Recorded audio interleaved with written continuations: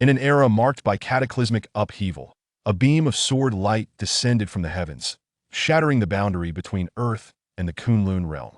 The sky shattered, the earth quaked, leading to countless casualties. The remnants of humanity embarked on a colonial path into the Kunlun realm, ushering in the Age of Kunlun history. This is an epoch of grandeur, a time when prodigious talents emerge in abundance.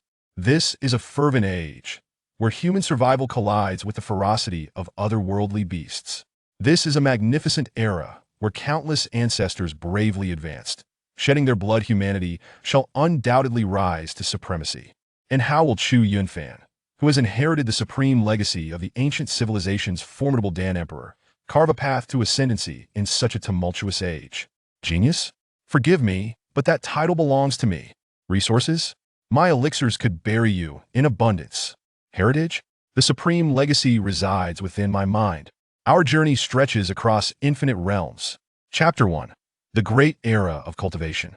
In modern theories of cultivation, it is posited that what is termed true chi or internal power is merely bioenergy. It does not arise from nothingness. Unless one can breach the bridge between heaven and earth and become an innate master, capable of absorbing the energy of the void, the true chi cultivated by you all is but the energy from your own bodies. When you deplete this true chi, you are exhausting your bodily energy, and if not replenished in a timely manner, you risk hollowing out your very foundation. In the classroom of Class 31 at Shizhong High School in Jinghai City, a man of approximately 30 years, clad in a sharp black martial arts uniform, spoke with conviction. At the center of the room lay an expansive mat, upon which he stood. Surrounding him were more than 50 students, all part of Class 15, most appearing to be around 16 or 17 years of age, male and female alike, all attired in martial arts uniforms. Among these students, in a secluded corner, sat a rather unremarkable boy of about 15 or 16 years, possessing a well-built physique and handsome features, yet blending into the crowd as exceedingly ordinary and inconspicuous. Chu Yunfan gazed at the man in the center, their martial arts instructor, Qin Wu, who was said to have retired from a special forces unit in the military, where he had achieved numerous accolades, but for reasons unknown, had abruptly retired to teach at the high school, addressing their cultivation queries. Hence the ancient adage of wealth in literature, strength in martial arts reflects a profound understanding. Why could only the affluent practice martial arts? Qin Wu paused, gesturing towards a student, demanding, "What say you?" The student, momentarily taken aback, replied, "Because the process of martial training incessantly consumes one's vitality. If there is only consumption without replenishment, that individual will succumb swiftly." In ancient times, supplements like ginseng and reishi were exorbitantly priced, rendering them inaccessible to the common populace. Correct. Thus, even in the era of the Gregorian calendar, practitioners were few and far between, mere rarities. It was only with the advent of the Kunlun era, upon humanity's discovery of the Kunlun realm and the remnants of an ancient civilization, that a dual explosion of technology and martial arts occurred. Ginseng and reishi, once scarce, are now mass-produced and grace the tables of the average person, enabling the rise of a superlative age of cultivation for all, Qin Wu affirmed. At that moment, visions of the history learned in class regarding the Kunlun era flooded Chu Yunfan's mind. Centuries prior, in the year 2035 of the Gregorian calendar, a colossal beam of sword light cleaved the sky, piercing through the cosmos and plunging into the Atlantic Ocean. The entirety of Earth was engulfed in catastrophe, with countless nations collapsing and sorrow echoing across the lands, leaving the world's population under 1 billion, predominantly composed of people from Huaxia, thus heralding the era of Huaxia's resurgence. In the wake of this calamity, with much of the Earth rendered uninhabitable, humanity embarked on a quest for an alternative refuge. Ultimately, they discovered a vast, boundless world beyond the rift torn by the sword light, the present-day Kunlun realm. Upon entering the Kunlun realm, humanity soon realized that it was not only conducive to human life, but also inhabited by formidable creatures, as the presence of spiritual energy sustained numerous potent beasts. Even the technologically advanced humans found themselves outmatched by the countless formidable beasts. Some were so powerful that even nuclear weapons were ineffective against them. In such dire circumstances, not only was the prospect of immigrating to the Kunlun realm jeopardized, but humanity was also pushed to the brink of invasion, facing threats even on their home ground, Earth. At this juncture, human settlers unearthed the existence of an ancient civilization within the Kunlun realm, one that operated under a distinctly different paradigm, leveraging martial arts to enhance their strength and combat the beasts. This scenario resembled the fantastical worlds described in novels of yore, as humanity began to delve into the troves of ancient civilizations' knowledge, including techniques and various systems, leading to a nationwide martial arts renaissance. Through the dual forces of martial prowess and advanced technology, humanity gradually established a foothold within the Kunlun realm, averting extinction at the hands of these beasts. Yet, even so, humanity remained perpetually threatened by these formidable beasts. The cities they established were vulnerable to breaches, with catastrophic consequences, massacres of hundreds of thousands, millions, or even over 1,000 lives occurring repeatedly in the span of mere centuries. Jinghai City's Shizhong High School is but one of many ordinary high schools within the city. In the aftermath of the cataclysm, much of Earth had become inhospitable to human life, leading to a reconfiguration of habitation patterns that replaced the previously scattered settlements of the Gregorian calendar era with 10 major base cities, each housing billions, totaling over 1 billion inhabitants still on Earth, rather than migrating to the Kunlun realm. The Kunlun realm proved too perilous, with its overwhelming beast populations rendering it unsuitable for average humans. Although many species on Earth underwent mutations following the cataclysm, evolving towards beast-like forms, their progress was still nascent, merely a few centuries far inferior to their Kunlun counterparts. Jinghai City is one of the satellite cities beneath Donghua City, one of the 10 major base cities. While it does not rival the main urban area with its billions, it is home to tens of millions. Overall, humanity has grown remarkably stronger compared to centuries past. Once, only a select few could access the privilege of cultivation, truly a rarity now. In light of the need to combat these powerful beasts, the federal government has devised myriad methods to democratize cultivation for all. As instructor Qin Wu articulated, cultivation is not merely a matter of talent. One must possess the right environment, methods, and resources, none of which can be neglected. Particularly in martial training, the toll on the body is significant. Without proper replenishment, it is not uncommon for individuals in their 30s or 40s to meet untimely ends, with the most gifted often perishing even sooner. For all of you at present, the source of your true qi fundamentally originates from your biological energy. The higher your physical cultivation level, the more true qi you can generate. Even if you attain higher realms of cultivation, the strength of your physical form remains the foundation of all. Qin Wu stood with his hands clasped behind his back, his posture as upright as a spear, as if to pierce the heavens. As the ancient master El Zhu wrote in the Qiao Yao song, cultivating the essence without nurturing the life is the first affliction of cultivation, meaning that solely focusing on the way without caring for the body is erroneous. One should cultivate both essence and life. Chu Yunfan nodded, reflecting on the knowledge acquired previously regarding cultivation. The path of training is exceedingly lengthy. Ever since the discovery of ancient civilization, practitioners have meticulously delineated the various realms of cultivation over many years, with the foundational stage being that of the physical body. The physical body realm is an essential passage into martial arts, akin to traversing an endless ocean, where the body serves as the vessel. The stronger the physique, the greater the likelihood of crossing to the boundless shores beyond. Thus, tempering the body forms the bedrock of martial arts, hence the designation of the physical body realm. This realm is further divided into 9 substages: muscle training, bone tempering, skin conditioning, tendon forging, internal strengthening, harmonizing sinews and bones, blood cleansing, inner sight, and energy nurturing. Only upon achieving consummation in the physical body realm can one lay a solid foundation, for the body must accommodate ever-increasing true qi, necessitating a robust physique. Upon reaching the 9th substage of the physical body realm, energy nurturing, and attaining a full reservoir of true qi, a sea of energy will manifest in the dantian, enabling a continuous influx of true kithis is the so-called sea of energy realm. Beyond the sea of energy realm lie the postnatal and innate stages. Yet Chu Yunfan had scant knowledge of these, as many of their instructors at Shizhonghai were merely at the sea of energy stage, with true masters of the innate realm being a rarity even in the entirety of Donghai City, that I am aware that the majority among you will likely find it challenging to qualify for the martial arts class in the upcoming division assessment next month, and will instead be relegated to the liberal arts class. However, you must understand that regardless of your progress in cultivation, even if you aspire to live a long life, it ultimately depends on your own efforts and practice. Qin Wu continued, his gaze sweeping across each individual in the class. In the Gregorian era, the average lifespan of a person was merely a few decades, falling short of 100 years. Why was that? It was largely due to poor health and a prolonged state of suboptimal well-being. In such circumstances, if not these individuals, then who would perish? Yet we, The inhabitants of the Kunlun calendar era are all practitioners, with an average lifespan that has long surpassed 100 years, even reaching up to 120. This is the benefit of everyone engaging in martial arts. Hearing Qin Wu speak of the martial arts and liberal arts classes, Chu Yunfan couldn't help but feel a tinge of melancholy. While everyone yearns for cultivation, innate talent varies among individuals.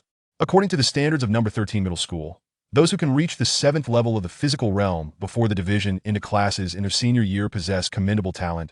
These individuals will be assigned to the martial arts class, while the rest, with more ordinary qualifications, will be placed in the liberal arts class. Prior to the division, the curriculum for both classes is relatively balanced, but post-division, a swift divergence occurs. As the name suggests, students in the martial arts class will have their time dedicated to cultural studies significantly reduced, devoting more hours to their training. Conversely, although students assigned to the liberal arts class do not entirely abandon their cultivation, their training time will also be curtailed, as they focus more on academic knowledge, aiming for university admission, and subsequently following a conventional path to becoming part of the workforce. As spirited youths, the majority, with few exceptions, aspire to become formidable warriors, not solely for the strength and prestige it confers, but also because it offers more lucrative opportunities. In contrast to the steady salaries earned by liberal arts graduates, those from the martial arts class can quickly earn their keep, whether by joining government sectors, military forces, or becoming mercenaries for companies tasked with slaying monsters. Moreover, the elite among them may venture into the Kunlun realm, enrolling in the 9 great martial arts sanctuaries for advanced training, ultimately becoming renowned superiors in the world. However, the reality is harsh. Not everyone possesses the gift for cultivation. The majority have average talents and struggle to receive adequate guidance, with only those exhibiting sufficient promise selected for concentrated training in the martial arts class. Chu Yunfan, unfortunately, fell into the category of those lacking talent, having only attained the 5th level of the physical realm by his senior year. Comparatively, he did not stand out even among those destined for the liberal arts class, merely regarded as ordinary. Alright, that concludes today's lesson. I advise you all to refrain from taking leave for tomorrow's class, as I will begin teaching you a practical combat technique. If you miss it, I shall not provide a second opportunity. Do you understand? Qin Wu addressed the students. Understood. The students' eyes brightened in unison as they responded. Chapter 2. Inherited legacy through dreams. Many students were struck with a sense of excitement, for it is well understood that in the realm of cultivation, internal strength is the very foundation of all. Particularly before reaching adulthood, this period serves as the crucial stage for laying the groundwork. The further one progresses during this time, the greater the advantages for the future. Especially before the division of classes in the 3rd year of high school, one must reach the 7th level of the corporeal realm to have any hope of being accepted into the martial arts program. Engaging in martial techniques would inevitably detract from the time dedicated to cultivating internal strength, thereby diminishing the chances of admission into the martial arts class. Consequently, in previous years, many parents vocally demanded that schools eliminate martial arts courses to prevent their children from being distracted and wasting time. Furthermore, these students would reside in the base city before reaching adulthood, where dangers were minimal, rendering martial arts training largely unnecessary. However, the circumstances have changed. In a month, the class division examination will take place, and it can be said that the outcome is now largely predetermined. Those who are destined to succeed will do so, while those who are not will remain unaccepted, making the outcome inconsequential. In martial arts cultivation, internal strength constitutes only half of the equation. The other half lies in the practice of martial techniques. A martial artist proficient in such techniques can defeat an opponent of a higher realm who lacks such skills. Thus, the cultivation of martial techniques is equally vital, and none would dare overlook its significance. Of course, not everyone has completely neglected the practice of martial techniques, as participation is not mandatory. Some individuals, endowed with exceptional talent, may have already embarked on their journey of learning martial techniques. Chu Yunfan surveyed his classmates, and indeed, some remained unfazed. These were likely individuals who had experience with martial techniques, predominantly the most gifted among them. Most of them were assuredly destined for acceptance into the martial arts program, with the least among them already at the 7th level of the corporeal realm. For Chu Yunfan, however, excitement bubbled within him. Having had little exposure to martial techniques in his youth, he recognized that in this day and age, learning martial arts is remarkably accessible. Various rudimentary techniques can be found online for a modest fee. Yet, he curbed his impulses, aware of his own average talent. Given that his time for meditation and practice was already limited, pursuing martial techniques would only further diminish his hopes of being admitted to the martial arts program. Additionally, he wished to avoid unnecessary expenditure, knowing that the school would provide instruction. After Qinwu announced the end of class, he departed swiftly, unwilling to linger or waste time. Instantly, the classroom erupted into lively chatter. With many discussing the martial techniques Qinwu would teach the following day, as the majority had yet to experience martial arts training, excitement was inevitable. After a time, everyone began to gather their belongings, signaling the end of the day's lessons and the return home. Chu Yunfan stood up and moved to a corner to pack his bag, preparing to head home. Another day had passed. Suddenly, a series of footsteps echoed, and a plump youth, of similar age to Chu Yunfan, appeared. His already oversized martial arts uniform seemed on the verge of bursting at the seams. Despite his rotund appearance, he moved with surprising agility, rushing over with an unflustered demeanor, suggesting he possessed considerable cultivation. This was Gao Hongji, one of Chu Yunfan's few close friends, a true embodiment of the term wealthy and corpulent. He possesses an intimate understanding of his rather indolent friend, who, despite his superior cultivation, having attained the remarkable 9th level of physical realm, exhibits behavior that aligns perfectly with his corpulent exterior. He prefers to sit rather than stand, and to remain still rather than move. Though his obesity stems from a hereditary predisposition, it often provokes the thought that his laziness is the true culprit behind his condition. The disparity between their familial backgrounds and innate talents is stark, rendering them as two parallel worlds that should have never intersected. Yet, they have formed a close bond over their 2 years of high school, sharing a mutual affinity to IT. Just so happens that a portion of the Super Ancient Relics exhibition from the Academy of Sciences is set to be displayed at our school. Aren't you particularly interested in matters concerning super ancient civilizations? Why not take a look? Gao Hongji suggested. Super ancient civilization relics? That sounds splendid. Let us go. The prospect piqued Chu Yunfan's interest as well. Upon their arrival at the designated exhibition area within the school, they were met with an overwhelming crowd. Although Shijinhai No. 13 High School is merely one of many ordinary institutions in Shijinhai City, its student body exceeds 10,000, akin to a small town. The throng surged toward the exhibition area, leaving little doubt as to the congestion that awaited. In the aftermath of the cataclysm, the study and excavation of super ancient civilizations have become a societal norm, with the government frequently showcasing less significant relics in various exhibitions. The artifacts displayed at the No. 13 High School are merely a minuscule fraction of the traveling exhibition's offerings. Chu Yunfan and Gao Hongji navigated through the crowd. Chu Yunfan's gaze was fixed upon the exhibits encased in tempered glass, ancient stone carvings, and fragmented weaponry, among others. Although they are artifacts, their actual value is relatively modest. At the forefront, an explanation inscribed in a complex and peculiar script elucidated the super ancient civilization's writing system. However, for the students present, deciphering it posed no challenge.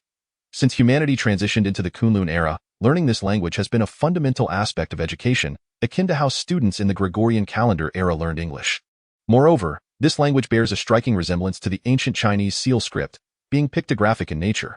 Thus, it is somewhat simpler than the disparate English system.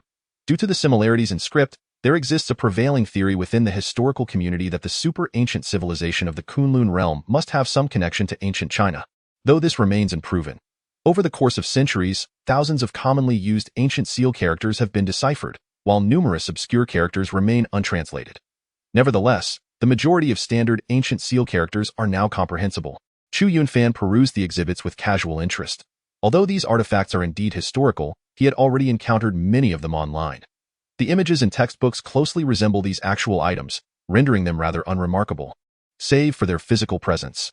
Suddenly, he beheld an ancient sword with a rustic design resting beside a colossal scroll that floated above it. The scroll depicted a magnificent landscape, replete with mountains and rivers, rendered in bold ink strokes that exuded a grandiosity reminiscent of reality itself.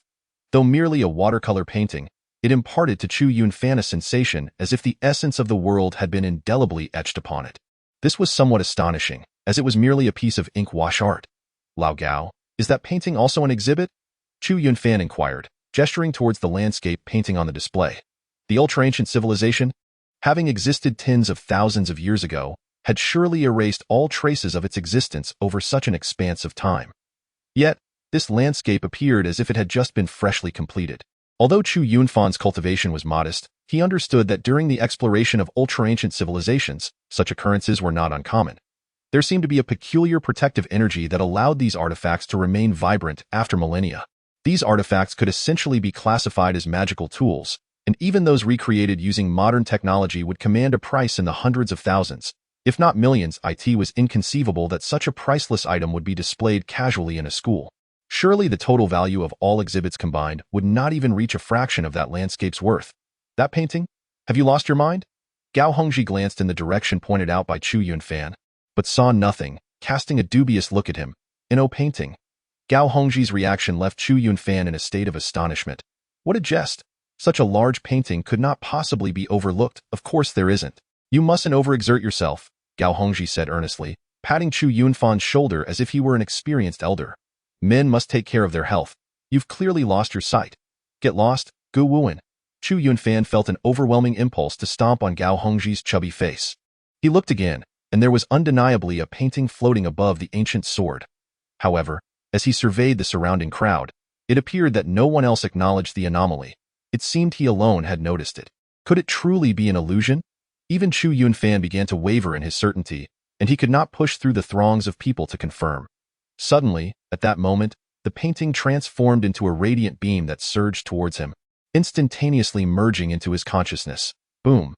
It felt as though something erupted within Chu Yunfan's mind, leaving him no time to react.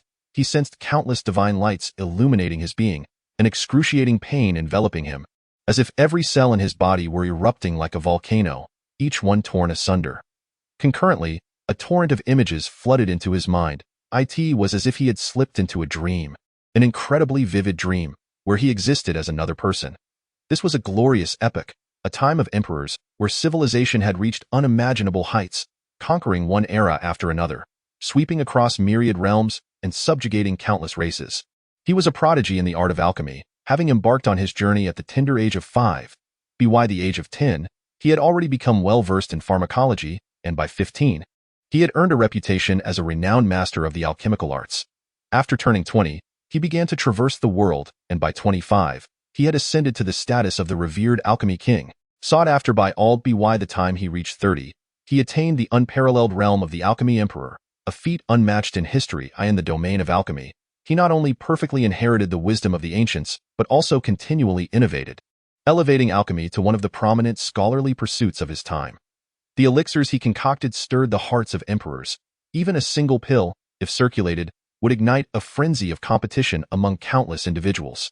Thus, his life reached its zenith, marked by youthful triumph, until he encountered a cataclysmic battle ignited by a scroll descending from the heavens, which incited fierce contention among the contemporary sovereigns. This scroll contained a divine essence, a substance capable of granting godhood and achieving eternal life. Consequently, the alchemy emperor joined the fray. A terrifying conflict, a clash between deities and demons, where countless figures battled in the sky, each resembling a formidable deity, their might beyond comprehension, capable of grasping stars and moons, overturning rivers and seas, and performing the impossible. Amidst the battlefield, these figures were as powerful as deities, yet their faces remained indistinct.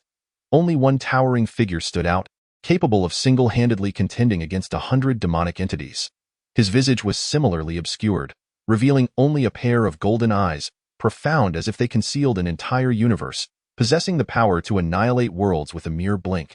As the battle intensified, most of these formidable beings, akin to terrifying deities, perished, until it was the turn of the magnificent figure with golden eyes. The scene was one of cataclysm, and although the alchemy emperor unintentionally seized the divine essence with his unique scroll, he became the target of concentrated fire from the great sovereigns. Lacking prowess in martial arts, he quickly fell, and thereafter, the memory abruptly ceased. Chu Yunfan suddenly awoke from this boundless dream. Chapter 3. The difficult family circumstances. All of this felt like a dream, and he could not discern how much time had passed. Perhaps merely a second, or perhaps a millennium. Finally, Chu Yunfan emerged from this endless reverie. Gasping for breath, he felt as though a lifetime had elapsed in that fleeting moment, awakening once more as if from a different world. The scenes from the dream unfolded vividly in his mind, akin to personal experience, from the initial trepidation of learning alchemy to the spirited pride of becoming a well-known master, culminating in the splendor of achieving the title of alchemy emperor, and finally, to his downfall. Each moment was strikingly clear, as if he had witnessed a grand battle in a distant era. It was the twilight of the gods, where titans fell like dumplings in that fateful clash. Chu Yunfan could not ascertain the strength of the mightiest among humanity today, for his own level was still too low. yet instinctively he felt that they were likely far inferior to the godlike beings he encountered in his dreams. In contemporary times, it is said that the pinnacle of humanity possesses such extraordinary prowess that even a nuclear bomb could not extinguish their existence, an unfathomable notion in the era of the Gregorian calendar. Yet, no one has been reported capable of turning the tides of rivers or capturing the stars and moon. Could this be attributed to an ancient civilization? Chu Yunfan reminisced about the scenes from his dreams. The script used by those individuals was undeniably ancient seal script. However, the reason behind this magnificent and unparalleled battle, along with the experiences and memories of the Dan Emperor, was preserved through a singular landscape painting. Now flooding his mind entirely, he had come to realize that this was certainly not a dream. Dreams do not possess such clarity. The might of many formidable beings was beyond his wildest imagination. Although he had never experienced it firsthand, it did not imply that he was unaware. Ancient civilizations concealed numerous secrets yet to be unraveled. There has long been a hypothesis within the field of historiography suggesting that this ancient era was a flourishing age of martial arts, as evidenced by the myriad artifacts related to martial prowess unearthed over time. Yet, they could scarcely fathom the sheer brilliance of that world. Following the onset of the Kunlun calendar, the resurgence of martial arts commenced, albeit only spanning a few centuries. According to the data unearthed regarding the ancient civilization, it had thrived for millennia. However, he harbored doubts. Why had such a powerful ancient civilization vanished without a trace? This remains an enigma within the historical community. The evidence suggests that the ancient civilization did not gradually decline. Rather, it seemingly disappeared overnight. What secrets lie within this mystery? Could it possibly relate to the legendary battle etched in his memory? Chu Yunfan sensed an unfamiliar augmentation within himself, leading to an unprecedented clarity of thought and an extraordinary brightness in his surroundings, as if all of creation had become more vibrant and subtly altered. This sensation was strikingly apparent. Even without intentional reflection, he could feel a transformation within his body, as if he were imbued with an abundance of energy. "Hey, what are you thinking about?" Gao Hongji's voice interrupted. "You've been standing there for a while. Are you lost in thought? Hurry up. It's time to go home." Gao Hongji's words jolted Chu Yunfan back from that dreamlike era. He glanced around, noticing that the students were gradually dispersing, the setting sun casting elongated shadows. Nothing. Chu Yunfan shook his head, ultimately deciding to bury the memory of that dream deep within his heart, a secret to be kept from all. "Why do you seem different?" Gao Hongji scrutinized him, sensing an intangible change in his friend. Though he could not pinpoint what precisely had altered, it was merely an impression that Chu Yunfan had transformed, embodying a sense of renewal. "Maybe I've become more handsome?" Chu Yunfan chuckled, a playful grin on his face. "Get lost? I genuinely think you're becoming more shameless." Gao Hongji frowned, the earlier peculiar sensation dissipating. "All right, enough chatter. Let us head back." Chu Yunfan remarked that he could sense a distinct change in his body and could hardly contain his eagerness to return home and thoroughly assess the situation. As was customary, upon exiting the school gates, Gao Hongji was there to escort him in a flying vehicle. In the era of Kunlun, automobiles had transitioned to energy blocks, eliminating the use of gasoline and any associated pollution. Furthermore, with the widespread implementation of anti-gravity systems, vehicles no longer traversed the ground but soared through the air, far surpassing the sophistication of cars from the Gregorian era. Conversely, Chu Yunfan needed to walk a short distance to board a bus. During the Gregorian period, car ownership was rampant. However, in the Kunlun era, vehicles had undergone significant upgrades, evolving into flying cars that were prohibitively expensive for the average individual. Consequently, public transportation had become exceptionally advanced. The bus traveled at remarkable speed, and within approximately 20 minutes, Chu Yunfan arrived home, situated in a notably serene residential community characterized by towering buildings. The outer perimeter of the community was equipped with various security measures. In the Gregorian era, such neighborhoods were generally unaffordable for most, yet in the Kunlun era, they had transformed into residences for the common folk. The truly affluent resided in villa districts, where the environment and security measures were significantly superior. It was even rumored that some individuals had employed knowledge of formations from ancient civilizations to establish spirit-gathering arrays, resulting in the concentration of spiritual energy in the villa district being several times greater than that in the common area. Rivaling the spiritual energy density found in the Kunlun realm itself, it is widely known that the greater the abundance of spiritual energy, the more beneficial it is for the human body. Breathing in such concentrated spiritual energy daily, even without cultivation, could subtly enhance one's health, potentially leading to longevity.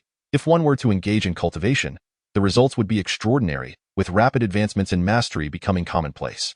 Growing up in such an environment, the rate of talent development far exceeded that of the average person, leading to a stark polarization among contemporary humanity. After entering the passcode, pressing his fingerprint, and scanning his face, the door finally opened, revealing an approximately 100 square meter apartment, neither too small nor too large. "Mom, Dad, sister, I'm home," Chu Yunfan exclaimed as he stepped inside in his slippers. "Welcome back. Please have a seat for a moment. Dinner will be ready soon. We'll start as soon as your father arrives." A woman in her 30s emerged from the kitchen, tall and slender, wearing an apron, her face adorned with a gentle smile. In the Kunlun era, lifespans were considerably extended, so even at 30, one was merely akin to a teenager in the Gregorian period. This was none other than Chu Yunfan's mother. "Yang Yayun, brother, you're back." A melodious voice called out, accompanied by the sound of wheels rolling over the wooden floor. A girl, appearing to be around 13 or 14, emerged from her room, supported by an electronic wheelchair. Although she looked to be in her early teens, her stature was more akin to that of an 11 or 12-year-old, clearly shorter than her peers, with her legs visibly atrophied and covered by a blanket from the waist down. Chu Yunfan approached and gently patted the top of the young girl's head. In a place where she could not see, a flicker of heartache and reluctance passed through his eyes. This was his sister, Chu Qingxian, the cherished treasure of the entire family, yet simultaneously a source of profound concern. Due to a congenital genetic defect, her lower body had gradually deteriorated since birth. It was unclear when she had begun to rely solely on a wheelchair for mobility, and her health continued to decline, leaving her increasingly emaciated. Though she was 13 or 14 years old, she appeared merely 11 or 12, her hair taking on a somewhat brittle, yellowish hue. In the era of Kunlun, human medical advancements had reached remarkable heights. Illnesses such as cancer, AIDS, and heart disease, which were insurmountable in the Gregorian calendar era, were now mere trifles in Kunlun, easily managed. However, congenital genetic defects remained a significant challenge. Although techniques had been developed in recent years to treat such defects, the exorbitant costs, often exceeding 10 million federal coins, rendered the Chu family helpless, despite their deep concern for Chu Qingxian. The family's income relied solely on the monthly earnings of her parents, which amounted to around 4,000 to 5,000 coins, supplemented by various side incomes, barely exceeding 10,000 coins. Even if they were to forego all expenses, it would take them a century to afford such treatment. Moreover, maintaining Chu Qingxuan's current condition required an extensive regimen of medications and nutritional supplements, constituting a considerable financial burden. Thus, if he failed to gain admission into a martial arts academy, Chu Yunfan had no choice but to abandon the idea of attending a liberal arts university and instead seek employment to support his family. Although Chu Qingxian had lived with her condition since childhood and had never attended school, her obedient nature was heart-wrenching. She understood the family's struggles and never made any demands that would cause them distress. Instead, she dedicated her days to online learning, acquiring knowledge that not only matched but often surpassed that of her peers in middle school. Gifted and quick-witted, she faced challenges with ease, often solving problems that even Chu Yunfan found insurmountable. If it weren't for her physical limitations, she would undoubtedly excel in martial arts, surpassing her brother, and would likely become a globally renowned scientist if she pursued academia. This reality deepened Chu Yunfan's heartache, wishing he could bear her burdens in her stead. While he possessed the ability to practice martial arts, his talents in both academia and combat were rather mediocre, falling far short of his sister's brilliance. "Brother, I found a job today. I'll be doing commentary for martial arts live streaming videos online, and I already have quite a few fans. Soon, I'll be able to earn my own money and won't burden you anymore," Chu Qingxian exclaimed, her large eyes sparkling with excitement. "Why are you being foolish? What do you mean burden?" The more understanding she became, the heavier Chu Yunfan's heart felt. He silently vowed that one day he would find a way to earn enough money to cure his sister's congenital genetic defect. Chapter 4, Genius and Prodigy. Why are you doing commentary as well? Who would want a little girl like you? Chu Yunfan concealed his discomfort and offered a smile. The Kunlun era's internet had fully evolved into a virtual realm akin to that depicted in Gregorian novels, where the online experience mirrored reality without distinction. Originally, with the technological prowess of humanity, it would have been utterly impossible to seamlessly enter such a virtual network. According to the annals of history, it was during humanity's expedition into the Kunlun realm that they discovered a formidable treasure known as the virtual realm. All modern networks are fundamentally constructed around this concept, which is the primary reason the virtual network could take shape. Nowadays, as everyone engages in martial arts, real-life competitions are fraught with the risk of injury. However, this is not the case in the online realm. Consequently, various martial battles abound on the internet, some even broadcast live. Particularly, the duels between formidable experts draw enormous crowds, with many eager spectators in attendance. The surge in popularity of martial combat live streams has naturally given rise to numerous commentators, many of whom possess exceptional skills, capable of identifying the techniques employed by these experts and predicting the outcomes of their encounters. These commentators often amass a significant following, and the more skilled among them earn substantial income. Brother, you underestimate me. I commentate on martial combat videos online, and my view counts are in the millions. That's why live streaming platforms are eager to have me as a live commentator. Chu Yunfan exclaimed, her excitement barely contained. Well then, you should go ahead and do it. I never imagined my sister would become an internet sensation. It seems I can no longer underestimate you, Chu Yunfan remarked, affectionately ruffling Chu Yunfan's hair. Upon reflection, he found it unsurprising. To excel in commentary on such martial competitions, one must possess profound knowledge of various martial arts and an exceptional ability for situational analysis. Chu Yunfan had an innate talent in this regard. Although she could not cultivate, her insight far surpassed his. In her leisure time, she dedicated herself to learning online. Regrettably, she was unable to cultivate, or else she could have easily reached the realm of Qi, or even higher. Indeed, you must never underestimate me, Chu Yunfan asserted proudly, tilting her small head in a charmingly triumphant manner. Suddenly, the door swung open automatically, revealing a tall figure clad in a suit, a man appearing to be in his 30s. Dad, you're back? Exclaimed the Chu siblings in unison. For this man was none other than the head of the Chu family, Chu Yunfan, a mere ordinary office worker during the era of Kunlun. Chu Yunfan earned a modest salary each month, just enough to support his family. He appeared somewhat fatigued, yet upon seeing his two children, a smile broke across his face. You're all back. Perfect timing, dinner's ready. Yang Yajun emerged, bringing forth the dishes one by one. Although these were simple home-cooked meals, their value in the Gregorian era would have been far from negligible, featuring various rare ingredients such as ginseng, deer antler, and reishi mushrooms. Nowadays, these once scarce supplements could be cultivated en masse and rapidly matured. Ginseng, for instance, was at least a century old. Due to technological advancements, there was little difference from what naturally occurred. Had it not been for such dietary practices becoming commonplace, the current era of extensive cultivation would not have been sustainable. While dining, Chu Yunfan suddenly spoke up, saying, by the way, there is something I nearly forgot to mention. My elder brother sent me an invitation today, urging us to attend Yun Tian's birthday banquet in a month's time, which also coincides with the celebration of his acceptance into the Martial Arts Academy. Why should we go? What purpose would it serve, other than to collect contributions? Isn't it merely to flaunt his son's admission to the Martial Arts Academy? Yang Yayu pushed her bowl away and declared, that is not what my elder brother meant. Chu Yunfan quickly interjected, glancing at his irate wife. What do you mean by not that meaning? Am I not familiar with my elder brother and sister-in-law? They simply wish to show off their son. How many times has this occurred over the years? I cannot comprehend it, Chu Yunfan. You are also our father's son, after all. Why is it that when my elder brother's son was born, our father personally sought a cleansing elixir from the family to help Yun Tian refine his essence, while our Yunfan was merely a few days late? Does being the firstborn grandson mean nothing? Over the years, when has any good fortune ever come our way? Yang Yayu's brows furrowed as she spoke directly. Our Xin has been in poor health since childhood, and it is a struggle to borrow money from our father for her medical treatment. Yet, how much have our parents spent on Yunfan over the years? This bias cannot continue. Chu Yunfan offered an awkward smile and replied, you know, our lineage has fallen into decline for quite some time. It is rare to have someone as talented as Yunfan emerge. Our parents are pinning their hopes on him to bring glory to the family. What talent! If it weren't for our father procuring that cleansing elixir for him, along with the countless thousands spent on rare medicinal materials for his bath since childhood, would he possess such cultivation? Yang Yayu retorted. Chu Yunfan, our family is already struggling, and we have no funds for Xin's treatment. Yet, our parents still expect you to lend money to your elder brother's family. Over the years, you have lent out more than 300,000. Have you seen any return on that investment?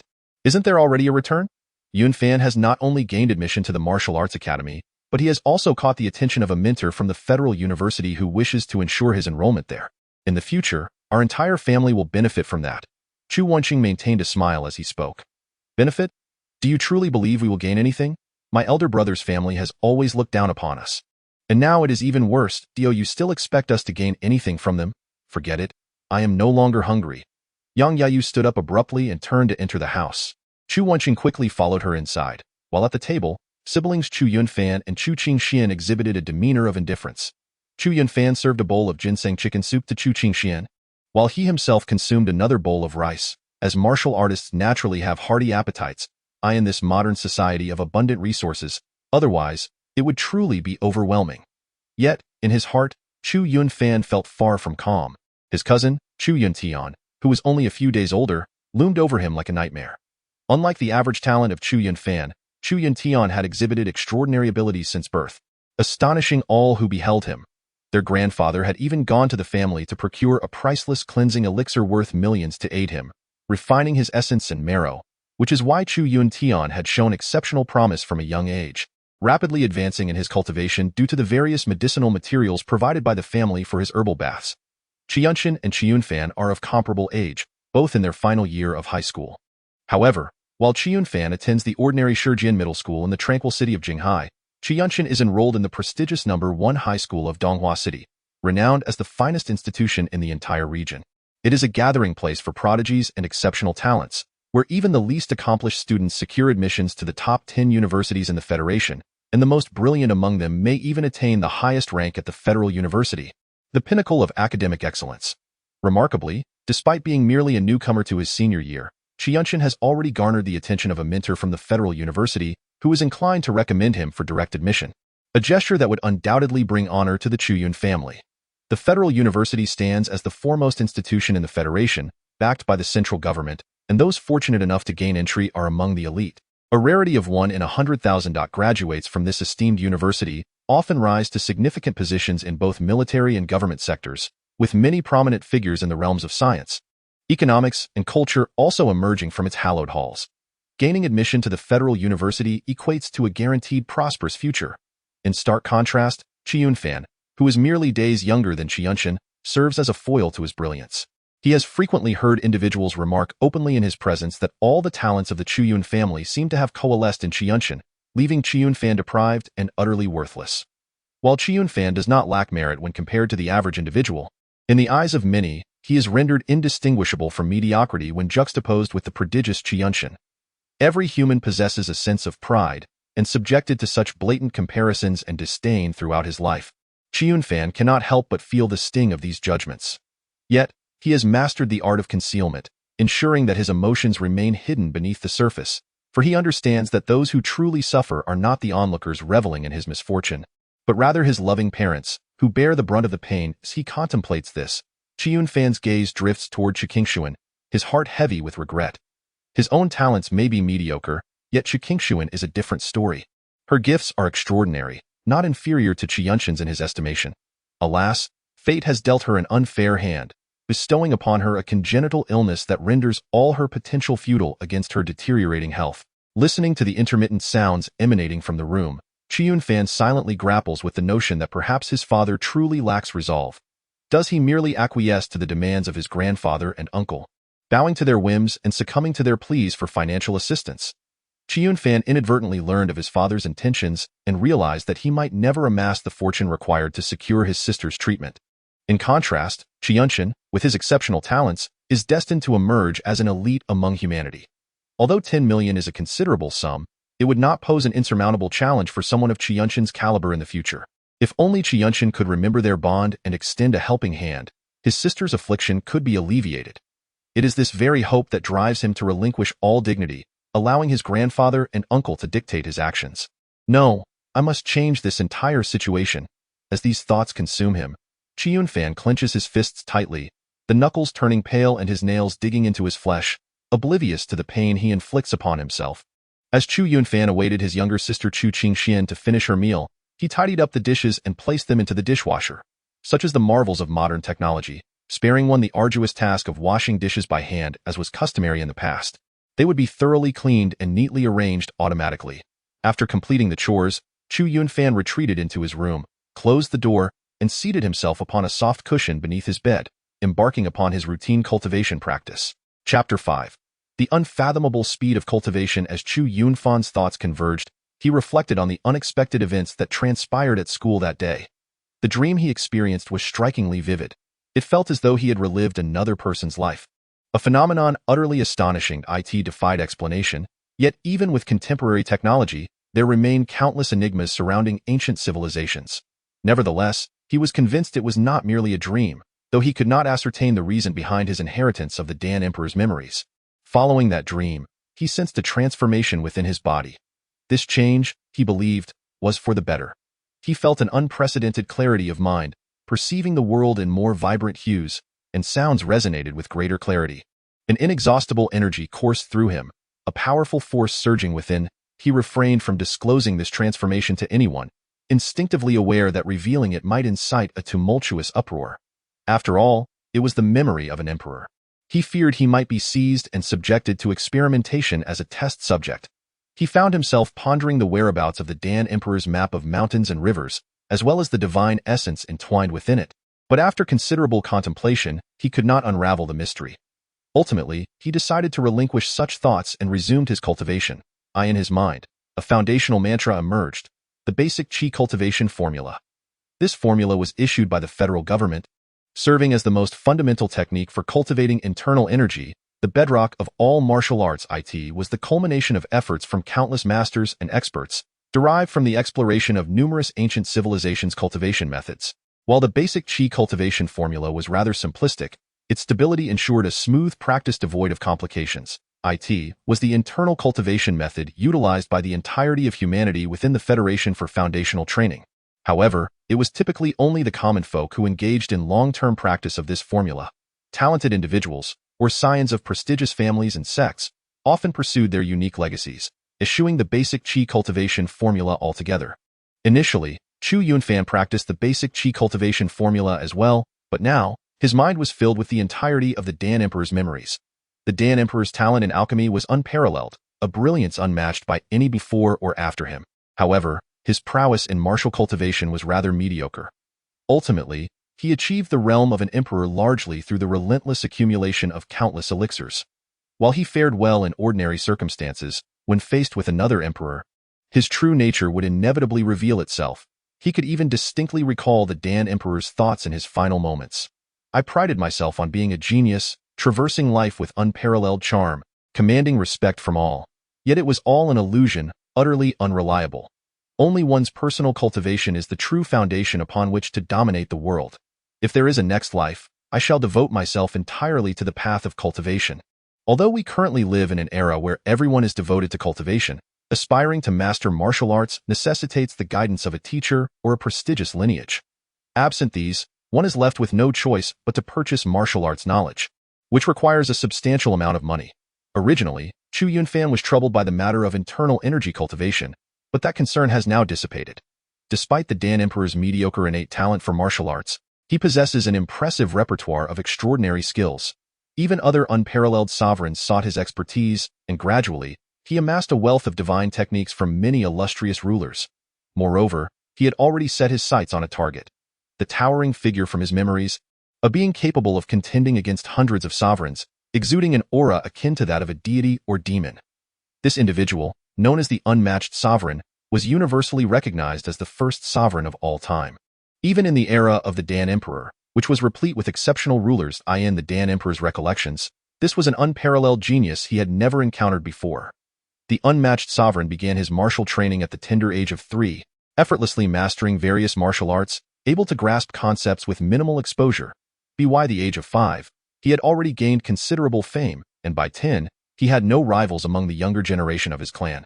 At 15, he had vanquished all the formidable experts within his clan and, feeling stagnant in his growth, he took up a 3-foot-long sword and ventured out into the world. By 18, he had carved out a formidable reputation across the realm. Having studied under renowned masters, forged deep friendships, faced powerful adversaries, and eliminated foes, at 30, he battled the world's foremost expert, Sikong Kuo, at the summit of Tian Shan, marking the first significant defeat of his life. However, rather than succumbing to despair, he retreated into seclusion for a decade, ultimately achieving profound enlightenment and mastery of his skills. Upon learning that his family had been decimated by a notorious bandit, he single-handedly slew 3,567 brigands as an offering to his kin. He then challenged Sikong Kuo once more, emerging victorious and claiming the title of the world's greatest expert. At 50, he founded the Imperial Extremity sect and authored the Imperial Extremity Battle Canon as a treasure to safeguard the sect. If the Dan Emperor is regarded as a supreme talent in the realm of alchemy, then the unmatched sovereign is the epitome of genius in martial arts, dominating his contemporaries with unmatched prowess. During this time, the unmatched sovereign requested a divine pill from the Dan Emperor to save his beloved, offering the Imperial Extremity battle cannon in exchange. However, the Dan Emperor, having achieved significant mastery in martial arts himself, albeit through the accumulation of medicinal pills, could only glean insights from the cannon without the possibility of starting anew. Now, however, the opportunity has fallen into the hands of Chu Yunfan. With his relatively shallow cultivation, the prospect of starting over poses no significant detriment. While he is aware that such a decision may hinder his chances in the upcoming martial examination in a month's time, he recognizes that this is a once-in-a-lifetime opportunity. The martial examination pales in comparison. Even if he were to attain merely 1/10 of the unmatched sovereign's prowess, he would find himself virtually unmatched in the world. Rendering this endeavor worthwhile, with that thought in mind, Chu Yunfan resolutely gritted his teeth and dispelled all his internal energy. Blood trickled from the corner of his mouth, as the cost of this endeavor left his organs severely damaged, and he felt the impact reverberate through his delicate meridians. Were it set in the era of the Gregorian calendar, he would have had to lie in bed for over a month. However, with the advancement of technology and the excavation of ancient civilizations, the field of medicine has made remarkable strides. He retrieved a bottle of healing spray from the nearby table. Although this spray could not address severe injuries, it was quite effective for minor wounds. As the age of great cultivation unfolded, every household possessed such healing sprays for emergencies. Yet this particular bottle cost 30,000 yuan, which made him hesitant to use it indiscriminately. This small vial permitted only 100 sprays, and over the years, he had already used it 90 times during his training, leaving just 10 sprays remaining. Each application weighed heavily on his conscience, as he lamented the loss of 300 yuan with each use. Nevertheless, this time, he gritted his teeth and resolutely sprayed it into his mouth 10 times in succession. One must sometimes make sacrifices, especially after merging with the memories of the Dan Emperor, which had subtly influenced him, rendering him more decisive and less concerned with trivialities. With a series of sprays, the injuries to his internal organs and the fine meridians within his body gradually began to heal amidst a refreshing sensation. Although it wasn't his first time using it, he marveled at the wonders of modern science. Such remedies were absent even in the glory days of the ancient civilizations recorded in the memories of the Dan Emperor.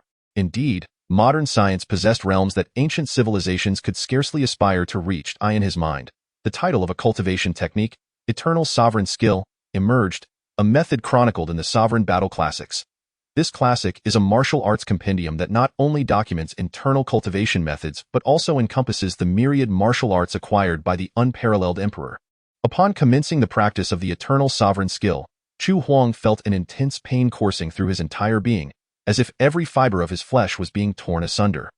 The first step of the Eternal Sovereign Skill involved body sculpting, aiming to forge a formidable physique known as the Supreme Body. Achieving the Supreme Body would grant him dominion over the heavens and the earth, rendering him invincible. Furthermore, it served as the foundation for cultivating the Eternal Sovereign Skill. For without an equally extraordinary physique, how could one hope to master an unparalleled technique? However, the formation of the Supreme Body was not achieved overnight. It comprised numerous stages, with the cultivation of the physical realm being merely the initial step. Yet, the agony of this first step was excruciating. Nevertheless, compared to the torment he endured during his school days when he received the dream inheritance, where every cell in his body felt as if it were being torn apart, this pain seemed more bearable. At that moment, he felt an unexpected surge of coolness flowing through his body, as if a healing energy was mending his torn flesh. As he continued to practice, the pain resurfaced, yet the refreshing sensation re-emerged, alleviating his discomfort. Chu Yunfan himself could not fathom the reason, but he immediately immersed himself back into his training. Before long, he opened his eyes in astonishment, staring at his own body. Had he truly completed the first level of the physical realm, the cultivation of muscle, so effortlessly? He sensed the immense power residing within his muscles, a strength that surpassed even that of his initial foray into the practice of muscle refinement by several magnitudes, rendering them incomparable.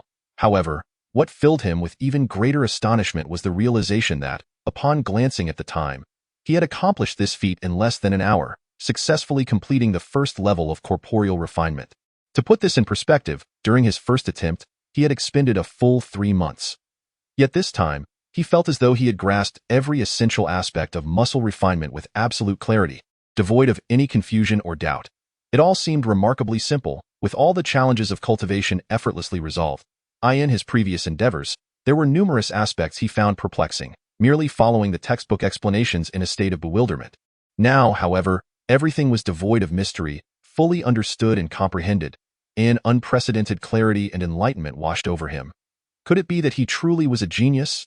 Yet even if one could be deemed a genius, surely none could match his rapid pace. With this thought, Chu Yunfan did not linger but resolutely resumed his cultivation.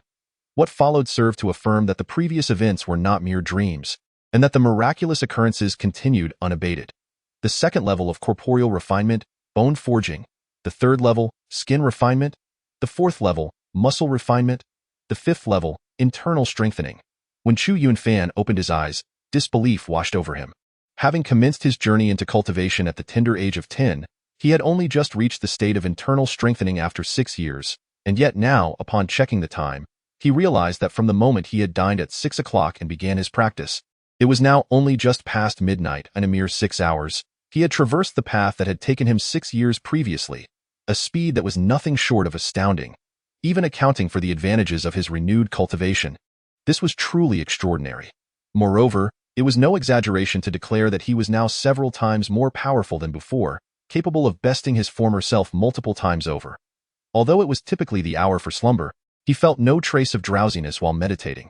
Instead, he was invigorated and alive with energy. This sparked another thought within him. If he had progressed so swiftly thus far, what might further cultivation yield? What would it be like to reach the 6th level of corporeal refinement, where the bones and sinews resonate in harmony? Chapter 6. Consecutive breakthroughs. With this thought firmly in mind, he acted without hesitation. Chu Yunfan began to channel the incantation of the eternal imperial art, and once again, the sensation of tearing pain surged forth. Yet, simultaneously, that refreshing sensation returned. In the midst of this simultaneous onslaught of agony and relief, Chu Yunfan found himself teetering on the brink of life and death, yet he gritted his teeth and persevered. He aimed to elevate the 5th level of internal strengthening to its pinnacle, which, as the name implies, involved the fortification of his internal organs. One could only imagine the intense suffering as his insides underwent a relentless cycle of tearing and healing, a torturous tug-of-war. Finally, when he opened his eyes once more, 2 hours had elapsed. At long last, I have ascended to the pinnacle of internal strength. I have successfully refined my internal organs. It is truly unimaginable that such rapid progress has manifested within me. Just a month ago, I had only just broken through to the stage of internal strength, and I had anticipated that it would take several more months to reach the apex. Chu Yunfan mused inwardly, his mind now crystal clear, prompting a cascade of thoughts. His extraordinary pace of cultivation can be attributed not only to the formidable power of the eternal sovereign technique, but also to the apparent transformation his body has undergone. Otherwise, even the swiftest advancement would not suffice to surpass 6 years of prior training in a mere few hours. It was that elusive orb of light, once indistinguishable, that tore apart and reassembled countless cells within him. It was during that time that his physical form was irrevocably altered, now only becoming evident during the practice of the eternal sovereign technique. Additionally, there exists a mysterious current that he cannot identify. Without this current alleviating his pain, he would have likely faltered numerous times due to sheer agony, making such smooth progress in his cultivation impossible. What truly has entered my body?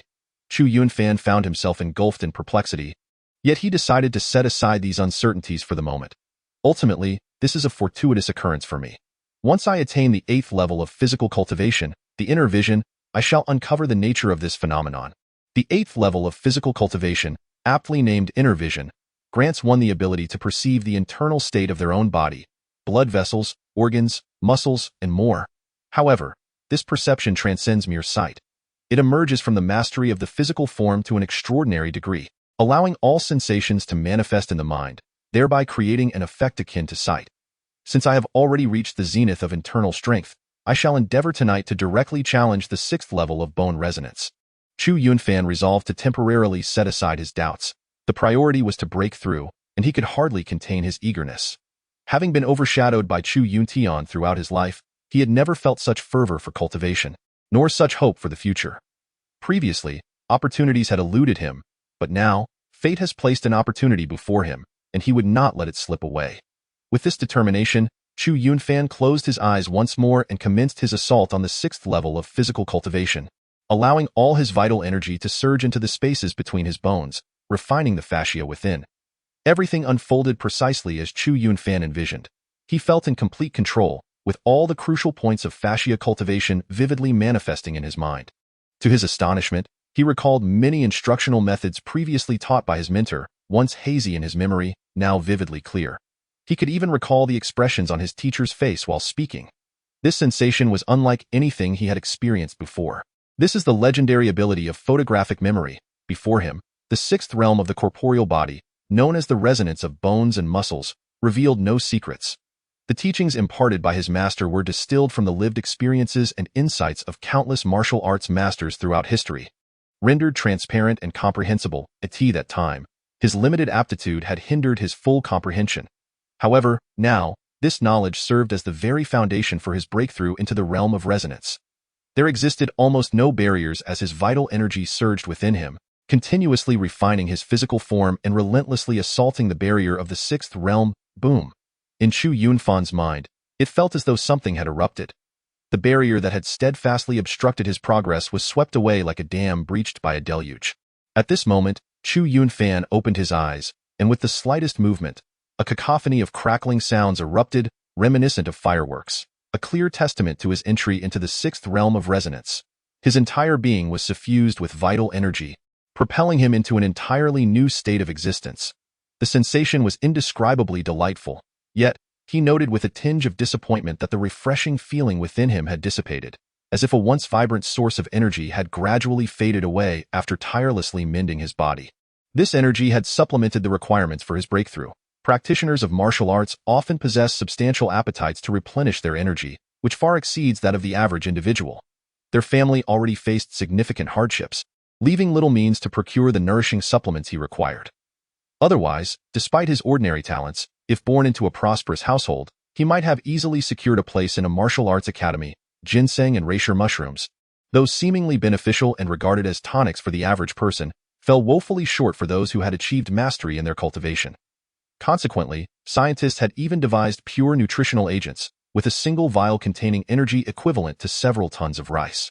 His practice of the eternal sovereign technique far surpassed that of his peers at the same level, enabling him to contend with multiple versions of his former self. Similarly, the energy demands were several-fold greater than that of an ordinary person. Given his family's current circumstances, it was evident they could not sustain his training. He would need to devise alternative means. Having now entered the sixth realm, it wouldn't be long before he reached its pinnacle. With the seventh realm within his grasp, hope for entering the martial arts academy glimmered brightly.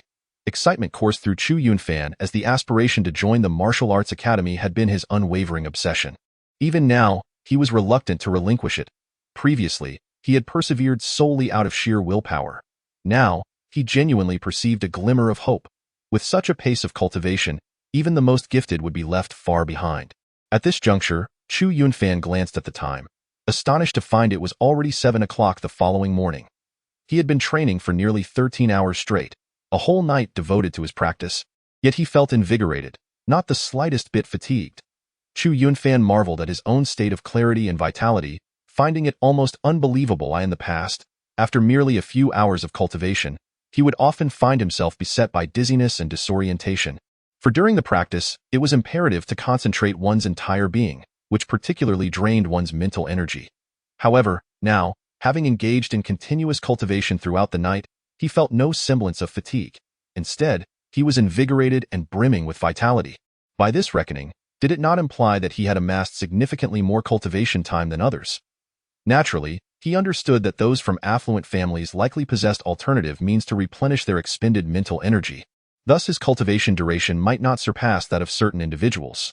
Yet, he could not suppress his burgeoning excitement. Initially, he had set his sights on merely gaining admission to the martial arts academy. But now it seemed that such an ambition was trivial. He resolved to elevate his aspirations further. Not only did he wish to enroll in the martial arts academy, but he also aspired to gain entry into the top 10 prestigious universities, aiming even for the foremost among them, the Federal University. Clenching his fists, Chu Yunfan's gaze transformed from one of despair to one imbued with a newfound ambition and determination. Nevertheless, he recognized the vast chasm that separated him from others, particularly the prodigies capable of securing places in the top universities. These individuals had been endowed with exceptional talents from a young age and enjoyed resources unavailable to him. His journey had commenced rather late, but fortunately, the division of literary and martial studies had only just begun, granting him nearly 10 months ahead to hone his skills. This time, he vowed to seize his destiny firmly, ensuring it would not elude him again. At that moment, a gentle knock echoed from outside the door. His mother, Yang Yeyun, was calling to him to rise for school. "Yunfan, it's time to get up for breakfast and school." "Oh, I know, Mom," Chu Yunfan replied, swiftly changing out of his clothes from the previous day. After tidying his backpack, he stepped outside. His father, Chu Wancheng, was already seated at the dining table, consuming his meal, though his countenance appeared rather fatigued, evidently having spent another night engaged in amiable conversation. Meanwhile, his younger sister had just swallowed a handful of medication and was leisurely beginning her breakfast, as if well accustomed to such mornings. Taking a deep breath, Chu Yunfan felt an unprecedented clarity of mind. As never before had he yearned for the future to arrive as much as he did at that moment. Observing the harmonious interactions of his family, he resolved to protect them, ensuring that everyone experienced happiness and joy. After breakfast, Chu Yunfan made his way directly to school. Chapter 7. The insight of a scholar. Upon arriving at school, he found that a considerable number of his classmates had already gathered in the liberal arts classroom. During the era of Kunlun, education emphasized the simultaneous advancement of both literary and martial skills. Unlike the bookish scholars of the Gregorian calendar era, who were solely engrossed in their studies, or the brawny individuals with simplistic minds, whom society deemed inept, the educational philosophy of Kunlun sought to cultivate well-rounded students. In contemporary times, any student could effortlessly shine in the earlier era. Prior to the division of literary and martial studies, classes were generally organized into two segments: the morning dedicated to various literary subjects, and the afternoon reserved for martial arts training. This approach was essential for developing well-rounded talents, as one would only begin to specialize after the division of studies commenced. During both the literary and martial arts classes, the students found themselves in distinct classrooms. The literary classroom resembled those of the contemporary educational institutions, while the martial arts class took place in a vast arena, conducive to training. Chu Yunfan's arrival went unnoticed as he settled into his designated spot and retrieved a tablet from his backpack. Years ago, traditional paper textbooks had been rendered obsolete, replaced uniformly by tablets, which were not only convenient but also environmentally friendly. This tablet housed all the necessary textbooks, a plethora of exercises, and the ability to access online resources at any moment, serving as an exceptionally practical learning device. Opening the textbook, Chu Yunfan began to read. This was an essential part of his daily curriculum. In this era, a balanced pursuit of both literary and martial disciplines was emphasized, and even for those enrolled in martial arts courses, substantial achievements in literary studies were expected. However, he soon realized something unusual. The material he was engaging with seemed to unfold before him effortlessly, as if he could absorb 10 lines at a glance, retaining every detail with remarkable clarity. Concepts that had previously eluded his understanding now appeared entirely comprehensible upon reflection. Although his literary grades had been passable, they were hardly remarkable. Now, as he completed the textbook and tackled the corresponding exercises, he found them to be effortlessly manageable, akin to a prodigy in learning. This was utterly beyond his expectations. It became evident to him that the enhancements he had undergone extended far beyond merely improving his martial arts aptitude. It felt as if his mind had been fully unlocked. Chu Yunfan mused inwardly, experiencing an unprecedented clarity of thought. Ideas that had once seemed unattainable were now accessible to him. This extraordinary encounter represented far more than a mere twist of fate. Its implications were profound. Regardless of the circumstances, this development was undeniably advantageous for him. With such astonishing learning capabilities, he could save considerable time, and as a formidable martial artist, he needed to acquire a diverse array of knowledge beyond mere meditation and training. Armed with this newfound ability, he could venture further than ever before. Before he knew it, time had swiftly passed amidst his studies, leading him to the commencement of the first class. This lesson focused on the study of ancient seal characters, a compulsory course in contemporary educational institutions due to the myriad connections between the Kunlun era and ancient civilizations. A thorough understanding of these ancient seal characters was essential for deeper research into that era. Soon, the instructor for the ancient seal character class entered, a venerable figure appearing to be in his 60s, with hair and beard as white as snow. Due to the significant age difference, the students referred to him not as teacher but simply as Old He, resembling an ancient scholar from the contemporary era.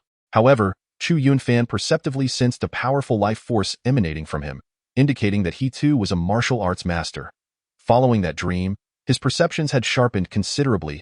Indeed, he reflected, one must not judge by appearances. For 2 years, he had failed to recognize that Old He was, in fact, a formidable martial arts practitioner. After the students stood to pay their respects, the class commenced. Without much preamble, Old He inscribed an ancient seal character on the electronic blackboard. This character has yet to be presented to you all. I invite you to speculate on its true meaning. Elder He began, his voice robust despite his aged appearance. As a practitioner, mastering the ancient seal script is an essential skill. For many secret texts are originally inscribed in this form.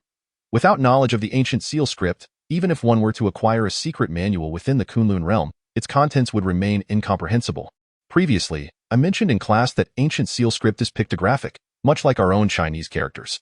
Thus, can any of you deduce its original meaning based on the appearance of this ancient seal character?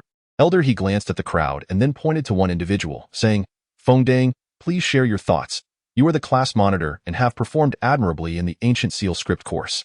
Feng Dang, a lad of around 16 or 17, possessed striking features and a tall stature, his countenance exuding a hint of arrogance indicative of a well-to-do background. Clad in a deep blue martial arts uniform adorned with golden trims, he appeared exceedingly affluent. As the monitor of Class 11, Feng Dang hailed from an illustrious family, endowed with considerable talent, and had already attained the 9th level of the physical realm's chi nurturing stage. Coupled with his handsome looks, he had captured the admiration of many young girls in the class, making him a prominent figure. Chu Yunfan glanced at the student seated beside him, Gao Hongji. Both were scions of wealthy families with commendable talents and similar levels of cultivation. Yet the disparity in their popularity was stark. As the adage goes, without comparison, there is no harm. One was the class's highly esteemed heartthrob, while the other was merely a comedic, overweight figure. Observing Feng Dang's haughty demeanor, Gao Hongji merely scoffed, saying, It's all a fade. Look at him prancing about like a peacock, flaunting his airs, who doesn't see through him? Chu Yunfan chuckled at Gao Hongji's mutterings. Both were among the Armée de l'Armée of the class's male students, and given Feng Dang's arrogant nature, it was no surprise their relationship was strained. Elder He, I believe this must be an onomatopoeic term, as it differs from all the ancient seal characters I have previously studied, Feng Dang proclaimed. Elder He simply smiled and then turned to the others, asking, Does anyone else have alternative opinions? Elder He, I reckon there's no need to inquire further. Even I am at a loss. So what can they possibly know? My family has specifically engaged graduates from the university's ancient seal script program to instruct me, Feng Dang declared arrogantly, showing little regard for his classmates. Just flaunting that wealth? As if anyone else could not afford it, Gao Hongji retorted, adding that given Feng Dang's pace, were it not for private lessons at home, would he be able to boast so readily? After a moment, Gao Hongji remarked, Nevertheless, this character is indeed peculiar.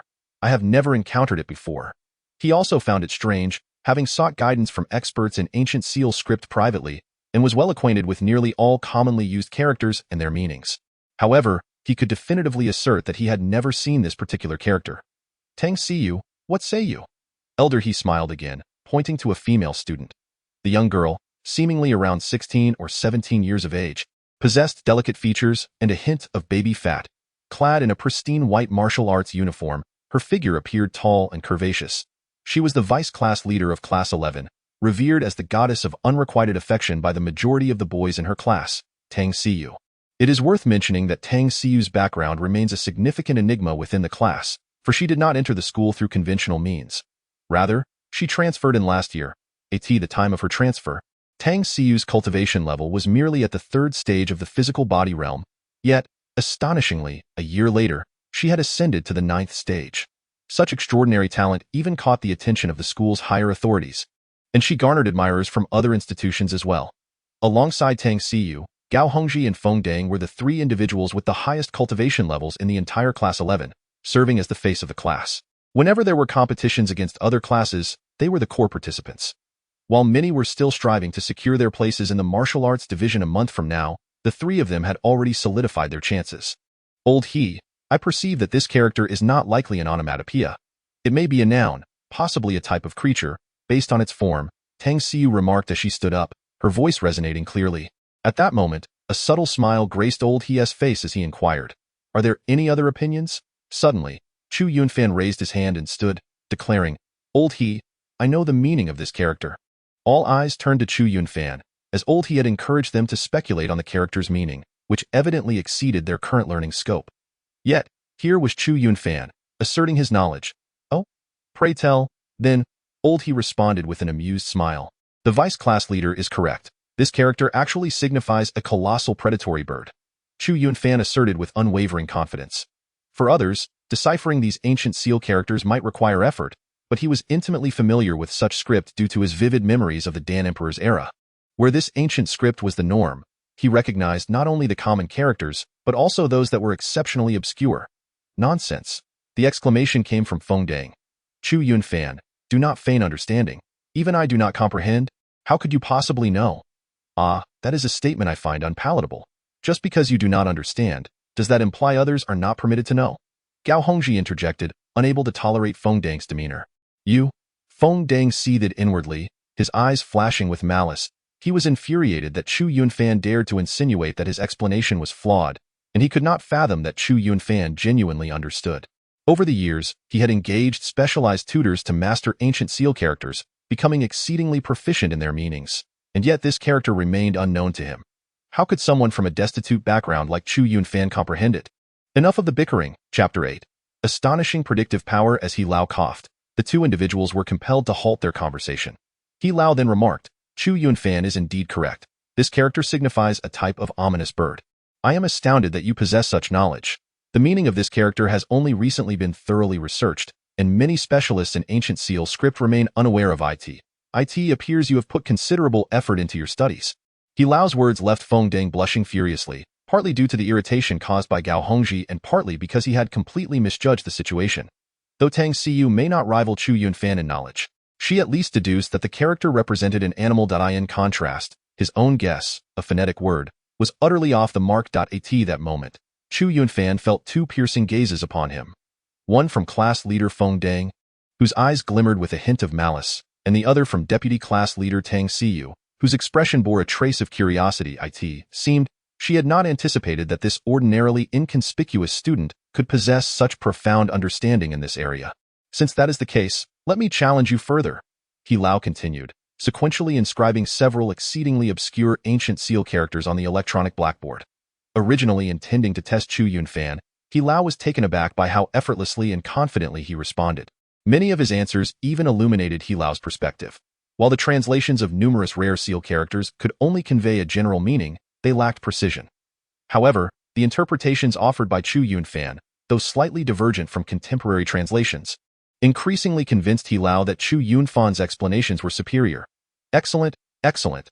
Your elucidations are indeed more insightful. What was once incomprehensible and lacked coherence has now become entirely lucid.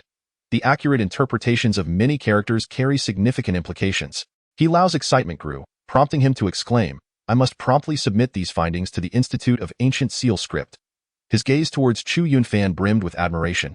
Initially, He Lao merely sought to assess Chu Yunfan's breadth of knowledge regarding these esoteric seal characters. But he was astonished not only by Chu Yunfan's awareness, but also by his groundbreaking insights. One of the ancient seal characters had a meaning that starkly contrasted with the prevailing understanding. Yet after contemplation and comparison, He Lao realized that his previous interpretations had been fundamentally flawed. Chu Yunfan's assertions were, in fact, correct. Truly a genius, Chu Yunfan. I have reviewed your profile. Your martial arts prowess is average. But that is of little consequence. I can recommend you for the Ancient Seal Script Research Program at one of the top 10 prestigious schools. It would be a tremendous loss for someone with your talent to not pursue the study of Ancient Seal Script. He Lao reiterated fervently. The study of Ancient Seal Script indeed requires innate talent. Some individuals can intuit the general meaning merely by observing the shapes of the characters, while others could never grasp it, highlighting the disparity in aptitude. Many students gazed at Chu Yunfan in astonishment, particularly those who clearly lacked the qualifications for the martial arts program, who looked upon him with envious admiration. The top 10 prestigious schools, although focused on the humanities, produce graduates who are all societal elites. Among them, it could be said that no one in the entire class could gain admission to such esteemed institutions, yet Chu Yunfan had now received He Lao's recommendation. No one harbors any doubts regarding the authenticity of this situation. Mr. He enjoys a prestigious standing within the school, to the extent that even the principal addresses him with the utmost respect. It was the principal who implored Mr. He to return from retirement. Speculation abounds among the students, who conjecture that Mr. He must possess significant connections. Tang Xiu gazes at Chu Yunfan with a glimmer of intrigue in her eyes. This is a momentous revelation. Classmates, I shall forego today's lesson. Please engage in self-study. Mr. He, unable to contain his excitement, ultimately resolved to depart in haste. The classroom erupted in astonishment. None had anticipated that Mr. He would regard this matter with such gravity, and their focus increasingly shifted towards Chu Yunfan. This marks the first occasion on which Chu Yunfan has found himself in the spotlight. Throughout his life, he has been rather unremarkable, never the center of attention in any circle. Yet, he remains composed, as the memories of the Dan Emperor influence him. Having witnessed grand spectacles before, this scarcely phases him. What astonishes him, however, is that Tang Xiu, the usually aloof vice-class monitor, approaches him and remarks, "I never imagined you had such profound knowledge of ancient seal script, Chu Yunfan." "Fortunately, I do," Chu Yunfan replies with a smile, for he can effortlessly navigate the intricacies of ancient seal script. Following her remark, Tang Xiu returns to her seat, engrossing herself in the materials on her tablet.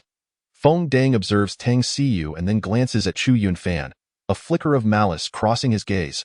Well, it seems you possess quite the understanding of ancient seal script." Gao Hongji claps Chu Yunfan on the shoulder, feeling as though he is rediscovering his best friend. Acutely aware of the varied expressions from his classmates, some filled with curiosity, others with astonishment, and yet others with a hint of hostility or goodwill, Chu Yunfan reassures himself that this is merely the beginning. In the afternoon, during the martial arts class at the 13th Middle School, Classroom 11 is filled with a cacophony of voices. Unlike the academic classrooms, the martial arts venue is a vast arena. Each martial arts classroom spans over 1,000 square meters, divided into distinct areas for various functions, including a meditation zone and several small arenas for sparring among students, in a corner of the meditation area. Chu Yunfan sits cross-legged, cherishing the fleeting moments. He has only just broken through to the 6th level the previous night and aspires to advance to the 7th level, or perhaps even further. Suddenly, a commotion jolts him from his meditative state. He raises his gaze to find his classmates seated in a circular formation. Within that circle, two youths, appearing around 16 or 17 years of age.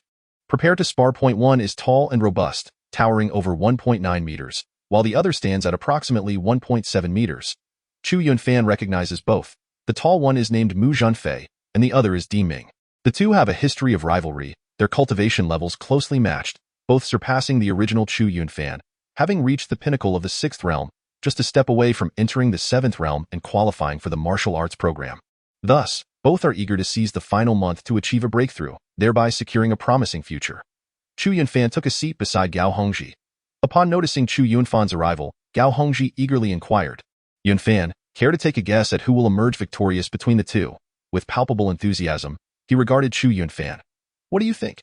Chu Yunfan refrained from providing a direct answer and instead posed a question of his own. "I suspect Mu Zhenfei will win.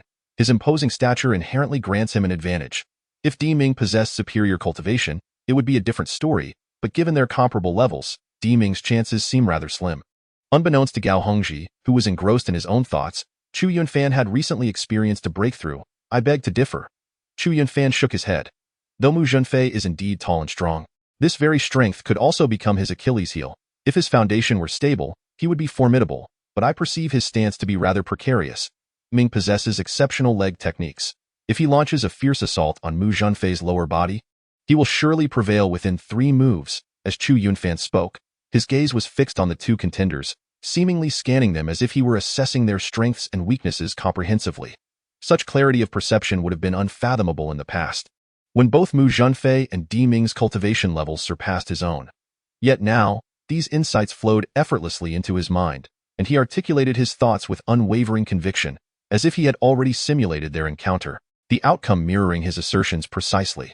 The onlookers, witnessing Chu Yunfan's ostentation, rolled their eyes in disbelief. They could hardly fathom how he could assert Mu Zhenfei's instability when none of them had perceived it. Even Gao Hongji, one of the top 3 experts of Class 11, believed Mu Zhenfei held the upper hand, while Chu Yunfan contrarily presented a completely opposing viewpoint. Was he merely seeking attention? However, out of respect for Gao Hongji, they refrained from uttering any disparaging remarks. Meanwhile, the two competitors had commenced their bout. The intensity was palpable. Although they were merely at the 6th level of physical cultivation, both were at their peak, their bones resonating with each clash, and the air was filled with the sound of strikes, anticipated by Gao Hongji and the others. Mu Zhenfei's formidable physique translated into powerful punches, making it exceedingly difficult for Di Ming to withstand his blows. And soon he found himself at a disadvantage. Chu Yunfan soon sensed several scrutinizing glances directed his way, laden with disdain and mockery, the sentiment unmistakable. You guessed wrong, didn't you? Foolish, aren't you? Previously, such derision would have incensed Chu Yunfan, but now he merely shrugged it off, feeling indifferent. Their words held no sway over him. Just when the crowd presumed Di Ming was on the verge of defeat, he suddenly altered his strategy. Launching a kick aimed at Mu Zhenfei's lower body in that moment, Di Ming's leg techniques were executed flawlessly, and despite Mu Zhenfei's efforts to evade, his body began to wobble. He truly was unsteady on his feet. Gao Hongji's eyes lit up with newfound realization. Having reached this juncture, he undoubtedly discerned that Mu Zhenfei's foundation was indeed unstable. His gaze then shifted to Chu Yunfan, who appeared remarkably calm and unperturbed, prompting a flicker of doubt within him. How did he perceive this? Was it mere conjecture or genuine insight? By the time Di Ming launched his second kick, Mu Zhenfei's instability had become apparent to all. His body swayed precariously, teetering on the brink of defeat. Di Ming, clearly seizing the opportunity, unleashed a third kick that sent the towering Mu Zhenfei crashing to the ground in defeat. At this moment, what should have been a cacophony of excitement fell into an eerie silence, as all eyes turned towards Chu Yunfan, for no one had anticipated that he would be proven correct. Initially, they had expected Mu Zhenfei to prevail, anticipating the satisfaction of witnessing Chu Yunfan's humiliation. To their astonishment, it was they who found themselves embarrassed, left speechless and dismayed. Naturally, many refused to admit this, insisting, I didn't bet on Mu Zhenfei's victory. I always believed Di Ming would triumph. Only Gao Hongji seemed unperturbed by his misjudgment, eagerly inquiring, Yunfan, how did you know Di Ming would win? I didn't notice Mu Zhenfei's instability at all. A multitude of curious gazes converged upon him, all ears eager to grasp the reasoning behind his assertion. It was preferable for Chu Yunfan to have simply stumbled upon the truth by chance.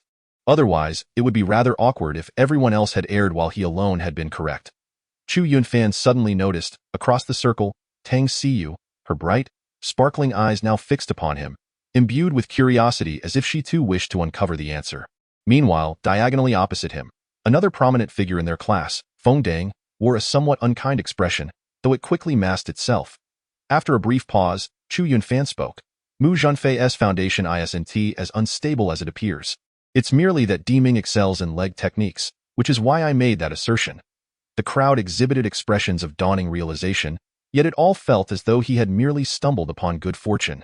Having noticed a detail that had eluded their attention, if they had been aware of it beforehand, they would have deprived this fellow of the spotlight. Even Di Ming, beaming with triumph, cast a glance in his direction. Whether his earlier decision to aggressively target Mu Zhenfei's foundation was influenced by Chu Yunfan's words was a matter known only to him. However, scarcely had Chu Yunfan's words left his lips when a figure charged forth with palpable fury, none other than Mu Zhenfei himself. Unlike the victorious Di Ming, who bore a smile, Mu Zhenfei was seething with indignation after his defeat. Chu Yunfan, if you possess any courage, do not hide behind your words. Let us settle this like men. It was clear that Mu Zhenfei had caught wind of Chu Yunfan's remarks. Had he emerged victorious, it would have been a trivial matter, but having lost, he now stood as a mere backdrop to Chu Yunfan's ostentatious bravado. What now? Unable to accept defeat, he had just proclaimed himself a man. Before Chu Yunfan could utter a word, Gao Hongji had already stepped forward. You lost on your own accord, and yet you blame those on the sidelines. Gao Hongji, this matter does not concern you. Chu Yunfan, I ask you, do you dare to come forth? Mu Zhenfei was momentarily forced back by Gao Hongji. Although Gao appeared to be somewhat stout, everyone knew he was one of the most formidable figures in the class. However, the anger brewing within him compelled him to inquire once more. Hey, Gao Hongji, it's merely a friendly spar between classmates. Why are you so agitated? At that moment, unbeknownst to anyone, Feng Dang had entered the fray, subtly positioning himself between Gao Hongji and the others. Class monitor, Gao Hongji emphasized the title with a hint of disdain. What business do you have here? Are you looking to intervene as well? In the face of class monitor Feng Dang, Gao Hongji showed no signs of retreat. Although one was the Class S male idol and the other merely a comic relief, those familiar with Class 11 understood that both were outstanding among their peers, inevitably leading to a rivalry. Neither was willing to concede. Gao Hongji, don't get too worked up. I'm simply addressing the matter at hand. What's wrong with a little friendly competition among classmates? Chu Yunfan hasn't even spoken yet. So what's your rush? Feng Dang remarked, his face adorned with a teasing smirk. His words redirected everyone's attention towards Chu Yunfan, as if they were eager to discover whether he would dare to take action. It was common knowledge that Chu Yunfan possessed only average talent. Mu Zhenfei still had a chance of entering the martial arts program, but for Chu Yunfan, the opportunity was lost. With merely a month left, and being only at the 5th level of the physical realm, the gap was too significant, and the time too brief. If you're coming, then come. Since you've said it, I shall rise to the occasion. Chu Yunfan stood up and declared. He found himself unexpectedly exhilarated. In the past, he would have certainly shunned such an inexplicable challenge. Their family's circumstances meant he could not afford the risks of practical combat. While it might expedite progress, the cost of treatment after an injury would be painfully burdensome. Yet now, after his breakthrough, he felt an undeniable thrill. Very well, it seems you possess some courage. Upon hearing Chu Yunfan's agreement, Mu Zhenfei's face twisted into a grimace, eager to unleash the wrath from his earlier defeat upon Chu Yunfan, teaching him that some words should not be carelessly spoken. Are you truly all right? Gao Hongji inquired, a hint of concern in his voice. No worries, it's nothing substantial. It's merely a spar. Chu Yunfan nodded affirmatively. Once the two were prepared, the crowd retreated from the area designated for their bout. You claim my footing is unstable? Allow me to demonstrate my steadiness. Mu Zhenfei sneered, then launched a powerful kick aimed directly at Chu Yunfan's face. He sought not only to defeat Chu Yunfan but to utterly humiliate him. Fool! Chu Yunfan scoffed, realizing Mu Zhenfei truly dared to approach him in such a manner. A glimmer of golden light flickered in his eyes as he simply raised a hand, effortlessly blocking Mu Zhenfei's airborne kick. With a resounding thud, Mu Zhenfei felt as though he had struck steel. His foot throbbed with excruciating pain, while Chu Yunfan remained unyielding, as though he had just encountered an immovable wall. Just as the words left his lips, in a swift motion, Chu Yunfan stepped forward and delivered a straightforward jab that struck Mu Zhenfei squarely in the chest. The force of the blow was tremendous, sending Mu Zhenfei hurtling backward for over 2 meters before he crashed heavily to the ground. In that instant, the silence was palpable. One could hear a pin drop as everyone stood in stunned disbelief. Had Mu Zhenfei truly been defeated so swiftly? Unlike his earlier bout with Di Ming, which, though a loss, had been a fierce contest, this was altogether different. With just a single block and a subsequent attack, Mu Zhenfei had succumbed so rapidly, leaving onlookers bewildered by the unexpected outcome. Only Chu Yunfan was aware that from the very beginning, Mu Zhenfei had stood no chance. Every one of his weaknesses had been laid bare before Chu Yunfan's discerning eyes, and now that he had also reached the 6th level of physical cultivation, his physical prowess far exceeded that of Mu Zhenfei. Thus, Mu Zhenfei had never possessed any prospect of victory. Could it be that I am seeing things incorrectly? How could this happen? It felt as though I merely blinked, and the victor had been determined. Surely, I must have misjudged the situation. The crowd buzzed with speculation, still struggling to comprehend the events, while even Tang Siyu gazed at Chu Yunfan with wide, sparkling eyes, astonished by his display. The expressions of those around him shifted dramatically. In that single day, their perception of Chu Yunfan had evolved more than in the previous 2 years combined. If his articulate responses to Elder He's inquiries had merely prompted a slight reconsideration earlier that morning, this moment had undeniably transformed their views of him entirely in a world where martial prowess reigns supreme. An individual's strength and cultivation is far more captivating than anything else. Just as the crowd remained in a state of shock, a commanding voice suddenly echoed from the classroom door. What are you all doing? At that moment, a tall figure strode into the classroom. It was their instructor, Qin Wu. His gaze swept across the students, landing on Chu Yunfan and the fallen Mu Zhenfei. While he typically had little interest in the student sparring sessions, he was taken aback by the fact that it was Mu Zhenfei, a student of notable talent, who had been bested by Chu Yunfan. Someone he had previously regarded as lacking potential. As a teacher, he was well acquainted with the abilities of his students.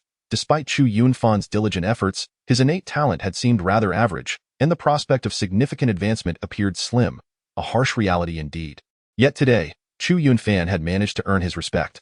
Qin Wu fixed his gaze on Chu Yunfan for a considerable moment before speaking. You have broken through to the 6th level. Chu Yunfan internally acknowledged Qin Wu's keen insight, recognizing him as the school's martial arts instructor, truly impressive in his ability to discern the breakthrough. Having been exposed, Chu Yunfan chose not to conceal the truth and nodded affirmatively. Indeed, I have attained the realm of resonating sinews and bones. Excellent. Qin Wu nodded in approval, choosing not to elaborate further. That moment, the classmates erupted in a flurry of realization. their expressions transforming into those of enlightenment. In a wonder, no wonder. So Chu Yunfan had also achieved the 6th level. Mu Zhenfei's defeat seemed rather unjust. He had been overly careless. However, Chu Yunfan also displayed a cunning nature, catching him off guard with his sudden breakthrough. Had the circumstances allowed for a rematch, Mu Zhenfei would undoubtedly have emerged victorious. The crowd buzzed with discussions, though it was not entirely surprising. For Chu Yunfan had already reached the 5th stage of internal fortitude and had merely ascended to the 6th stage of bone resonance, a progression that was quite within the realm of normalcy. What astonished everyone was that he had managed to defeat Mu Zhenfei immediately after his breakthrough, especially considering that Mu Zhenfei had been preparing for several months. At that moment, Gao Hongji smirked slightly and disdainfully remarked, "It is futile. Even in a rematch, Mu Zhenfei would assuredly lose in terms of strength, speed, and the angles of his strikes. Yunfan is impeccable. A repeat encounter would yield the same result. This is not merely a matter of preparedness, but rather a crushing disparity in absolute power." Upon hearing Gao Hongji's assertion, the crowd fell into a hushed silence, realizing that the previous battle could not simply be attributed to a momentary lapse in readiness. "Quiet down now. We shall commence the lesson," Qin Wu announced, clapping his hands. "Today, I will teach you practical martial arts." Chapter 10. What can be endured? What cannot be endured? All the students' thoughts were drawn back by Qin Wu's words. Most were filled with excitement, as their ordinary backgrounds and average talents had led them to neglect the practice of combat techniques in previous encounters, whether it was Mu Zhenfei's fierce battle with Di Ming or Yi Shiwen's swift defeat of Mu Zhenfei. Neither had truly employed martial arts, they had merely relied on their physical prowess. The essence of martial techniques lies in maximizing one's physical capabilities to overcome opponents. Thus, all were eager to learn. For even if the techniques taught were not of exceptional quality, free instruction was an opportunity too good to pass up. All eyes turned to Qin Wu, who paused briefly before speaking. "I shall not overemphasize the importance of martial techniques. Today, I will impart to you a set of boxing techniques known as the Tiger Demon Fist. This technique originates from ancient civilizations, crafted by masters inspired by a mythical tiger of the era. However, this technique does impose certain requirements regarding one's cultivation. Only those who have attained the 6th stage of bone resonance in their physical training, with sufficiently robust bodies, may practice it freely. Most of you have yet to reach this level, so I urge you to exercise caution during your training. Should you feel unable to bear it, do not continue. Otherwise, you may incur hidden injuries, which would be a regrettable loss." What? There are physical limitations to learning the Tiger Demon Fist? This was to be expected. The more formidable the martial art, the higher the demands on one's physique. The foundation of cultivation lies in the body. A towering edifice must be built upon a solid ground. The stronger the body, the more powerful the subsequent techniques can become. It is said that formidable warriors can even obliterate mountain peaks with a single punch. In ancient times, they were regarded as earthly immortals. Venerated as deities, the instructor's reasoning was sound. Unless one could achieve an extraordinary level of mental development, giving rise to miraculous powers and unfathomable strength, there would be a reliance on the physical form. Such thoughts are beyond our imagination. The existence of humanity in its entirety is indeed a rare phenomenon. The students were abuzz with discussion, as the majority in the class were at the 4th or 5th levels, with even some at the 3rd level, while only a select few possessed cultivation beyond the 6th level. However, despite their current standings, it was certain that they would eventually attain such heights in the future. Thus, learning in advance would not be in vain. "Behold!" Qin Wu bellowed, his 5 fingers clenched into a fist, unleashing a powerful strike, channeling all his energy and summoning every muscle in his body. His first move, the fierce tiger descends the mountain. With this punch, his entire aura transformed, resembling that of a true tiger, as he struck forth, creating a resounding shockwave.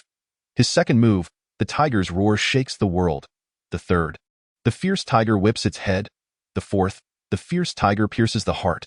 Next came the final move, one that none of you can currently learn, as it requires the opening of the Qi Si and mastery of the Qi Si realm, the king of the mountains and forests. The series of movements left the onlookers in a daze, as his left and right hands moved in a flurry, almost as if a real tiger had descended, preying upon all. Chu Yunfan even felt a rush of energy sweep across his face. Stinging his cheeks painfully, he mused inwardly, the martial arts are indeed formidable. What once was a mere fraction of strength could be amplified to 12 or even 20-fold through martial techniques. The more powerful the martial art, the greater the enhancement. Within his mind, he carried the memories of the Dan Emperor, which contained a wealth of impressive martial techniques, particularly the Imperial Combat Manual, which recorded many terrifyingly powerful skills. Yet, there was a prerequisite. he had to reach the requisite level of strength to wield them, especially those formidable techniques that consumed vast amounts of vitality. Even if he managed to execute them, he would be instantly drained of energy, reduced to a lifeless husk. Thus, the most suitable martial art for him at present was the Tiger Demon Fist.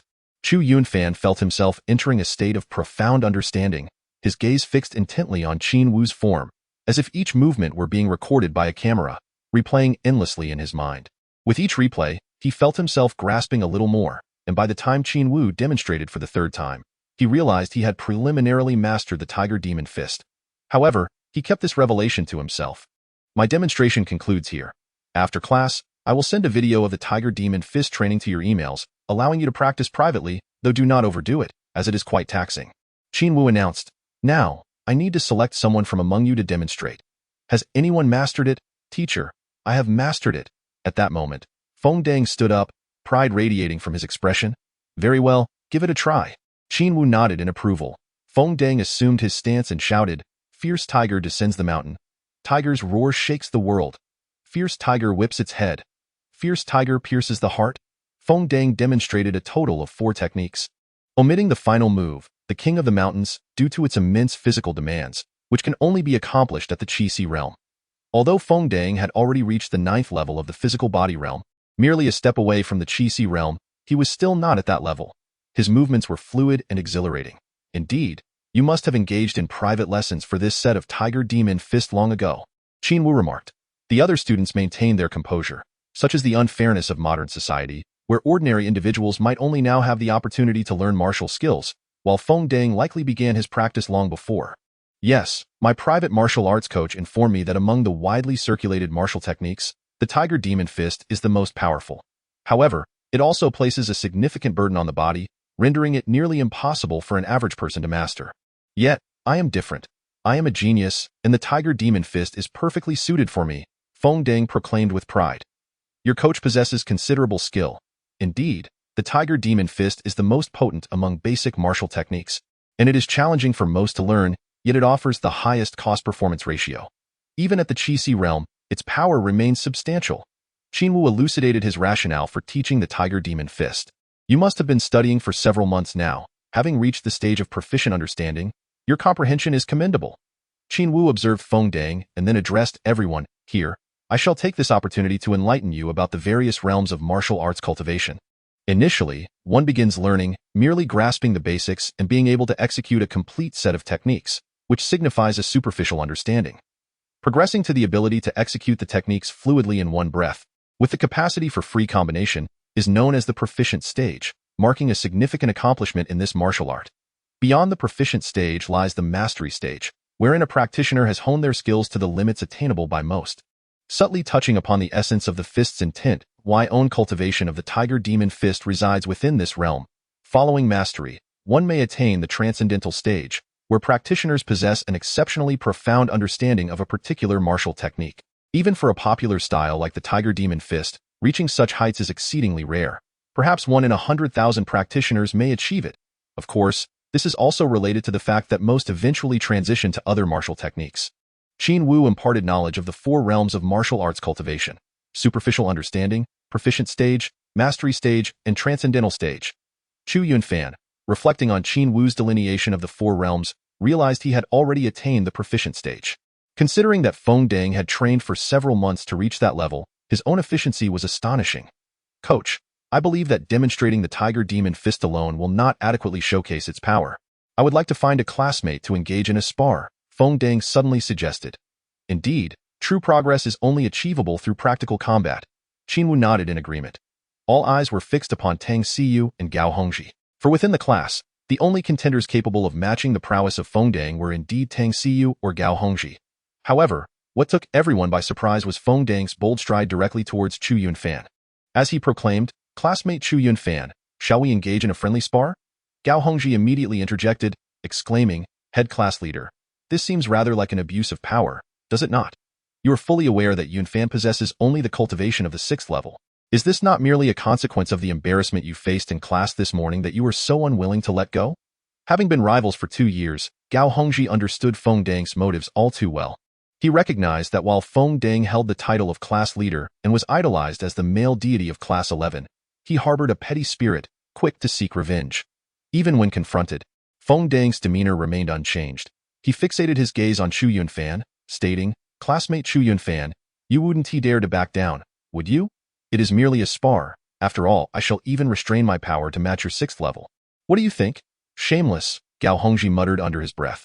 Although Feng Dang could indeed suppress his power to the 6th level, he was fundamentally at the 9th level, possessing a physical strength far superior to that of Chu Yunfan. This facade of fairness was, in reality, a gross injustice. "Classmate Chu Yunfan, you impoverished individuals likely have never practiced martial arts before, have you? How fortunate that I can offer you guidance on refining the Tiger Demon Fist. It's akin to hiring a personal instructor, you know? Do you have any idea how much a single session with a private tutor costs? It equates to a month's salary for the likes of your parents." Sensing Chu Yunfan's indifference, Feng Dang's tone turned even more acerbic and mocking. Initially, Chu Yunfan had no intention of stooping to Feng Dang's level, yet the latter's relentless provocation, particularly when involving Chu Yunfan's parents, had crossed a line. How much can one endure? Enough of the chatter. Let us engage in our spar, Chu Yunfan declared resolutely. "Yunfan, he is clearly intent on targeting you. You stand to lose too much." Gao Hongji warned, "Do not worry, I am fine." Chu Yunfan responded with a nod, his expression unwaveringly determined. Meanwhile, Qin Wu, observing the scene, merely nodded slightly, choosing not to intervene. Chapter 11. Defeating Feng Dang. As Chu Yunfan and Feng Dang entered the arena, barely had they taken their positions when Feng Dang lunged forward with the swiftness of an arrow. "Descending tiger," he roared, his entire demeanor radiating ferocity, as his fists, akin to the jaws of a ferocious tiger, barreled towards Chu Yunfan's head and chest. The speed of Feng Dang was astonishing, prompting gasps from several female classmates who recognized that he had no intention of holding back. Should those 2 punches land, the consequences, given Feng Dang's evident strength at the 9th level, would be dire indeed. Yet, at that moment, Chu Yunfan raised his hands, positioning them before him. Smack! Feng Dang's fists were unexpectedly halted. Chu Yunfan merely smiled softly, remarking, "Class leader, it seems you are rather impatient." Faced with what can hardly be deemed a fair contest, he exhibited no signs of fear. Rather, an undercurrent of excitement coursed through him. "I never anticipated you could withstand my attack. You've made some progress during this time, but if you think this entitles you to act arrogantly before me, you are sorely mistaken." Feng Dang sneered, stepping forward with the swiftness of an arrow, unleashing a punch that cut through the air like a spear, fully aware of the principles of speed, precision, and ferocity. "Feng Dang, you are narrow-minded. I merely countered you this morning, yet you have taken it upon yourself to target me. Do you not consider yourself a genius?" Chu Yunfan bellowed. "You have trained for several months and have only just reached the threshold of proficiency, yet you dare claim to be a genius? In my eyes, you are nothing but a waste of potential." With that, Chu Yunfan too launched a direct assault, employing the same Tiger Demon Fist technique as Feng Dang. Bang, bang, bang. The two engaged in a fierce battle, with Feng Dang striking ruthlessly and swiftly, demonstrating a profound understanding of the essence of the Tiger Demon Fist. This was hardly surprising, as it was well known that he hailed from a wealthy family and had long employed private tutors for martial arts training. However, what astonished the onlookers was how Chu Yunfan matched him move for move, refusing to be outdone. Moreover, his execution of the Tiger Demon Fist was remarkably adept and fluid, rivaling that of Feng Dang, which left the spectators utterly astounded. It was widely acknowledged that this was Chu Yunfan's first foray into the Tiger Demon Fist. He had only observed its demonstration by Qin Wu a handful of times. Even with exceptional memory and comprehension, one could only grasp the basics without rigorous practice, as martial skills require relentless repetition to be ingrained as instinctual reflexes. This was evident in Chu Yunfan's performance. Initially, he displayed a hint of awkwardness, as his body had yet to acclimate to delivering the Tiger Demon Fist, but soon he began to strike with increasing fluidity, as though he had been training for months.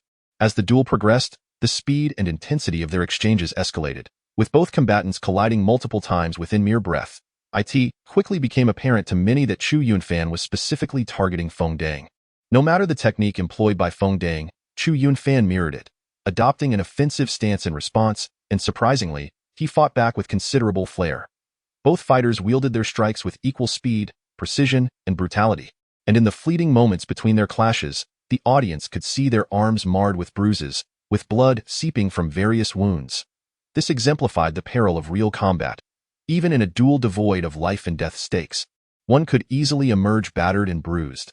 Neither combatant gained the upper hand, Both were formidable. The most astonishing was Chu Yunfan, who truly held his ground against the class leader. I now understand why Mu Zhenfei was defeated. They simply do not belong to the same echelon. Am I mistaken? Chu Yunfan's comprehension of the Tiger Demon Fist appears to rival that of Feng Dang. Could it be that he had trained in it previously? It is utterly impossible. His family is so impoverished. Where could he possibly learn? On the sidelines, Mu Zhenfei observed Chu Yunfan in the arena, his complexion shifting from pale to flushed. Initially, he felt a sense of indignation, believing that Chu Yunfan had merely caught him off guard. Yet, witnessing the clash between Chu Yunfan and Feng Dang, he realized how profoundly mistaken he had been. There was indeed a significant disparity in strength. Even though they both operated within the same realm, the difference was undeniable and inescapable. Qin Wu, watching the duel unfold, felt his eyes brighten, but not in admiration of Feng Dang. Rather, it was the dynamic figure of Chu Yunfan that captivated him. He had not anticipated that among his own students, such a prodigious talent would emerge. Feng Dang had long mastered the Tiger Demon Fist, so his proficiency was hardly surprising. However, Chu Yunfan was a genuine novice, having only recently begun his training. Qin Wu's keen eye discerned that Chu Yunfan, initially somewhat awkward, quickly adapted to executing the Tiger Demon Fist with remarkable skill. He had encountered many a genius, individuals capable of memorizing techniques at a glance, but the ability to recall a technique does not equate to the ability to wield it. These are fundamentally distinct concepts. Chu Yunfan, however, shattered this notion. Nevertheless, Qin Wu shook his head, internally lamenting that despite his rapid learning of martial arts, internal cultivation was paramount. At his age, reaching merely the level of synchronized sinews was indeed rather ordinary.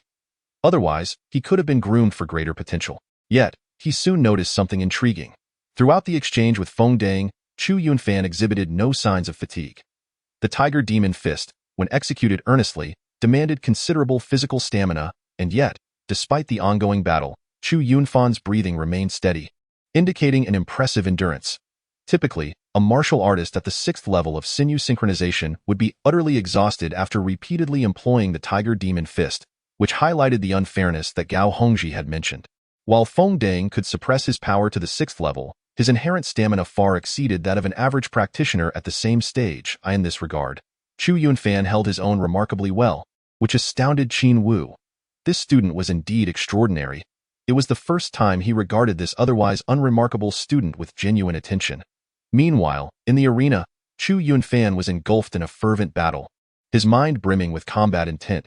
He exchanged blow after blow with Feng Dang, blood streaming from the knuckles of his fists. With each strike, droplets of blood were flung away.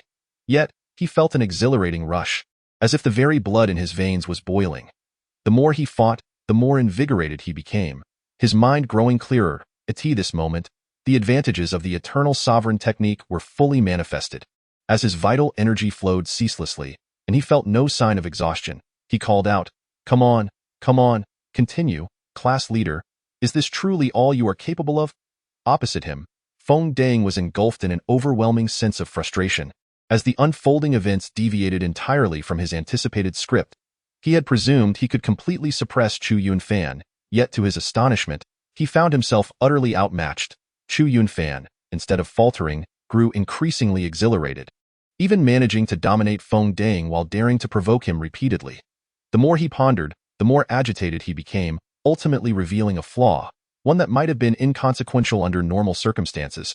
Yet in the presence of Chu Yunfan, it morphed into a significant vulnerability. In the blink of an eye, the seemingly frenzied Chu Yunfan seized this opportunity, delivering a devastating punch, tiger's heart extraction. The blow struck Feng Dang squarely in the chest, eliciting a shriek as he was sent hurtling backward. Though it may sound prolonged, this entire exchange transpired in an instant. What appeared to be an intense battle destined to stretch into the night concluded with a decisive outcome in mere moments, so swiftly that none could have anticipated it. By the time they comprehended the situation, the victor had already emerged. This suggest? This is not Mu Zhenfei. This is the class monitor. I must be seeing things. Such a feat seemed utterly impossible. All the students stood frozen, unable to grasp the reality before them. Even if Feng Dang had been defeated after his powers were sealed, it was enough to completely upend their worldview. Had the victor been Gao Hongji or the vice monitor Tang Xiyu, it would have seemed entirely plausible. Yet, it was this Chu Yunfan, a name some might not have even remembered. Chu Yunfan remained composed, devoid of excitement despite his triumph over Feng Dang. The fervor of battle had subsided, and he now truly felt the pain in his hands. His arms were covered in wounds, many bruised, while others bore the marks of torn flesh. Although he was significantly stronger than others at the same level, Feng Dang's inherent superiority in realm left him with injuries he could not evade. This was the cost of real combat, the very reason he had previously sought to avoid it. Once injured, the path to healing demanded considerable sacrifice. Yet, he could not retreat this time. Feng Dang had insulted his parents, a transgression he could not tolerate. Suddenly, as Chu Yunfan turned, Feng Dang, who had been knocked to the ground, let out a fierce roar, springing to his feet and lunging at Chu Yunfan's back. His speed had doubled, his visage twisted with rage, eyes ablaze as he abandoned any restraint, consumed solely by the desire for revenge. Just as Feng Dang was about to strike Chu Yunfan, a hand intercepted him, grasping his fist firmly. It was Qin Wu, intervening at a critical moment. With a powerful throw, Qin Wu slammed Feng Dang back to the ground. "Is this how you conduct yourself? Unable to accept defeat?" Qin Wu's voice was laced with frost. "Did I teach you martial arts to ambush your classmates from behind?" At this moment, Feng Dang finally snapped back to reality. Shaking off the wrath that had clouded his judgment, he rose and uttered, "I apologize, teacher, I was wrong." He did not dare to engage in a verbal spar with Qin Wu, merely casting a fierce glance at Chu Yunfan before stepping aside to receive treatment. Chapter 12. The esteemed alchemist Chu Yunfan also moved to the side, as Gao Hongji promptly handed him a treatment spray, which he applied directly to his arm. The searing pain that had previously tormented him was instantly replaced by a soothing sensation, and the wound began to heal rapidly. "Well done, you, impressive.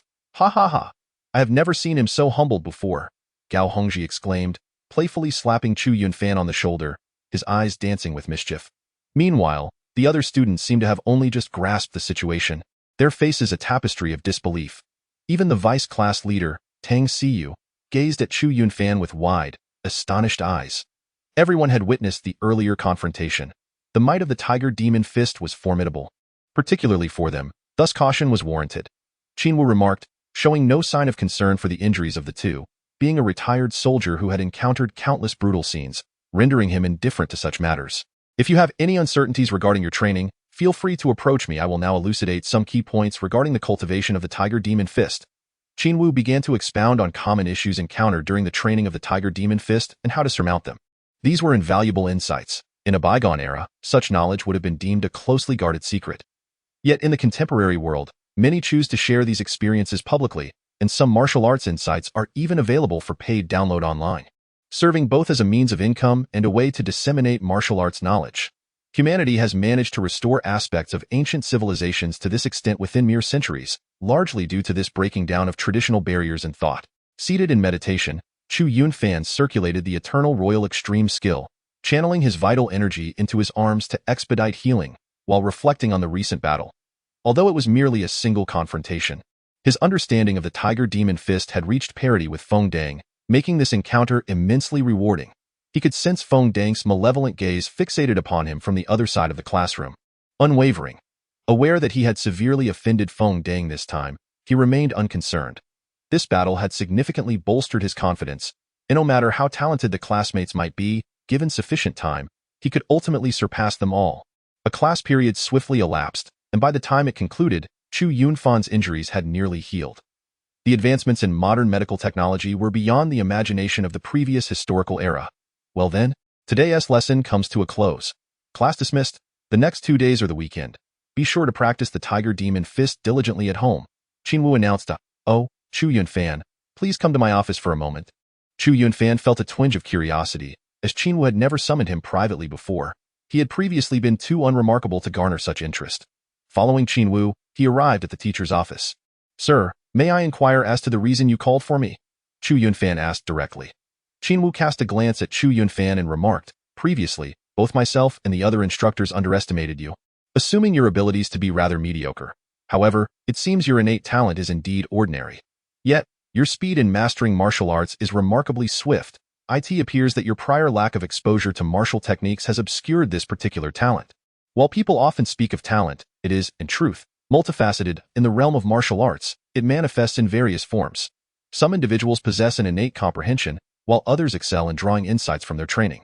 There are those endowed with exceptional physical attributes, possessing innate strength that surpasses even those who train diligently. You, it seems, belong to the category of those gifted in the pursuit of martial arts. Qin Wu then maneuvered around the desk and settled into the office chair, continuing, your previous mediocrity can be overlooked. Since you possess this talent, it should not be squandered. The reason humanity thrives and has even colonized vast territories in the Kunlun realm is that we have shifted away from the narrow-minded methods of talent selection, embracing a meritocratic approach. Your innate potential and internal cultivation may be average, compounded by your humble origins, and your family lacks the means to provide sufficient resources for your training. Thus, this talent may very well be overlooked. Have you considered enlisting in the military? Chu Yunfan paused, taken aback by the unexpected suggestion from Qin Wu. Enlist in the military? He echoed. Indeed, enlisting in the military. While humanity occupies a significant expanse of the Kunlun realm, we remain under constant threat. Even Earth has been reduced to a few fortified cities, with the remainder overtaken by monstrous beasts, and the creatures of the Kunlun realm are even more formidable. The military serves as humanity's greatest bastion of defense and naturally requires a diverse array of elites among us. Qin Wu continued, on a personal note, given your family's circumstances, it is unlikely they can offer you resources comparable to what individuals like Feng Dang and Gao Hongji receive. However, the military can. As long as you demonstrate talent, the military can provide ample resources, with prospects that rival, if not surpass, those of typical university graduates. Moreover, your talent lies in martial arts training, which requires extensive practical experience to flourish. Is there a better venue for such experience than the battlefield? Although I have retired, I still maintain certain connections within the military. If you are willing, even if you do not gain admission to a martial arts program, I can facilitate your entry into the military. Furthermore, should you excel, there is a possibility of being recommended for further studies at a federal university. Upon hearing this, Chu Yunfan fell into a contemplative silence. He understood that Qin Wu had his best interests at heart. In contemporary society, apart from graduates from the top 10 prestigious universities, the prospects for military personnel are exceedingly promising. Although the casualty rates are significant, as long as one survives, there are ample opportunities for advancement. Achieving the rank of non-commissioned officer upon retirement could lead to positions akin to that of Qin Wu, serving as an instructor at a school, not extraordinary, perhaps, but certainly superior to the typical office worker. Those who are unwilling to resign themselves to a fate of mediocrity aspire to enlist in the military. However, entry into the armed forces is not as simple as mere desire. Although the recruitment standards may not be as stringent as those of the top 10 prestigious universities, it remains a formidable challenge for the average individual to gain admission. Had such an opportunity arisen previously, he would undoubtedly have seized it without hesitation, willing to take a gamble on his origins, for he possesses the audacity to challenge the very throne itself. Yet, circumstances have shifted. With the acquisition of the Dan Emperor's memories and an enhancement of his innate abilities, he finds himself surpassing even the most gifted of individuals, fully capable of forging a future far more resplendent and illustrious. Thus, the allure of military service has significantly diminished for him. Almost immediately, Chu Yunfan spoke with unwavering determination. Teacher, I wish to pursue a university education. Qin Wu regarded Chu Yunfan with a sigh, conceding, very well, I shall not impose my will upon you. However, should you reconsider, know that the military would greatly benefit from talents such as yours. Thank you, teacher. Chu Yunfan expressed his heartfelt gratitude, sensing that Qin Wu genuinely had his best interests at heart. What need is there for thanks? As your teacher, it is only natural for me to consider your future. You are currently at the 6th level of the physical realm. Given your intention to attend university, I presume it will not be a liberal arts institution. With less than a month remaining, you must make the most of your time. Chu Yunfan continued, you likely have not had the means to purchase exceptional supplements throughout your youth. If you are intent on making significant progress, your only option may be to procure body refinement pills. Have you heard of them? I am aware. They are a type of pill utilized by warriors in ancient civilizations to enhance their physical forms. Chu Yunfan nodded, fully cognizant of their significance, as the memories of the Dan Emperor contained records pertaining to body refinement pills, one of the earliest concoctions he learned to craft, as the name suggests. The purpose of body refinement pills is to fortify and strengthen the physical body while simultaneously improving one's innate qualities. Although they are not considered high-tier pills, the demand for them is substantial. In contemporary times, a single pill commands a price exceeding 100,000, equivalent to the total annual income of Chu Yunfan's parents, including both salary and additional earnings.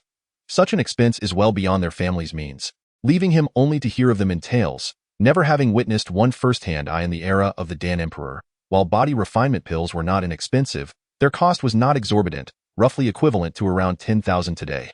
The modern challenges of producing such pills are compounded by the arduous task of sourcing raw materials from the distant Kunlun realm and the scarcity of skilled alchemists. During the time of the Dan Emperor, alchemists were already a rarity. Not everyone possessed the talent for alchemy, yet there existed a comprehensive lineage of alchemical knowledge. In contrast, the present day suffers from incomplete legacies of alchemical traditions, with many once common formulas lost to time. Some legendary elixirs exist now only in myth, and without a complete heritage, the number of alchemists in this era is but a fraction, less than 1/10, of those recalled in the memories of the Dan Emperor. This further exacerbated the soaring prices of these foundational elixirs. Although the federal government has been striving to mass-produce these essential medicines over the years, it remains an unattainable goal for the time being. I am aware that your family may not be able to afford the expenses associated with your training. Your swift progress in mastering the Tiger Demon Fist is impressive, and I would like to introduce you to a job that seems perfectly suited for you. Are you interested? Qin Wu inquired. What kind of job are you referring to, teacher? Yi Shiwen asked. It is as follows. One of my comrades has a daughter who is currently in her senior year and is practicing the Tiger Demon Fist. She requires a sparring partner, and the compensation is quite generous, 500 yuan per hour. What do you think? Qin Wu remarked with a smile. Yi Shiwen was overjoyed. Earning 500 per hour far surpassed his parents' income. He promptly responded, of course, I am interested. Thank you, teacher. When can I start? Ha ha ha, I see you are eager. Let me call my comrade first. If everything goes smoothly, you can begin right away, Qin Wu said, picking up the phone and dialing. In a short while, a man appeared before him in a projection. The man, of middle age and robust stature, exuded a fierce military aura, despite being dressed in formal attire. Old Qin, the middle-aged man smiled slightly. What brings you here? I wanted to ask, Old Lu, didn't you mention that your precious daughter, Yushu, is looking for a sparring partner for her Tiger Demon Fist practice? I happen to have a student with considerable talent in martial arts who could assist Yushu. What do you think? Qin Wu replied with a smile, I have no objections. Let him come over. As for whether it works out, that depends on Yushu's opinion. However, I trust your recommendation, the middle-aged man responded. All right then, I won't keep you. Qin Wu hung up the phone and turned to Chu Yunfan, saying, after your class today, go take a look. I will send you the address. Thank you very much, teacher. Chu Yunfan sincerely replied. Not at all. Just focus on doing well, and everything will be fine. Chapter 13. A breakthrough in the Tiger Demon Fist. Chu Yunfan alighted from the bus, greeted by the sight of an expansive high-end residential community. Lingyue Community, one of the renowned upscale neighborhoods in Jinghai City, where residents typically possess fortunes in the hundreds of millions. Indeed, it is extraordinary. As Chu Yunfan gazed at the luxurious community before him, he noted that the entire area was enveloped in a shroud of mist and clouds, with an enormous gathering spirit formation operating within, resulting in a concentration of spiritual energy that far exceeded the outside by tenfold. Living here, even without cultivation, one could enjoy longevity and robust health, and the benefits of cultivating would be remarkable. The community was dotted with grand villas, nestled against the mountains and beside the waters, exuding opulence, with each villa priced no less than 10 million, and many even surpassing that figure. However, he was well aware that these individuals did not truly represent the affluent elite. The genuine wealthy of Jinghai City were those who purchased entire mountain ranges, transforming them into their own independent kingdoms, sprawling estates of immeasurable value. Although this area was not yet considered the pinnacle of the affluent districts, residents of Lingyue Community, like the Chu family, would need to toil for countless years to amass such wealth. He did not rush inside. Soon, a man clad in a black suit and sunglasses emerged from the community entrance, approached Chu Yunfan, glanced at him, and inquired, Hello, are you Mr. Chu Yunfan? Indeed, that's me. Chu Yunfan nodded in acknowledgement. Very well, please follow me. Our young lady has just finished her class and has instructed me to escort you, the man stated. Chu Yunfan followed him, smoothly entering the community, traversing one villa after another, until they finally arrived before an immense mansion. Upon entering, he observed numerous bodyguards dressed in black suits, akin to the man who had greeted him, along with several servants bustling about. Chu Yunfan was led into a spacious training room, where a young girl donned in martial arts attire was energetically leaping and moving, exhibiting remarkable agility. At a glance, Chu Yunfan recognized that she was practicing the Tiger Demon Fist. The girl's execution of the Tiger Demon Fist was fierce and fluid. Although she had only just begun to grasp the fundamentals, her proficiency was evidently far superior to that of Feng Dang, and her power was significantly greater. Clearly, she had reached the pinnacle of the introductory level, merely a step away from achieving a masterful proficiency. Moreover, Yi Shiwen noticed that her striking fists were subtly enveloped in genuine energy, indicating that she had already established her energy C within her body, reaching the realm of Qi C. This continuous flow of true energy allowed her to envelop it in her fists, greatly enhancing the power of her techniques. This was the individual introduced to him by Coach Qin Wu, the young lady of the Lu family, Lu Yushu, a prominent figure within the Lu group of Jinghai City. From the information provided by Qin Wu, it was evident that Lu Yushu was no ordinary individual. She had demonstrated considerable talent from a young age and later gained admission to Jinghai City's prestigious No. 1 high school, a stark contrast to the mediocre 13th high school he attended. Jinghai No. 1 High School was renowned as the top high school in Jinghai City and is regarded as one of the esteemed institutions throughout East China. Students who secured admission there were the C-Army de la C-Army among high schoolers in Jinghai City. It was no wonder that despite being of similar age, she had already completed her physical cultivation and entered the Qi C realm. "Miss, the guest has arrived."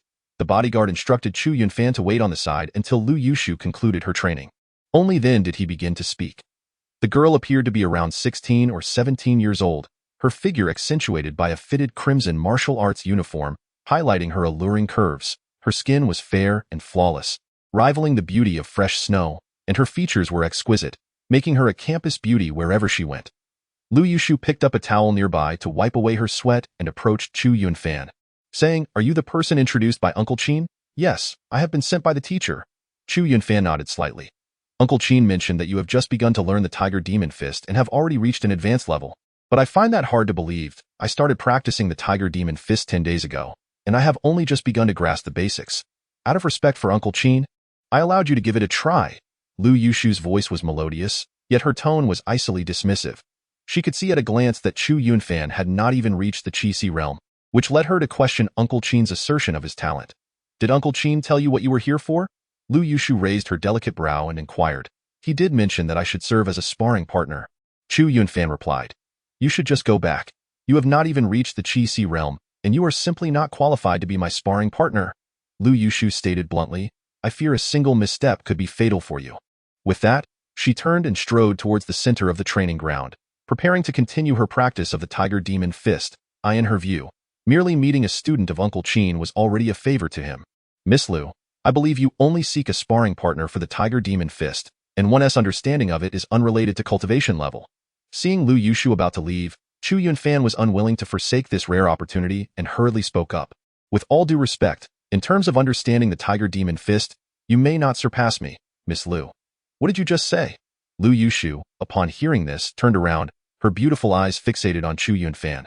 "You would do well to refrain from making baseless claims. Otherwise, even though you were introduced by Uncle Qin, I shall teach you a harsh lesson to make you realize that not all words can be uttered carelessly in this world. It's quite simple. Really, that if I am speaking nonsense, we can just compare our skills to find out." Chu Yunfan replied directly.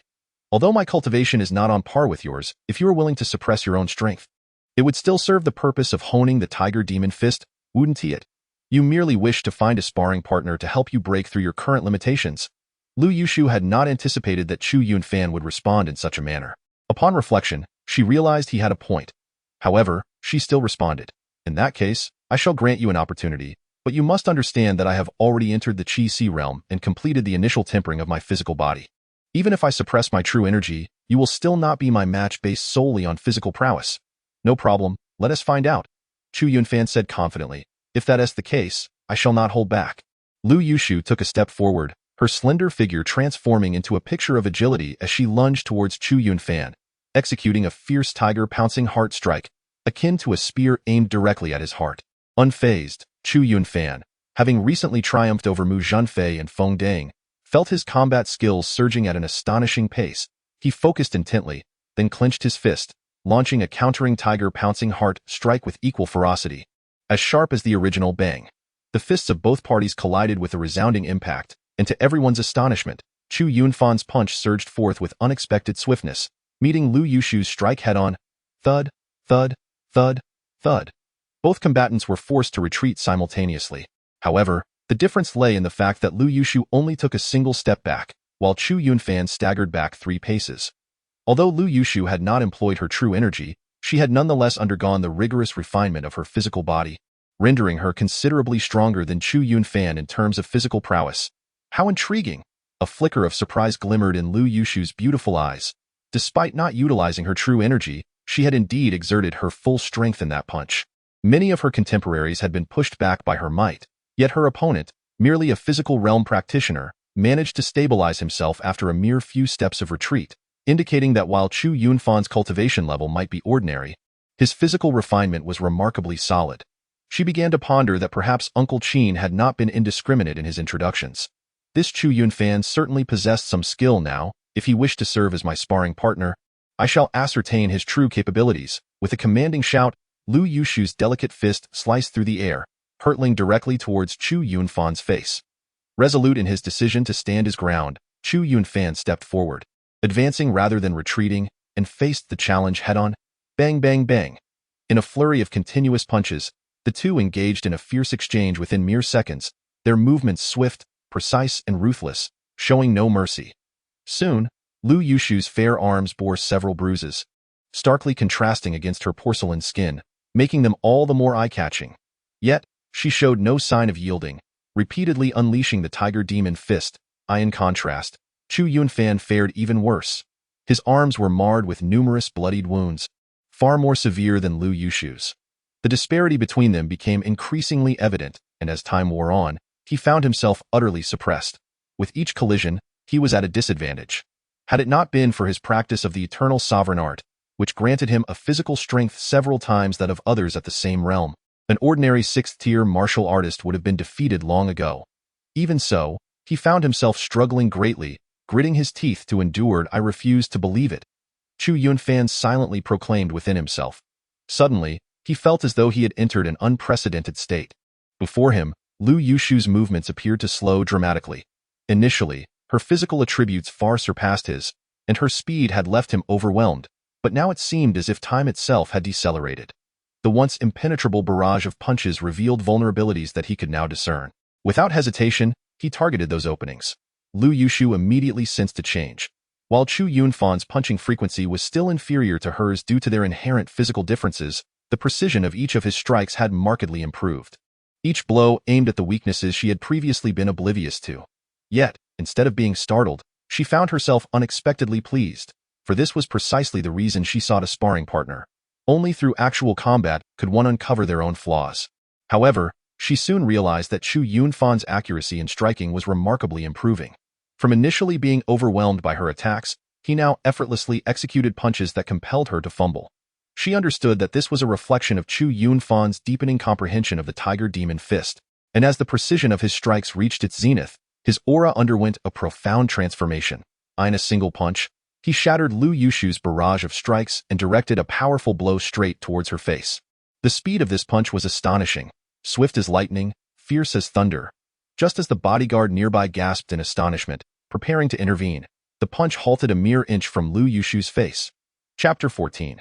Guidance for Lu Yushu. The gust generated by Chu Yunfan's fist sent Lu Yushu's silky black bangs fluttering in the wind, causing her pupils to constrict slightly and a flush of color to bloom on her cheeks, rendering her exceptionally beautiful. Moments ago, she too had been captivated by the force of Chu Yunfan's punch, momentarily at a loss as he pressed forward with relentless vigor. The bodyguard, witnessing Chu Yunfan retract his fist, couldn't help but exhale in relief, dissipating his tense demeanor as if nothing had transpired. Standing there with his hands behind his back, Chu Yunfan's demeanor now seemed almost otherworldly compared to before. Though taken aback by Chu Yunfan's prowess, Lu Yushu felt no anger. Instead, a thrill coursed through her as she remarked, "You just experienced a breakthrough, didn't you? I watched a video online of that martial arts master executing the tiger demon fist with such finesse, and your performance was remarkably similar." In response, Chu Yunfan nodded and said, "Indeed, at that very moment, I grasped all the intricacies and ascended to the pinnacle of mastery." Under the immense pressure exerted by Lu Yushu, he had entered an enigmatic state, successfully breaking through to the realm of consummate skill, finally comprehending the profound essence of the tiger demon fist. This initial breakthrough instantly elevated the power of his strikes, enabling him to breach Lu Yushu's defenses and nearly injure her, of course. This was merely the bodyguard's assumption. Chu Yunfan's mastery of the tiger demon fist had long since become instinctive, allowing him absolute control over his strikes. He could withdraw or defend at will, ensuring no accidental harm would befall her. He marveled inwardly at Lu Yushu, the affluent scion of a wealthy family, who had the means to indulge in the videos of martial arts masters. During the era of Kunlun, the The dissemination of martial arts was widespread. Unlike the ancient civilizations that hoarded their knowledge, it was quite common for masters to upload their training videos online for others to study, especially for foundational arts like the Tiger Demon Fist, which had countless instructional videos available. However, the catch was that these videos came at a price. A single hour-long lesson could cost thousands, and only those truly affluent could afford such expenses. Though it might seem a modest sum, the cumulative cost for many viewers could accumulate into a staggering fortune. I heard from Uncle Chin that you only began learning the Tiger Demon Fist today? Is it truly possible to achieve such mastery within a single day? Initially, I was skeptical, yet witnessing your breakthrough during combat has altered my perception. It appears that your innate talent in this regard is exceptionally high, perhaps even surpassing the commendations of Uncle Chin. Qin Yushu remarked, while acknowledging that breakthroughs in combat are frequently mentioned in the scriptures of martial practice, the reality is that such occurrences are exceedingly rare and often contingent upon serendipity. Having attended prestigious institutions since childhood, she had encountered many individuals labeled as geniuses, yet she had never heard of anyone achieving a breakthrough solely through combat. Indeed, I only learned the Tiger Demon Fist today. Prior to this, I lacked the resources to study it. However, Miss Liu, you must be financially well off. Why have you only now decided to learn the Tiger Demon Fist? Chu Yunfan had overheard her previous declaration of having practiced the technique for merely 10 days. This endeavor was motivated by the upcoming martial arts division in a month, which would entail not only assessments in academic subjects, but also practical combat exercises. My primary focus until now has been the rigorous cultivation of my internal energy. Hence my neglect of martial skills, Qin Yushu explained. Had it been in the past, she likely would not have bothered to elucidate her circumstances to Chu Yunfan. Previously, we were akin to sheltered blossoms in a greenhouse, untouched by the realities of combat, rendering the study of martial techniques inconsequential. However, the commencement of the martial arts division signifies a pivotal change. Qin Yushu continued, taking your ordinary school as an example. Reaching the 7th level of physical realm and the blood exchange period serves as a crucial threshold determining your eligibility for the martial arts class. Yet, even within the martial arts class, there are distinctions between regular and elite classes. Given my proficiency in internal energy, gaining entry into the martial arts class is a trivial matter. However, my ambition lies in securing a position within the elite class, striving for the top 10, the top 3, or even the pinnacle. With a delicate finger raised, she declared with fervor, my next goal is to gain admission to the Federal University. But do you comprehend the dismally low acceptance rate of the Federal University? I must strive to position myself within the top 10 of our school, and even within the top 10 of Jinghai City, to ensure my acceptance into the Federal University. Naturally, a more immediate objective is to gain entry into the elite martial arts class, where, aside from internal energy cultivation, practical combat skills are of paramount importance. This is precisely why I am intensively training in the Tiger Demon Fist, not only for myself but for many of my classmates as well. Chu Yunfan understood that although they both had only recently begun practicing the Tiger Demon Fist, their motivations were fundamentally disparate. His own circumstances stemmed from a lack of innate talent, necessitating urgent cultivation of internal energy to secure a future opportunity in the martial arts class and to distinguish himself. Conversely, Lu Yushu's pursuit was driven by the ambition to enroll in the Federal University, hence her rigorous internal energy training prior to now finding the time to practice the Tiger Demon Fist. While their situations may appear similar, the underlying differences were vast. Your talent is indeed a rare gift. However, it is unfortunate that your aptitude in internal energy cultivation seems rather average. Otherwise, your potential would undoubtedly be astonishing. Lu Yushu shook her head, expressing a sense of regret. Although the training of martial skills is important, the essence of martial arts ultimately lies in internal energy cultivation. Miss Liu, I trust one have successfully passed the test. Chu Yunfan inquired, you've managed to pass. I presume Uncle Chin has spoken to you about it. The fee for a practice session is 500 yuan for 1 hour, with 2 hours daily. However, should I achieve mastery, I shall reward you further. Lu Yushu replied, at present, my most pressing need is time. If you can save me some, I shall not hesitate to be generous. With these words, Lu Yushu approached the edge of the training ground and retrieved 2 bottles of healing spray from a small medical kit. She tossed one bottle to Chu Yunfan, while she deftly opened the other and applied it to the bruise on her arm, showcasing her expertise in handling injuries. For Chu Yunfan, the healing spray was somewhat expensive. Yet for Lu Yushu, it was evidently a mere commonplace remedy. Without hesitation, Chu Yunfan took the healing spray and applied it to his hand, instantly feeling a refreshing sensation as his wound significantly improved. Upon inspection, he realized that the spray was a premium version, costing several times more than what he had been using, yet it yielded far superior results. The pain dissipated almost immediately, and he could visibly see the bloodstains gradually fading away. He silently marveled at the stark contrast in the martial training conditions available to the wealthy compared to ordinary individuals like himself. With such healing sprays at their disposal, they could engage in continuous combat practice, naturally elevating their skill levels at an astonishing rate. This was merely a fraction of the myriad advantages enjoyed by the affluent elite in this era of Kunlun, where equality seemed more pronounced and martial arts were accessible to all. The chasm between classes was, in fact, even wider than during the Gregorian calendar era. You've just made a breakthrough. You must have some insights to share, right?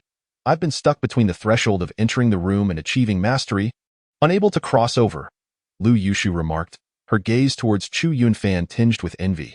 Were it not for her own eyes witnessing it, she would hardly believe that someone could possess such astonishing talent in martial arts. Even if it were merely in the realm of technique, with closed eyes, Chu Yunfan replayed the scenes of his earlier battle with Lu Yushu in his mind. Since acquiring the memories of the Dan Emperor, he had discovered an extraordinary enhancement in his memory, akin to an eidetic recall. It was as though he were observing a 3D projection in his mind, revealing every detail he had overlooked during the fight. After a considerable moment, Chu Yunfan finally opened his eyes and said, "Given that you have viewed numerous instructional videos from esteemed masters, you should be aware of the distinction between entering the room and achieving mastery. To enter the room is to master every move, delivering maximum power with each strike. However, mastery is an entirely different matter. It allows for the free combination of techniques, unhindered by original sequences. Various techniques can be seamlessly interchanged, and the control over the execution and intensity of strikes becomes effortless. That is what constitutes mastery. Your current mastery of each technique is indeed commendable. However, the transitions between your moves remain somewhat constrained by convention, lacking the fluidity with which I now execute them. Ultimately, this is devoid of any profound secret. Although I have not perused the instructional videos of those esteemed martial arts masters, the high fees they command suggest there are no hidden truths. Thus, the crux lies not in the so-called mysteries, but rather in diligent practice. Once you have internalized the variations of your techniques to the point where they become instinctual, the techniques will no longer confine you, and achieving effortless execution will merely be a matter of time," Chu Yunfan remarked. Lu Yushu nodded in agreement, stating, "Indeed, I share the same sentiment, which is why I have specifically sought a training partner. Your injuries should be nearly healed by now, so let us resume our practice and make the most of our time." "Very well, I am ready at any moment," Chu Yunfan replied, flexing his arm. Feeling no lingering issues, the healing spray he used was significantly more effective than what he had previously employed. "Then allow me to strike you first," Lu Yushu declared, launching a powerful punch, executing the cunning tiger's heart extraction with remarkable speed and ferocity, aimed directly at Chu Yunfan's face. Chapter 15. Lu Yushu's breakthrough. Bang, bang, bang. Within the training ground, two figures moved with the agility of lithe monkeys, their forms intertwining in a rapid dance. With each encounter, the sound of their fists colliding resonated like thunderclaps. A boy and a girl, both appearing to be around 16 or 17 years of age, were none other than Chu Yunfan and Lu Yushu. Their strikes were fierce. Although they were merely training partners, they held nothing back except for lethal intent. For over 15 minutes, they engaged in relentless combat. While most individuals would find themselves breathless after a single round of the Tiger Demon Fist, these two displayed remarkable stamina. Though their breaths grew heavier, they showed no signs of fatigue. Previously, Chu Yunfan had been at a disadvantage due to his inferior physical condition compared to Lu Yushu. But the situation now had transformed.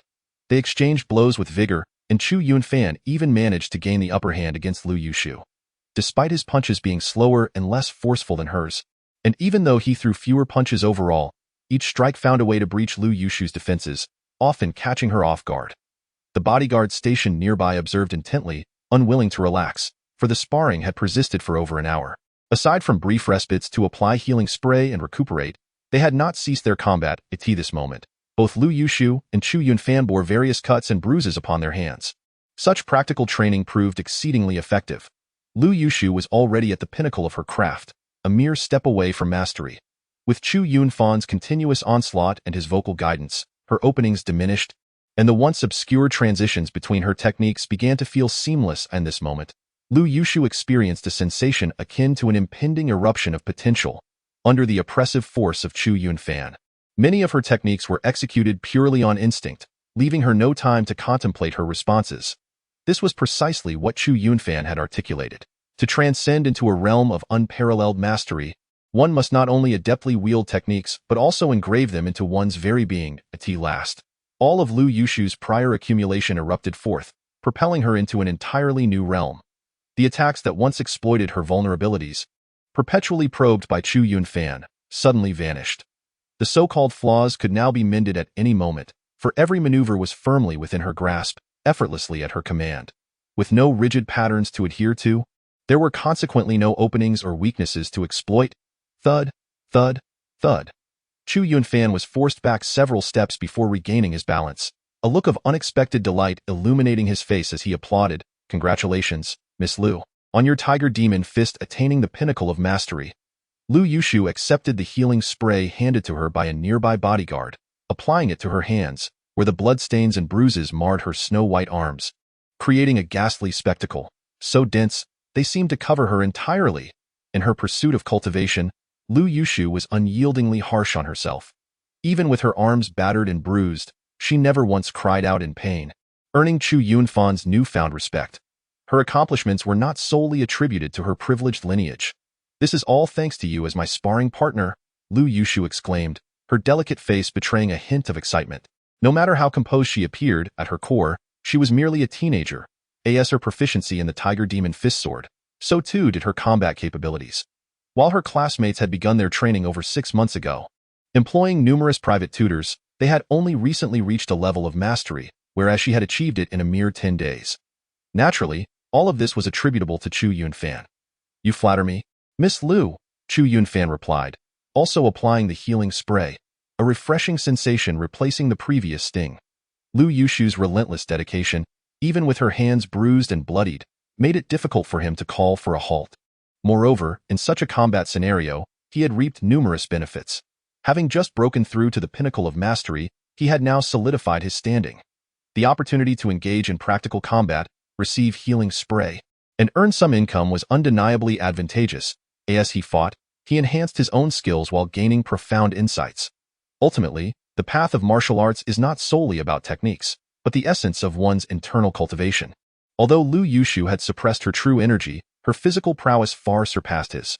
Once her Tiger Demon Fist ascended to the pinnacle of mastery, she immediately regained control over her energy suppression. The openings he once exploited to counterattack had vanished, leaving only a clash of brute force, an area in which he still fell short. I did not flatter you. I too had a private tutor, but he has taken the day off and did not come. I shall dismiss him upon my return. Lu Yushu spoke plainly and directly, stating that her private tutor's proficiency was far inferior to his. Although she had been on the brink of mastery, it now seemed evident that without his assistance, it would take her at least half a month to make that leap. Her private tutor would require an extensive amount of time to identify a single flaw in her technique. In his presence, she felt utterly exposed, with all her vulnerabilities laid bare. Each flaw discovered and rectified contributed to her rapid advancement. Chu Yunfan was naturally aware of what Lu Yushu meant, yet even he remained unsure of the precise reasons. However, whenever he focused, her weaknesses became glaringly apparent. In fact, at first glance, her performance of the Tiger Demon Fist seemed riddled with flaws. I hereby employ you as my private tutor, she declared. I will draft a contract shortly. For the next month, you shall devote 2 hours each day to assist me in mastering the Tiger Demon Fist. Thanks to your involvement, my plans have accelerated significantly, and I wish to see if I can attain the realm of transcendent mastery before the martial arts assessment. If I succeed, breaking into the top 10 at our school will become a possibility. Lu Yushu was decisive and efficient, never one to dither, and continued. Originally, I had mentioned to Uncle Chin a rate of 500 for 1 hour. Now, I am offering you the rate of 3,000 per hour, amounting to 6,000 daily, for a contract of approximately 30 days, totaling around 180,000, with payment based on the hours of instruction. Hearing this, Chu Yunfan was overwhelmed with joy. He had initially contemplated ways to earn money to purchase body-tempering pills, yet here he would earn more than sufficient funds, even though it was merely a month-long contract. It surpassed what his parents earned in an entire year. He felt increasingly certain of his ambition to gain admission to a prestigious university and pursue the path of a martial artist. How many years would it take him to earn approximately 180,000 through a conventional job? He was not even an apprentice yet, and as time went on, his earnings would only increase. Eventually, he would surely accumulate enough to treat his sister's congenital genetic defect. Miss Lu, may I request an advance on my salary?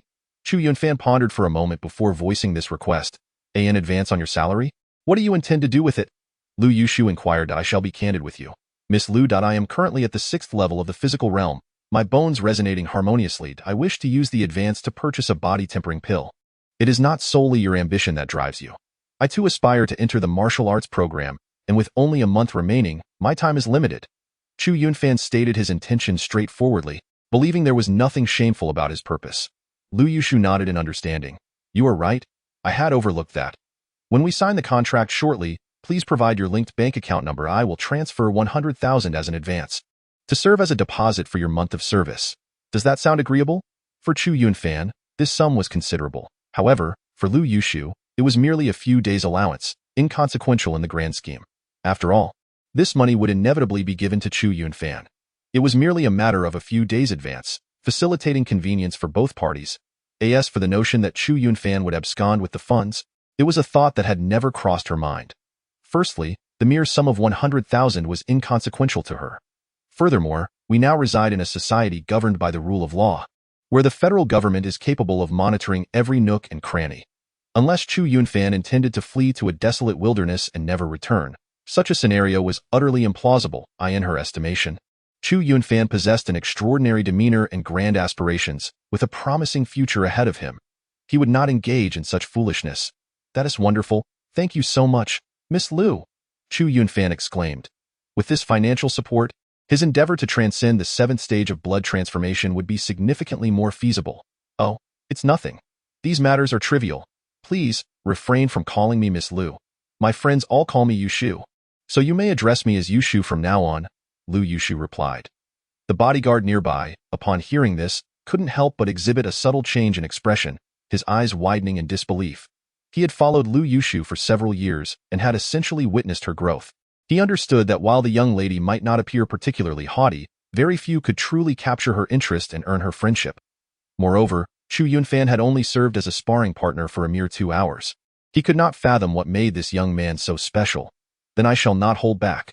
Over the next few days, I will do my utmost to assist you in reaching the realm of transcendence, Chu Yunfan declared. Despite the brevity of their 2-hour practice, the intensity of their encounters had been remarkable, akin to engaging in numerous battles. He had gained deeper insights into the Tiger Demon Fist and had subtly approached the realm of mastery. He was confident that within a month, he could help Lu Yushu achieve this transcendence, while he himself would strive to perfect the Tiger Demon Fist to its pinnacle. That would be splendid. Once I attain the realm of mastery, I shall offer you a substantial reward, Lu Yushu responded. Noticing the time, she added, it's getting late. Let us conclude today's practice here. After we sign the contract, you may return.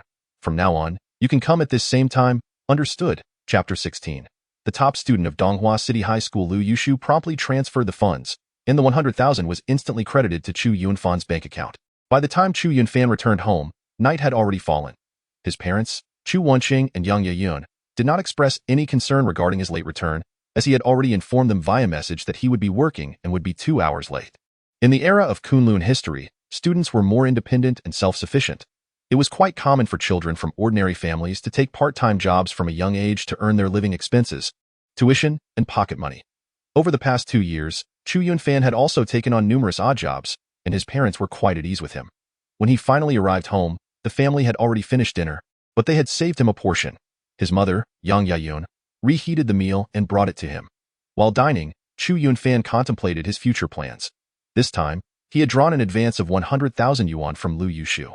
However, he did not intend to spend the entire sum directly on purchasing body refining pills. During his return journey, he had already researched online and discovered that the ingredients required for crafting body refining pills could be procured directly from the market, totaling approximately 80,000 yuan. The reason the external market priced them at 100,000 yuan included the profits of various levels of agents, logistics fees, and, most importantly, the costs incurred by the alchemists in the refining process. To date, alchemy had yet to achieve the industrial-scale production seen in other industries. It remained reliant on manual refinement, resulting in exorbitant labor costs, and of course, it was paramount that Chu Yunfan had inherited the memories of the Pill Emperor, endowing him with an adeptness in various alchemical techniques, allowing him to save a significant sum by producing the pills himself. Furthermore, the body refining pills stored in his memory differed from the contemporary versions, having been a formula refined by the Pill Emperor himself, boasting effects at least double those available on the market. Chu Yunfan was not naive. he understood the immense treasure trove that the Pill Emperor's memories represented. Merely this enhanced formula for body-refining pills could swiftly elevate one to wealth, as these pills, while fundamental, were in great demand. Especially considering the countless new births each year, all of which required body-refining pills. Although ordinary families could not afford them, the market among affluent households was immensely vast. Thus, he harbored no worries about future finances. As long as he could monetize a portion of the Pill Emperor's memories, it would be sufficient to alter his current circumstances. However, what he lacked was not resources but time, at present. The pressing concern was the martial arts and literary examination scheduled for a month later, a pivotal assessment that would determine his fate. As Liu Yushu had pointed out, gaining admission to the martial arts program was no longer his sole aspiration. The martial arts program at No. 13 Middle School encompassed both regular and elite classes. Although not as prestigious as the top school Liu Yushu attended, the elite class's faculty and resources far surpassed those of the regular class. Nevertheless, he needed to refine pills, which was not feasible at home, as they lacked a pill furnace. Even the most affordable pill furnaces exceeded 1 million yuan, while those of superior quality soared into the tens of millions or even hundreds of millions. As for the artifact-grade pill furnaces unearthed from ancient times, their prices were beyond measure. The most viable solution was to visit the Jinghai City branch of the Alchemist Association to borrow a pill furnace. Of course, this rental came at a cost, with the cheapest option demanding 5,000 yuan per day, an amount that equated to a month's wages for his parents. Chu Yunfan couldn't help but feel a chill at the thought. Yet he had no choice. Their family simply could not afford a pill furnace. Nonetheless, even this option was far superior to purchasing body-refining pills outright. Amidst his reflections, the melodious laughter of Chu Qingxian echoed from the living room, piquing Chu Yunfan's curiosity.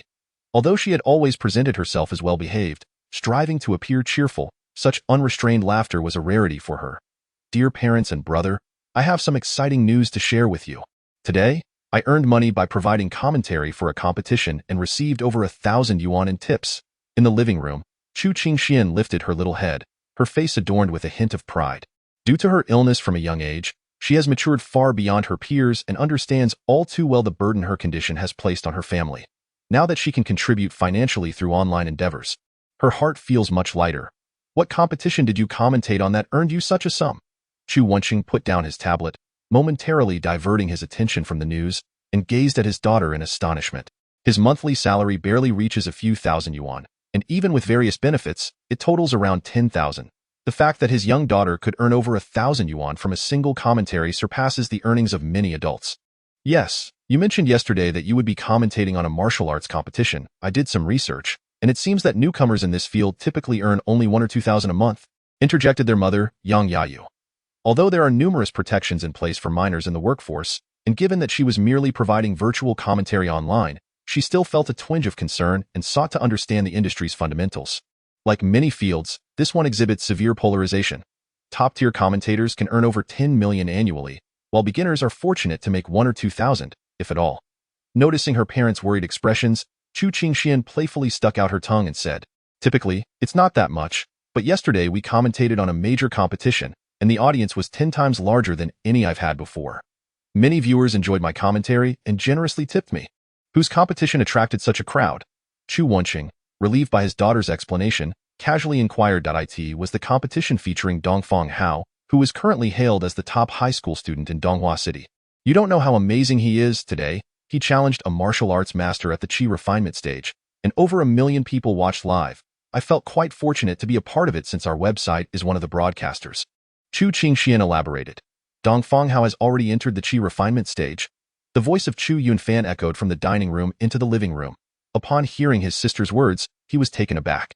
He had certainly heard of Dongfang Hao. With a population exceeding 100 million, Donghua City is one of the 10 major bases on Earth, and the number of skilled high school students there is unimaginable. It is evident how formidable Dongfang Hao must be to be recognized as the top high school student. In their class, the 3 most formidable students, Feng Deng, Tang Xiyu, and Gao Hongji, are only at the 9th level of the body refinement stage. The progression from body refinement leads to the Qi Si stage, followed by the Qi refinement stage. Such cultivation far surpasses that of most teachers at their school, particularly among the liberal arts instructors, who generally only possess Qi Si level cultivation, while only a few of the older teachers have attained Qi refinement. Indeed, it is truly remarkable. Today, everyone was taken aback. Wasn't it rumored that Dongfang Hao was merely at the pinnacle of the Qi Si realm? Who would have expected that he silently broke through to the Qi refinement realm?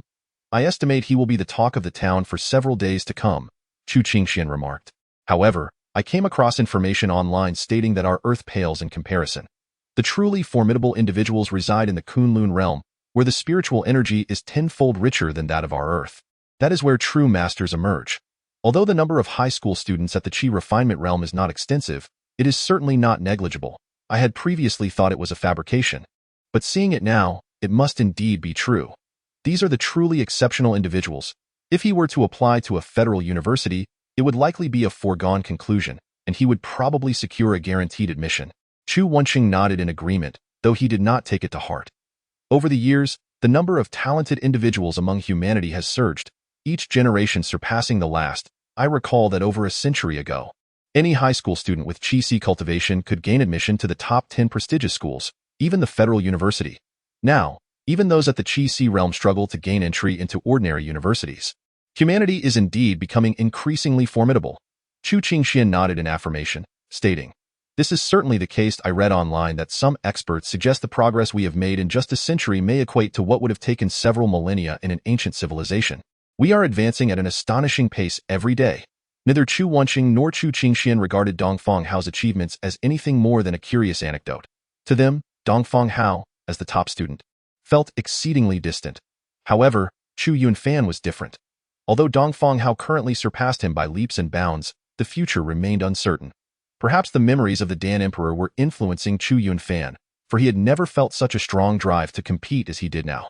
Those once thought to be mere legends were individuals he aimed to catch up with, and even surpass, one by one. After conversing with his parents for a while longer, Chu Yunfan retreated to his room. Before visiting the Alchemist Association the following day, there was one essential task he needed to undertake. Chapter 17. The Alchemist Association in Ancient Civilizations. Alchemists were an exceedingly rare breed. This profession required a complete lineage and a vast array of resources to sustain it. Typically, only major powers and large sects could afford to support alchemists. Even the most gifted alchemists could not swiftly master their craft from the outset. They needed to refine their skills through countless alchemical processes, becoming increasingly adept. Each attempt at alchemy incurred significant costs, encompassing the alchemical furnace, the alchemy chamber, recipes, medicinal herbs, and various secret techniques, each of which demanded a fortune, far beyond the means of ordinary factions in contemporary society. The situation remains unchanged. Although medicinal herbs can be cultivated on a large scale and even mass-produced, and alchemical furnaces can be manufactured using modern technology, the actual number of alchemists is still fewer than those recalled in the Dan Emperor's memories.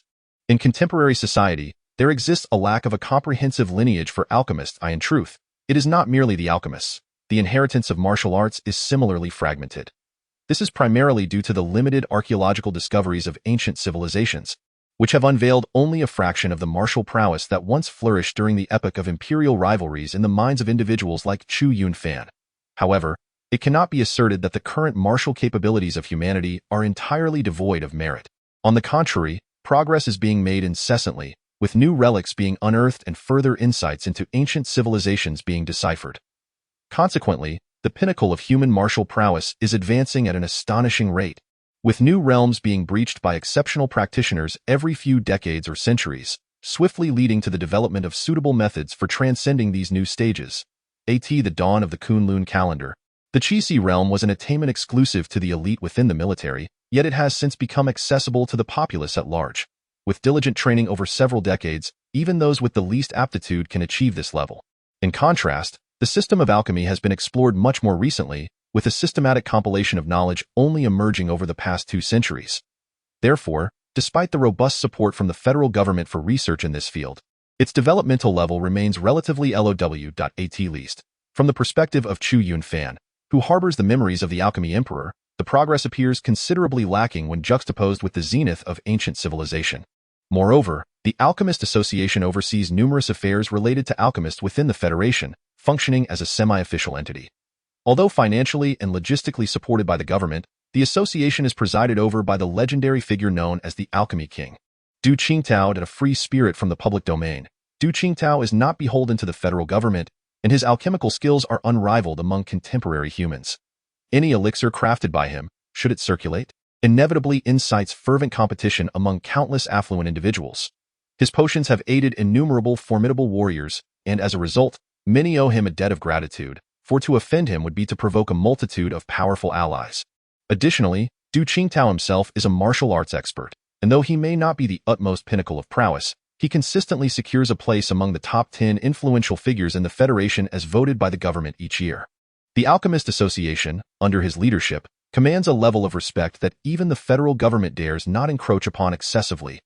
Alchemists affiliated with the association often reap substantial benefits, including access to various alchemical materials and a treasure trove of ancient recipes held within the association's vaults, further enhancing its immense influence, which attracts many aspiring alchemists. Nevertheless, not all alchemists choose to join the association. While the advantages are plentiful, so are the restrictions. Some alchemists operate their own enterprises profitably, while others serve the federal government or various esteemed sanctuaries and conglomerates. Regardless of whether one chooses to join the Alchemist Association, obtaining the qualification of an alchemist necessitates passing the assessment conducted by the association. Without successfully completing this evaluation, one would find it impossible to borrow an alchemical furnace. Of course, those affiliated with private factions, the federal government, or large corporations may possess alchemical furnaces and an ample supply of medicinal materials even without the association's certification. On his way back today, Chu Yunfan perused some information, which indicated that the current hierarchy established by the Alchemist Association can be broadly categorized into alchemist apprentices, trainee alchemists, and grand alchemists. Each of these tiers further subdivides into junior, intermediate, and senior levels, with the sole exception being the rank of Dan Wang, which has only been attained by Du Qingtang. There are actually quite a number of registered alchemist apprentices, as the requirements for this status are relatively straightforward. One merely needs to master the concoction of a few simple elixirs, such as the body-refining pill. While the recipes for these pills may be widely disseminated, the success rates of their concoction vary considerably. For instance, a Dan Wang like Du Qingtang can achieve a success rate of 100% in producing a body-refining pill, whereas an ordinary alchemist may struggle to exceed a success rate of 10%, indicating a notably low probability of success.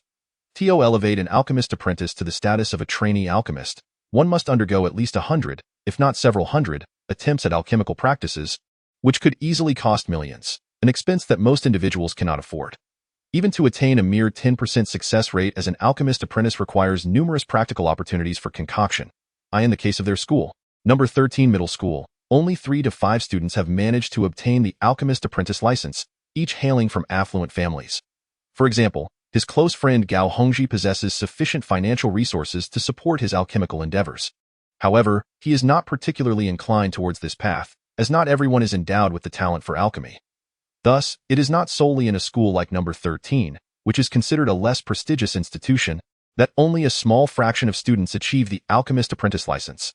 Even in top-tier schools such as Jinghai No. 1 High School, only a limited number of individuals manage to obtain this certification, albeit in greater quantity and quality than at number 13. Students who secure the alchemist apprentice license during their high school years are regarded as prized assets within their respective institutions. Nowadays, various universities offer specialized alchemical programs aimed at nurturing talent in this field. Graduates from these alchemical departments are highly sought after, with the federal government, military, major corporations, and the 9 sacred lands all in need of such expertise. Furthermore, students who attain the alchemist apprentice license at the high school level are often granted direct admission into these universities' alchemical programs, and even receive additional consideration when applying to the top 10 institutions. It is said that among the prestigious schools in Donghua City, there are students who have achieved the trainee alchemist license during their high school years. Those who apply to the alchemical programs of the top 10 universities are virtually guaranteed acceptance, as they are considered specialized talents deserving of the federal government's attention. Alchemists are predominantly affluent individuals, or rather, even those who once lived in poverty often experience rapid wealth accumulation upon becoming alchemists.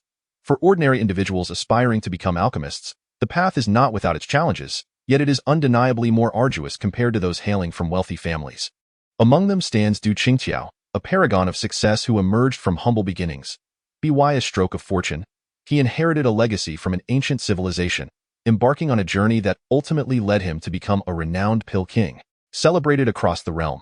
After establishing the Alchemist Association, he initiated numerous reforms within the alchemical community, providing opportunities for many common alchemists to ascend. While affluent alchemists continue to dominate the field, the number of common alchemists is gradually increasing. No longer to be underestimated, a pivotal advancement was the introduction of virtual alchemy software on the contemporary virtual network, enabling even the less privileged to learn the fundamentals of alchemy by simulating various environments and scenarios online.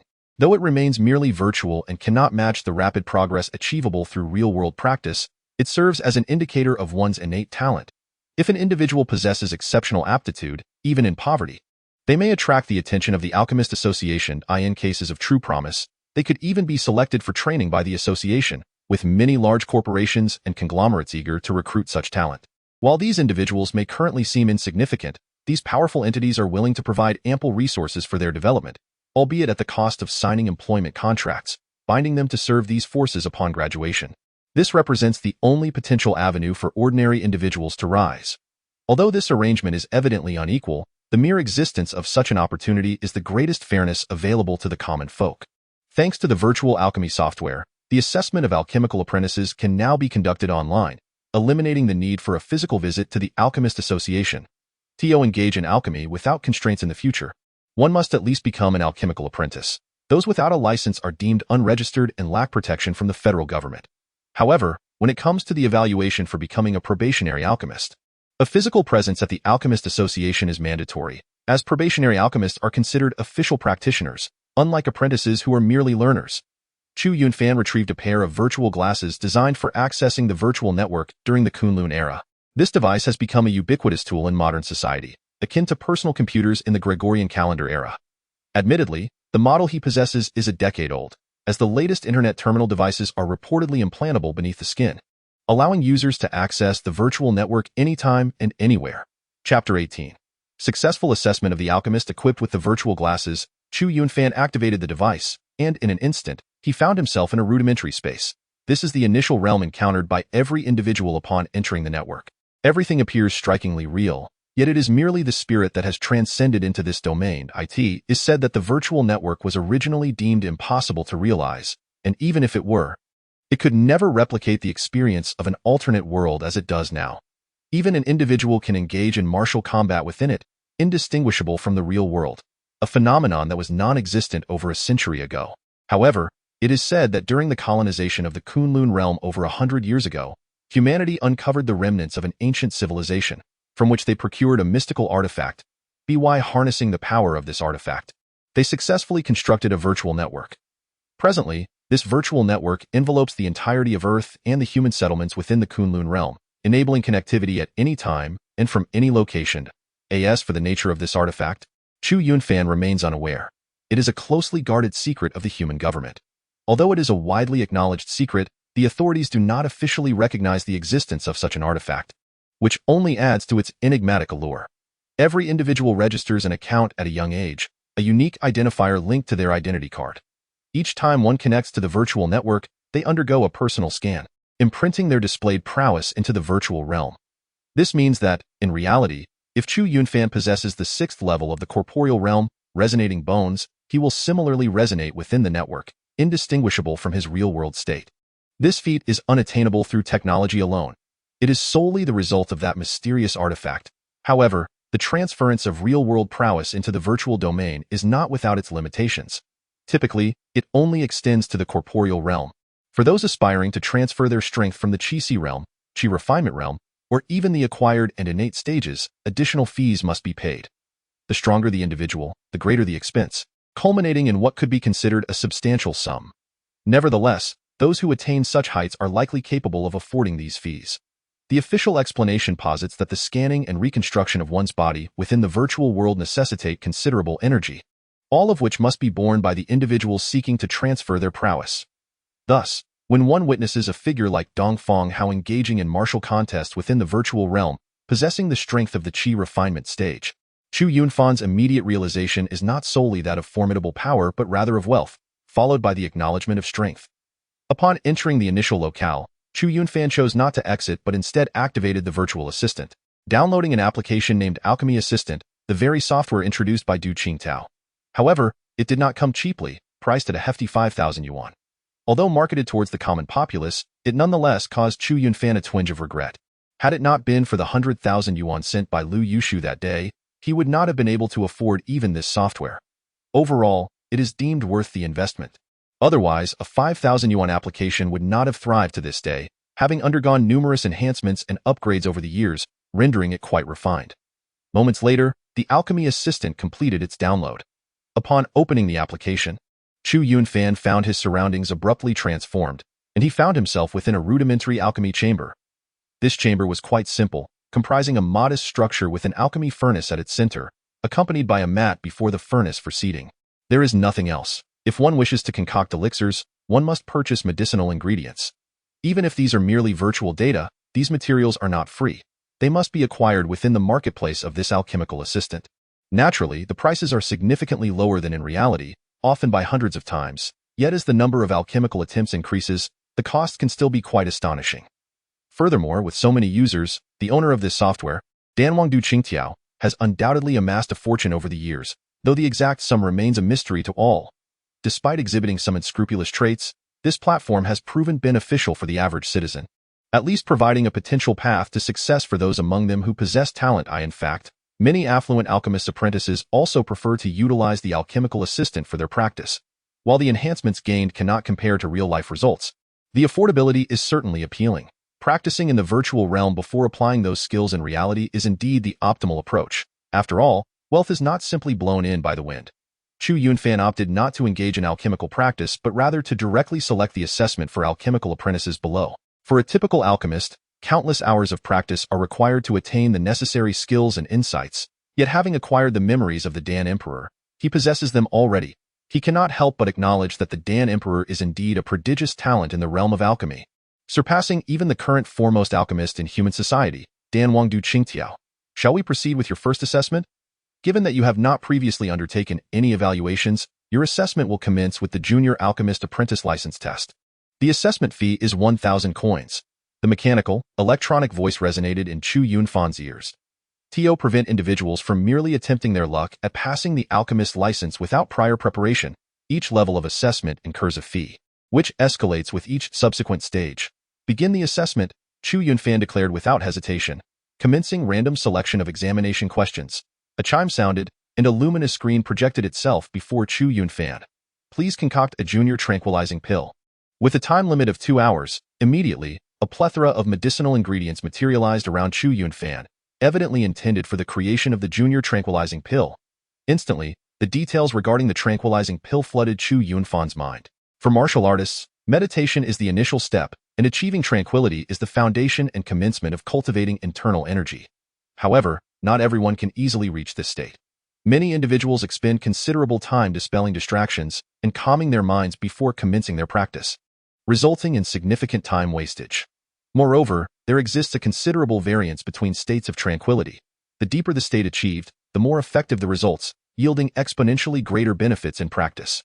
Thus, the existence of the tranquilizing pill is justified, as it assists individuals in rapidly entering a state of tranquility. One tranquilizing pill can enable a person to swiftly achieve this state for a certain period.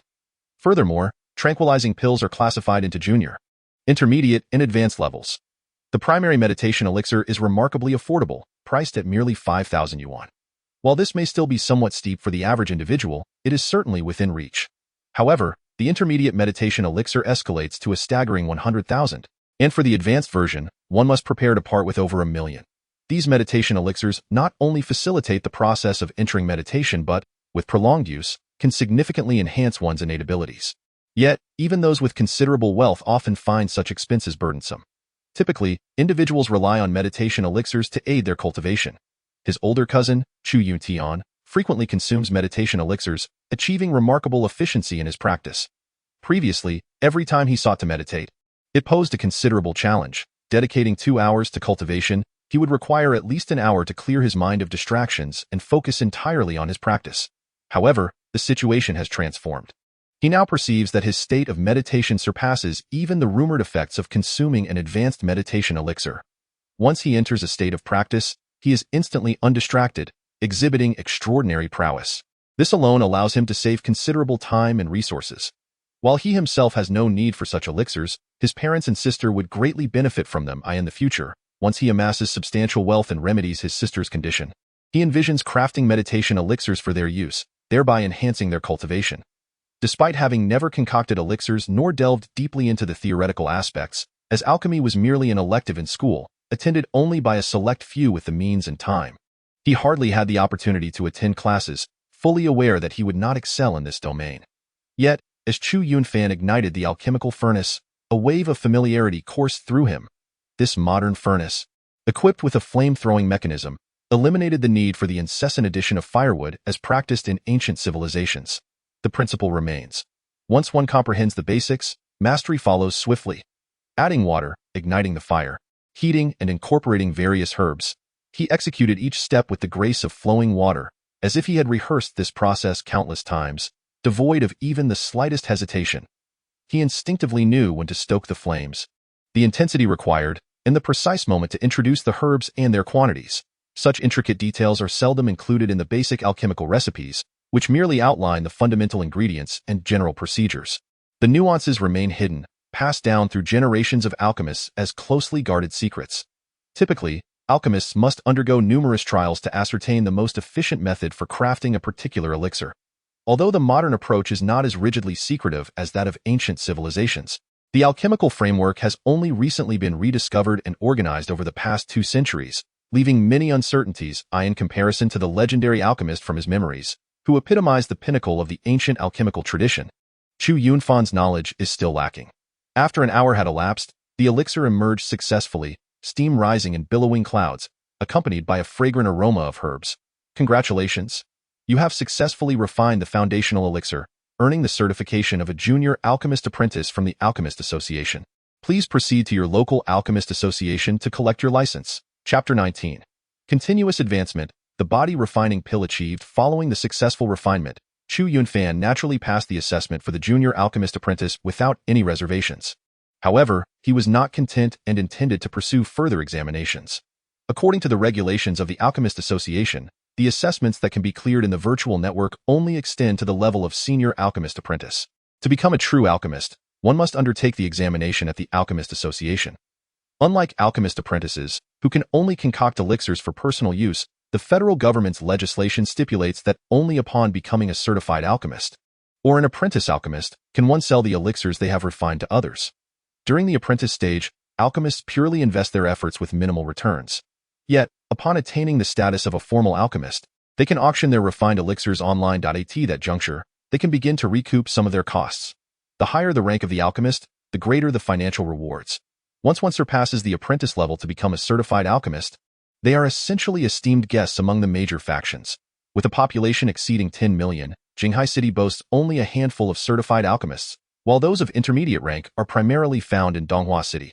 At that level, such individuals are typically billionaires with substantial influence. The path of alchemy is of utmost importance in Chu Yunfan's plans. For the average person, passing the assessments would require countless practice sessions. However, he harbored no such concerns. With this in mind, he resolved to complete the evaluations in one go. Thus, without any hesitation, Chu Yunfan opened the Alchemy Assistant and applied for the Intermediate Alchemist Apprentice Assessment. Compared to the Junior Alchemist Apprentice Assessment, the intermediate level included an additional elixir to refine. Yet, it remained quite straightforward, consisting merely of a few fundamental elixirs. For Chu Yunfan, who inherited the memories of the Alchemy Emperor, it was as effortless as eating and drinking. You have successfully obtained the certification of an Intermediate Alchemist Apprentice from the Alchemist Association. Please proceed to your local Alchemist Association to collect your license. After securing the certification for Intermediate Alchemist Apprentice, Chu Yunfan promptly initiated the assessment for Senior Alchemist Apprentice. Compared to the intermediate level, this stage merely required the refinement of one additional elixir. Although it involved an extra foundational elixir, the continuous nature of the refinement posed considerable challenges for novices. However, for Chu Yunfan, it was hardly a daunting task. He simply followed the steps to add the herbs, apply heat, and incorporate water, completing the process with ease. You have successfully obtained the certification of a Senior Alchemist Apprentice from the Alchemist Association. Please proceed to your local Alchemist Association to collect your license. Having consecutively achieved the certifications for both Intermediate and Senior Alchemist Apprentices, Chu Yunfan exited the virtual network and glanced at the time. It was already past 5 in the morning. In just 2 hours, both his father and mother would rise, yet Chu Yunfan chose not to retire to bed. Instead, he commenced meditating. He had recently discerned that since his body underwent a transformation through mysterious forces, dedicating merely an hour each day to deep meditation invigorated him for the entire day. He had read online that this phenomenon is akin to deep sleep. Typically, one requires 8 hours of slumber to maintain vitality the following day. However, if one can sustain deep sleep consistently, they could replenish their needed rest in a fraction of the time. For him, The meditative state achieved during this practice equated to deep sleep. Moreover, he seized this opportunity to continue cultivating the eternal harmony supreme technique.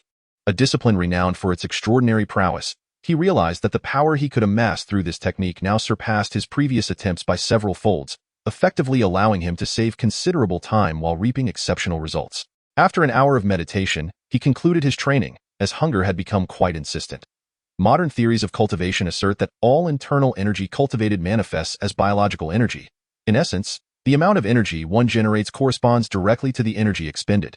Thus, it is challenging for most individuals to persist in their training for extended periods, as hunger inevitably sets in, given that the efficiency of the eternal harmony supreme technique far exceeds that of ordinary practices. He effectively experienced several hours' worth of training in a single session. Chu Yunfan contemplated whether to purchase energy supplements online. These colorless and tasteless substances are derived from extensive purification processes of various foods. This marvel is a feat achievable solely through modern technology. During the nascent days of the Kunlun calendar, practitioners were often gluttonous, yet now, a single vial of these supplements suffices for a day's energy needs. However, these supplements come at a hefty price, each vial costing over 1,000 yuan. For martial artists, several vials would be necessary each day, leading to a staggering cumulative expense. The technological explosion of modern society has indeed resolved issues that were once insurmountable in ancient civilizations, even making solutions accessible to the common populace. Yet the prerequisite remains affluence. Previously, he could scarcely afford such luxuries, but now, as a private instructor for Lu Yushu, he earns 6,000 yuan daily, just enough to manage. With access to these energy supplements, his cultivation speed would see a remarkable enhancement.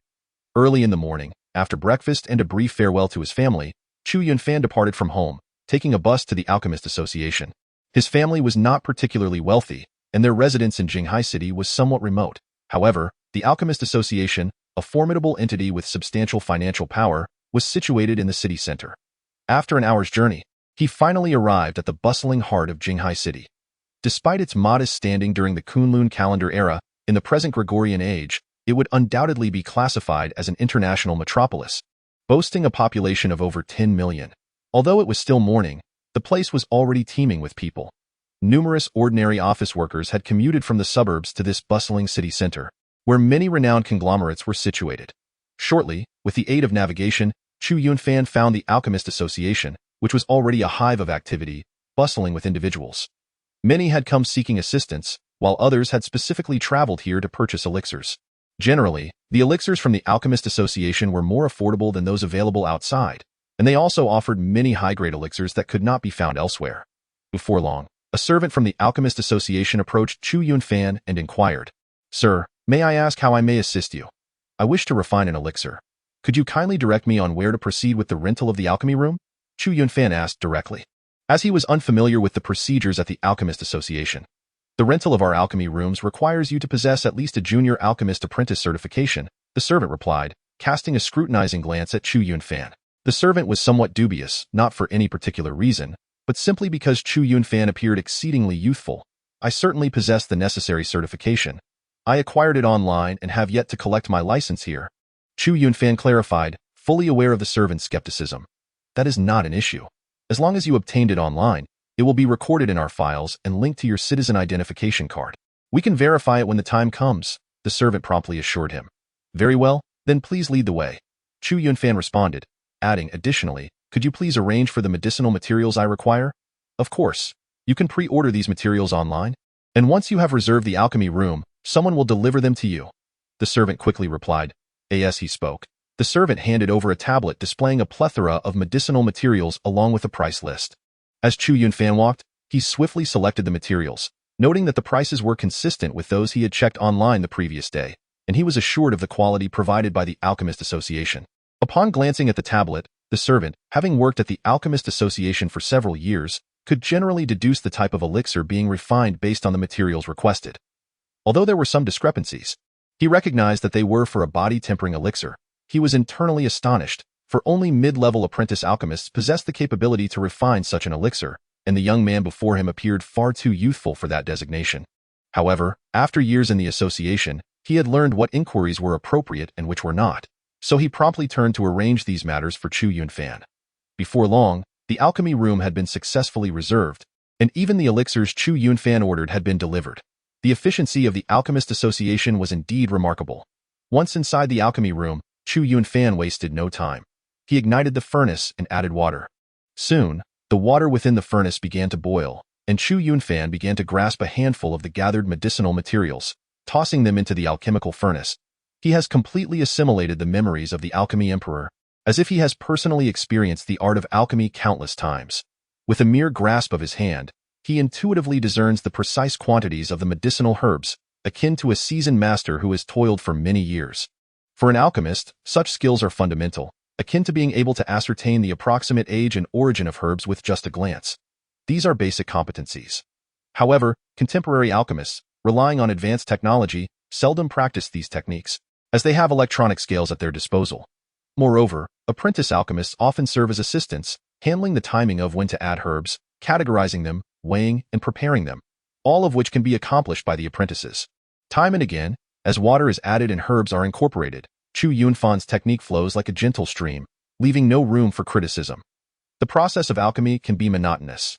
Thus, Chu Yunfan chose to meditate, patiently awaiting the completion of the elixir. Before long, an hour swiftly passed, and a fragrant aroma wafted from the cauldron, enveloping the air. As the alchemical furnace gradually opened, a brownish-yellow elixir rolled slowly from the outlet.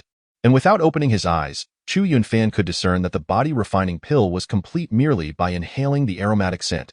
Chapter 20. Breakthrough, blood transfusion phase at last. The body-refining pill has been successfully concocted. A discerning individual would recognize that the richness of the aroma from the body-refining pill crafted by Chu Yunfan is several times more potent than that of an ordinary pill, signifying that its efficacy surpasses that of any commercially available counterpart. This is a result of the Alchemy Emperor's enhancements, which involved substituting certain herbs with more potent alternatives and refining the alchemical methods employed. On the surface, the changes may seem minor, thus categorizing it as an improvement rather than a complete alteration. If all the ingredients were replaced, it would no longer be considered an enhancement in this world. There exist numerous elixirs capable of refining the body, as well as rare natural treasures. So why is the body-refining pill so widely favored? To a large extent, it is due to its affordability, making it the most accessible option for the majority of common folk, offering the highest cost-performance ratio. Should there be a significant overhaul involving more precious herbs, the effectiveness would undoubtedly increase, yet the price would soar correspondingly. This underscores the value of the body-refining pill modified by the Alchemy Emperor. In fact, after achieving mastery in alchemy, the Emperor subsequently improved many elixirs, enhancing their efficacy while keeping the core ingredients largely unchanged, compiling the findings into a comprehensive tome. Regrettably, before these advancements could be disseminated throughout the realm, they were met with a cataclysmic war reminiscent of the twilight of the gods, resulting in the Emperor's demise on the battlefield.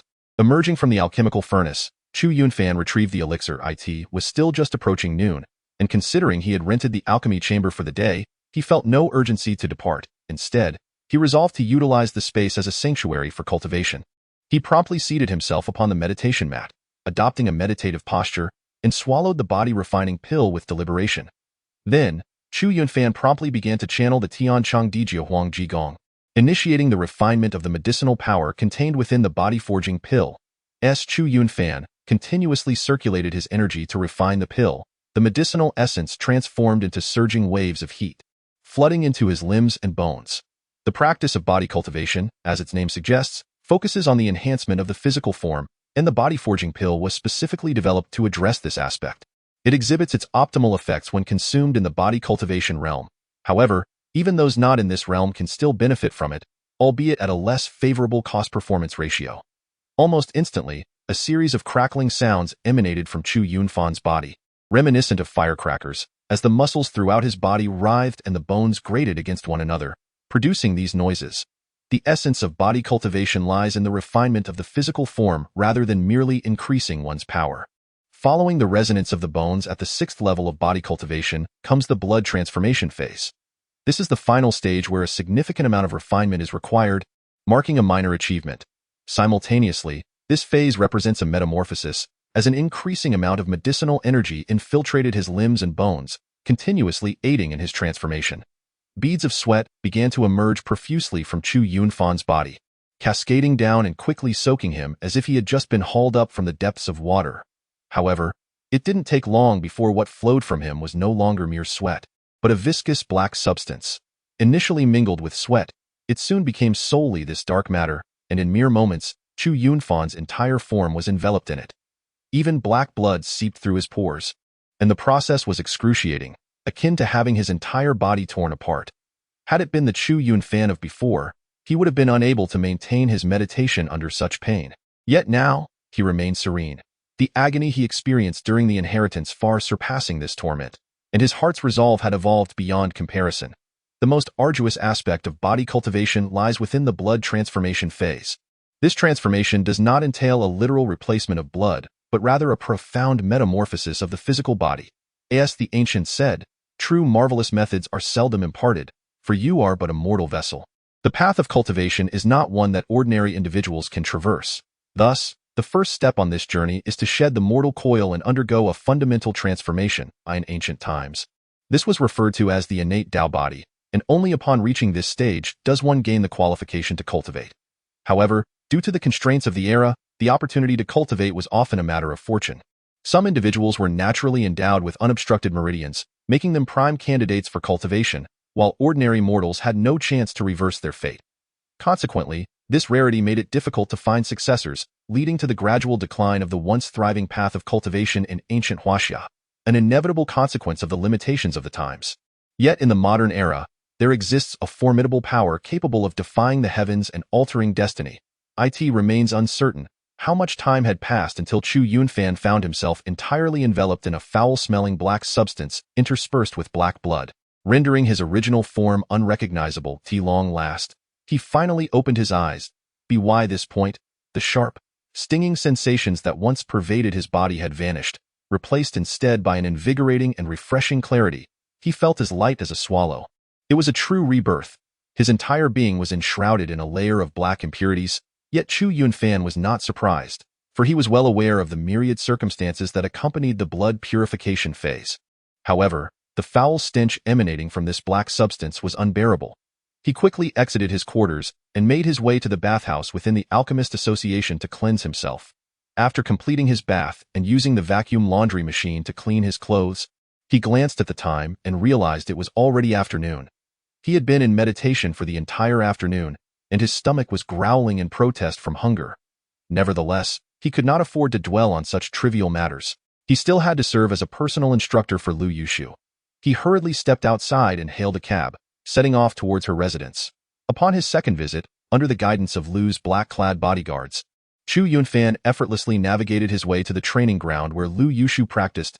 That moment, she was the sole figure present, clad in a weighted training suit designed for cultivation. Once one became accustomed to training in such attire, removing it would result in a significant enhancement of combat prowess. This equipment was favored by many affluent individuals.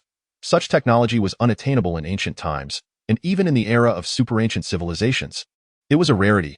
However, thanks to modern advancements, it could now be mass-produced, with the ability to adjust the weight of the suit according to one's capabilities. Typically, these suits could amplify gravity up to 5 times. Even a standard weighted suit would cost several million, a burden few could bear. Yet, Chu Yunfan was aware that this was not the domain of the truly wealthy. Those with substantial means would transform their training grounds into gravity chambers, yielding even greater benefits than those provided by weighted suits. In the midst of the added weight, Lu Yushu's movements were noticeably less agile than usual, her form somewhat sluggish. Each time she landed, a heavy thud resonated against the ground. Fortunately, the training ground's flooring had been specially reinforced. Otherwise, it would have surely collapsed underfoot. Before long, Lu Yushu came to a halt, panting gently as she deactivated her weighted suit. Her hair, soaked with sweat, clung to her fair forehead, lending her an appearance that was less commanding and more akin to that of a neighborly girl. Glancing at Chu Yunfan, she said, "You've arrived. Please wait a moment." She then retrieved a vial of energy potion from the medical kit and consumed it. The effects were almost instantaneous. Lu Yushu ceased panting and stopped sweating, her previously expended energy rapidly replenished in mere moments. Suddenly, a rumble emanated from Chu Yunfan's stomach. Even he, who had been so composed, felt his face flush with embarrassment. The extensive meditation during his blood purification process had nearly drained all his energy. This was not merely the common sensation of hunger. It was a profound reminder that his body was in dire need of sustenance. In truth, there exists a reservoir of energy within the body. However, The hunger induced by this training is accompanied by an overwhelming sensation of hunger that permeates throughout. Lu Yushu, seated opposite him, couldn't help but smile gently. She then retrieved a vial of energy elixir from the medical compartment beside her and tossed it to Chu Yunfan. Have you practiced before? You should replenish some energy. Otherwise, you may find it difficult to exert yourself fully in the upcoming sparring session. Lu Yushu was refreshingly generous. Very well, thank you. Please deduct the cost from my personal training fees. Chu Yunfan replied, not want to be overly sentimental. He truly needed the energy elixir to restore his stamina. Whether he received it from Lu Yushu or purchased it himself, the outcome would be the same. After consuming the vial of energy elixir, Chu Yunfan felt the gnawing hunger dissipate immediately, replaced by a sensation of vitality coursing through him. Compared to the sluggishness of replenishing energy through meals, the efficiency of the elixir was astonishing. He couldn't help but muse on how affluent individuals have so many aids in their cultivation. Even with comparable talents, the achievements of the wealthy in their training would far surpass those of the common folk. All right, take my punch first.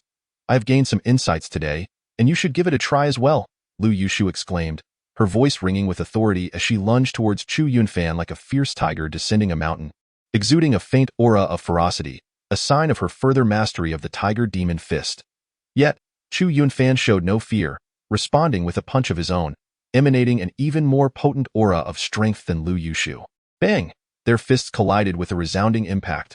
Chu Yunfan stood firm, while Lu Yushu was forced to retreat several steps before regaining her balance. Rather than being alarmed, Lu Yushu was filled with delight. Have you broken through to the blood exchange stage?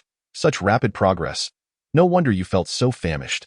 You must have been training all day. Perfect. I'll need to increase my strength now. As she spoke, her aura intensified further. Previously, Chu Yunfan had only reached the realm of resonating bones and sinews, so she had suppressed her own strength to match his level. Now that he had achieved a breakthrough, she too liberated a portion of her own power. All right, let's go again.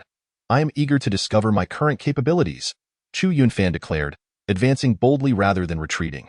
The two immediately re-engaged in fierce combat. Chapter 21. Further breakthrough of the Tiger Demon Fist, Transcendence and Perfection. Bang, bang, bang. Within the dojo, two figures moved with agility reminiscent of flying fists, their strikes whistling through the AI art in a brief span. They exchanged dozens of blows, each adopting an offensive stance. The sound of their fists colliding and flesh meeting echoed throughout the dojo. After a considerable time, they finally paused, panting heavily. The practice of the Tiger Demon Fist was indeed exhausting. Quite impressive.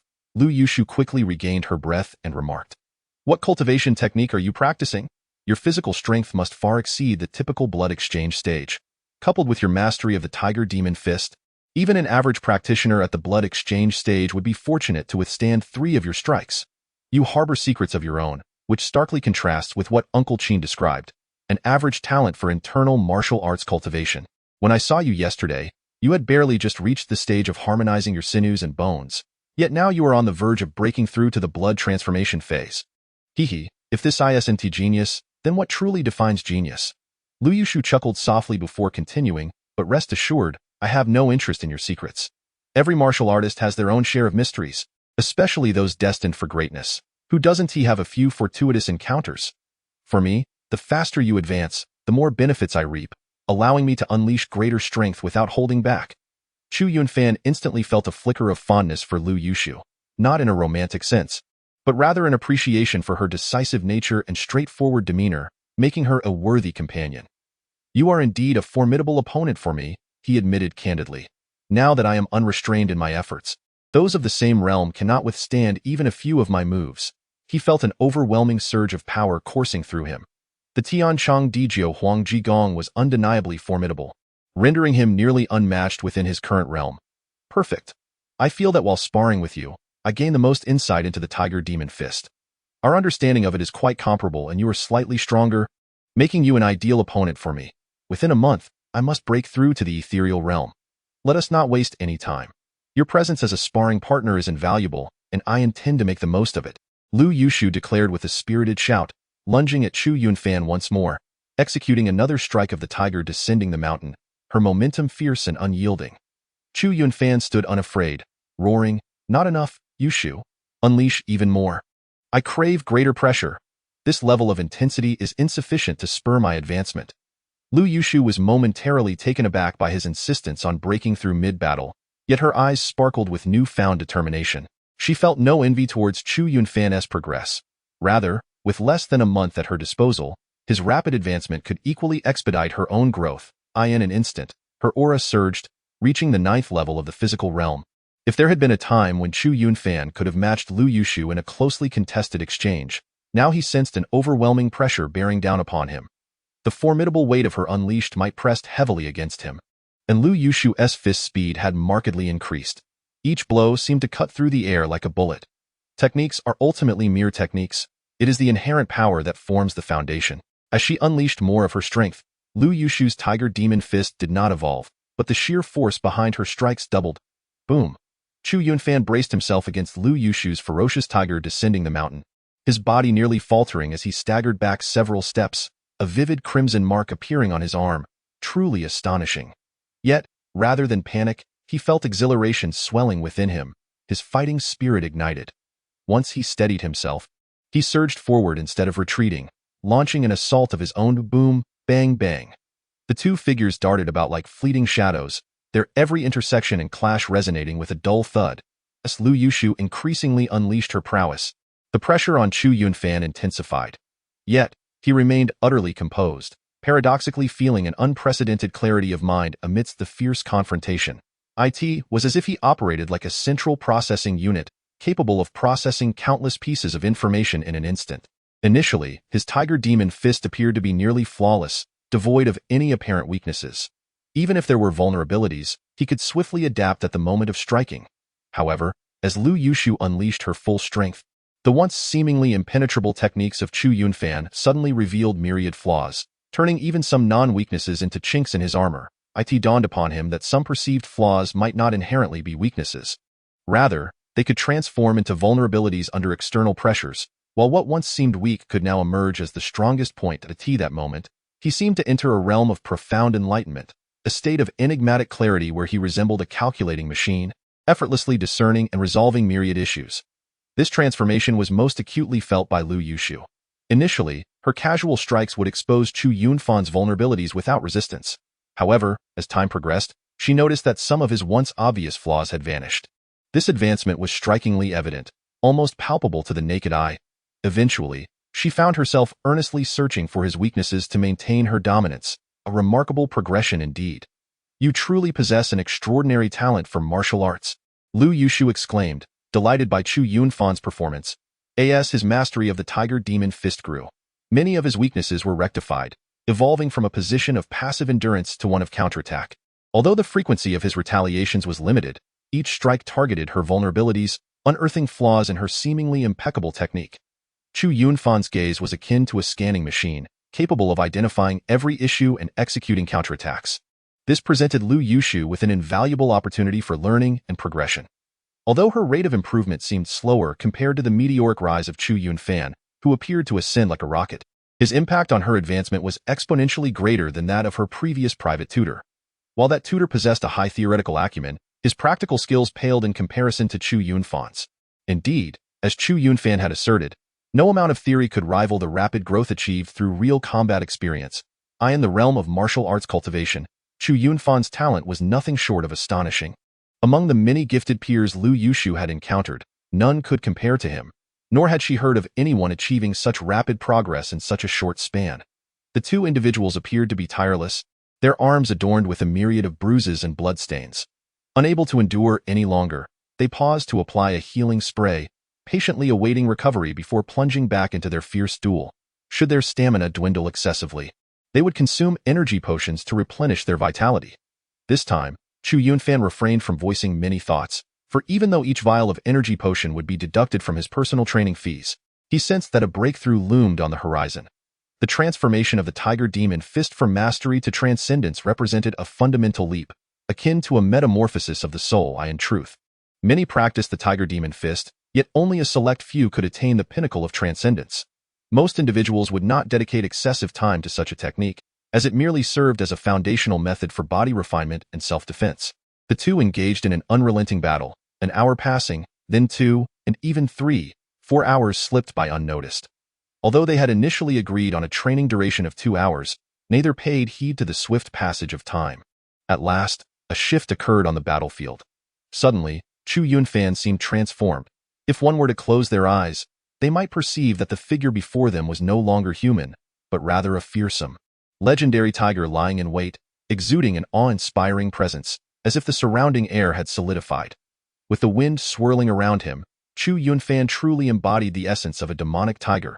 As he faced Lu Yushu's assault, he calmly opened his eyes, and in that instant, an overwhelming aura radiated from him, akin to a demonic tiger descending the mountain in search of prey. The king of the forest, with a powerful punch, Chu Yunfan unleashed all his gathered momentum into this singular blow, the force of his fist resembling an arrow aimed directly at Lu Yushu. This strike shattered all illusions of her punches, hurtling unerringly towards her face. Lu Yushu hastily retreated, summoning her Qi realm prowess to raise her hand and block Chu Yunfan's formidable punch. The resounding thud of flesh and bone colliding echoed through the air, finally halting Chu Yunfan's advance. This was the final move of the Tiger Demon Fist, the king of the forest. Yet, was it not said that only those in the Qi realm could execute it? Lu Yushu shook her hand, feeling a twinge of soreness from having taken Chu Yunfan's punch head-on. Indeed, this was the king of the forest. She had reached the pinnacle of mastery. However, to achieve the final step of transcendence, invoking the king of the forest was indispensable. Only by executing this technique could it be deemed perfect, granting her the ability to break through to the realm of transcendence. Chu Yunfan nodded in agreement, his expression serene as he spoke. So, it seems you have indeed broken through to the realm of transcendence, Lu Yushu exclaimed, her eyes widening in astonishment. Had she not witnessed it with her own eyes, she would scarcely have believed that Chu Yunfan had achieved 2 breakthroughs in a mere 2 days. Such talent was unparalleled among her peers. Indeed, Chu Yunfan affirmed, acknowledging that he had successfully stepped into the final phase of the Tiger Demon Fist, transcendence, when he unleashed the king of the forest. Chapter 22. This child is boundless. How wonderful. We can start afresh. I now feel that a breakthrough is not far off, exclaimed Lu Yushu. That's enough for today. I must stop here, Chu Yunfan replied, shaking his head. The exertion from utilizing the king of the mountains has placed an immense burden on my body. I've even fractured a rib. Despite the pain, he was merely forcing himself to endure at that moment. It was only then that he comprehended the words of Instructor Qin regarding why the king of the mountains could only be wielded at the Qi realm. The physical toll it exacted was simply too severe. Only upon reaching the Qi realm could one's bodily strength withstand the demands of employing the king of the mountains. Even at the Qi realm, the strain of using the king of the mountains remained considerable. It suddenly dawned on Lu Yushu. During her training in the Tiger Demon Fist, her private instructor had mentioned this, albeit casually, and she had not taken it to heart, as she had already achieved the Qi realm. The instructor had merely cautioned her to use it sparingly. Nevertheless, she gazed at Chu Yunfan in astonishment, for her instructor had warned that forcing its use in combat could potentially lead to paralysis of all bones due to the overwhelming strain. Generally, it was uncommon for martial artists of the physical realm to successfully execute such a final move as the king of the mountains. Most would fail midway, causing the technique to cease automatically.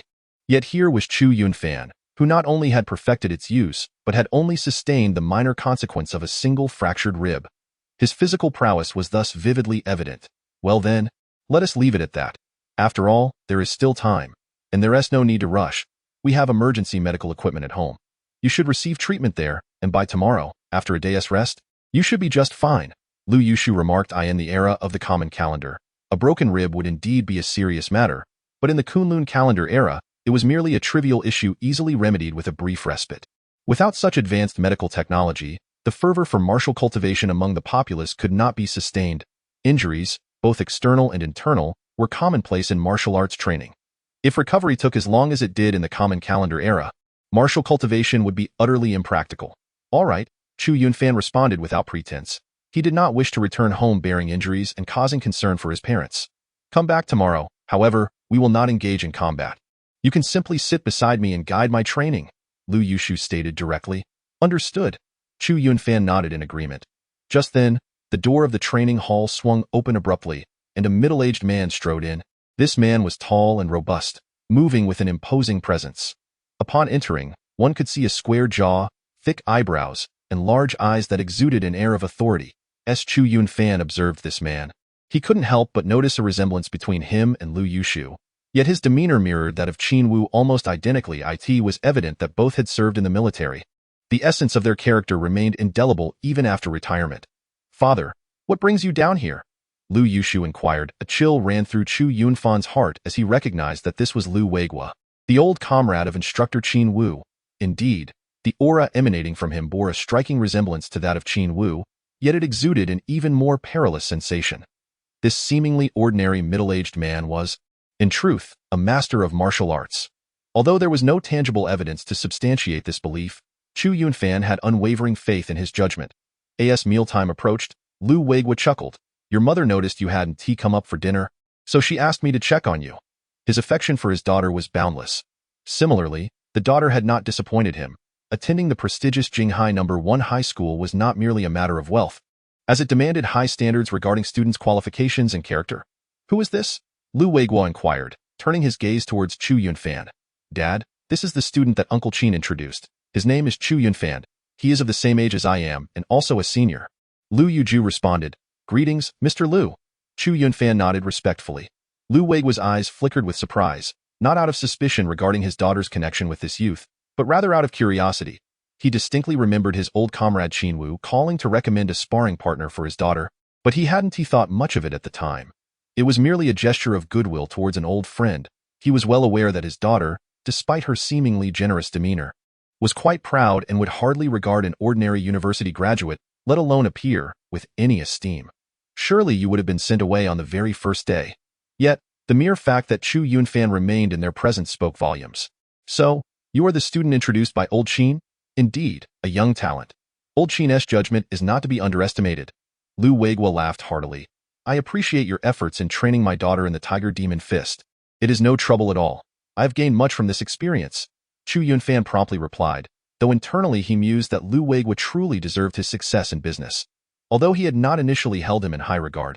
At this moment, the man exuded a warmth akin to that of a benevolent elder, making one feel as though they were basking in the spring breeze, in contrast to Qin Wu, who retained the soldier's steadfastness. Lu Weiguo, having traversed the business realm, displayed a much more tactful demeanor. This transformation could not be labeled as good or bad. It was merely a reflection of their respective approaches to life. "Since you are a student of Old Qin, and I share a good relationship with him, I suppose I can be considered your elder. Given that it is already quite late, you should stay for a meal," Lu Weiguo suggested, though he was perplexed as to what had compelled his proud daughter to invite this young man to stay.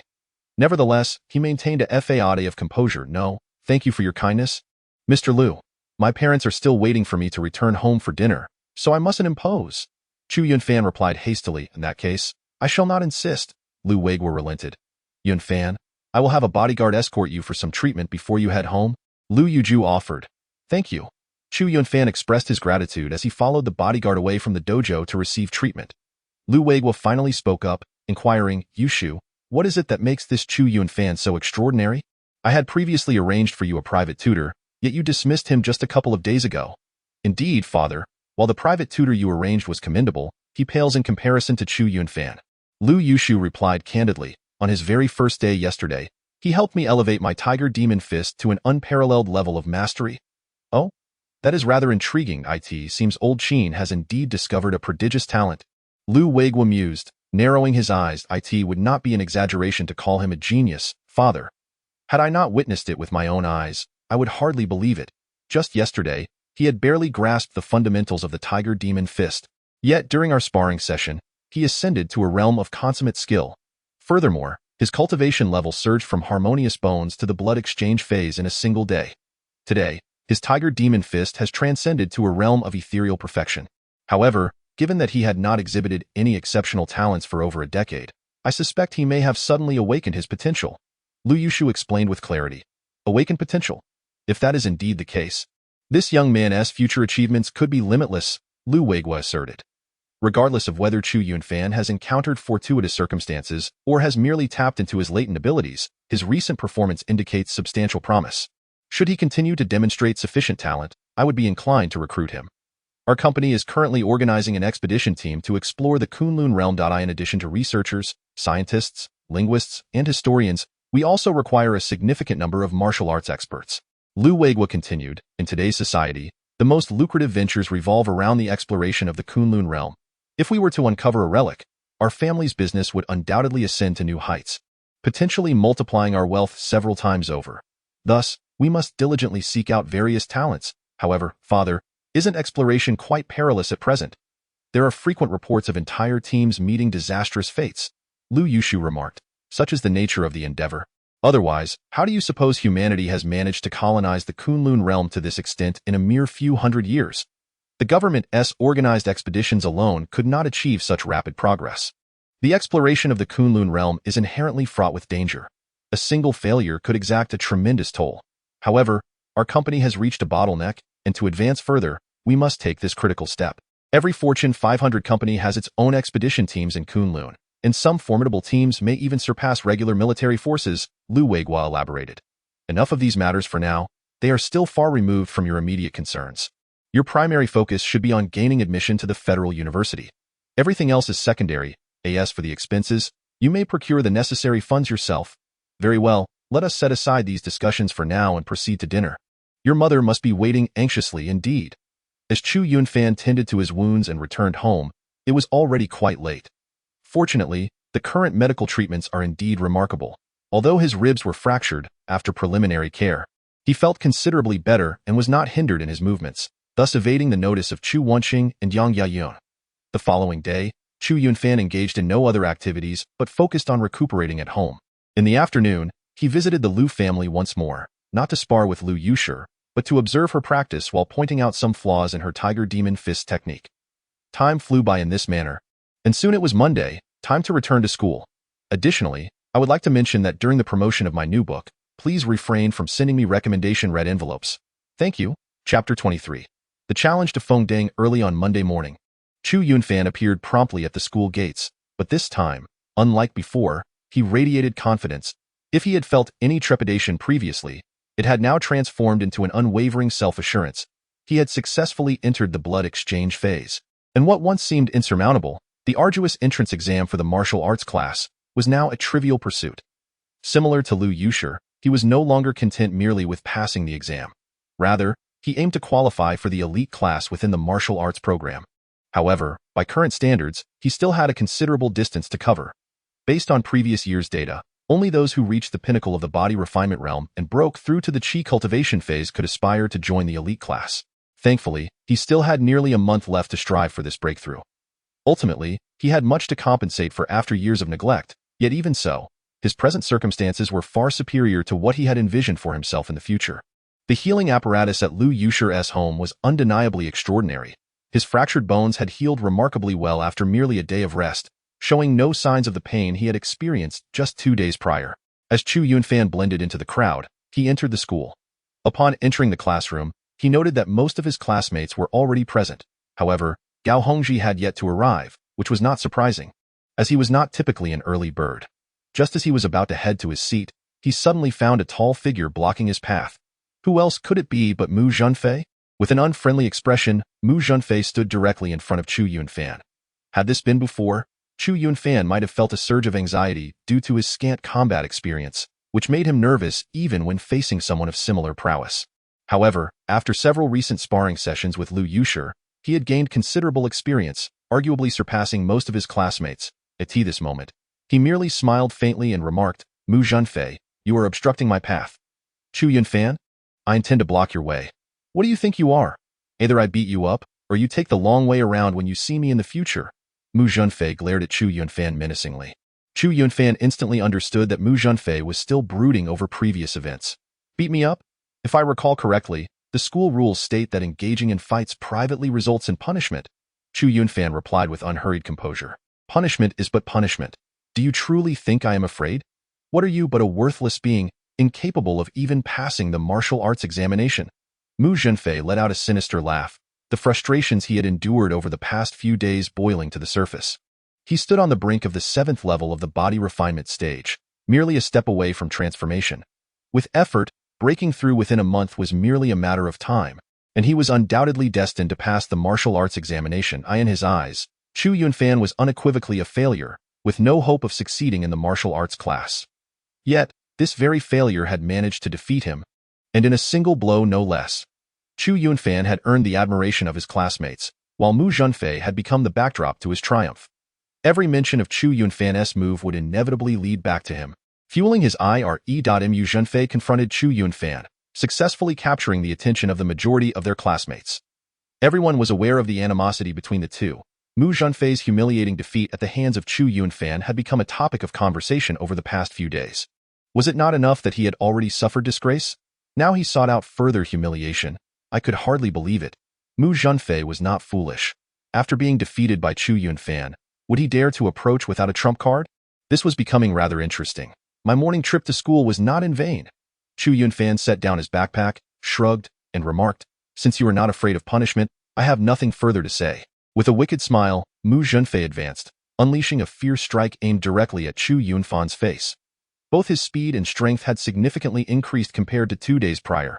Initially, many in the class were eager to witness the spectacle.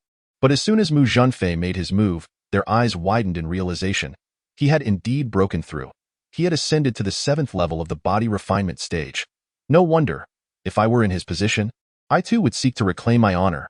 Ha ha ha, this was becoming truly entertaining. No matter how formidable Chu Yunfan was, he remained at the 6th level. Faced with Mu Zhenfei's punch, Chu Yunfan merely snorted disdainfully, refusing to evade. Instead, he countered with a straightforward punch of his own. Bang. Although Chu Yunfan struck second, his speed was evidently superior, arriving first despite being the latecomer. The two fists collided at the midpoint between them, and at the moment of impact, a pained cry echoed, followed by Mu Zhenfei staggering backward, clutching his arm. In that collision, Mu Zhenfei had clearly suffered a significant blow. Chu Yunfan's physique was extraordinarily formidable. Even when facing Lu Yushu, a practitioner of the Qi realm, he had dared to engage fiercely despite the disparity in their cultivation levels. Within the same realm, he was virtually unmatched. Mu Zhenfei had not anticipated such an outcome. Caught off guard, he struggled to maintain his balance and fell back repeatedly.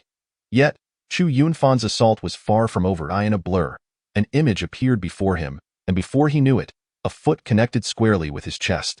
Bang! Mu Zhenfei let out a muffled groan as he was sent flying several meters, crashing harshly to the ground. He stumbled, feeling dizzy and disoriented, yet still unable to fathom the reality of the situation. Impossible. I have already entered the blood exchange phase. How could I possibly be defeated by you? I had been curious as to why you would willingly subject yourself to humiliation, but now it seems it is because you have achieved a breakthrough into the blood exchange phase. However, what difference does that make? I advise you to refrain from bothering me, for the consequences of such actions would be beyond your capacity to bear. Chu Yunfan harbored no affection for Mu Zhenfei. Not merely due to their previous conflict, Mu Zhenfei had always relied on his towering stature to bully ordinary students. Although it was an era where martial arts were pursued by all, not everyone possessed innate talent. Generally speaking, only about 1/3 of a class could qualify for the martial arts program. While Mu Zhenfei was not the strongest in the class, he certainly surpassed the majority, making him a bully to the more average students. Chu Yunfan had always gotten along well with Gao Hongji, and out of respect for him, few dared to intimidate him. However, he had been quietly observing these incidents. Previously, he lacked the ability to intervene, but things had changed now.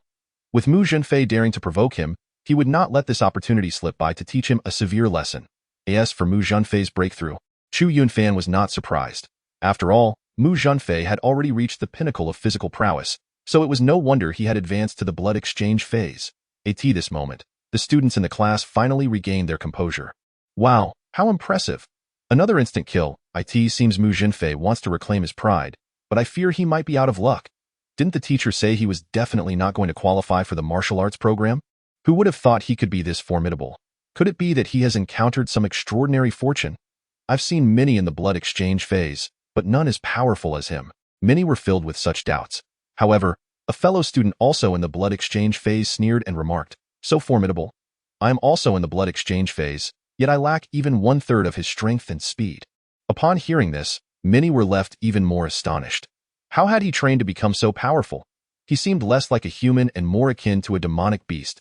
It was rumored that demonic beasts of the same rank were several times stronger than their human counterparts, making them exceedingly difficult to contend with.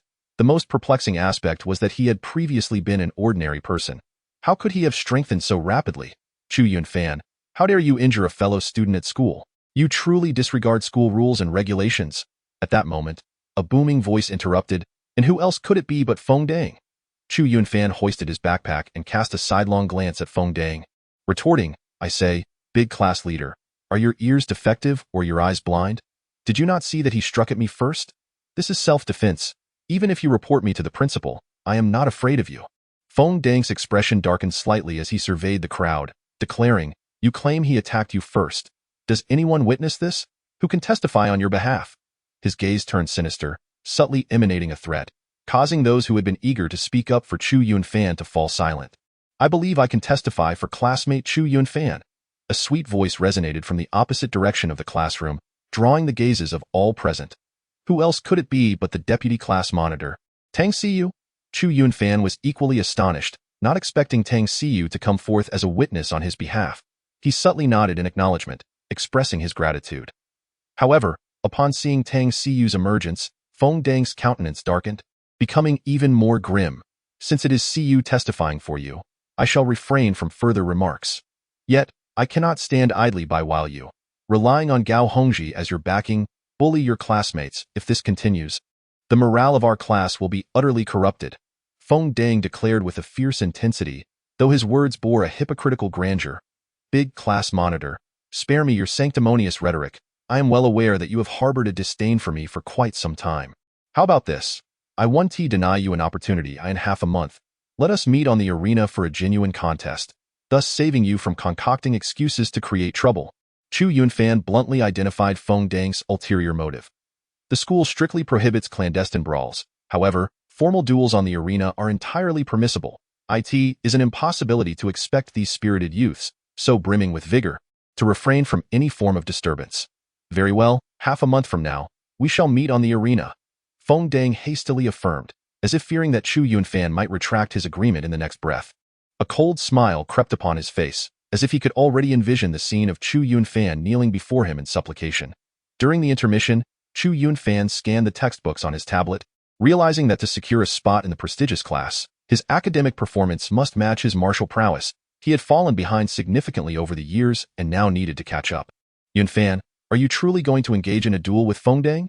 Gao Hongji inquired repeatedly from beside him, having arrived late but subsequently learned of the unfolding events. This matter had escalated considerably. Feng Dang, the class monitor, had garnered a reputation even among the other classes in their grade. In stark contrast, Chu Yunfan was merely an ordinary student, known only to his classmates until now, making their impending duel in half a month a sensational topic. Even the teachers were stirred by this incident. However, after investigation, it was confirmed that Mu Zhenfei had instigated the conflict with Chu Yunfan, leading to no punitive action against him, aside from a few admonitions to exercise caution in the future. Conversely, Mu Zhenfei, who had initiated the provocation, suffered injuries at the hands of Chu Yunfan, particularly to his arm, which had sustained severe damage and was currently receiving treatment in the infirmary. Yes, indeed, he has viewed me with disdain for quite some time. Rather than allowing him to plot against me, it would be wiser for me to strike first.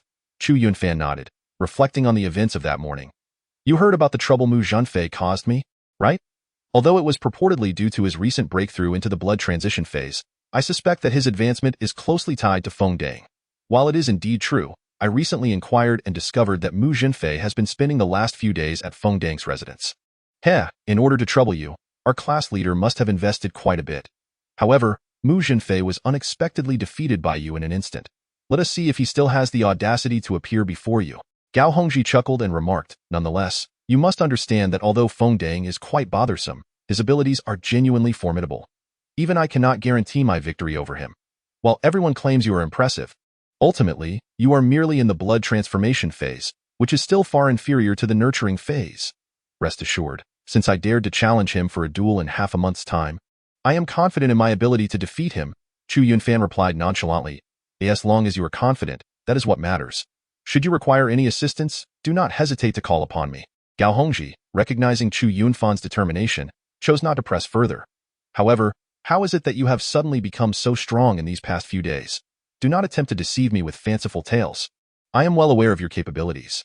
Just a few days ago, you were at the 5th level of internal strength, and now, in merely a few days, you have already reached the 7th level of blood transformation?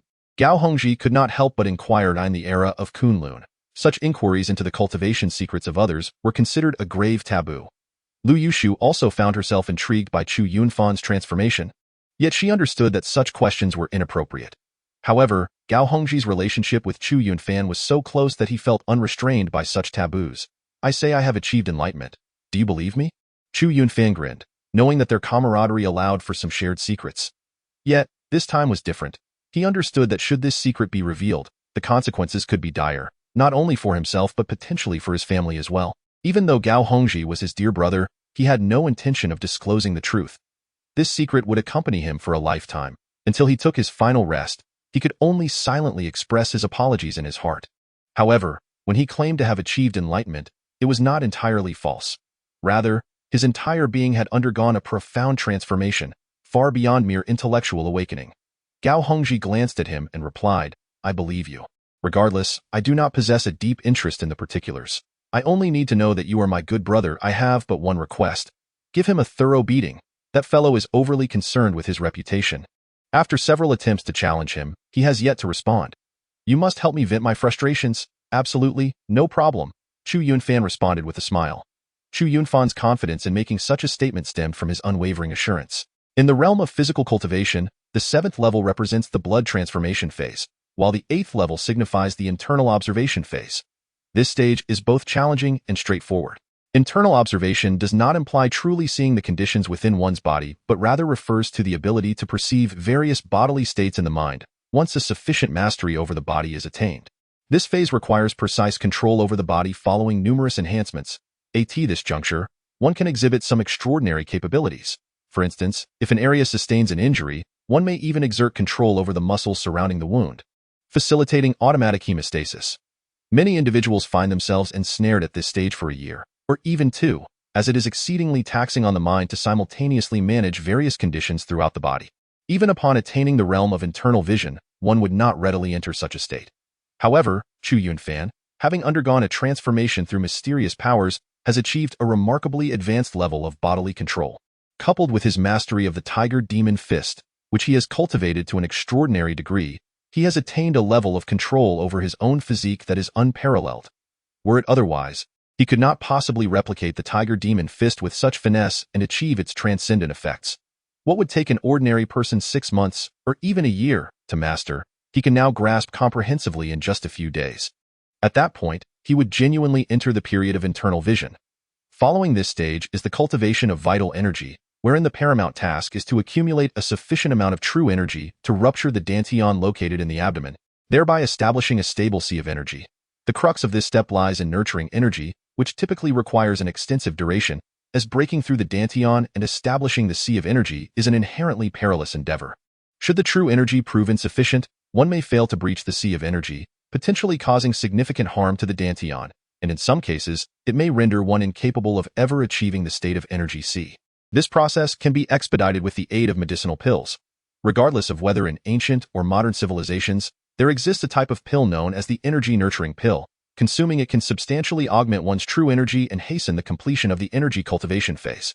However, such pills are quite expensive, rivaling the cost of body refinement pills, typically priced at no less than 100,000, making them accessible only to those with considerable financial means. In contemporary society, a pound of aged ginseng can be procured for merely 100 yuan, and long-term consumption can indeed enhance one's physical constitution, yet the process is exceedingly protracted. This explains the persistently high prices of medicinal pills. Their true value lies not in the raw materials, but in the ability to refine those materials into potent pills. Nevertheless, the effects are striking. For the average individual, a single energy-nurturing pill suffices to complete the energy cultivation phase, potentially saving a year, or even several years, of arduous training in eras prior to the discovery of alchemical systems.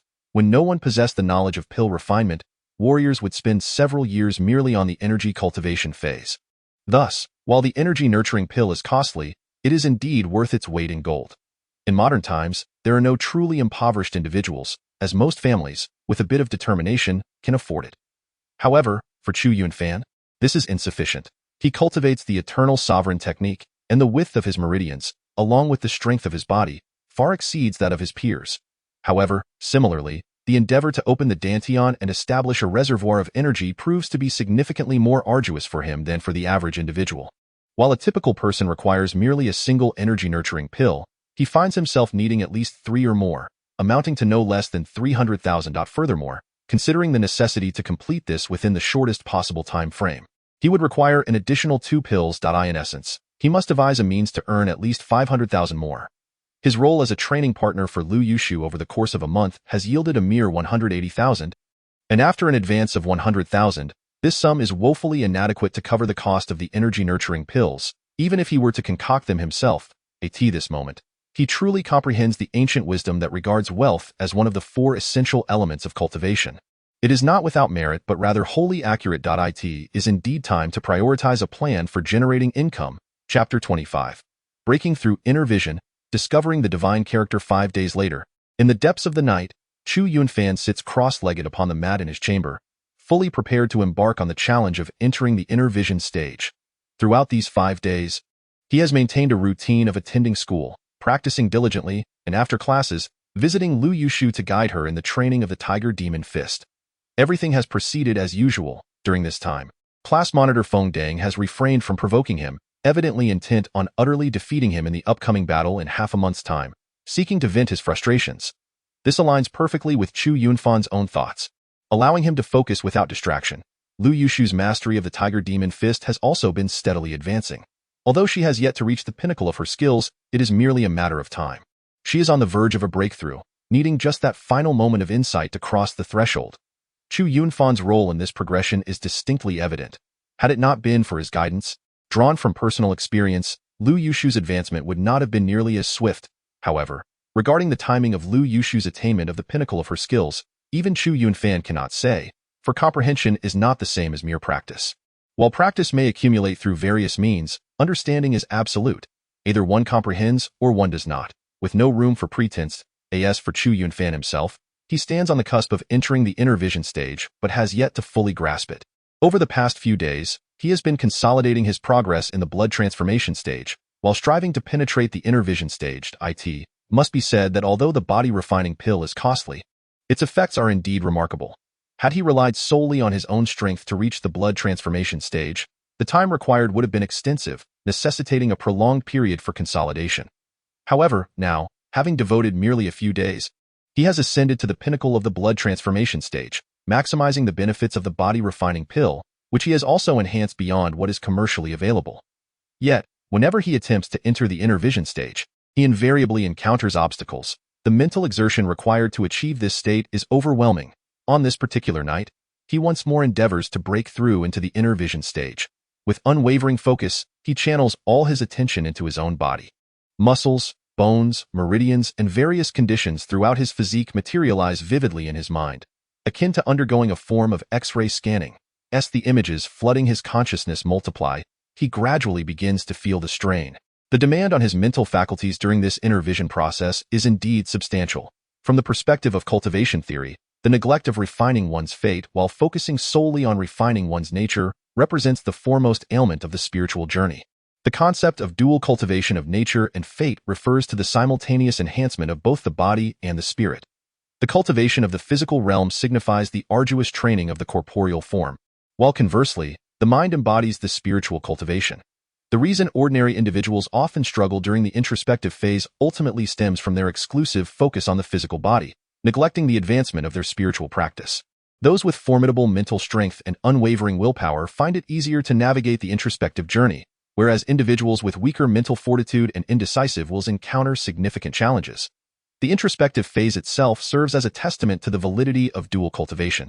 Whether one solely cultivates nature or fate, on the path of cultivation, it is akin to walking with one leg, making it impossible to reach the ultimate destination.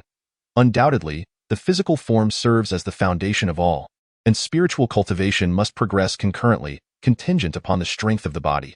Modern cultivation literature suggests that as one advances, the brain undergoes development, giving rise to extraordinary abilities, rendering one remarkably powerful, akin to an earthly immortal. However, the activation of such abilities requires a robust physical foundation. Otherwise, even individuals with unimaginable spiritual prowess may perish upon exerting their powers, having depleted their own physical energy. Although Chu Yunfan did not succeed in a single attempt, each endeavor allowed him to refine his inner vision further, demonstrating remarkable efficiency. In just a few days, he had already gained a substantial understanding of his physical condition. Time seemed elusive, and he felt he had reached his limit. With his head beginning to ache, having made considerable progress since the previous day, he resolved to endure. Gritting his teeth, Chu Yunfan determined to push through. only a minor portion of his inner vision remained unmastered. With merely 10 days left before his duel with Feng Dang, he needed to break through to the qi-nourishing stage. Suddenly, he felt an overwhelming sensation in his brain, akin to countless needles piercing through. After an indeterminate period, a clear stream surged from within him, coursing throughout his body and ultimately converging in his mind. Instantly, the piercing pain in his brain subsided, and he entered a state of unparalleled clarity. The final portion of his body, which had previously eluded his control, now fell within his inner vision. Have I truly broken through to the introspective phase? Chu Yunfan quickly confirmed that he had indeed entered the introspective stage, albeit only at a preliminary level. Introspection is an ancient method of cultivation, a form of meditation that perceives the human body as a universe, deepening one's mastery over the physical form while continually honing one's spiritual prowess. The journey is boundless. At present, Chu Yunfan can only vaguely sense the existence of some major meridians. However, it is said that powerful warriors, when peering inward, can even perceive the capillaries and, to an astonishing degree, the very existence of cells. It is only at that level that one can be considered truly formidable. The fundamental reason for undergoing this introspective process before opening the qi is that once the qi is established, the quantity of true qi flowing within the body will far exceed what it is now. Without an intimate understanding of one's own body, a careless misstep could lead to a dangerous backlash from the true qi. The greater the mastery over the body, the less susceptible one becomes to such repercussions, and eventually, the cultivation of true qi can even develop into an instinctual ability. However, for the realm of physical cultivation, achieving such a level of introspection is already sufficient, indicating that he can proceed to the next stage of cultivation, nurturing qi. Just as he intended to exit this state of introspection, he suddenly discovered something within his body, specifically in the upper dantian of his mind. Although he could only barely perceive its shape and size, it astonished him greatly, for he realized that this was none other than the divine essence fiercely contested by the Emperor of Dan and numerous sovereigns in the era of the ancient civilization.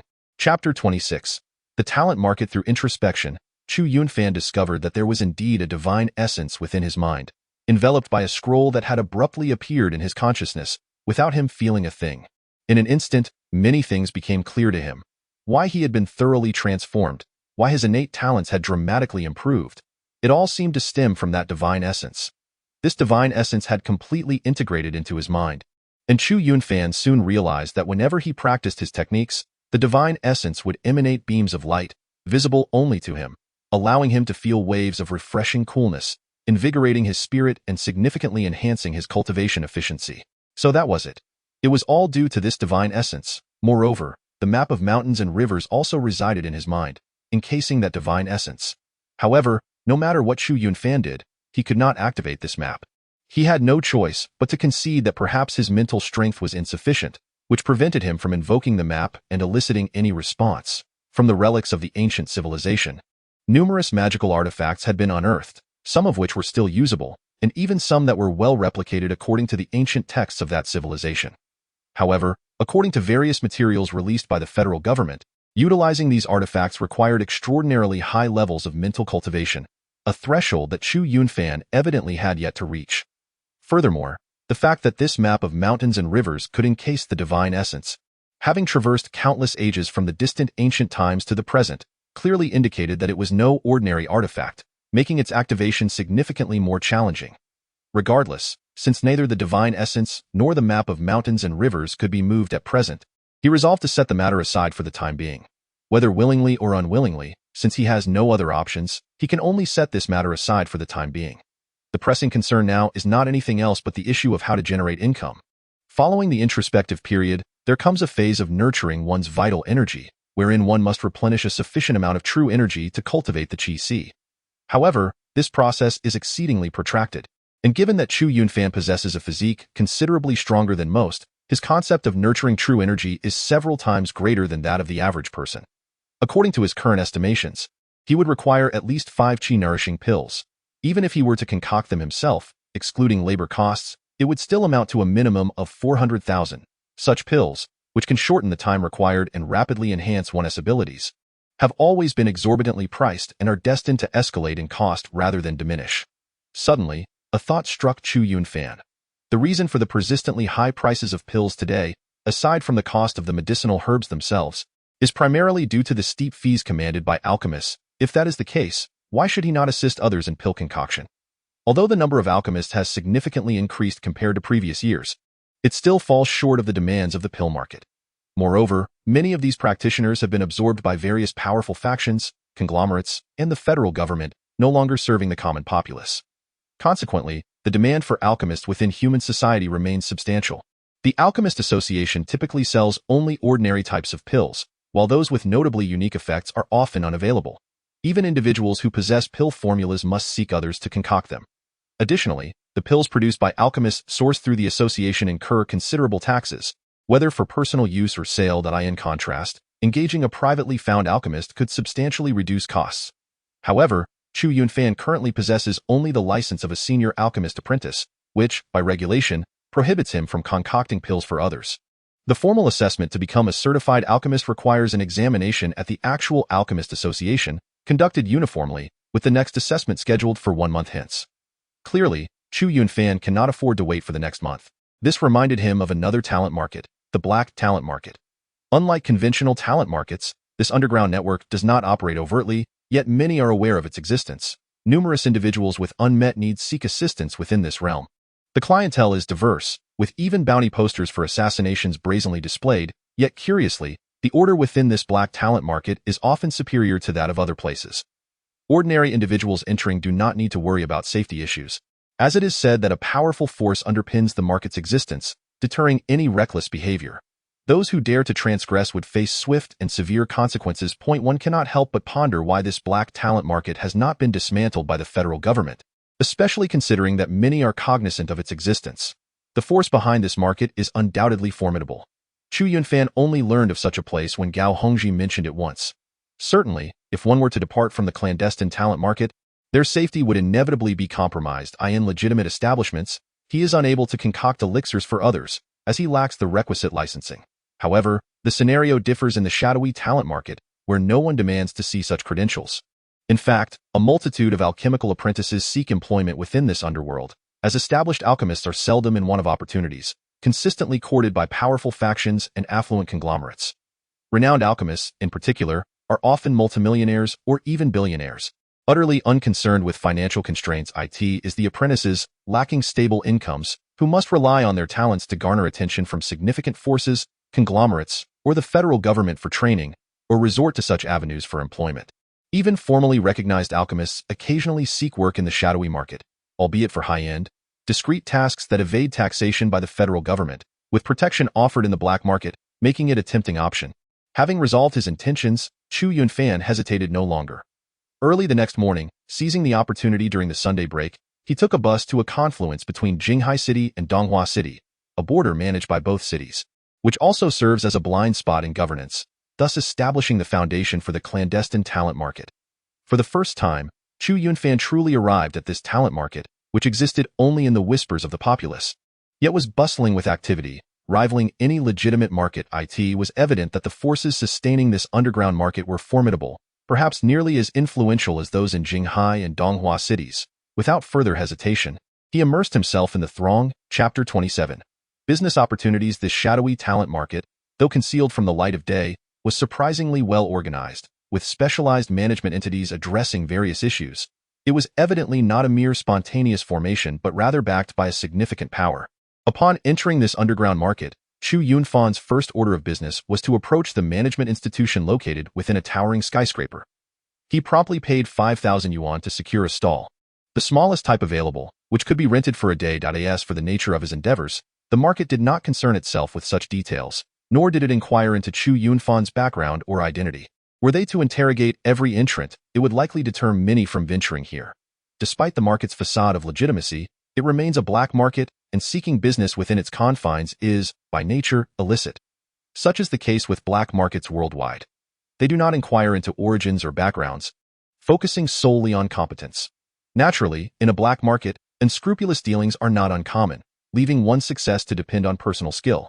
Chu Yunfan rented a modest stall and, upon the electronic screen before him, advertised his services as a practitioner of various elixirs, proclaiming competitive prices. He then settled into a meditative posture, practicing his craft while awaiting clients. Although the stall he applied for was somewhat obscure within the black talent market, the foot traffic remained relatively substantial. with numerous individuals approaching throughout the morning to inquire about alchemy. However, upon learning that he possessed only a senior alchemist apprentice license, their interest swiftly dissipated. Furthermore, given that Chu Yunfan appeared merely as a youth, it was even less likely that anyone would place their trust in him. After all, these elixirs were worth tens of thousands, if not more, and no one was inclined to take such risks. At last, a tall and slender figure appeared before Chu Yunfan.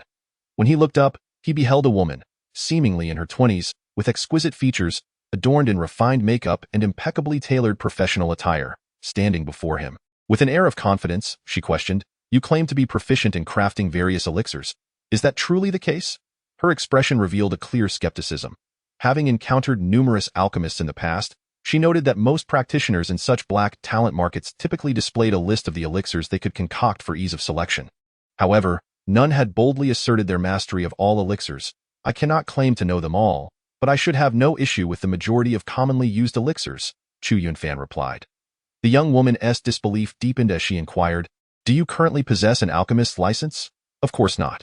If I had an alchemist's license, would I be here in this black market? I would be in a legitimate talent market instead." Chu Yunfan's patience began to wane, irritated by her persistent skepticism and derision. "You?" The young woman bristled at his retort, yet his subsequent words prompted her to regain her composure. "Would I seek this delicate job without the requisite skills? Am I here merely to amuse you by applying for a stall that costs 5,000 a day?" Chu Yunfan asserted. Reflecting upon his words, the woman recognized the truth in them. Those who frequented the black market were often not of virtuous character, with many harboring ulterior motives. However, it was indeed rare for someone to apply for a stall solely for the sake of amusement. "Very well, what elixir do you intend to concoct?" Chu Yunfan inquired. Despite his growing impatience, he was reluctant to forfeit this client, as she was the only individual that morning who had not turned away immediately.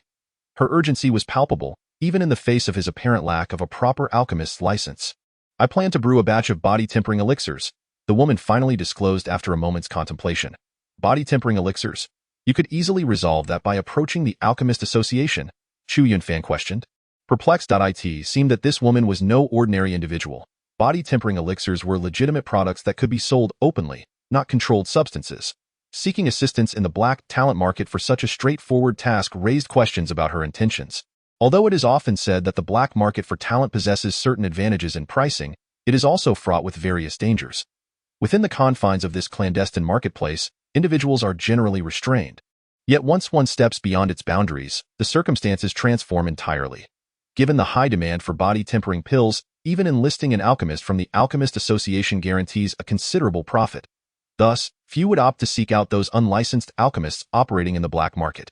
Typically, those who approach such practitioners are drawn to bizarre concoctions lacking official endorsement or illicit substances that are expressly prohibited by law.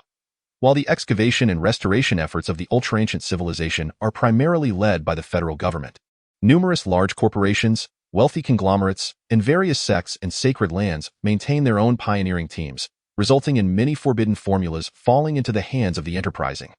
Not every faction possesses the capacity to cultivate its own alchemists, making the black market for talent the optimal choice in such instances.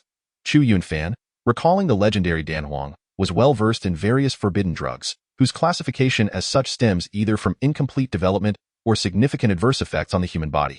"Regardless of my reasons for seeking you, I have but one question. Can you concoct body-tempering pills?" the woman inquired. "Merely body-tempering pills? Certainly, that is no problem." Chu Yunfan nodded. Though perplexed, he ultimately decided to accept the commission. Irrespective of her motives for venturing into the black market, he merely needed to seize this opportunity to secure his first substantial earnings, which would simplify many subsequent endeavors. What he currently lacked was initial capital, for the path of cultivation ahead was evidently a costly endeavor, and this was merely the beginning. Since this woman claimed to have a substantial batch of body-tempering pills to be refined, the 40,000 he needed could very well be within reach. "However, I will not take your word for it. You must first prove your abilities," the woman declared earnestly. "No problem. A trivial matter." Chapter 28.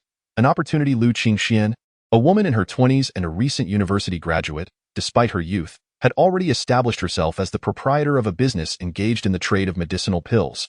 Although she had inherited her father's company, she was nonetheless a standout among her contemporaries. Upon returning to Jinghai City to take over her father's business, which he had relinquished due to health concerns, she faced occasional underestimation due to her age and gender. Yet, Leveraging the foundation her father had built over the years and the extensive network he had cultivated, she successfully steered the company back on course. However, a month ago, everything underwent a dramatic transformation when a young man named Chu Yunfan took an interest in her. This was not particularly remarkable. Throughout her life, her striking beauty and slender figure had earned her the title of goddess during her school years, attracting numerous admirers, including the scions of prominent corporations. She had been rejected by all, for she held no regard for those young gentlemen who relied solely on their parents for their livelihoods. In this modern era, governed by the rule of law, even the authority of the powerful is constrained. It is impossible for them to act with the same impunity as in the olden days, where they could easily oppress others. Thus, she paid little mind to the situation, believing that after a while, Chu Yunfan would recognize the futility of his efforts and withdraw. However, to her astonishment, after 6 months of relentless pursuit yielded no results, Chu Yunfan, in a fit of anger and humiliation, threatened to sabotage her company, vowing to render it incapable of surviving in the industry. Initially, she dismissed his threats, but the reality struck her when an unexpected incident occurred during a business transaction. It was then that she realized Chu Yunfan was not to be trifled with in a moment of negligence. A senior executive within her company had secured a substantial deal for the purchase of over 100 body refinement pills, valued at nearly 10 million. If successful, the company would profit by at least $1 million. While this amount might seem trivial to a large corporation, for a small company like hers, it represented a significant sum. Success in this endeavor would solidify her position as the company's leader.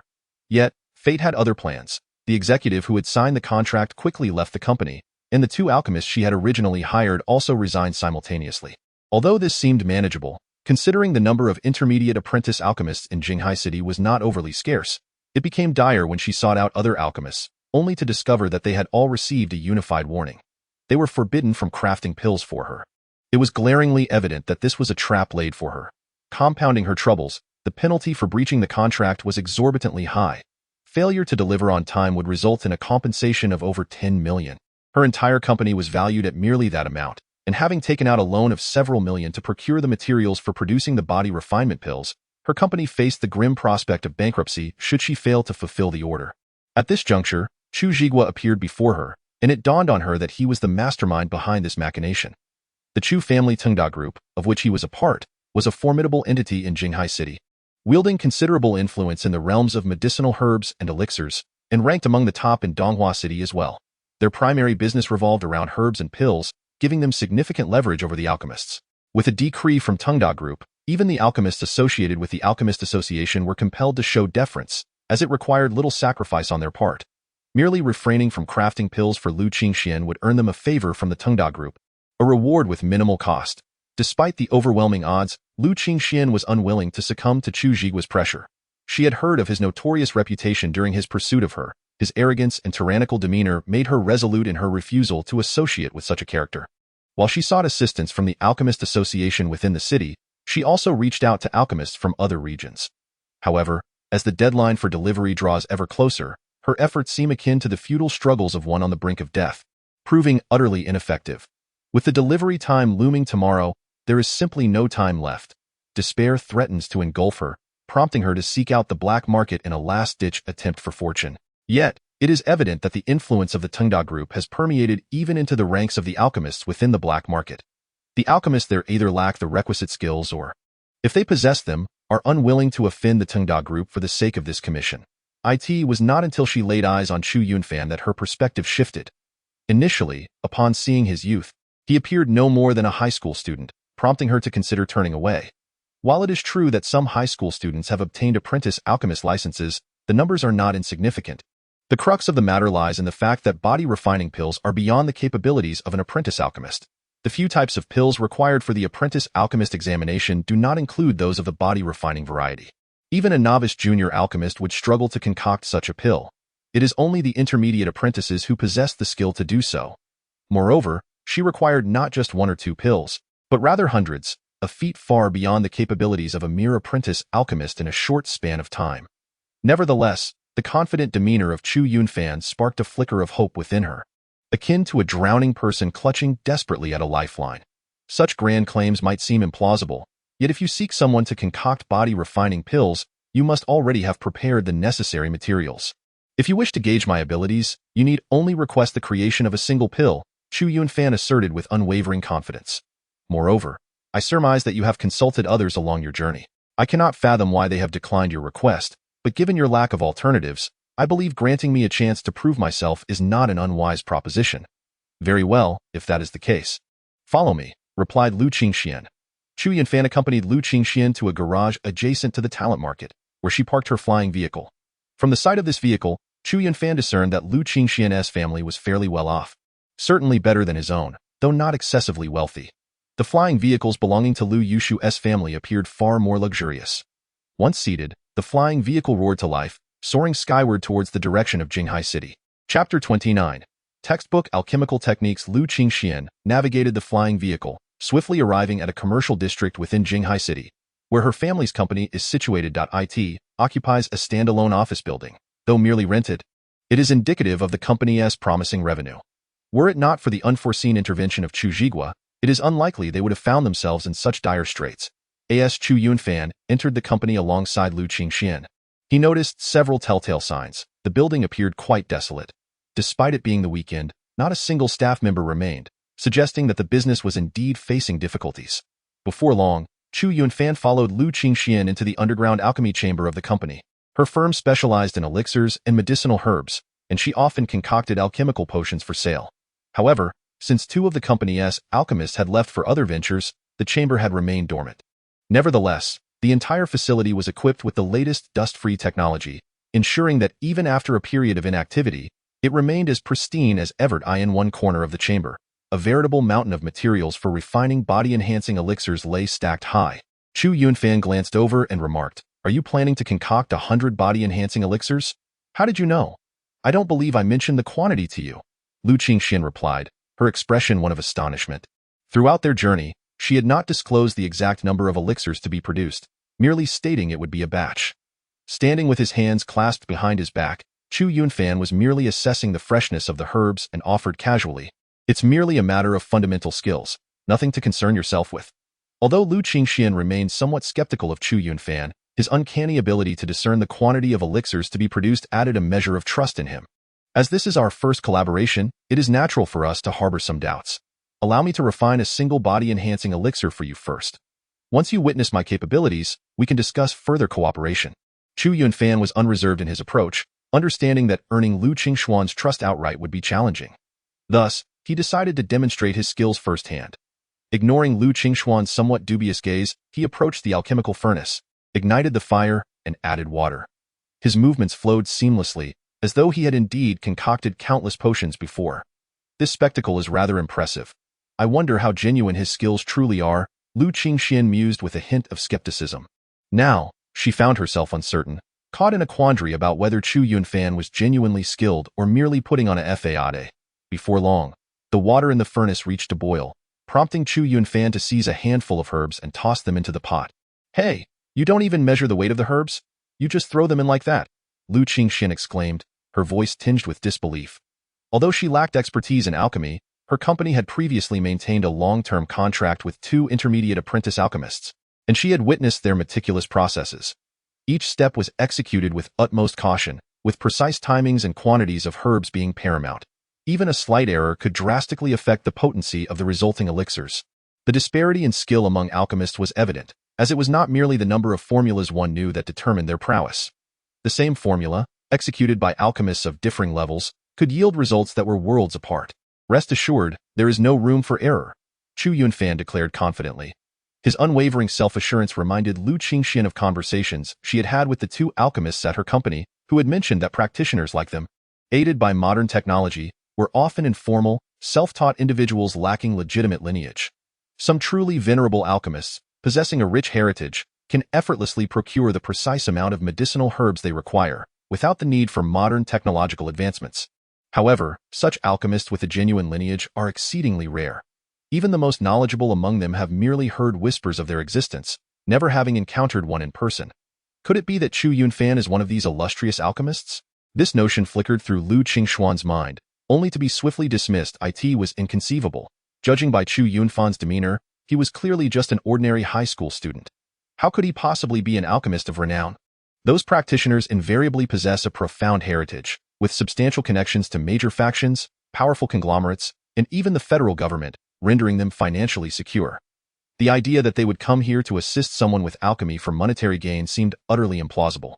Yet, inexplicably, a glimmer of hope began to rise within her. If he were indeed as she imagined, it would be a boon to save her ailing company from impending bankruptcy. Then, to her astonishment, Chu Yunfan did not fixate on the alchemical furnace at all. He merely sat down in meditation, seemingly practicing his techniques. Is it truly acceptable to disregard the flames? While Chu Yunfan remained composed, Lu Qingxian felt her own anxiety mounting. Although she had placed only a flicker of hope in him, she could not help but wish for his success.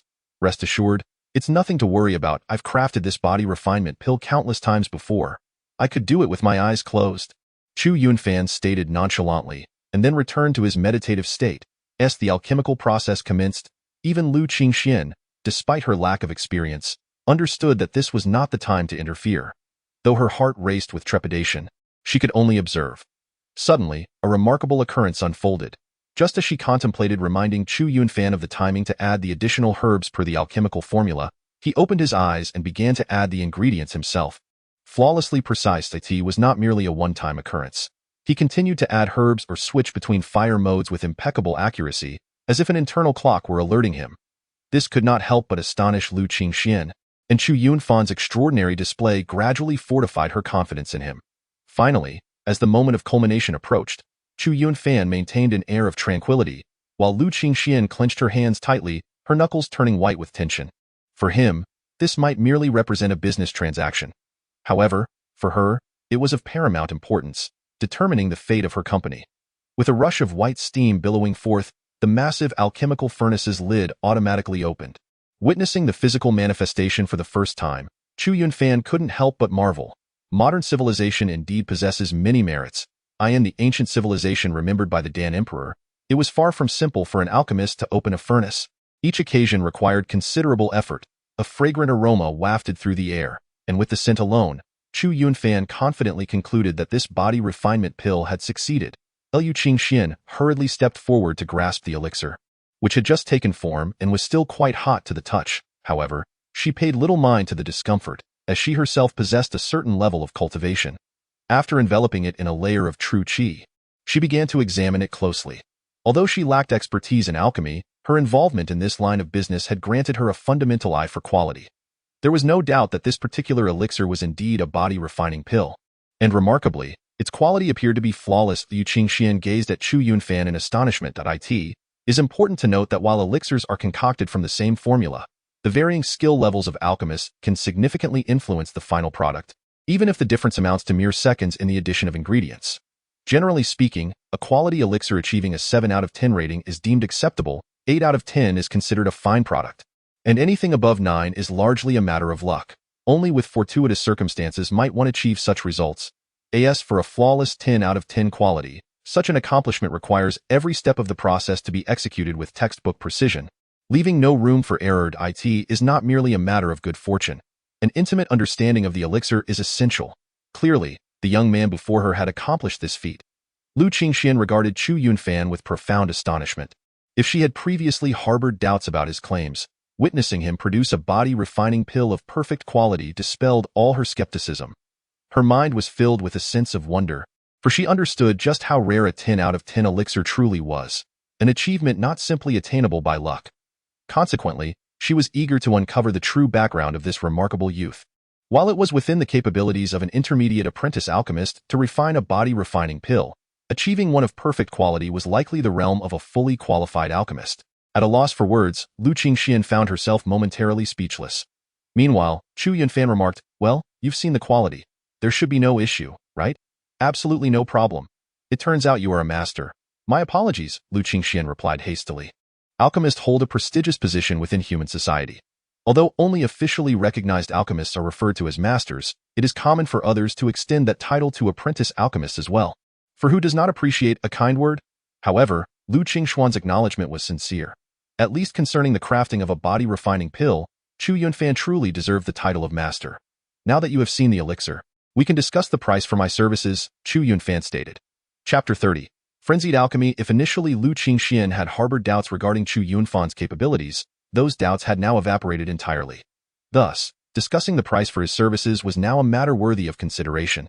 I previously inquired about the market price in the black market. A body refining pill typically sells for around 10,000 coins. Since you wish to refine 100 pills, how does 1 million sound? Chu Yunfan spoke. This price is a full 50% lower than what a legitimate alchemist would charge. However, such is the nature of the black market.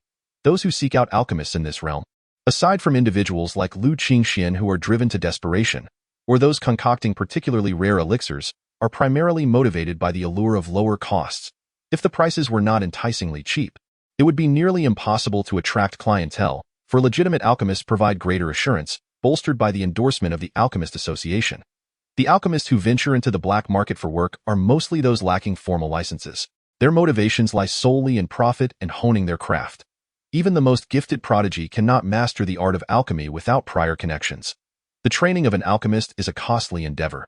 Unless one is affiliated with a major corporation or powerful faction that finances their education, they must find ways to generate their own income. Even for a basic body refinement pill, the cost of materials can easily exceed tens of thousands.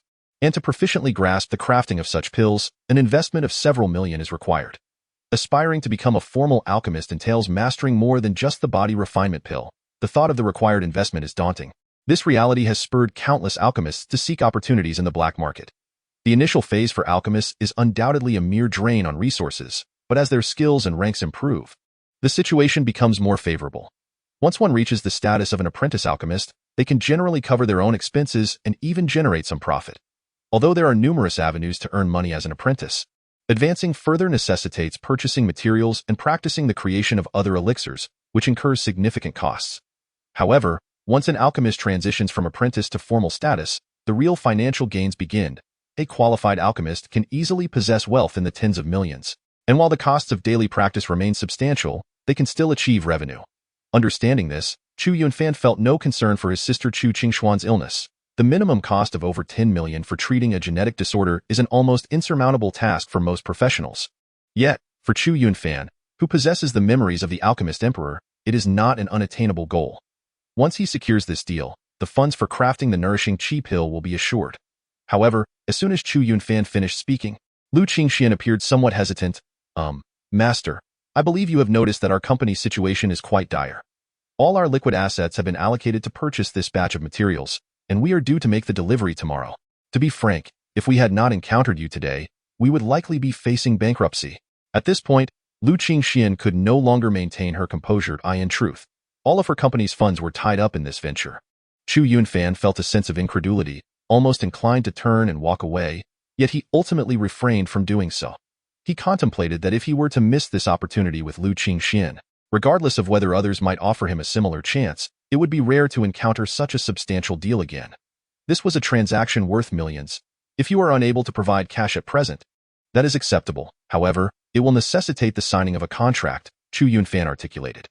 Typically, in dealings of the black market, contracts are seldom employed, as transactions are generally conducted in cash. Yet, should immediate payment be unfeasible, the establishment of a contract becomes imperative.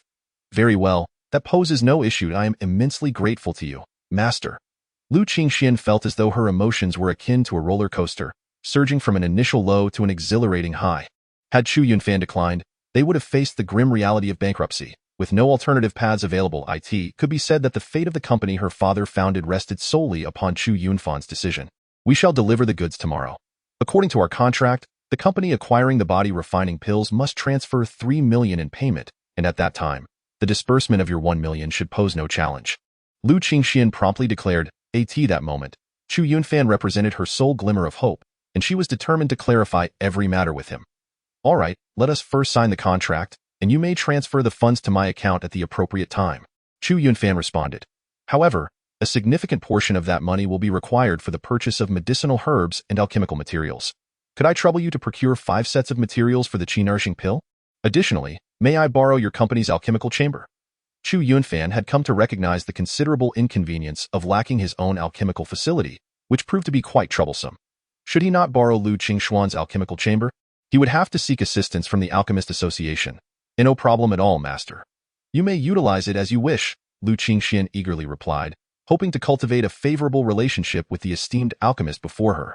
Despite his youthful appearance, it mattered little. In the business of medicinal herbs and pills, cultivating good relations with alchemists was paramount. These skilled practitioners, with their exceptional talents, could easily find themselves courted by various companies should a rift occur. Conversely, if a company were to fall out with an alchemist, the repercussions could be dire. Now that Chu Yunfan had demonstrated his worth, the price was merely the use of the alchemical chamber, a trivial matter compared to the potential future benefits. Although Lu Qingxian had already surmised that Chu Yunfan was relatively young, she was utterly astonished when they were required to present identification during the agreement signing. "Master, you truly are a high school student," Lu Qingxian exclaimed in disbelief. However, the revelation of Chu Yunfan's status as a high school student did not diminish her regard for him. Rather, it heightened her esteem. A high school student capable of concocting the body-refining pill was nothing short of miraculous. She had encountered numerous prodigies, not solely in martial arts but also in alchemy, particularly as she was part of this realm. Yet, she had never heard of anyone named Chu Yunfan, let alone someone of such tender age who could effortlessly create the body-refining pill. It was evident that his success was not a mere stroke of luck or happenstance. He possessed genuine prowess. Clearly, he was a young genius in the field of alchemy. This can only be said to reflect the multitude of hidden talents in the world. It is not solely those who frequently appear before the public who are considered geniuses. "Do you have any opinions?" As Chu Yunfan perused the electronic contract word by word, he remarked.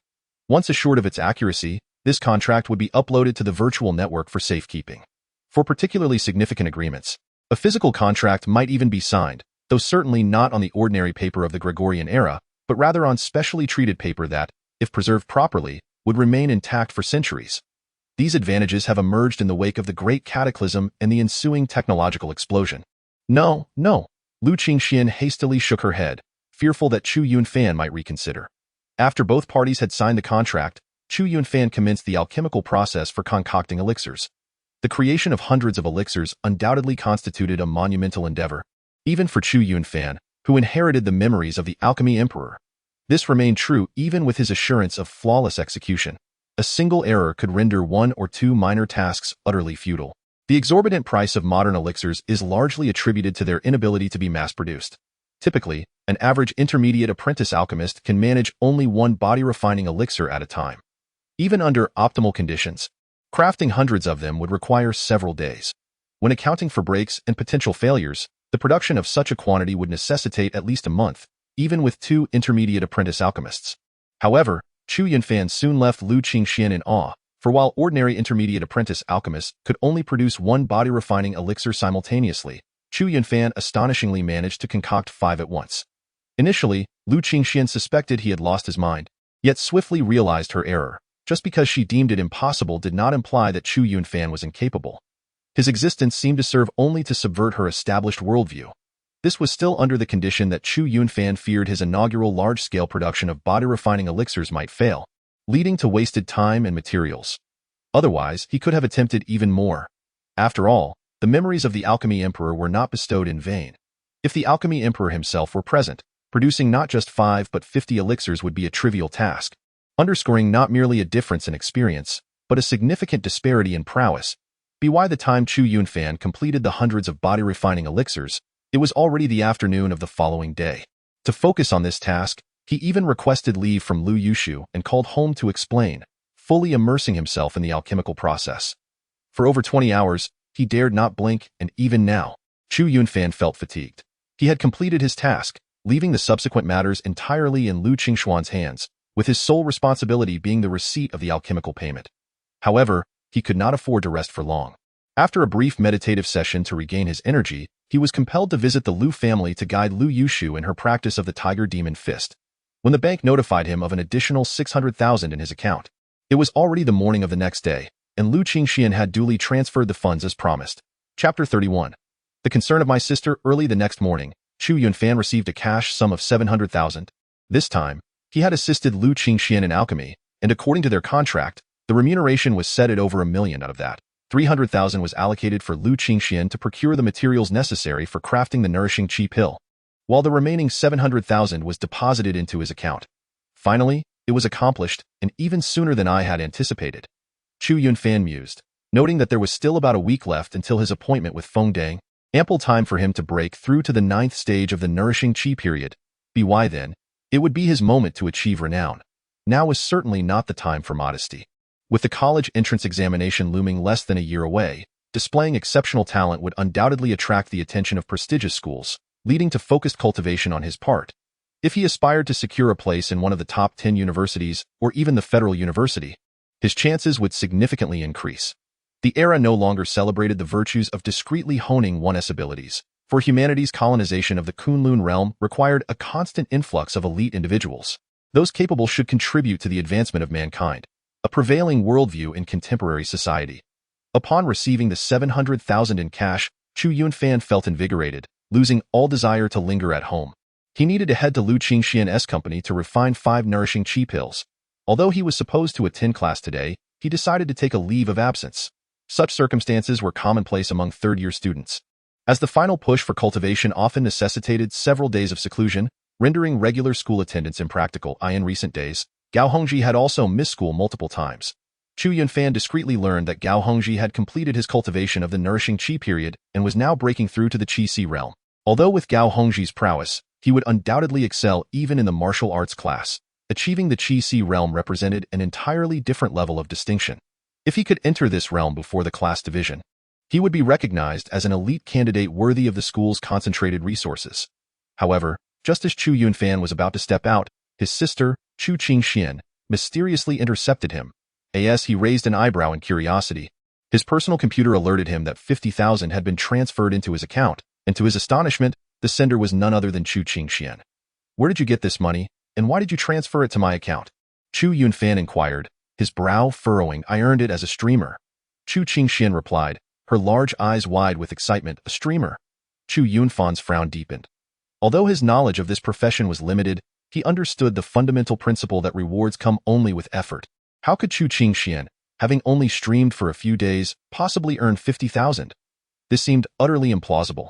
"You've only been streaming for a short while. How could you have made so much money?" Chu Yunfan's mind wandered to less savory possibilities. Despite his limited exposure to this world, the plethora of sensational stories surrounding it was well known. Wealthy viewers courting streamers was all too common. Due to the generosity of a supporter, "My dear brother, although I have only been a streamer for a few years, I have been engaged in video commentary for many years. There is a loyal viewer who has consistently supported me. Upon joining, she directly rewarded me with 100,000, though the platform took half as commission, leaving me with just 50,000, which I have entirely transferred to you." Chu Qingxian remarked that is she male or female? Chu Yunfan inquired directly. "She is female." Chu Qingxian playfully stuck out her tongue and continued, "Brother, rest assured, your sister knows where the line is drawn.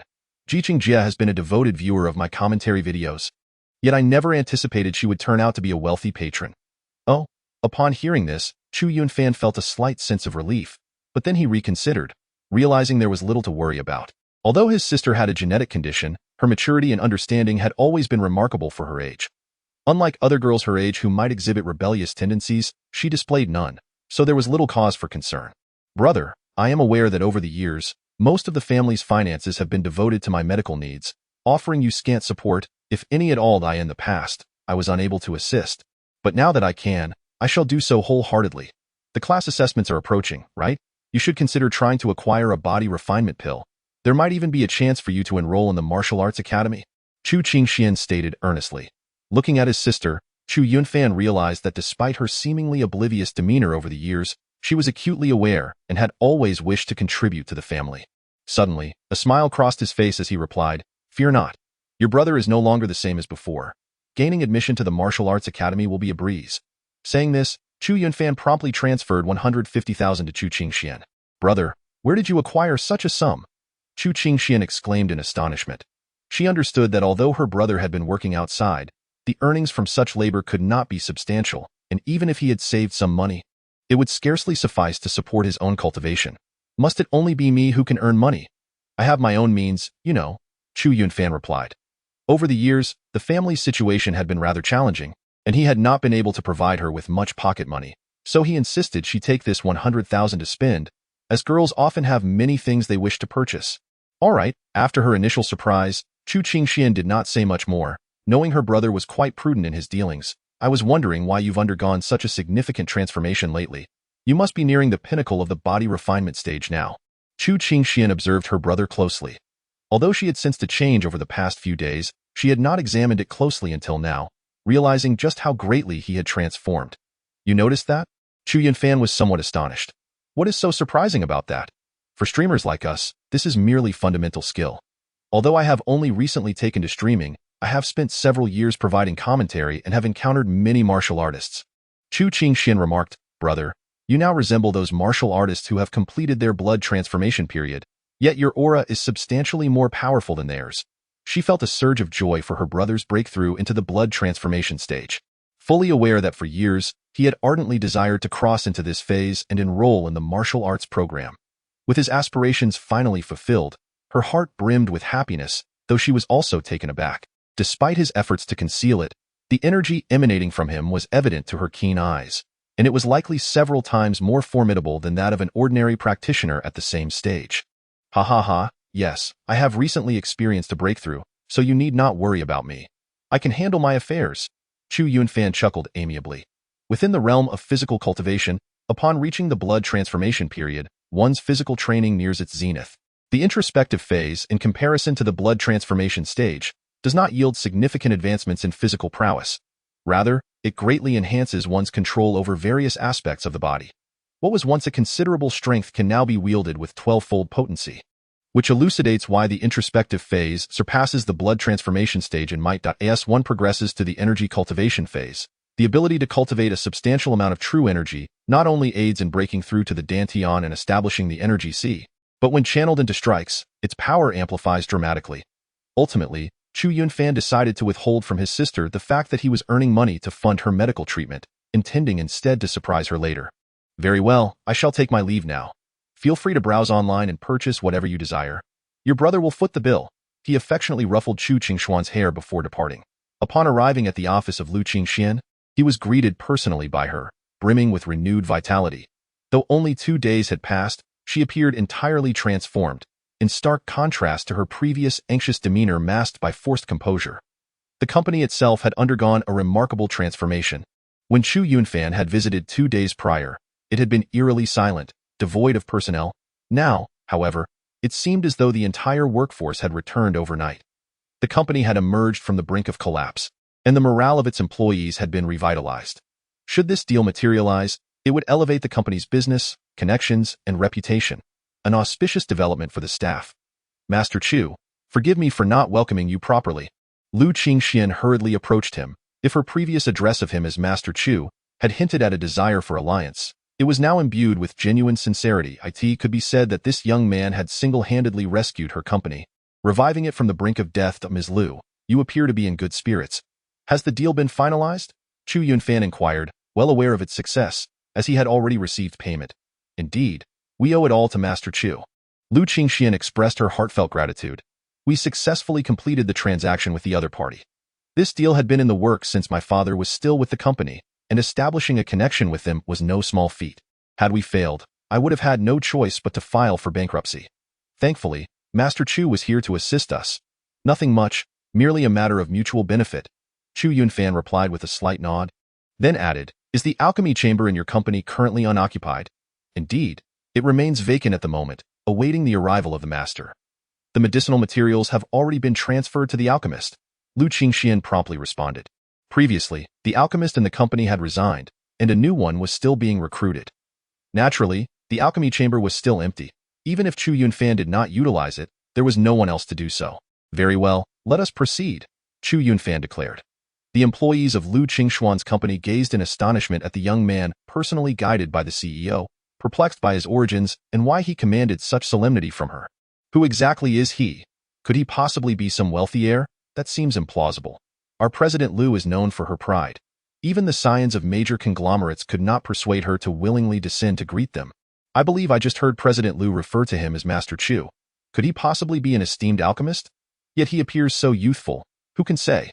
Those alchemists might possess some miraculous means to maintain their youth. Chapter 32.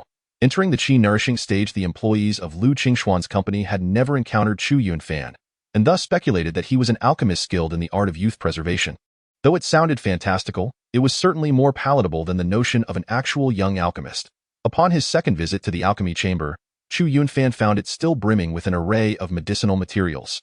However, this time, the materials were intended for the crafting of qi-nourishing pills rather than body refinement pills. I truly appreciate your assistance this time. Chu Yunfan turned to Lu Qingxian and expressed, "It is no trouble at all. Master Chu has rendered me an immense favor. I scarcely know how to express my gratitude." Lu Qingxian replied hastily. Despite her usual indifference to the scions of major corporations, she displayed remarkable eagerness when addressing Chu Yunfan. In the span of just 2 days, she felt as though she had experienced a roller coaster of life's fortunes, all stemming from this young man before her. Compared to the salvation he provided to her company, her mere contributions of procuring medicinal materials and borrowing an alchemist seemed trivial. "Very well, I shall commence the alchemical process. You may attend to your own matters. Do not concern yourself with me," Chu Yunfan stated. "Understood. Should you require anything, simply call for me," Lu Qingxian replied before turning to leave the room. Chu Yunfan ignited the flames beneath the alchemical furnace and began the meticulous process of crafting qi-nourishing pills. He immersed himself wholly in the endeavor, as the memories of the Pill Emperor surged into his mind like a tidal wave. Although he had never concocted a qi-enhancing pill before, at this moment, it felt as if he had performed the task 1,000 times, adeptly measuring the precise quantities of herbs and placing them into the alchemical furnace. Unlike many alchemists who relied on numerous auxiliary devices and meticulously calculated the proportions of various ingredients, Chu Yunfan commenced the simultaneous refinement of 5 qi-enhancing pills without the need for such caution. Everything unfolded as if it were a preordained program, with Chu Yunfan methodically crafting the pills step by step. In the early days of his alchemical journey, the Pill Emperor had also prepared countless qi-enhancing pills. Regardless of one's innate talent, mastery could only be achieved through extensive practice. Throughout the process of refining these fundamental pills, he had honed his foundational skills, and subsequently, even when faced with unfamiliar and untested concoctions, his success rate exceeded 90%. The level of the Pill Emperor, all formulas in the realm of alchemy, no matter how bizarre, could ultimately be traced back to fundamental principles. As long as one had a solid grasp of the basics, the likelihood of success remained high. Much like swordsmanship, regardless of how dazzling the techniques may be, they fundamentally arise from the combination of basic moves. After a full 2 hours, this batch of qi-enhancing pills was finally completed, filling the alchemical chamber with a fragrant aroma that was soon whisked away by the ventilation system. Chu Yunfan carefully stored the pills in specialized containers. The flourishing alchemical industry had also spurred the growth of several ancillary sectors, particularly because once pills were refined, they could not be left unattended to prevent the loss of their potency. Common pills like the qi-enhancing pill or body refinement pill could be stored in ordinary sandalwood boxes, as they were sold rapidly and consumed in large quantities. However, special pills required exquisite jade boxes for preservation, the value of which could be staggering. Some custom-made jade boxes or vials could command prices exceeding $1 million, astonishing to behold. Naturally, the pills requiring such containers were priced in the tens of millions or even billions. Only alchemists capable of producing such pills could truly enjoy both fame and fortune, standing shoulder to shoulder with the wealthiest elites. With the qi-enhancing pills ready, Chu Yunfan promptly seated himself in a meditative posture, commencing his cultivation. The alchemical chamber served as an excellent training ground, a commonplace occurrence for alchemists. He directly ingested one qi-enhancing pill, and its medicinal essence transformed into a refreshing current that coursed through his body. Instantly, the true qi dispersed throughout his being, surged forth like an inflated balloon, growing at an astonishing pace. Since he had yet to establish a sea of qi, the true qi he cultivated was stored within the various acupoints of his body. At this moment, all of them became activated, as if stimulated by some unseen force. Chu Yunfan swiftly initiated the Eternal Sovereign technique, gradually converting the energy from the qi-enhancing pill into true qi. The vital energy within him was escalating at an astonishing pace. His Tianchang Dijiu Huang Jigong was operating at several times the efficacy of the foundational energy cultivation techniques he had previously mastered. The rate at which he absorbed vital energy was also exponentially greater than before. When he finally opened his eyes again, it was nearly noon. He could distinctly sense that his vital energy had thickened significantly, by at least half, yet he was aware that this was not his ultimate capacity. He could accommodate even more vital energy. Furthermore, the medicinal potency within him had yet to be fully assimilated. In truth, the cultivation at the corporeal level primarily focused on the physical body, rendering his internal mastery relatively superficial. However, it was precisely due to the refinement of the physical body at this stage that he could harbor such vital energy, which would typically be distributed throughout the limbs and bones. For an ordinary person, their meridians would have long since ruptured. I have truly entered the qi-nourishing stage, yet this is still insufficient. I require more time to reach the pinnacle of qi-nourishing, Chu Yunfan mused.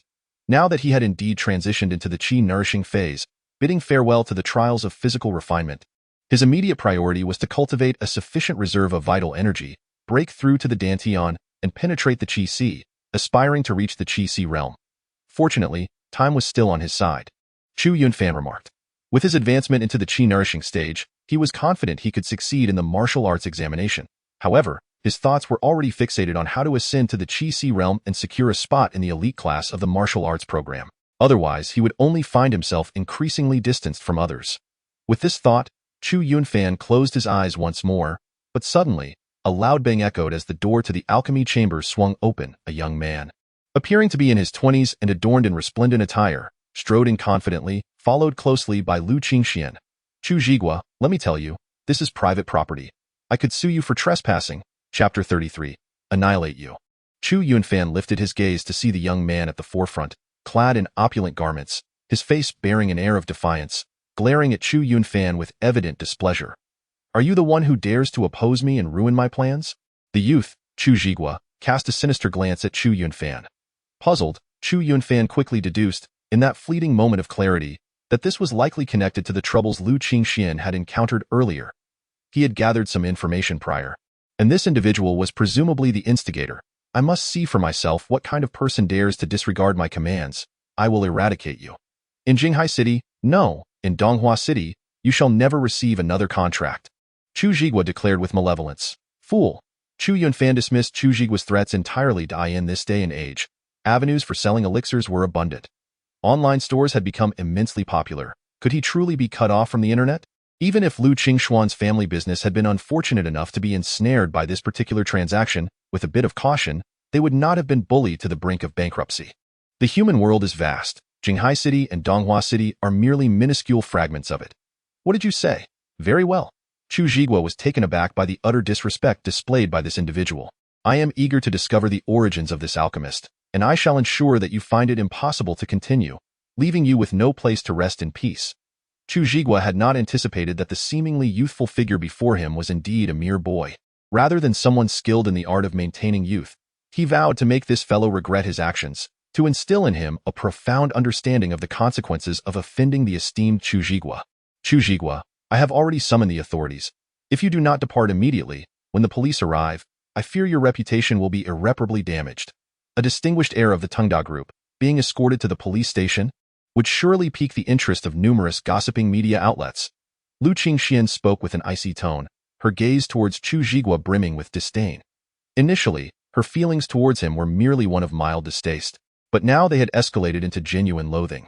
Upon hearing her words, Chu Zhigua merely glared at the two with a sullen expression, ultimately letting out a cold snort before choosing to leave. After all, on Earth, the federal government wielded the greatest authority. While the Tengda group was indeed powerful, it could not truly dominate every situation.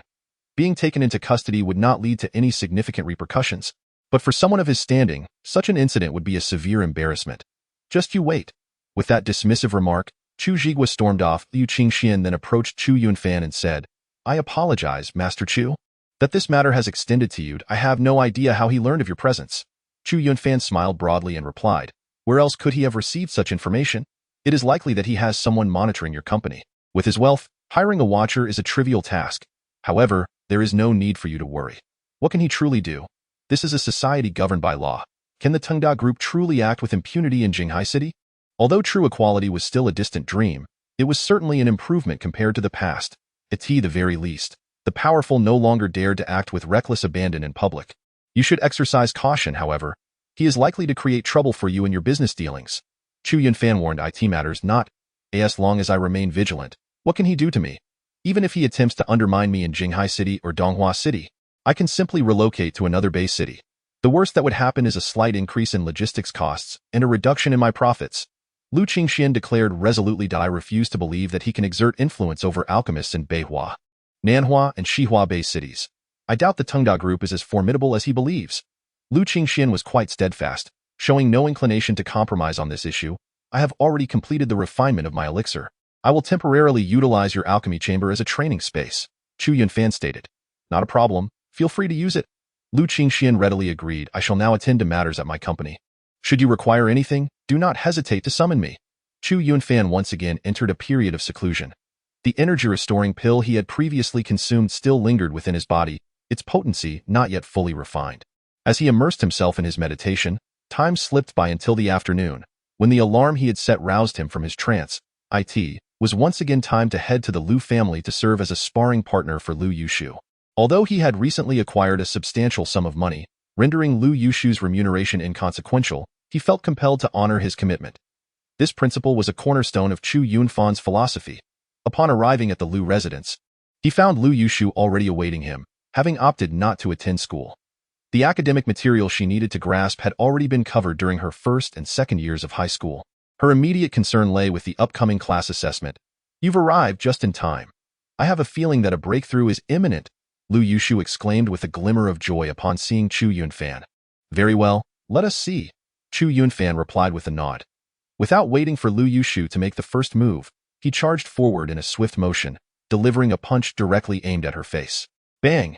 As anticipated, Chu Yunfan's punch was deftly blocked. Lu Yushu staggered slightly, even taking a step back before regaining her balance. However, rather than irritation, she wore an expression of surprise. "You've actually advanced to the energy cultivation stage.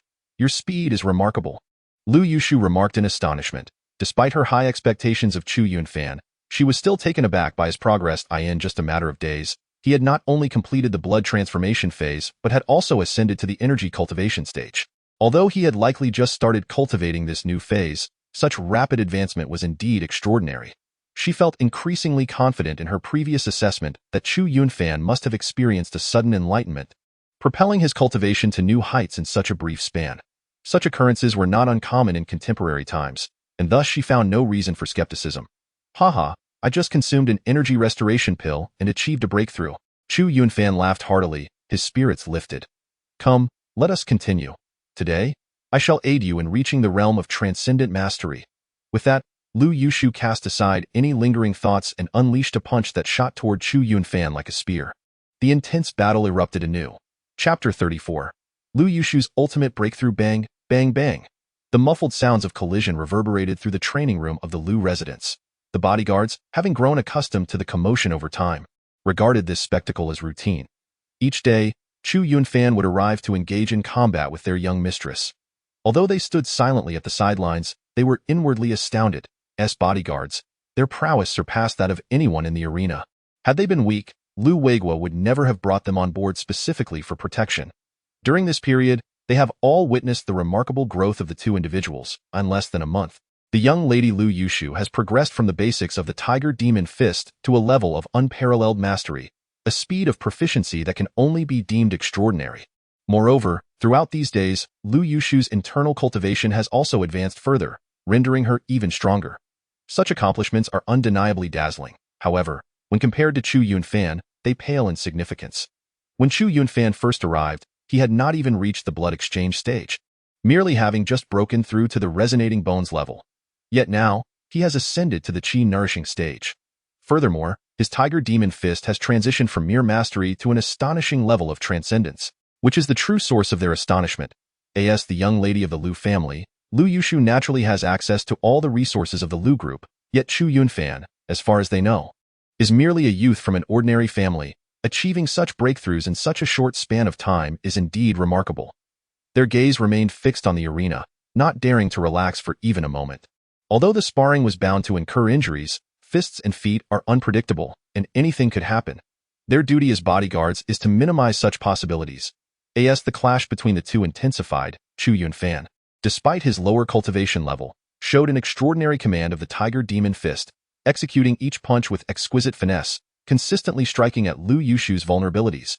However, Lu Yushu's strength surpassed his own, especially after Chu Yunfan's breakthrough to the chi-nourishing stage, allowing her to unleash her full power without restraint, resulting in a geometric increase in her abilities. Some of the flaws, even if discovered by Chu Yunfan, were of no consequence, as he lacked the sufficient strength to truly exploit them to defeat Lu Yushu.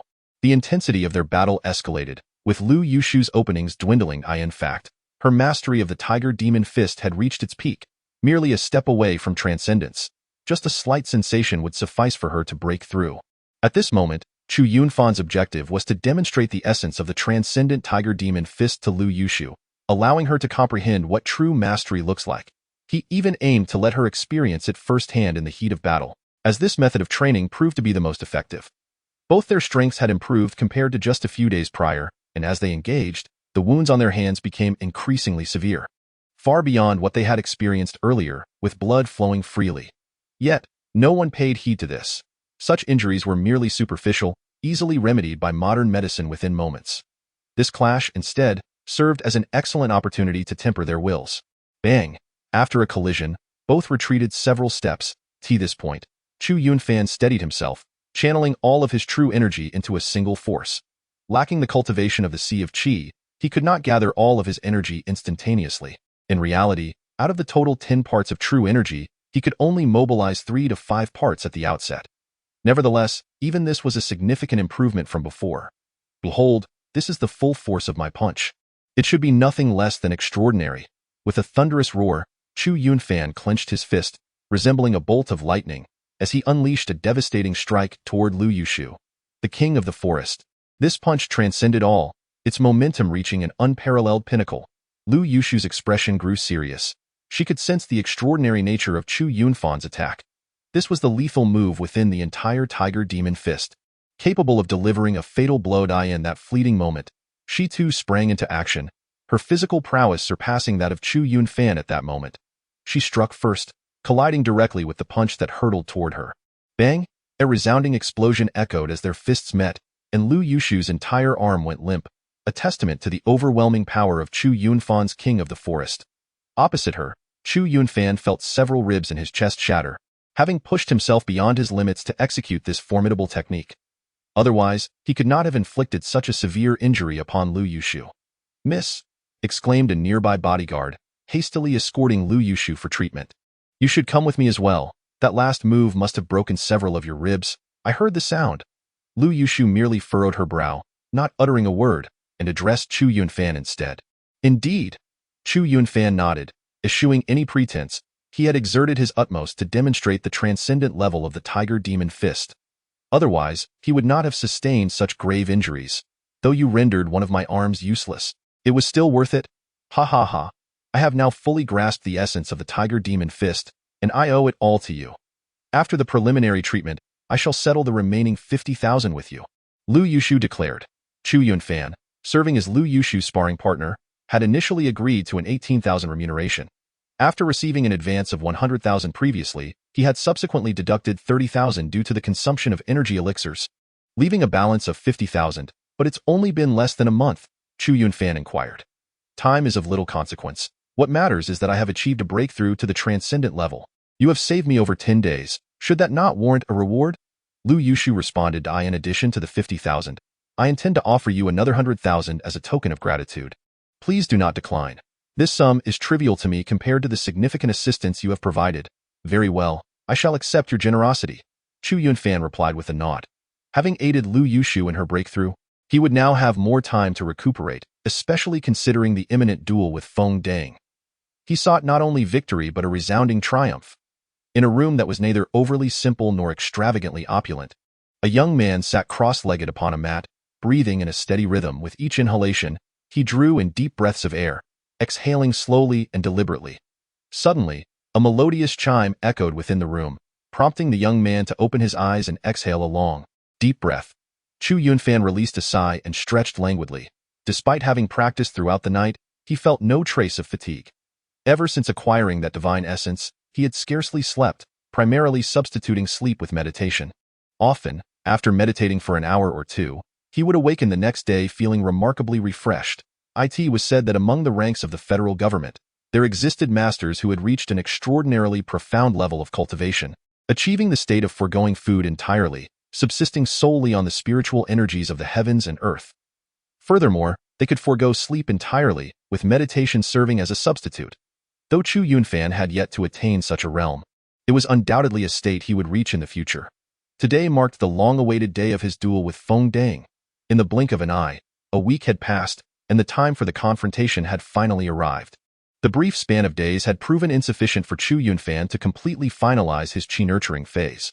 Of the 5 qi-nurturing pills he possessed, he had fully refined only 3. Nevertheless, the true energy within him had already surpassed that of an ordinary peak qi-nurturing phase cultivator. As was his routine, Chu Yunfan consumed breakfast before heading to school. Although today was the day of his duel with Feng Dang, the latter had garnered a modicum of fame within the school, while Chu Yunfan remained a mere unknown. This battle, while capturing the attention of a few spectators among the students, was still a rather inconspicuous event in a school boasting thousands of faculty and students. As Chu Yunfan stepped into the classroom, he was immediately intercepted by Feng Dang. To his surprise, Feng Dang sneered, "I can't believe you actually dared to show up."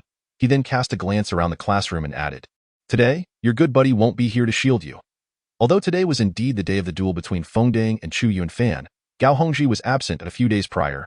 Chu Yunfan had discussed this with Gao Hongji, deeming it a trivial matter unworthy of disrupting his friend's focus on breaking through to the Qi realm.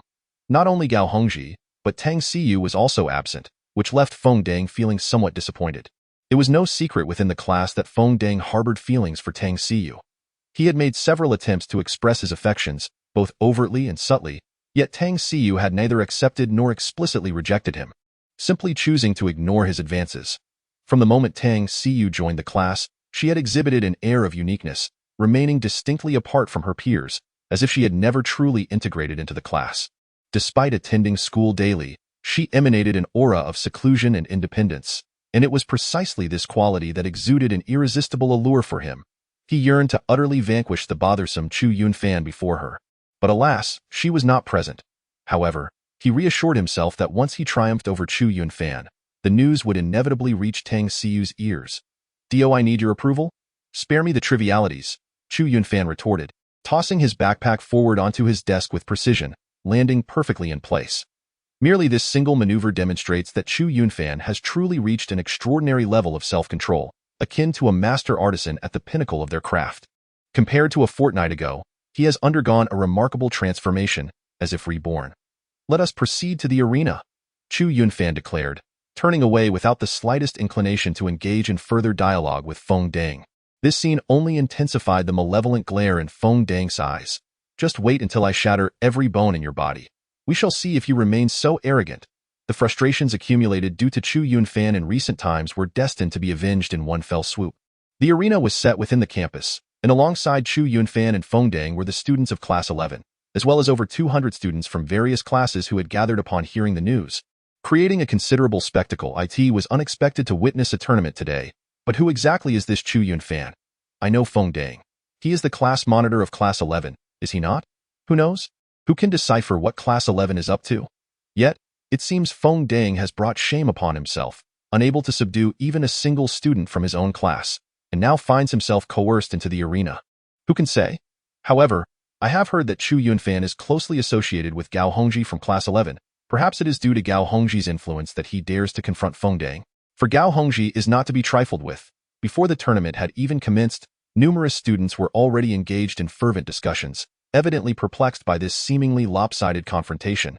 Had it been a match between Feng Dang and Gao Hongji, a plethora of formidable competitors from various classes would surely have gathered. Both Gao Hongji and Feng Dang possessed the caliber to secure their places in elite classes, and at that point, they would not only be classmates but rivals as well, making it an opportunity not to be missed. However, the contest between Feng Dang and Chu Yunfan appeared to many as merely a lesson for the unruly members of their class. "Step into the arena." Feng Dang sneered coldly. With that, he ascended the platform, and Chu Yunfan, displaying no sign of weakness, followed suit. The two took their positions at opposite corners of the arena, facing each other from a distance. "Chu Yunfan, I do not comprehend the audacity with which you oppose me, but today I shall shatter your every ounce of pride. I will make you aware that individuals of your humble origins will forever lack the opportunity to compete with us.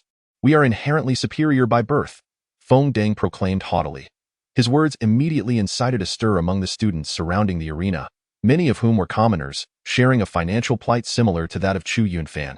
Though modern society espouses the principle of equality and openly condemns the promotion of class distinctions, the reality of such divisions is undeniable, and the gap continues to widen with societal progression. Yet, individuals like Feng Dang, who carry an unwavering pride in their lineage, persist in their existence. Ultimately, however, the common students chose to endure, for in some respects, they could not refute the truth that for Feng Dang, born into affluence, his starting point is the pinnacle that many strive for throughout their lives. "Another fool," Chu Yunfan merely remarked with indifference. Chapter 36. A single strike defeats Feng Dang. Feng Dang gazed coldly at Chu Yunfan, feeling an overwhelming sense of loathing towards the individual before him. This disdain was not merely due to the repeated provocations he had suffered at Chu Yunfan's hands, but also because the latter had trampled upon the very things he held dear and took pride in. Born with an inherent sense of nobility, Feng Dang found it particularly vexing that Chu Yunfan regarded him with utter disdain. Perhaps this was the root of his irritation upon first laying eyes on him. In a swift motion, Feng Dang lunged forward, closing the distance to Chu Yunfan in mere moments. With a single, straightforward punch, he unleashed a force that resonated through the air, producing a sound akin to a breaking wind. Aimed directly at Chu Yunfan's face, without a hint of restraint. Bang, however, to his astonishment, Chu Yunfan merely raised his hand to block the strike effortlessly, not even shifting his stance. A cold smile flickered across Chu Yunfan's lips. In comparison to Lu Yushu, Feng Dang was woefully inadequate. Lu Yushu had reached the realm of Qi, her strength and speed far surpassing anything Feng Dang could hope to achieve. Given that Chu Yunfan could hold his own against Lu Yushu even when she suppressed her power, it was evident just how formidable his capabilities were. Yet, Feng Dang could hardly contain his surprise. He prided himself on his strength, believing that only Tang Xiyu and Gao Hongji in their class could rival him. Few others could withstand a single blow from him. This was not the same scenario as their previous encounter when he had deliberately held back. You managed to block my punch? It seems you have made some progress. But do you truly believe that this grants you the audacity to act arrogantly before me? Feng Dang sneered. The class leader, is this all the strength you possess? You strike me as nothing more than a decorative pillow. Chu Yunfan replied with a calm demeanor. With so many eyes upon us, after this battle, your reputation for incompetence will echo throughout the entire school. Still so defiant. I wonder how long you can maintain that bravado once I shatter every bone in your body. Feng Dang thundered, feeling his authority challenged once again, rage boiling within him. He then launched a fist straight towards Chu Yunfan's heart, an attack reminiscent of a tiger pouncing on its prey. This punch shot forth like a spear aimed at Chu Yunfan's core. Without any grand gestures, Chu Yunfan simply lifted his hand once more to intercept the blow, his body remaining as steady as a mountain. In contrast, Feng Dang smirked, as if he had discerned Chu Yunfan's intentions. Did you think I would only employ such simple tactics? As his punch was absorbed, Feng Dang twisted his body, delivering a swift kick that sliced through the air like a razor, targeting Chu Yunfan's abdomen. Bang! The outcome was no different from before.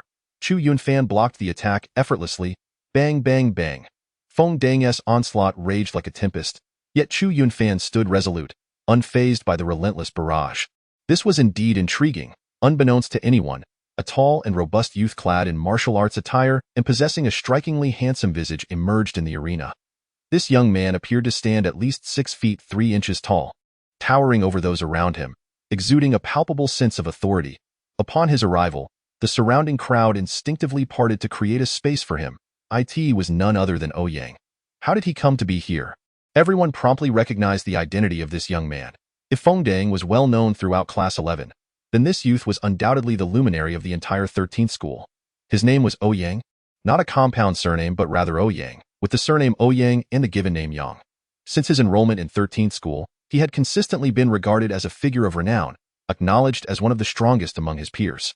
By the time he reached his senior year, he was essentially recognized as one of the most formidable in the entire school. It was said that his prowess could rival that of many teachers. However, many had only caught a distant glimpse of Ouyang in the past, lacking any personal interaction. Thus, his appearance here astonished many.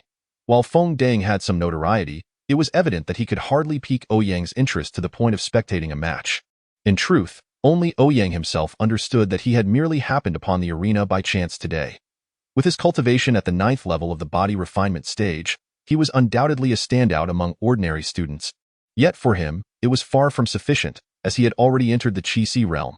Upon casting a casual glance, he noticed an intriguing aspect. He had a faint recollection of Feng Dang, yet the other combatant was entirely unfamiliar to him. However, the spectacle of their confrontation was quite amusing.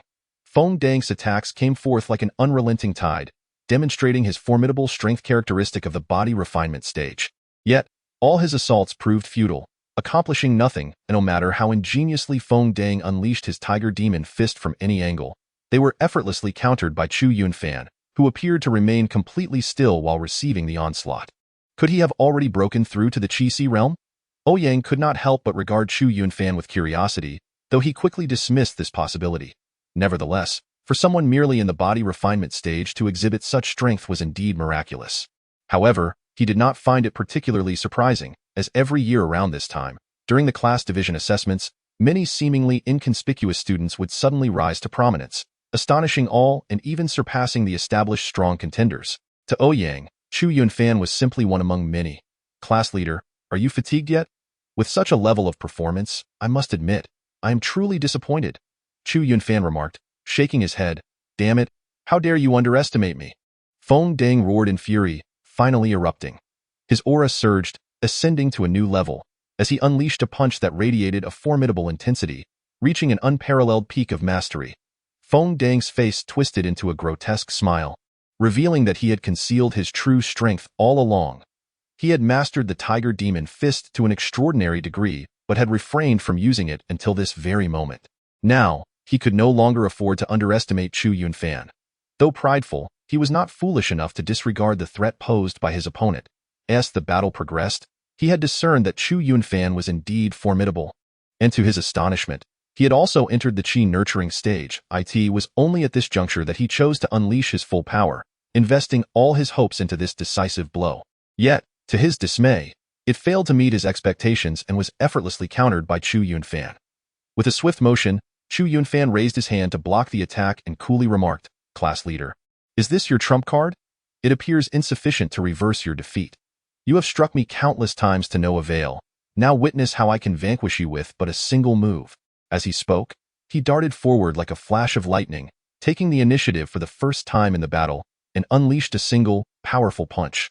Feng Deng felt as if he were struck by a bolt of lightning, unable to react in time before he was forcefully hit in the chest, sent flying backward, and crashing onto the arena floor.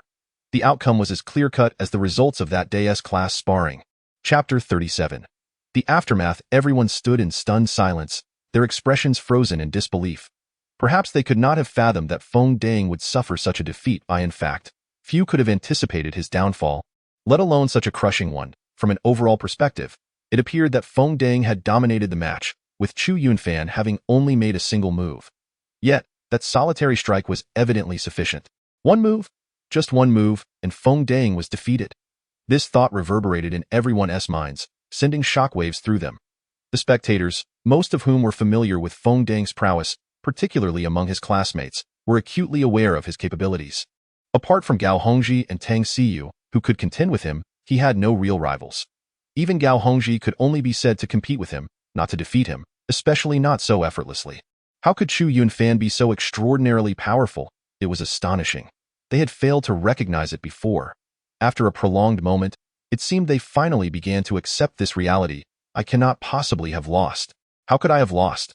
The one who struggled the most to accept this was Feng Deng himself, who kept murmuring this phrase, distinct from his previous defeat where he had suppressed his strength. This time, he had been utterly vanquished. Chu Yunfan, indifferent, barely cast a glance in his direction before turning to leave the arena. I cannot possibly have lost. Suddenly, a furious roar erupted from behind him, followed by a fierce gust of wind surging toward Chu Yunfan. It was Feng Deng, unable to accept his defeat, who had unleashed a desperate counterattack with a punch aimed at Chu Yunfan's back. In an instant, Chu Yunfan reacted, twisting his waist and delivering a powerful kick that struck Feng Deng squarely in the chest. Bang! Feng Deng was sent flying once more, crashing heavily to the ground, unable to rise. If previously Chu Yunfan had merely held back, defeating Feng Deng with restraint, now he had exerted himself to the fullest. This time, Feng Deng could not rise easily. His ribs were shattered, causing him to tremble in agony, completely immobilized. At that moment, a collective gasp echoed among the onlookers. When Chu Yunfan had initially defeated Feng Deng, it was astonishing to learn that he had not even unleashed his full strength. They had only witnessed Chu Yunfan's sudden sweep, sending Feng Deng tumbling through the air. Just how formidable was he? How had they failed to recognize his extraordinary prowess before? Surely, he would have no trouble being admitted to the elite class of the martial arts program. Earlier, they had foolishly thought he would struggle to gain admission. Who would have imagined he concealed such depth? I had always maintained that a dragon does not dwell with snakes. Even someone as proud as Gao Hongji had a close relationship with him. He could not possibly be an ordinary individual. Everyone believed that Chu Yunfan had hidden his abilities, with no one considering the possibility that he had made such rapid progress in this short span of time. That notion was simply too incredible. However, it did not take long for the crowd to regain their composure, hastily carrying Feng Dang to the medical room. Although modern medical technology is indeed remarkable, that kick was sufficient to leave him in dire straits.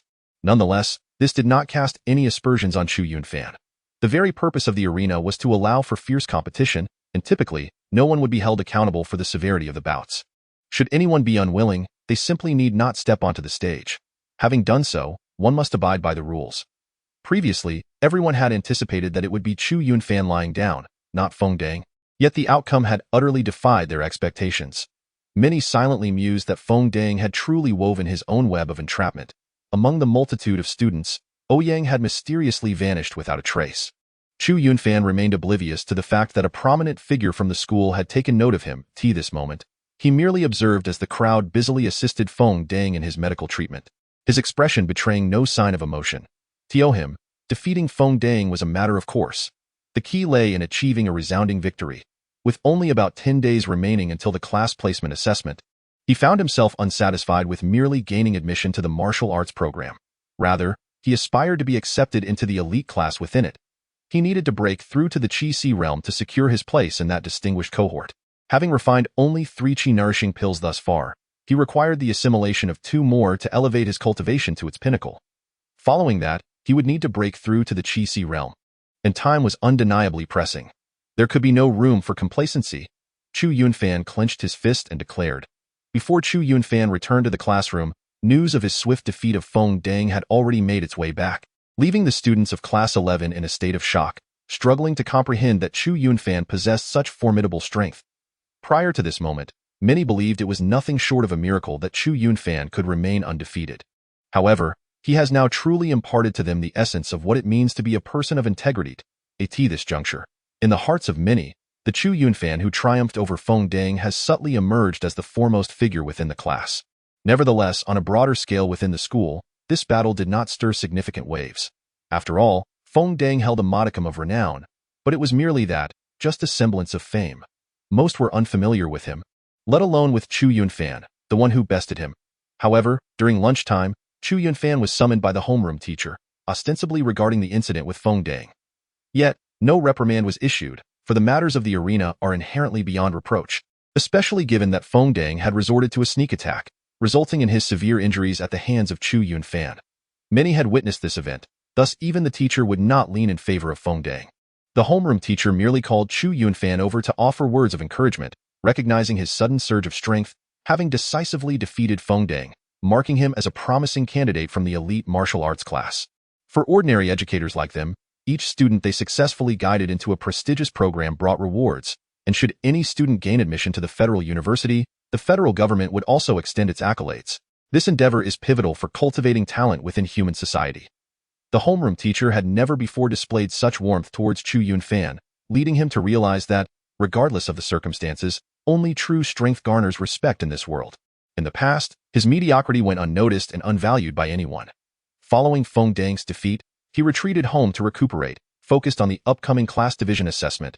Thus no one troubled Chu Yunfan, allowing him to devote himself to his training. The class division assessment looms ever closer. Chapter 38. Standing up for classmates, and just like that, 5 days swiftly elapsed. In the rear of the classroom, upon numerous meditation cushions, a young boy sat cross-legged, his breathing long and rhythmic, subtly resonating with the surrounding air. Many students around him were also meditating, yet they instinctively maintained a respectful distance from this young man. This individual was none other than Chu Yunfan. Since his victory over Feng Dang, 5 days had passed. During this time, his standing within the class had undergone a remarkable transformation. Previously, he had been nearly invisible, with most associating their impressions of him with Gao Hongji. However, the situation has drastically changed. After vanquishing Feng Dang, Chu Yunfan's status in the class has ascended dramatically. In the eyes of many, he is now regarded as the foremost individual in Class 11, illustrating the intensity of this transformation. Even if he were to do nothing at this point, he remains the focal point of attention for both students and teachers alike. No one dares to occupy the space near him during meditation, a privilege once reserved solely for Feng Dang, Tang Xiyu, and Gao Hongji. Yet, he is now indifferent to such trivialities. Throughout these 5 days, he has completely refined 5 qi-boosting pills, integrating them into his cultivation. In this brief span, he has ascended to the pinnacle of the chi-boosting phase, significantly surpassing the strength he possessed just 5 days prior. If he wishes to defeat Feng Dang now, a single strike would suffice, and it would be even easier than the last time. Only after reaching the pinnacle of the chi-nurturing stage can he directly assault the Dantian to establish the chi-si. His cultivation of the eternal royal art makes breakthroughs significantly more challenging than for the average individual. However, once achieved, the potency is often immensely greater. With only a few days remaining, he cannot linger in school any longer. Establishing the chi-si demands undivided focus, and it is time for him to request leave from the homeroom teacher. Chu Yunfan mused, recalling that previously Tang Xiyu, Gao Hongji, and later Feng Dang had all taken leave for the same purpose at that time. He was not yet in a position to consider such matters, but now he must. Suddenly, a flurry of hurried footsteps approached, and several students, both male and female, rushed into his presence. Chu Yunfan lifted his gaze to find a few classmates standing before him, much like his former self, lacking in presence, and he was not particularly familiar with them. They exchanged glances, and then a girl, biting her lip and looking somewhat troubled, spoke up. Chu Yunfan, could we ask you for a favor? What is it? Chu Yunfan inquired. Our class's training room has been taken over by someone, and they even injured our people. The girl, sensing Chu Yunfan's willingness to help, quickly elaborated. Which class? Chu Yunfan asked. Though the 13th middle school is quite large and has constructed numerous training rooms, there are still times when they are insufficient. Consequently, students often engage in overt and covert struggles over these facilities, escalating to the point where the school had to intervene and establish regulations to allocate different classes to use the training rooms at designated times. While such conflicts have significantly diminished, they still occasionally arise. In the past, when such incidents occurred, it was typically the strongest individuals in the class who resolved them. Chu Yunfan, being close with Gao Hongji, had witnessed him confront formidable opponents from other classes on numerous occasions. As long as these class rivalries did not escalate too severely, the school tended to turn a blind eye. Chu Yunfan immediately understood that with Gao Hongji, Tang Xiyu, and the class leader Feng Dang all absent, it was only natural for them to seek his assistance, someone who appeared to have also stepped into the chi-nurturing stage. They are from class 15. Indeed, they are emboldened by the absence of their leader. They previously clashed with us over the basketball court. Now, according to school regulations, the training room is designated for our class, yet they refused to leave and have even injured our classmates. The group of students began to discuss fervently, their indignation palpable, casting hopeful glances at Chu Yunfan, imploring him to stand up for them. Chu Yunfan had previously considered this. Who could predict whether he would intervene? He merely smiled faintly and declared, "Let us reclaim our training room." With that, Chu Yunfan promptly rose and exited the classroom, followed closely by the other students. In the era of the Kunlun calendar, students diligently practiced martial arts, and those who engaged in such pursuits were invariably unafraid of challenges, often encountering verbal disputes without a hint of trepidation. Chu Yunfan and his companions strode purposefully toward the training hall, their imposing demeanor quickly capturing the attention of students from other classes. What on earth is the 11th class up to, marching in such a fierce manner? One student remarked. You may not be aware, but I've heard that their training hall was seized by the 15th class. The audacity of the 15th class is astounding. While the 11th class may not be particularly formidable, they are certainly not to be trifled with. Another added. With class divisions imminent, everyone is in dire need of the training hall to hone their martial skills, leading to an increase in such conflicts. Yet, we, who have already resigned ourselves to the prospect of only qualifying for the liberal arts class, find ourselves somewhat detached from these frays. This promises to be quite a spectacle. Let us go and witness the commotion. Following Chu Yunfan's group was a throng of curious senior students eager to observe the unfolding drama. Unfazed, Chu Yunfan proceeded directly to the training hall, only to find approximately 20 students gathered within, none of whom belonged to the 11th class. All were from the 15th class. Upon the opening of the door, the students of the 15th class cast their gazes toward the newcomers, and upon recognizing the previously defeated students from the 11th class, they began to mock them. Who would have thought you'd dare to return? Ha ha ha, are you here seeking reinforcements? Yet I have heard that Feng Dang, Gao Hongji, and Tang Xiyu from the 11th class are all absent. What good will reinforcements do? One jeered. Who is that leading them? I've never seen him before. The students of the 15th class erupted in laughter at the sight of their vanquished rivals, provoking considerable ire among the 11th class students, who could not deny the truth in the words of their opponents. They were indeed the defeated. Although the numbers of their own in the training hall were far fewer than those of the 15th class, their loss was an undeniable fact. Chu Yunfan strode boldly into the training hall, completely disregarding the encircling presence of the students from the 15th class. His gaze was fixed upon the leader among them, a robust youth appearing around 16 or 17 years of age. Chapter 39. A lesson. Chu Yunfan's perceptive abilities had vastly improved. With a mere glance, he could discern the strengths and weaknesses of those before him. The center of the group from the 15th class, stood a notably strong young man, evidently the leader of this assembly. This was not surprising, as while friction between classes was commonplace, the competition for resources was not unusual either. Typically, such a leader would be the most skilled individual within the class.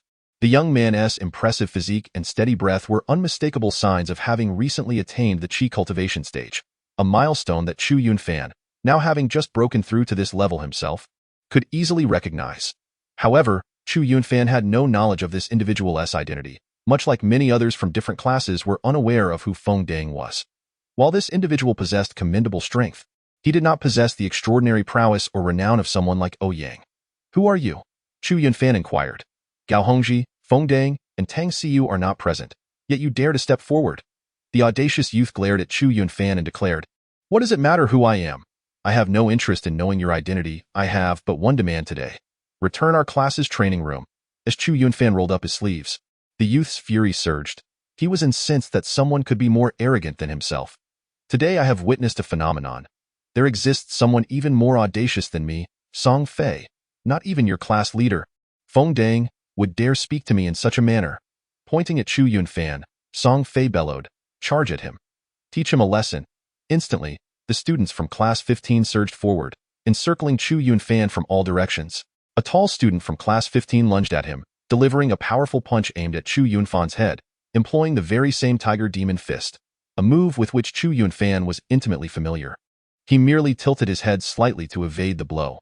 Without even throwing a punch, he swiftly delivered a powerful kick directly to the student's chest.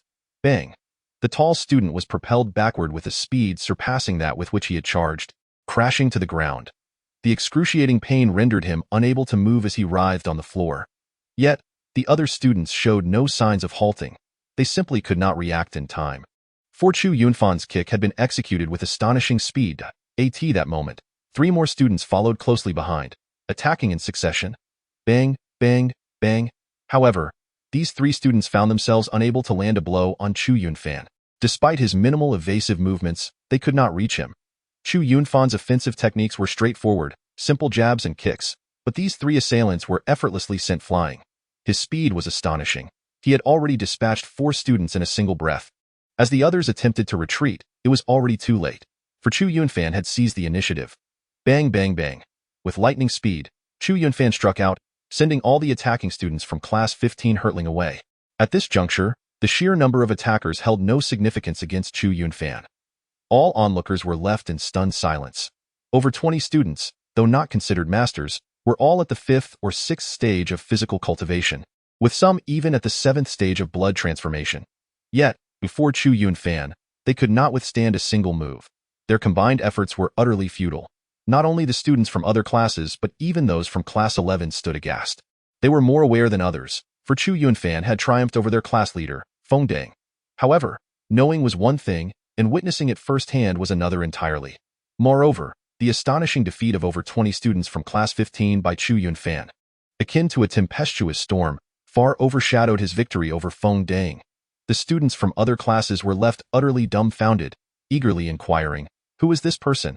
How can he be so formidable? We've never heard of him before. When did your class produce such a remarkable individual? This is truly astonishing." Especially striking was the sight of Chu Yunfan, who remained entirely composed, devoid of any sign of distress, which only deepened their astonishment. As he stepped over the groaning students of class 15, he approached Song Fei and stated calmly, "I will say this once more. Return our class's training room, or I shall not relent." At that moment, even the defiant Song Fei understood that this seemingly unremarkable individual, who until now was unknown, was not one to be trifled with. He was certainly no ordinary adversary. "You've injured so many in our class, and you still expect to leave unscathed?" Song Fei glared coldly. "Then take my punch first." With muscles quaking, Song Fei unleashed a fierce aura, charging at Chu Yunfan like a ferocious tiger descending from the mountain.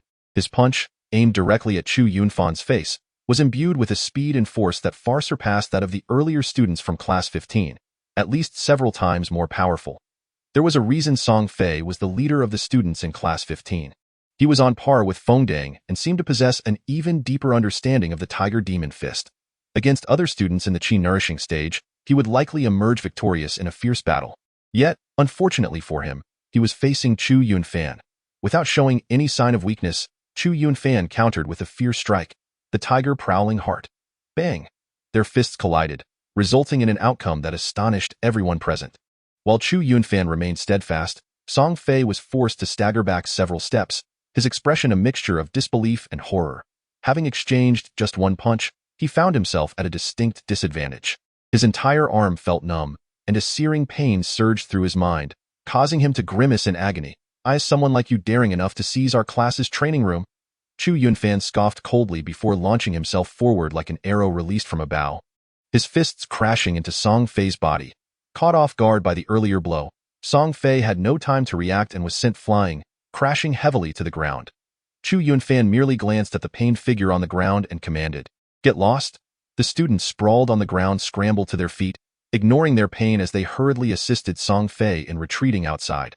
Not a single harsh word was uttered. They were utterly intimidated by Chu Yunfan. Chapter 40.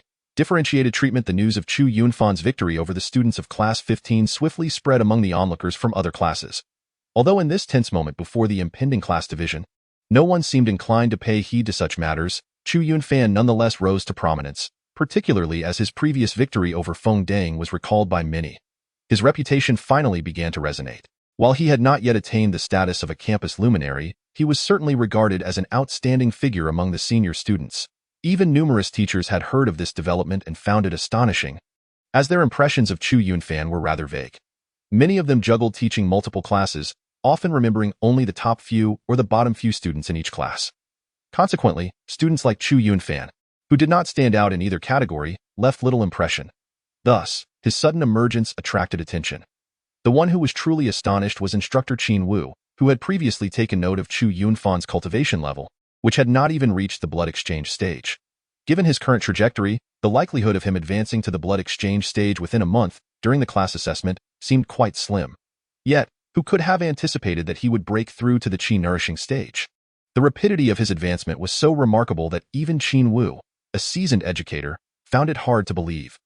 Each year, prior to the senior class division, there are always students who suddenly emerge from obscurity, but the speed with which Chu Yunfan had done so was indeed a rarity. However, after stirring some waves, the matter quickly returned to tranquility. With only a few days remaining, everyone was striving diligently, even though the college entrance examination was not yet upon them. It was, nonetheless, a significant juncture. In these remaining days, Chu Yunfan decided to take a leave of absence, dedicating himself to rigorous training at home, aspiring to break through to the Qi C stage. However, achieving such a breakthrough was no easy feat, as it required the arduous task of cultivating a Qi C within his dantian, a challenge of considerable magnitude. In the Chu household, within the living room, Chu Yunfan sat cross-legged upon a mat, attempting to breach the Qi C stage. Yet, the endeavor proved to be even more arduous than he had anticipated. Typically, for an ordinary individual at his level of Qi Nourishing, establishing a Qi C would not be overly difficult. However, his superior physical constitution posed significantly greater challenges in this regard. Nevertheless, after an entire day of exertion, he gained profound insights into the intricacies of achieving the Qi C, evolving from mere recollections of the Dan Emperor's memories into a more intuitive comprehension of the process. While the Dan Emperor was not the most gifted in the realm of cultivation, his position allowed him access to exceptional martial arts such as the Eternal Sovereign technique and the reflections of many predecessors' training experiences, all of which now translated into Chu Yunfan's accelerated understanding of his breakthroughs. A sound of wheels rolling across the floor interrupted his concentration as his younger sister, Chu Qingxian, emerged from her room. "Has the live stream concluded?" Chu Yunfan inquired without opening his eyes. "Yes," Chu Qingxian replied. Stretching lazily, "I just finished the stream.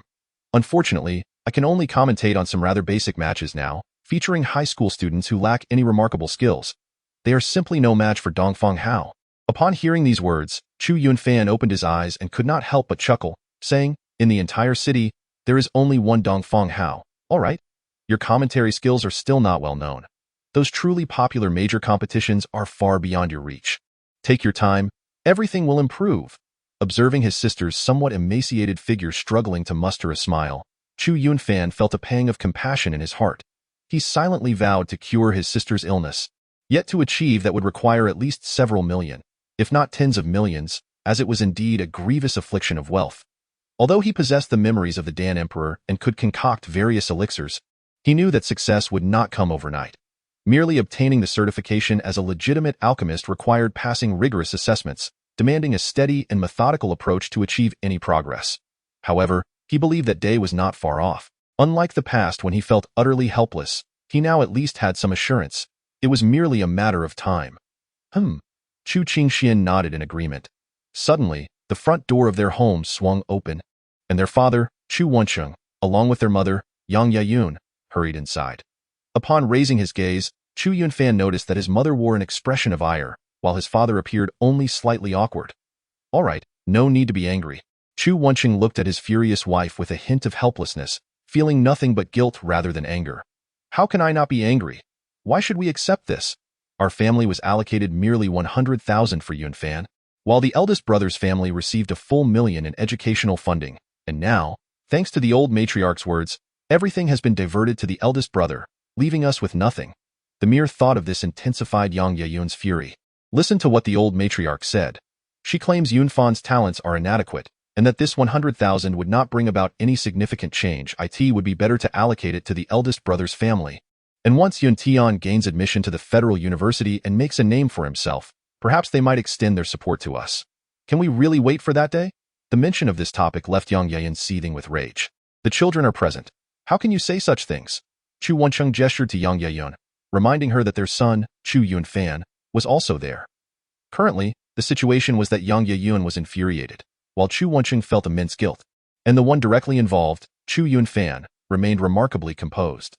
The old matriarch Yang Yayun referred to was Chu Yunfan's grandmother, and her favoritism had been apparent for some time.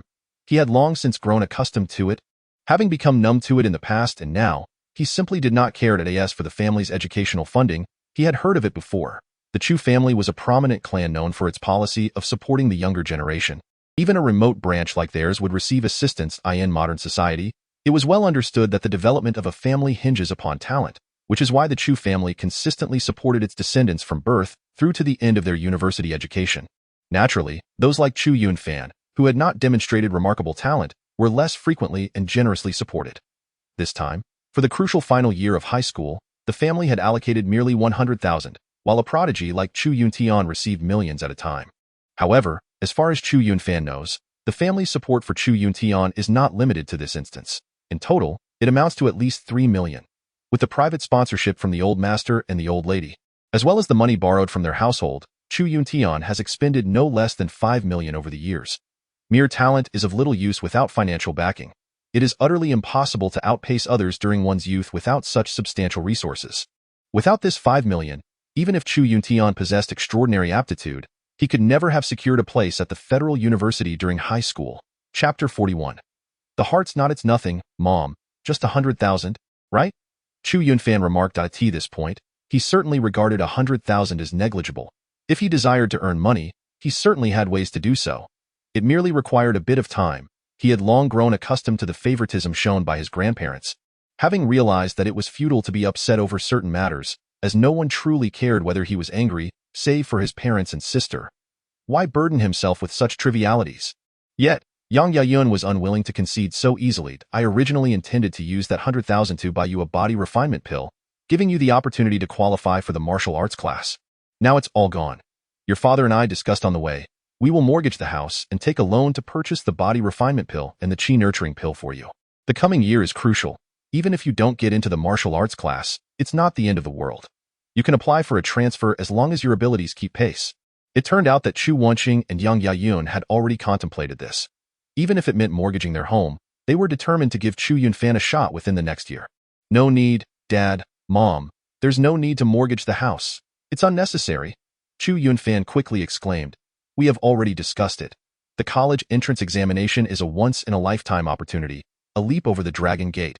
Even if we must mortgage the house, we will ensure you have those pills. Over the years, much of our money has been spent on Xianxian, with too little invested in you. Otherwise, you wouldn't be struggling even to get into the martial arts class. Chu Yunfan gazed at his son, feeling a profound sense of guilt. As a man, he felt he had failed, unable to provide a good life for his wife, helpless against his daughter's illness and unable to assist his son significantly. Dad, it's unnecessary to qualify for the martial arts class. You don't need to mortgage the house. I have already surpassed the blood exchange phase, Chu Yunfan hurriedly clarified. However, Chu Wencheng and Yang Yeyun did not believe him. Thinking he was merely trying to comfort them, that moment, Chu Qingxian, who had been silently observing, spoke up, Dad, Mom, please don't argue. Brother isn't lying. Just look at him. He has already entered the qi nurturing phase. At that, both parents turned their gaze to Chu Yunfan, who no longer concealed his aura, making it apparent to them that he had indeed crossed into the qi nurturing phase.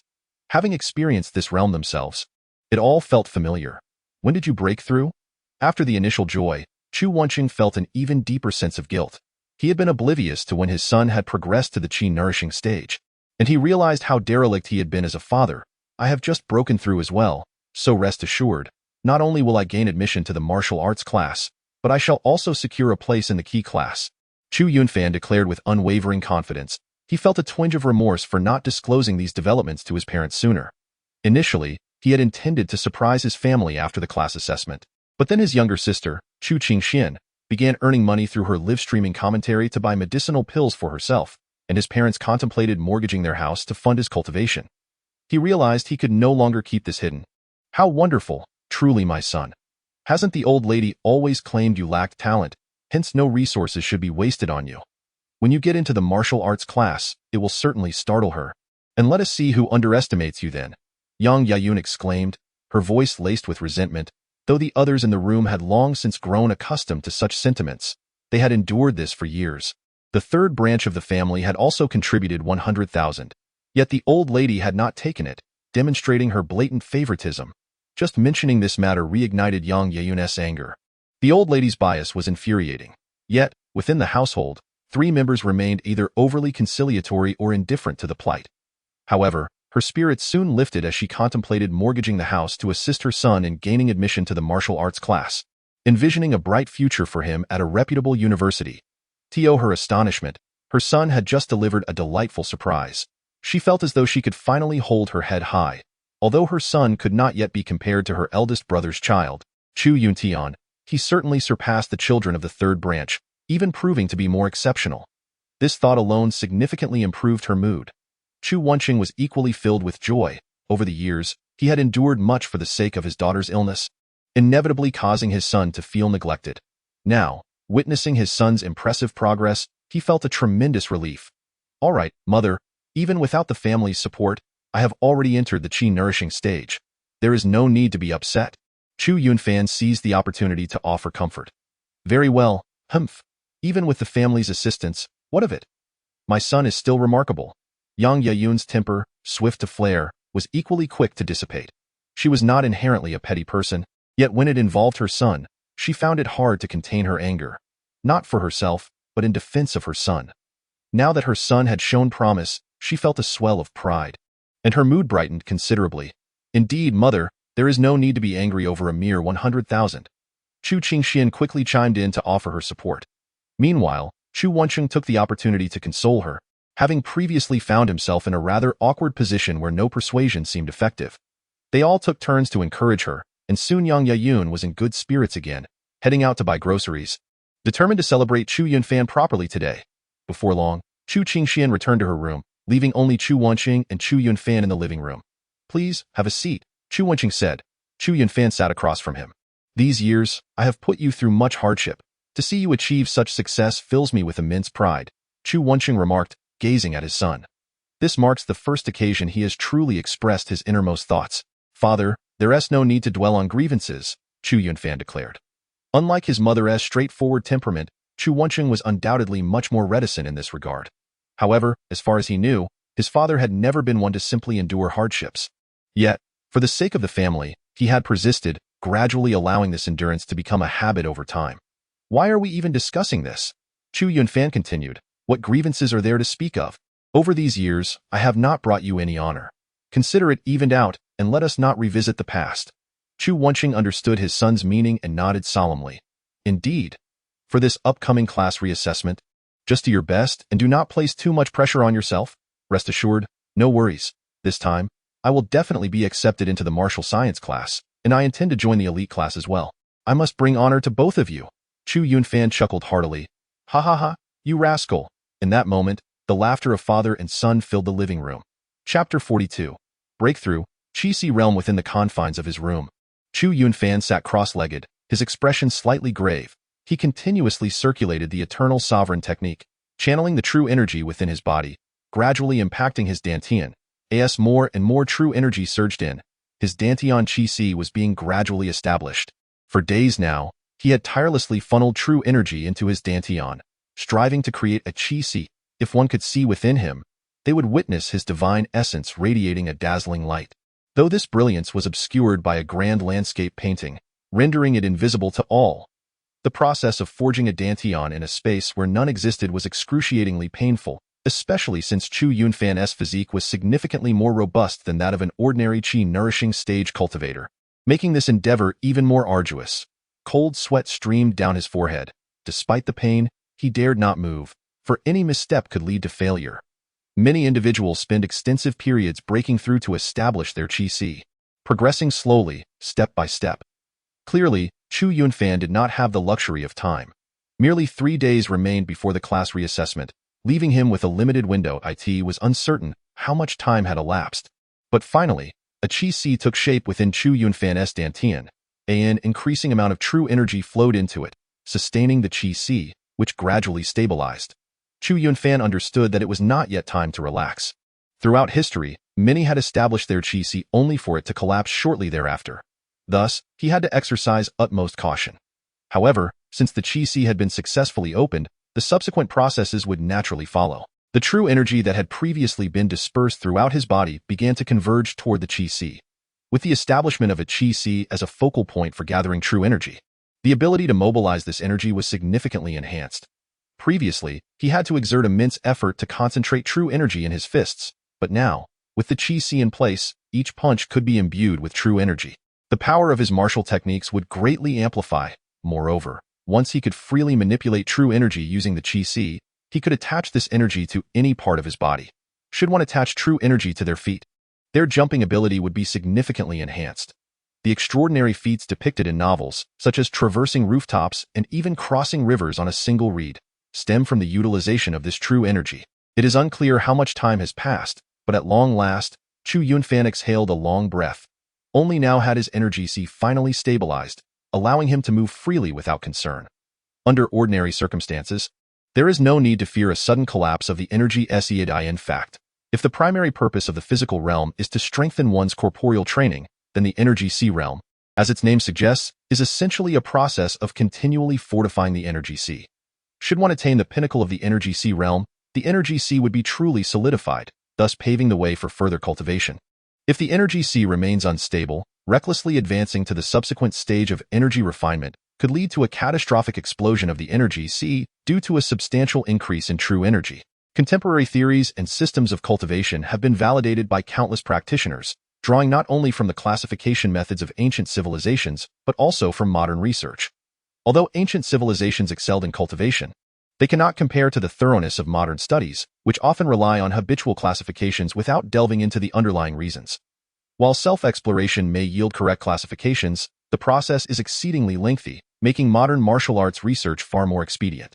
The advancements achieved in cultivation over a century in modern society rival the progress of ancient civilizations over millennia, and there is a reason for this. After breaking into the energy C realm, gaining admission into a prestigious class should pose little challenge, Chu Yunfan mused privately. However, he recognized that the energy C must continue to be reinforced. He could not afford to relax just yet. With 3 days remaining, he must seize the opportunity to break through. Time swiftly passed, and before long, the day arrived. The entire city was enveloped in an atmosphere of examination, for not only the 13th middle school but also all high schools in Jinghai City and Donghua City had designated this day for the third-year class division assessments. Although it did not compare to the solemnity of the college entrance examination, where all would yield to its gravity, the examination atmosphere was nonetheless palpable. After having breakfast and receiving blessings from his parents and sister, Chu Yunfan boarded the bus en route to school. Regardless of how many students had taken leave previously, today they were all required to attend the assessment. Upon entering the classroom, it was evident that the previously absent Gao Hongji, Feng Dang, and Tang Xiyu had all returned. Their prior absences had been for this very day. As Chu Yunfan's gaze swept over the trio, it was clear that during their time away, they had all experienced substantial enhancements in their abilities, each having entered the Energy Sea realm. Among them, Tang Siyu's presence was the most formidable. Although she concealed it well, it could not escape his discerning eye. Beyond the three of them, students from other classes had also notably improved, as those who had previously been at the inner sight stage suddenly advanced to the energy nurturing stage. Originally, aside from himself, only the three prominent figures in his class had reached this level. Yet upon his observation today, he found that 5 classmates who had previously only achieved the inner sight stage had remarkably broken through to the energy nurturing stage. Indeed, the class placement assessment serves as a small fish leaping over the dragon gate, compelling everyone to exert their utmost efforts, resulting in significant improvements in their cultivation. Chu Yunfan mused. His entrance immediately captured the attention of all present. He was no longer the obscure individual he once was. Having consecutively triumphed over Fengdang and Song Fei from Class 15, his reputation within the class had risen to a level on par with the original 3 giants. Undoubtedly, defeating formidable opponents is the most effective means of ascending in status. Aside from Fengdang's still malevolent gaze, even Tang Siyu regarded Chu Yunfan with a hint of curiosity, clearly surprised by his remarkable performances that had utterly exceeded her expectations. Meanwhile, Chu Yunfan took his seat beside Gao Hongji, who promptly delivered a hearty slap to his shoulder. Haha, good lad. You've done well.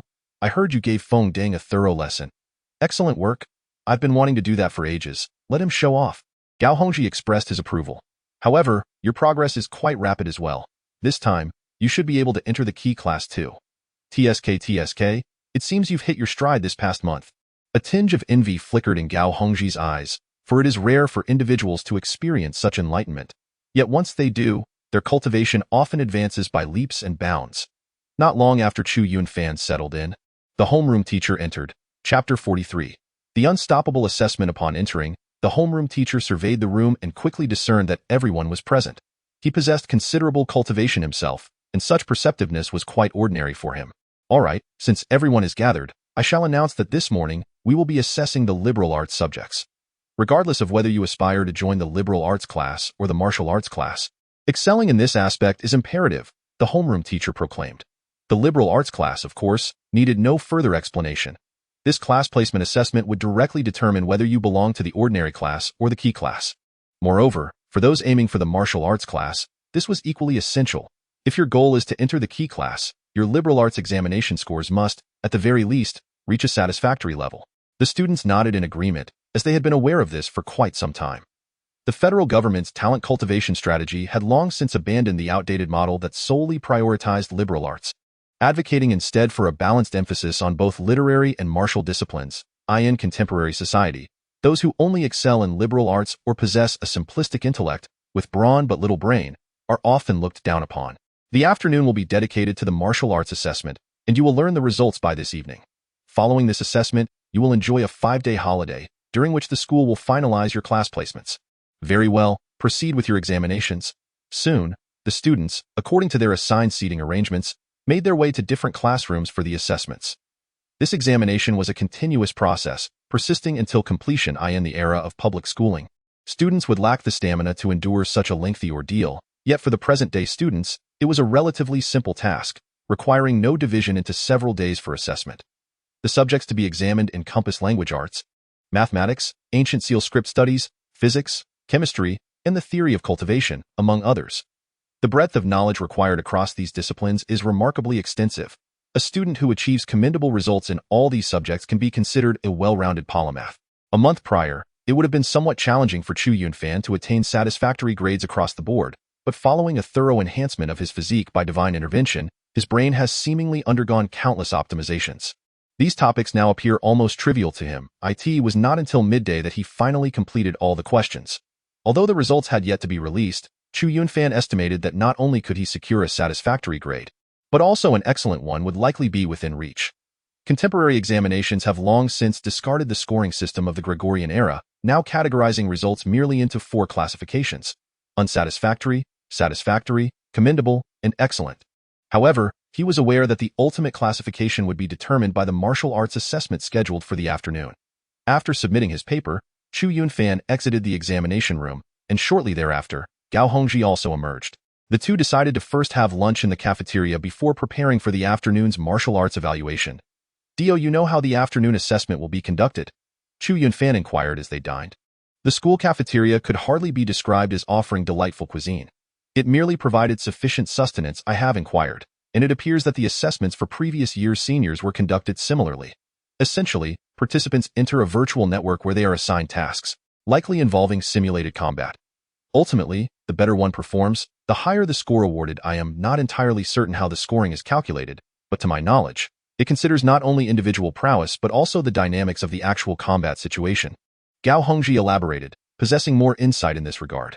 Chu Yunfan nodded, realizing why Lu Yushu had been fervently practicing the Tiger Demon Fist prior to the classification assessment. Indeed, there was a rationale behind it. Lunchtime swiftly elapsed, and a multitude of students awaited the final assessment, which would determine whether they could pass the classification exam. The senior students were congregated in various training rooms, where they were handed specialized virtual goggles. Upon donning the goggles, Chu Yunfan was immediately enveloped in darkness, finding himself within a virtual realm specifically designed for examination purposes. In this environment, regardless of one's real-world prowess, it could be temporarily manifested. Normally, martial artists of the Chi-Si realm and above would need to invest money to project their real abilities into the virtual network, but now this was attainable without any cost. However, exiting the software or the examination would revert everything back to its original state. The classification assessment for the 3rd High School of Shijinshi is about to commence. May I confirm if student Chu Yunfan is ready to begin the evaluation? Yes, Chu Yunfan affirmed with a nod, and instantly, a figure materialized before him. Though the visage remained obscured, the presence radiated a formidable aura, indicating it was a virtual warrior.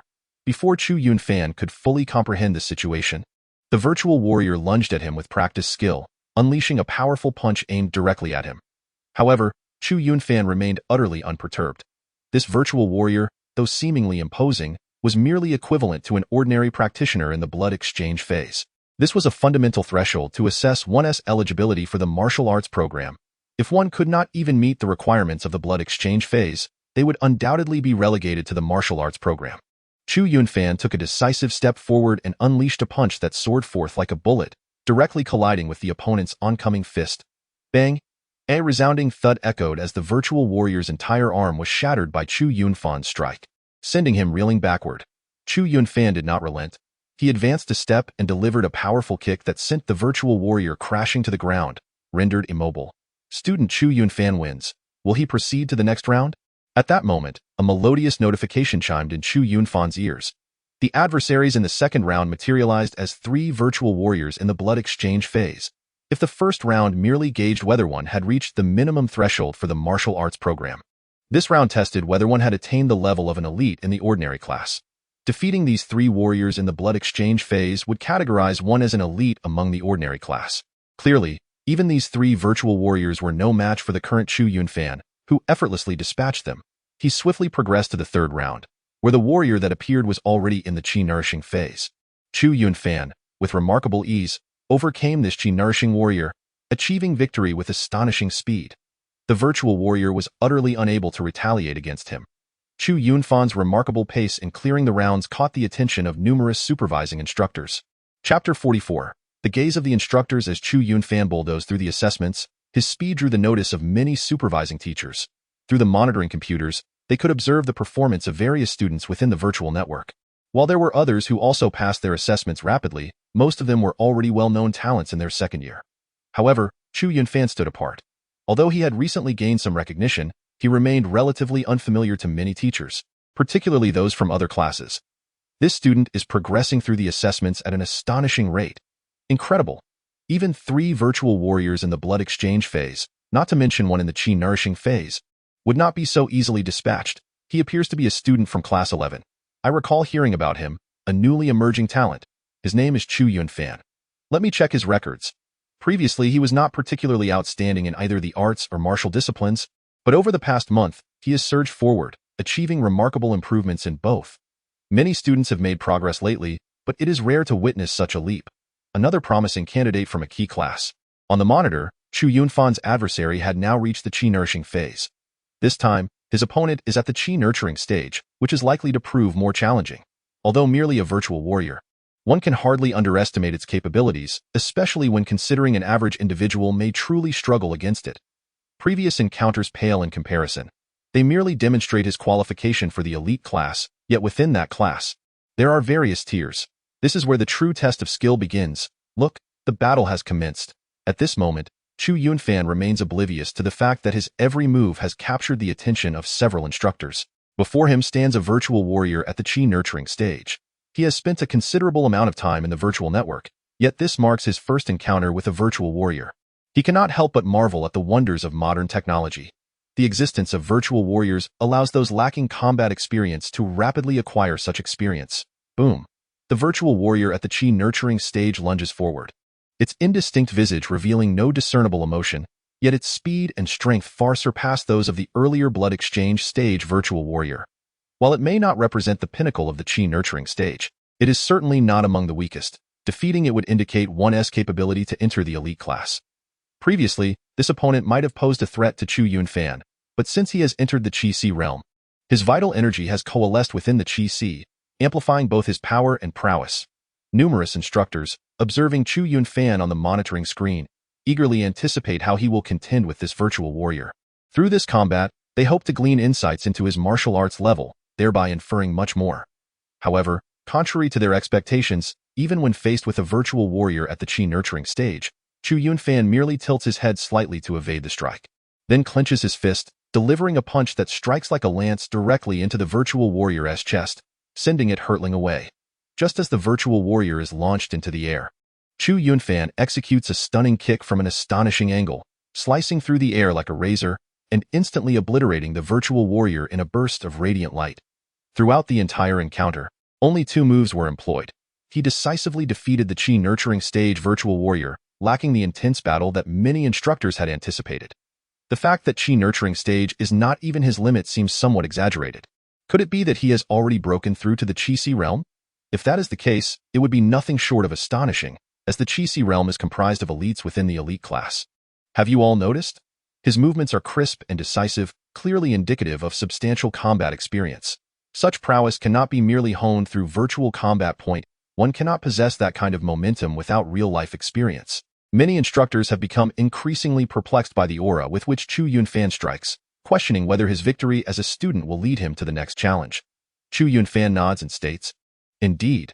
After a relentless series of battles, the last vestiges of tension that he had felt vanished without a trace. Instead, he found himself consumed by a fervor that surged within him. The 4th challenge presented itself in the form of 3 virtual warriors at the Qi cultivation stage, intensifying the trial once more. The 3rd stage merely assessed whether students possessed the qualifications to enter the elite martial arts class. Those who advanced to the 4th stage were essentially deemed qualified. And at this juncture, the test was aimed at the elite among them. Only the Armée de las Armées could hope to prevail against such formidable opponents, for this array of challengers could only be surmounted by those who had attained the Qi Si realm. Even students at that level would find it a daunting task to advance. Chu Yunfan had likely discerned the underlying principles of this classification assessment, which appeared to systematically delineate one's capabilities through successive trials. It did not evaluate physical prowess nor martial skills. Rather, it hinged entirely on one's comprehensive performance in virtual combat. Such performance would subsequently influence class placements and the allocation of school resources. As the 3 virtual warriors at the Qi cultivation stage surrounded Chu Yunfan, any ordinary practitioner at the Qi Si realm might have felt trepidation. However, after daily sparring sessions with Lu Yushu, Chu Yunfan felt no anxiety whatsoever. When Lu Yushu suppressed her strength to the Qi cultivation stage, her singular presence exerted a pressure far exceeding that of these 3 virtual warriors. As Chu Yunfan progressed through yet another stage, the number of teachers gathered around the monitoring screens swelled, for the majority of students had either been eliminated or were struggling without hope of success. The number of students who could still advance with such momentum was dwindling. Should he succeed in this challenge, it would at least affirm his status as an elite, presenting no significant difficulty. Nevertheless, I perceive a certain challenge. If he is indeed at the Qi Si realm, that would be acceptable, but if he remains merely at the Qi cultivation stage, he may struggle to prevail. Now, we would witness the extent of his martial arts proficiency, for until now, he had relied solely on his formidable physical attributes to barrel through. In the arena, the 3 virtual warriors at the Qi cultivation stage lunged at him simultaneously from 3 directions. Chapter 45. Advancing through 5 challenges. All the teachers were eager to assess Chu Yunfan's martial arts training level. Yet they found themselves disappointed, for at that moment, he still did not reveal his true capabilities. The trio of Qi cultivation warriors was insufficient to provoke him into demonstrating his genuine strength. Every assault from the three virtual warriors was effortlessly deflected by him, regardless of how astonishing their attacks might have been. After a brief interval, it seemed that Chu Yunfan had grown weary of this exchange. With a thunderous shout, he unleashed an assault as fierce as thunder itself, appearing as if he had manifested three avatars, each striking with tremendous force against the three Qi cultivation virtual warriors. The trio was sent flying, crashing heavily to the ground, utterly incapacitated, before dissipating into light moments later. This was the virtual network S system determining that their injuries were too severe. They had been defeated. At this moment, the teachers wore furrowed brows, for they had yet to witness what they yearned to see. Nevertheless, they collectively reached a singular conclusion. The physical prowess of this student was astonishingly exceptional. To suggest that he was merely in the Qi nurturing stage would be an understatement. Even those in the Qi C realm would struggle to match such vitality.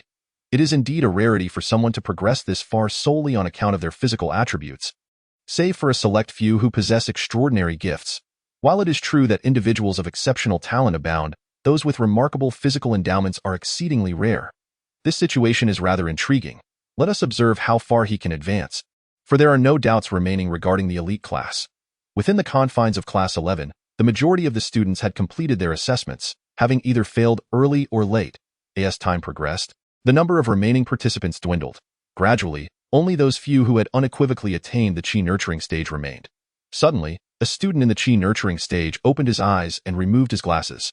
This was the limit. Defeating one from the Qi nurturing stage was already a considerable feat, but three would be impossible. The student lamented, for to vanquish a single opponent from the Qi nurturing stage essentially secured a spot in the elite class.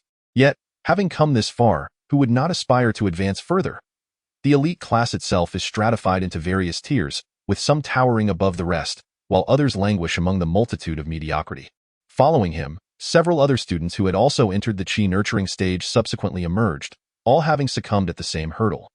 After all, while they could manage to contend with a solitary virtual warrior of the Qi nurturing stage, who operated on relatively average data, rather than being modeled after the best within that stage, these newly emerged students had exerted every ounce of their strength, and facing three opponents simultaneously was a different matter entirely. At this juncture, only 4 individuals remained in the assessment, aside from the original 3 titans. Surprisingly, Chu Yunfan had also persevered.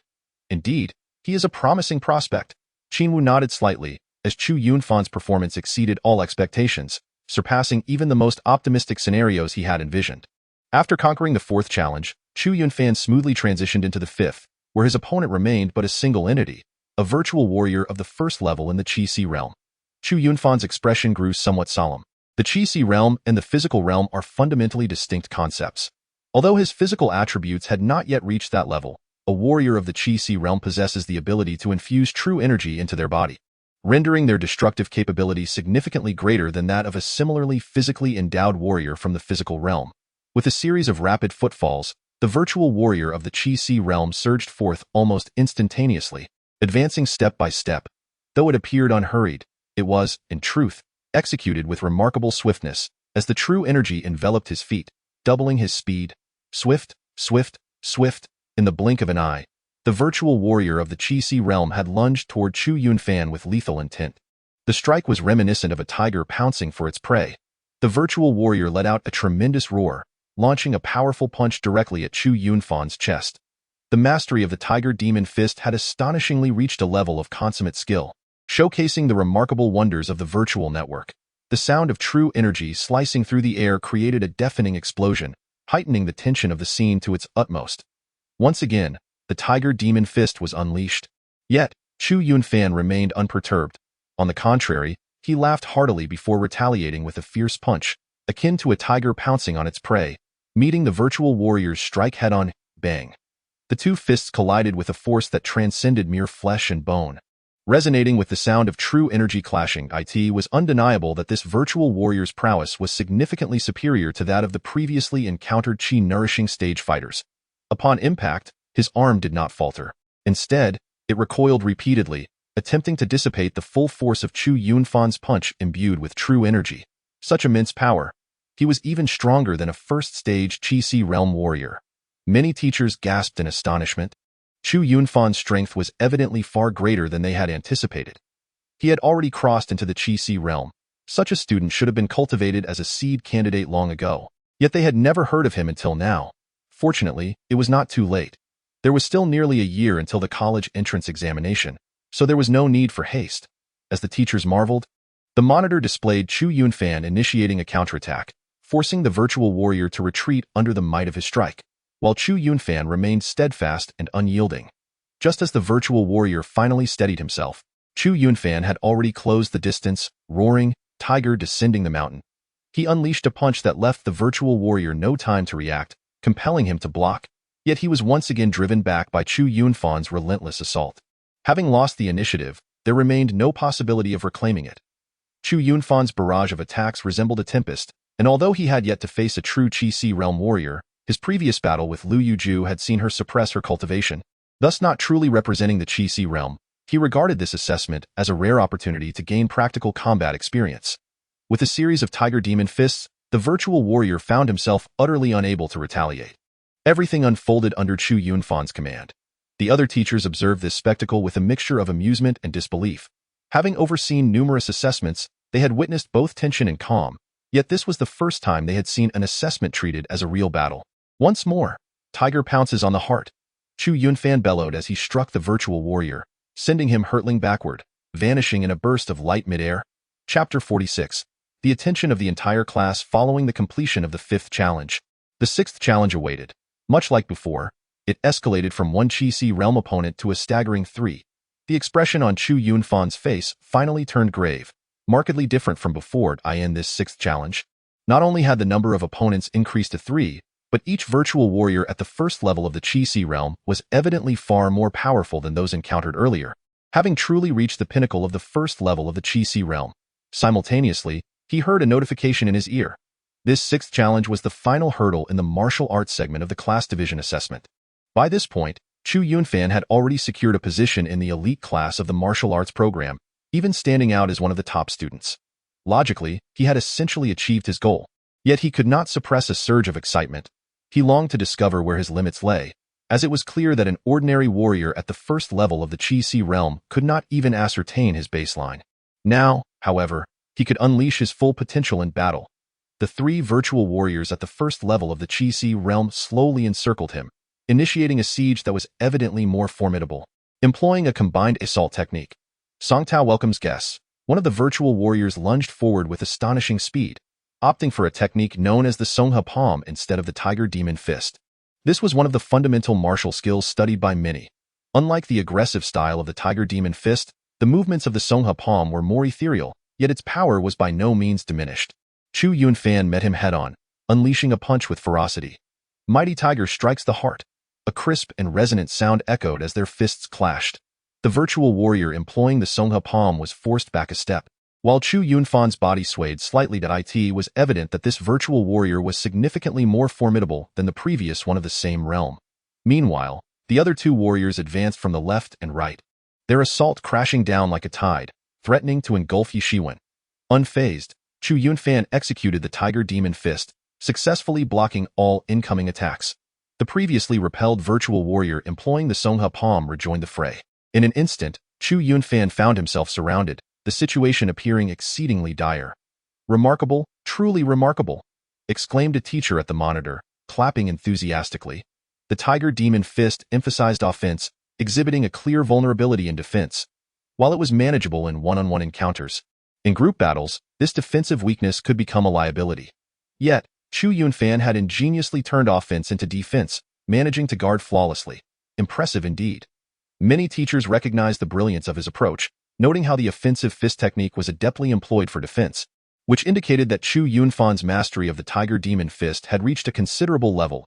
At the very least, he had attained a consummate stage, possessing the first level of the Qi realm while executing the Tiger Demon Fist with such finesse was undoubtedly commendable. However, it did not take long for another teacher to discern a flaw. Although one could attach true energy to their fists and feet at the Qi realm, significantly enhancing their power, such an approach would also lead to considerable depletion of true energy. The Qi realm merely signifies the threshold one has just managed to attain, as typically, a student at the first level of the Qi realm would find themselves unable to sustain numerous bouts after a single confrontation. It would not be long before their genuine energy is entirely depleted. However, as Chu Yunfan engaged in a series of skirmishes, simultaneously adopting an offensive stance against 3 opponents, he was effectively exhausting 3 portions of vital energy at once. A usual practitioner at the first level of the Qi realm would have likely exhausted their internal energy by now, yet Chu Yunfan displayed no signs of fatigue whatsoever. Rather, he exhibited an increasingly formidable presence as the battles progressed. Not only did he possess strength far exceeding that of an average individual, but his vital energy also surpassed that of his peers within the same realm, showcasing a rare and extraordinary talent. One instructor remarked in astonishment, noting that such individuals, in ancient times, would be considered natural prodigies in cultivation, with others toiling endlessly merely to reach the innate starting point of someone like him. This revelation drew the attention of an increasing number of instructors towards Chu Yunfan. Meanwhile, in the classroom, only 4 individuals remained engaged in the examination, undoubtedly capturing the focus of all present. Based on the duration of the exam, it was clear that these 4 had advanced to the final assessment stage. Although it was widely acknowledged that all 4 were likely to secure positions in the elite martial arts class, curiosity and speculation inevitably arose regarding which among them could endure the longest, or whether any would succeed in passing the assessment. They were not entirely ignorant of the circumstances, as they were aware that, based on previous years' outcomes, even among the elite class, few managed to triumph in this final trial. Essentially, only the Armée de la Armée would prevail. Yet, discussions often revolved around the 3 dominant figures in the class, and with Chu Yunfan, they constituted the 4 titans. The question lingered: who among these titans was the mightiest? As they observed the stillness of these contenders, after a prolonged silence, someone finally moved. It was none other than the class leader, Feng Dang. His expression was notably grim, clearly indicating that the results of the examination had not met his expectations, and he faltered at the final hurdle. Particularly disheartening was the realization that he was the first to be eliminated among the 4. His gaze toward Chu Yunfan was filled with hostility. Had it not been for the vigilant presence of instructor Qin Wu nearby, one could surmise that he might have resorted to underhanded tactics. Since he began to acknowledge Chu Yunfan's presence, he had encountered nothing but setbacks. Each encounter felt as if Chu Yunfan were a nemesis sent by fate, evoking a deep-seated resentment within him. Before long, another contender withdrew from the assessment. This time, it was Gao Hongji, who also failed to pass the final challenge. Defeating a typical practitioner at the first level of the Qi refinement stage had already stretched his limits. Facing an enhanced version, he found the task insurmountable. After all, he had only recently achieved his breakthrough. Although his spirits were initially low, witnessing Feng Dang's earlier defeat brought him a sense of relief. Conversely, Feng Dang's mood soured even further upon noticing Gao Hongji's unabashed mockery, wishing he could stomp on the rotund face of this overweight rival. Gao Hongji, having taken a jab at Feng Dang, then shifted his gaze toward Chu Yunfan and Tang Xiyu, his expression shifting to one that was markedly more predatory than his usual demeanor. The performance of Chu Yunfan was entirely beyond his expectations. He truly did not anticipate that Chu Yunfan could reach such a remarkable stage. My brother is indeed extraordinary. All eyes in the arena were fixated on the last 2 remaining contenders. Could it be that their class would face total annihilation this time? Chapter 47. Conclusion of the class assessment. At this moment, Chu Yunfan was blissfully unaware that he had become the focal point of his entire class, even emerging as their beacon of hope. This was particularly true for instructor Qin Wu. Although the success rate for the final trial had historically been quite low, and even among the martial arts program, the number of those who could pass was not substantial. A complete failure would render the scene rather unsightly. Currently, he found himself under the relentless assault of 3 peak-level virtual warriors at the first stage of the Qi realm, each employing a unique martial art without any duplication, attacking him from 3 different angles. The speed and strength of their onslaught were far superior to that of the previous virtual warrior at the same stage. While he was confident in his ability to handle any single one of them, the simultaneous attack from all 3 left him somewhat flustered. This time, he no longer held back. He unleashed the pinnacle of his mastery, the Tiger Demon Fist, which allowed him to withstand the combined assault of the 3 adversaries. Unbeknownst to him, his performance was already astonishing in the eyes of many instructors. To hold his ground against 3 opponents without succumbing was indeed remarkable for someone of his level. However, Chu Yunfan felt it was still insufficient. Merely defending against 3 was not enough. His internal energy surged forth, far more robust than that of the average person, and now it erupted entirely in this state. Chu Yunfan executed the transcendent Tiger Demon Fist, transforming into an unparalleled demonic tiger, radiating an aura of ferocity. Bang, bang. He unleashed 2 consecutive punches, forcing 2 of the advancing virtual warriors back. Then, tightening every muscle in his body, he gathered his energy into a single point and struck out with tremendous force. King of the Mountains, Chu Yunfan bellowed, landing a decisive punch on one of the virtual warriors, sending the figure hurtling away, only for it to vanish in a flash of light.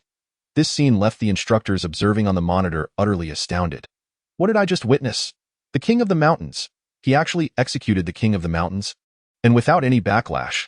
Just how formidable is the strength of his physique? One instructor exclaimed in disbelief. Although the standard for utilizing the final move of the Tiger Demon Fist, the King of the Mountains, is the Chi-Si realm, practitioners at this level do not face the same risk of bone fractures as those at the body refinement stage. Nevertheless, it is not something that can be executed with such ease. The Chi-Si realm is merely the minimum requirement for its application. Have you all noticed? His Tiger Demon Fist has transcended the limitations of mere technique and has attained a profound understanding. It is evident that he has entered the realm of true mastery. Are today's students truly this formidable? Not every instructor among us has achieved such mastery in the Tiger Demon Fist, have they? Another instructor remarked in astonishment. However, during their conversation, Chu Yunfan had already embarked on a series of actions. Previously, when he executed the King of the Mountains and Forests, he had directly fractured his ribcage. Yet now, he merely felt a momentary constriction in his chest, which swiftly dissipated, indicating that his physical form was far more formidable than before. Chu Yunfan showed no signs of relaxation, launching directly into another lethal strike. King of the Mountains and Forests. This attack struck one of the remaining virtual warriors with tremendous force. Without a moment's hesitation after the first strike, he unleashed another King of the Mountains and Forests. The burden on his body was immense. However, at this moment, Chu Yunfan executed it without any hindrance, delivering a powerful punch. Bang! The virtual warrior was effortlessly obliterated into light. Chu Yunfan practiced the heavenly eternal royal extreme technique, which inherently fortified his physique beyond that of ordinary practitioners. Coupled with his mastery of the Tiger Demon Fist at the realm of transcendence, he was able to maximize his formidable cultivation. Even though they were both at the first level of the Chi-Si realm, the disparity in their cultivation levels was glaringly evident. Chu Yunfan's movements were astonishingly swift. At this moment, the last remaining virtual warrior had just barely regained his footing. As he lunged forward, how could he possibly withstand the full force of Chu Yunfan, who was now in a state of unrestrained ferocity? With his immense strength and the fully realized Tiger Demon Fist, Chu Yunfan had transformed into a superlative force capable of vanquishing anyone in his path. Bang, bang, bang. In merely 3 exchanges, the virtual warrior had already been stripped of all defenses and found himself at a disadvantage. Then, with a resounding declaration, Chu Yunfan shouted, "King of the Mountains and Forests." Channeling all his strength and true energy, he directed a tremendous blow toward the virtual warrior, who was now utterly defenseless. Bang! The virtual warrior let out a muffled groan as his entire form was reduced to a radiant burst. Vanishing from the examination arena, at this moment, as Chu Yunfan came to a halt, his true energy was finally nearly depleted, yet it had far exceeded that of a typical Chi-Si realm practitioner. The teachers monitoring the screen were still processing the events, as Chu Yunfan had, in a mere span of a few breaths, erupted and consecutively annihilated 3 virtual warriors of the Chi-Si realm. What had appeared to be an evenly matched scenario had been swiftly reversed and rewritten. Witnessing this spectacle, one teacher could only mutter, "This child is boundless in potential."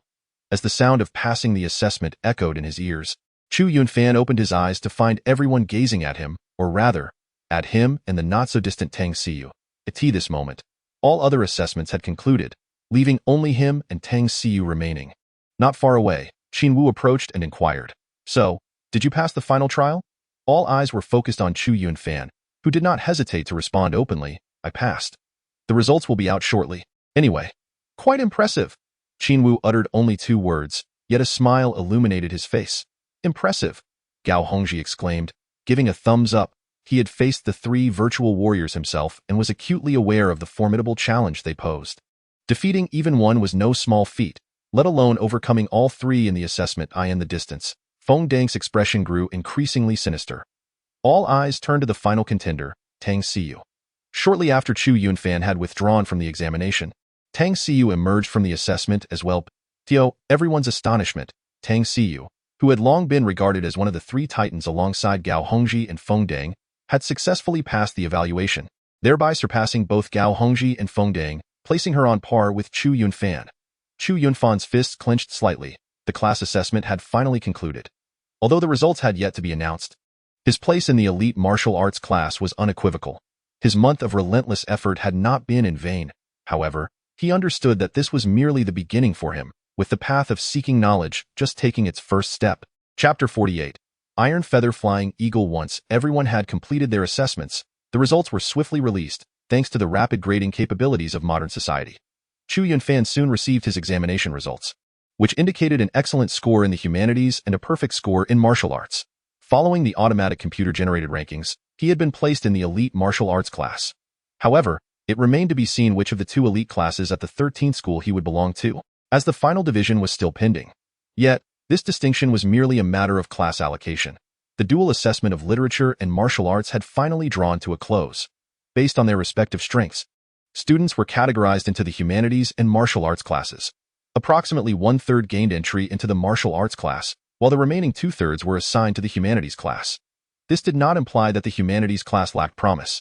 On the contrary, numerous individuals from a literary background ultimately achieved great success. In human society, the balance of literature and martial arts does not suggest that only martial artists have the opportunity to rise above the rest. Renowned scientists are revered wherever they go, and their contributions to society are no less significant than those of powerful martial artists. For humanity, the harmonious development of both the sciences and martial arts is essential for a healthier progression. Aside from Chu Yunfan, 8 other students from Class 11 also gained admission to the elite martial arts class. This outcome was not extraordinary, yet it was neither disappointing, merely typical compared to previous years. The original trio of titans, Gao Hongji, Tang Xiyu, and Feng Dang, easily secured their places in the martial arts class. Once they received their report cards, they were granted a 5-day holiday, during which the school would take the opportunity to organize class allocations. Upon returning home, Chu Yunfan found only his younger sister, Chu Qingxian, in her room, live-streaming commentary, while their parents were still at work. Chu Yunfan turned on the television. Throughout the past month, he had devoted himself wholeheartedly to his training and had not watched television in what felt like ages. In the era of the Kunlun calendar, the traditional television screens have long since vanished, replaced instead by 3D projections emanating from set-top boxes, creating an immersive experience far superior to anything previously known. Upon activation, the news channel flickered to life, revealing a colossal and fearsome avian creature projected before them. Although merely a projection and no larger than a human, the menacing aura it exuded seemed almost palpable. As if it could reach out through the screen, the iron-feathered eagle. Chu Yunfan recognized this formidable creature from his biology lessons. It was a native beast of Earth, an exceptionally powerful predator. Its appearance resembled that of an eagle, yet its size dwarfed that of its avian counterpart, with wingspans exceeding 50 meters, and its body cloaked in feathers akin to gold-tinged iron. Centuries ago, it posed a significant threat to humanity. During those times, humanity's position was far from secure. Not only did they face battles in the Kunlun realm, but they also struggled to maintain even the few colonies they had on Earth. Native ferocious beasts led countless waves of attacks, encroaching upon human territories. Among these apex predators was the iron-feathered eagle, which, despite humanity's best efforts, proved impervious to bullets, and even the most advanced missiles of that era barely scratched its formidable defenses. It was only through the deployment of tactical nuclear weapons that humanity finally managed to inflict serious damage on one such creature, forcing it to retreat. The situation had been dire. Under the leadership of this iron-feathered eagle, countless beasts nearly breached the defenses of a city.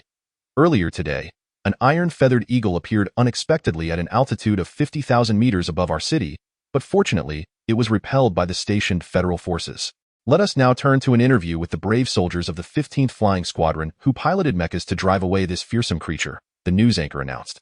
Centuries ago, humanity's aerial capabilities were limited to expensive fighter jets, but now, they have conquered the skies, with armored forces having evolved into formidable mechas. What once required tactical nuclear weaponry to deter, the iron-feathered eagle, can now be dispatched by a single squadron of mecha pilots, a testament to the remarkable advancements humanity has achieved over the past few centuries.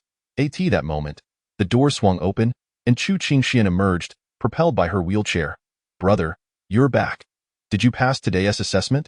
she inquired, her expression a blend of concern and anticipation. "Of course. Do you not know who your brother is?" Chu Yunfan replied, handing her the results. Haha, that's amazing. I knew you would excel. Chu Qingxian beamed with delight. In truth, once Chu Yunfan revealed his cultivation level at the qi nourishing stage, the outcome was hardly in doubt. Yet, a day without seeing the results still left her somewhat uneasy. Just then, the door opened again, and in walked their father, Chu Wencheng, and mother, Yang Yayun. Mom and Dad, you're back. Chu Qingxian exclaimed, her little head held high, brimming with excitement. What has you so joyful? Chu Wencheng inquired, unable to contain his curiosity. Mom and Dad, my brother has passed the assessment. His scores in the humanities are exceptional, and he achieved full marks in the martial arts examination, securing a place in the elite martial arts class. Chu Qingxian exclaimed eagerly. Let me see. Let me see. Yang Yan quickly grabbed the report card and began to scrutinize it, poring over it as if she could not get enough. I told you my son could do it. Yang Yan beamed with joy, clutching the report card tightly. Beside her, Chu Wencheng's face was also alight with happiness and pride, though as a father, he expressed it with a touch more restraint than the exuberant Yang Yan. What can the old folks say? Even if they disapprove, my son has managed to enter the martial arts class, and it's the elite one at that. Yang Yan's expression was a mixture of elation and pride. All right, everyone, let's get ready. We're all going to attend Yuntian's birthday party shortly. It's time to change into our best attire. At that moment, Chu Wencheng spoke up. Come on, let's all dress nicely. Although Yang Yan was initially reluctant to attend the gathering, which was ostensibly a celebration for Chu Yuntian's birthday but was, in reality, a show-off event for her elder brother and sister-in-law, her mood lifted considerably with Chu Yunfan's accomplishments. She was determined to show others that her son was far from worthless. Chu Yunfan returned to his room to change his clothes. His outfit was not overly formal, merely switching from his martial arts uniform to casual wear. A white t-shirt on top, denim jeans below, and a pair of canvas shoes, embodying the essence of a bright, sunny boy him. It was merely a birthday dinner, nothing to make a fuss about. After the Chu family had dressed up, they headed out. Mom and Dad, where are we going to eat this time? Chu Qingxian asked excitedly, her little face beaming. Due to her mobility issues, she seldom ventured out, especially not with the whole family. We're going to Meiwaixian for dinner. Your uncle has already reserved a banquet table there, Chu Wencheng replied. What a lavish affair. I've heard that a meal at Meiwaixian costs no less than 10,000 yuan. If they're truly that wealthy, they should repay the money they owe us. They owe us hundreds of thousands and haven to even mention paying it back. Yang Yan remarked, unable to hide her displeasure. All right, let us go. Meiwaixian is situated in the bustling heart of the city, where dining out commands a hefty price, yet the flow of patrons remains unceasing. After alighting from the taxi, the family made their way towards the square in front of Meiwaixian. Although the entire establishment was constructed with modern materials, it exuded an air of antiquity, reminiscent of a quaint Jiangnan courtyard. Second brother, second sister-in-law, you're here. Suddenly, as the Chu family settled, they heard a familiar voice greeting them from a short distance away.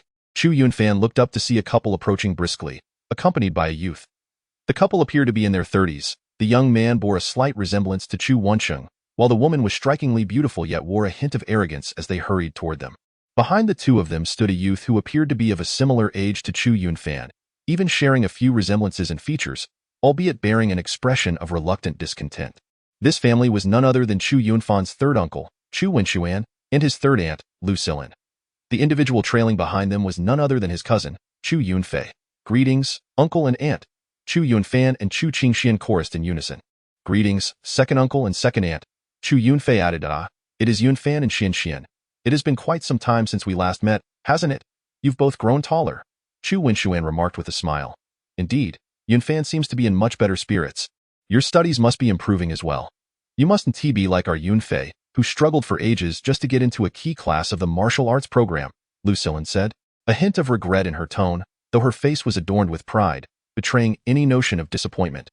Chu Yuntian, Chu Yunfan, and Chu Yunfei were all born in the same year, albeit in different months. The family had long since grown accustomed to such comments, especially Chu Yunfan, who was well aware of his third aunt Lu Silin's penchant for showing off. Yes, our Yunfan is rather unremarkable as well. He barely managed to secure a spot in the martial arts program's key class, hardly a commendable achievement. Yang Yayun retorted immediately. What? How could that be? Lu Silin exclaimed, quickly covering her mouth and looking embarrassed as she added. Second sister-in-law, I didn't mean it that way. But there were no signs whatsoever that your Yunfan would get into the key class of the martial arts program. Yang Yayun's words not only astonished Lu Silin but also left Chu Wenxuan and Chu Yunfei in disbelief. They were all too aware that Chu Yunfan lacked any innate talent in cultivation. How could he possibly have experienced a sudden breakthrough and gain admission to the martial arts program? He's merely concealing his talents. We have always advised him to keep a low profile, to avoid drawing attention to himself. Securing a place in the martial arts program is all that truly matters, Yang Yayun said with a smirk, feeling a surge of satisfaction.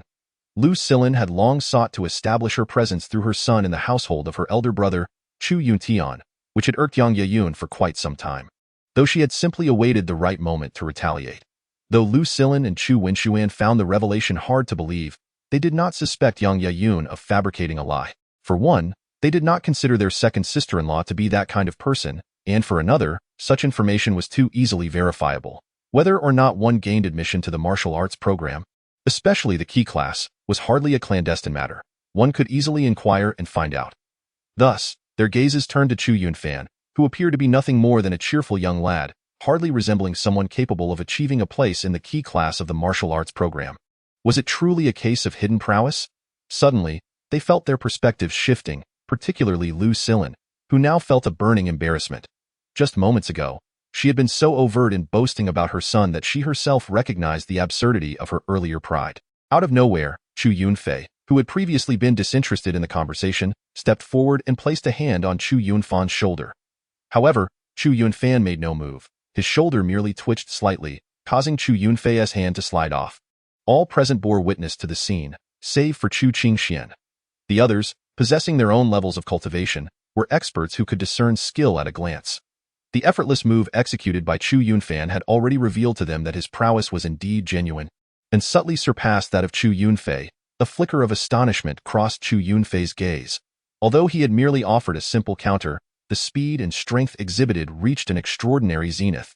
Had it been the brother he remembered from the past, he would have surely been unable to evade such a display.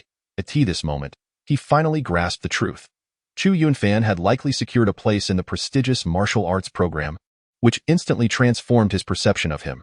Enough dawdling outside. Our eldest brother and sister-in-law must have arrived by now, and our parents are likely waiting as well.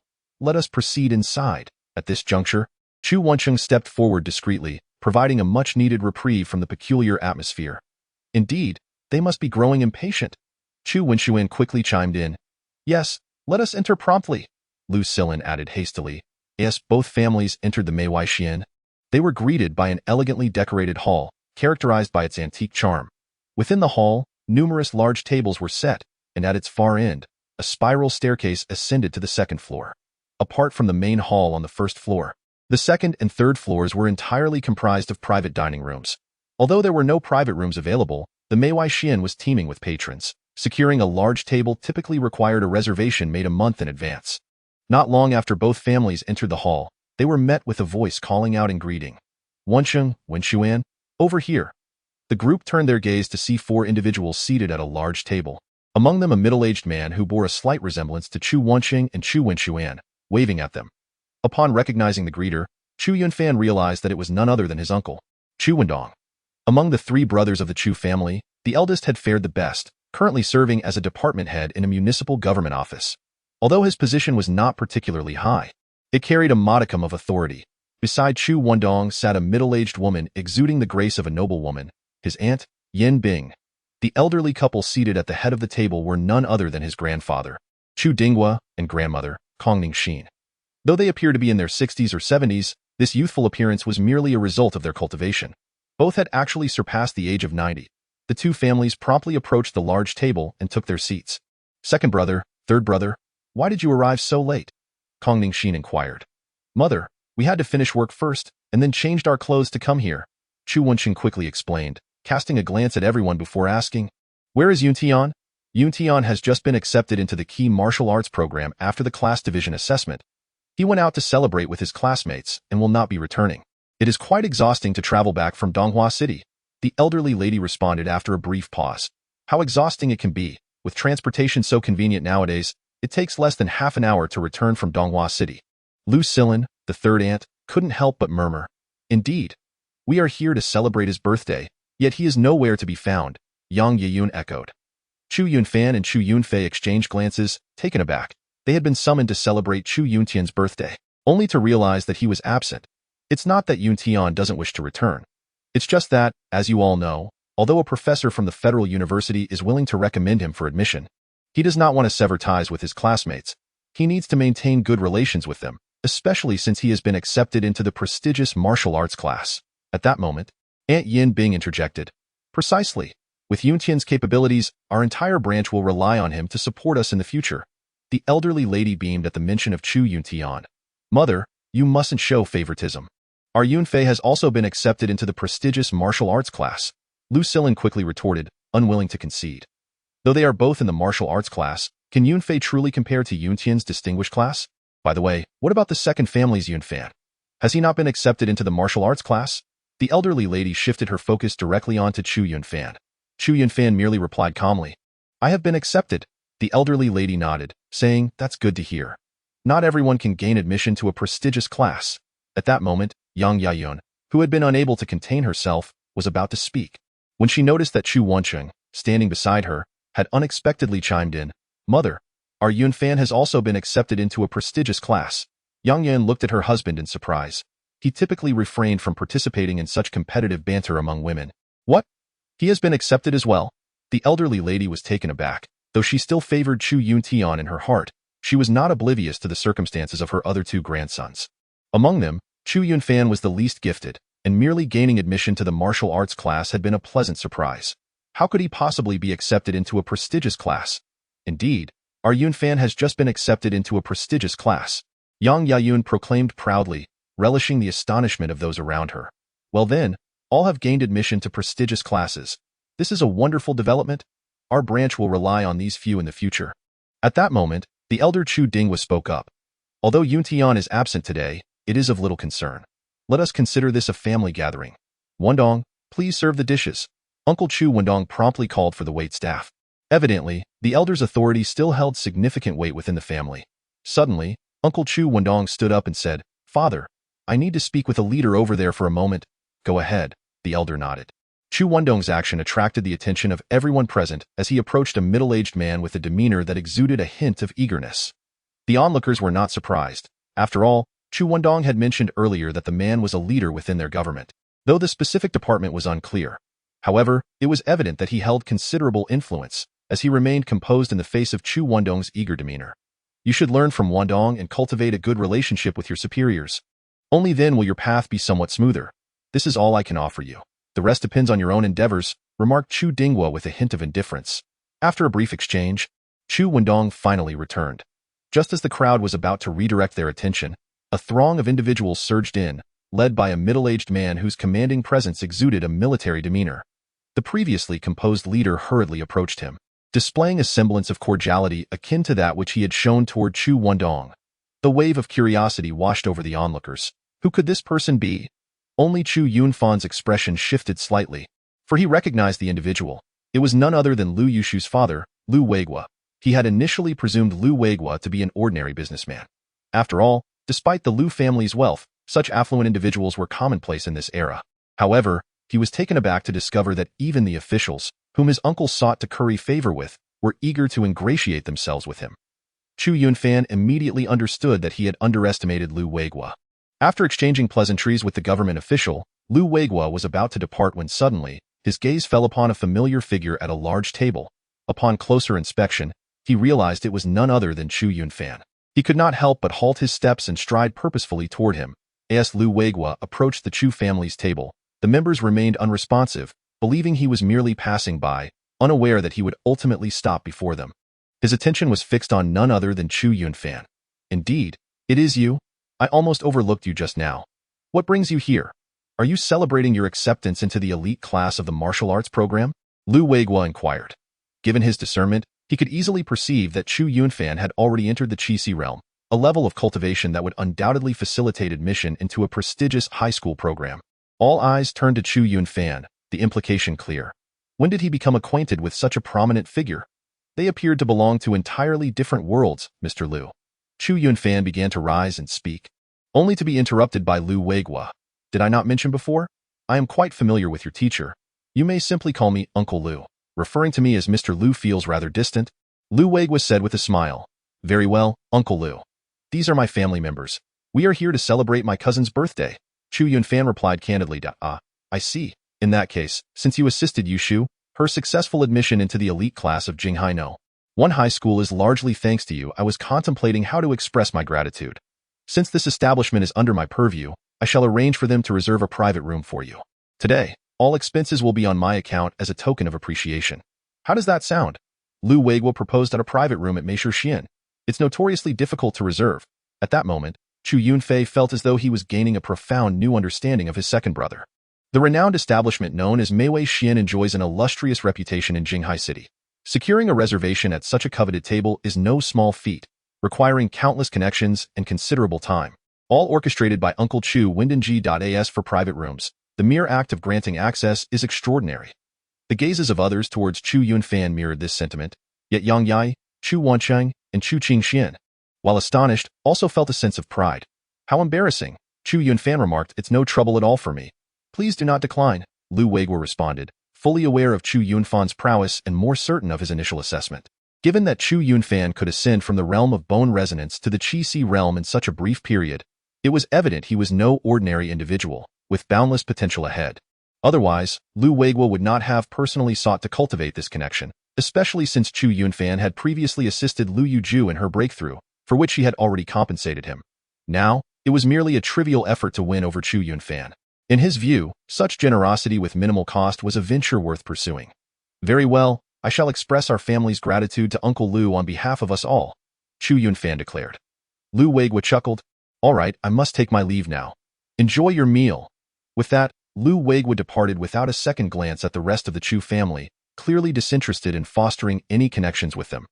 However, at that moment, the Chu family indeed lacked the value to warrant his acquaintance. Once Lu Weiguo had left, all eyes turned towards Chu Yunfan, the usually reticent member of the family, who had unexpectedly mingled with such a prominent figure. I recall now. I believe I saw his photograph online. He is the president of Lu Group, one of the top 10 wealthiest individuals in Jinghai, Chu Yunfei exclaimed. Slapping his thigh, he then dawned on Chu Yunfan that the Lu family was far wealthier than he had initially surmised. He had assumed they were merely ordinary affluent individuals. Yunfan, how do you know President Lu? Chu Dingguo inquired, clearing his throat. I met him while working, Chu Yunfan replied nonchalantly. The expressions of everyone conveyed disbelief, as if they thought him to be spinning tales. However, Chu Yunfan refrained from further elaboration. He understood their curiosity, yet he and Lu Weiguo did not share a significant rapport. He surmised that Lu Weiguo's newfound respect stemmed partially from a desire to cultivate an alliance, especially considering the favor owed to instructor Qin Wu. Ultimately, their relationship was minimal, and regardless of the inquiries posed, he remained steadfast in his assertion that they were merely acquaintances from his work. Chapter 51. Return to the Alchemist Association. You should have seen the expressions on my sister-in-law's face. In the confines of their residential community, Chu Yunfan's family strolled together, with Yang Yai animatedly exclaiming. She had never felt such elation before. Now that they had dined and returned home, the excitement lingered. All right, we talked about it all evening, Chu Wanqing interjected, yet his demeanor radiated joy. He was genuinely pleased by Chu Yunfan's success. Today, my son has gained a sense of pride for himself, yet what brings him even greater joy is the realization that his previous neglect did not hinder his future. His performance has exceeded my expectations. Mother, this is merely the beginning. I shall strive to gain admission to the Federal University, and then they shall have nothing left to say, Chu Yunfan remarked with a subtle smile as he pushed his sister's electric wheelchair forward. I am confident that my elder brother will succeed, Chu Qingxian proclaimed, tilting her small head upwards. Chu Yunfan gently patted her head, yet his thoughts were occupied with the fact that he had merely taken the first step. He still needed to gain admission to the Federal University, achieve prominence, and find a cure for his sister's illness. Since Lu Weiguo's arrival at tonight's dinner gathering, the family's attitude towards him had undergone a noticeable transformation. Lu was a figure whom even his uncle's superiors sought to curry favor with, yet he treated Chu Yunfan with warmth and kindness. Moreover, having unexpectedly secured a spot in the elite class of the military academy, he had acquired a mysterious aura in the eyes of others. During the dinner, both his aunt and uncle discreetly inquired about the nature of his relationship with Lu Weiguo. Although he did not wish to exploit Lu Weiguo's status, he was not naive. He merely provided vague responses, stating they met during work, and refrained from divulging further details.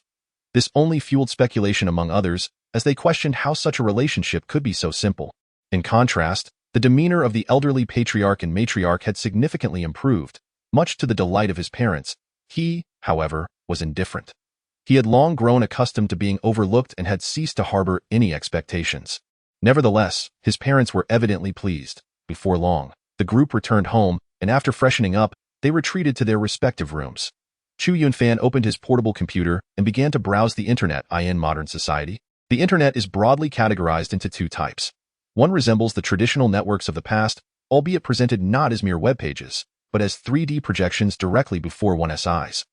This mode is typically employed for official tasks, video viewing, and online communication. The second type is the virtual network, which immerses users in a lifelike experience. In just 2 days, there would be an assessment for trainee alchemists. Unlike previous apprenticeships conducted in virtual networks, this assessment required practical, hands-on experience.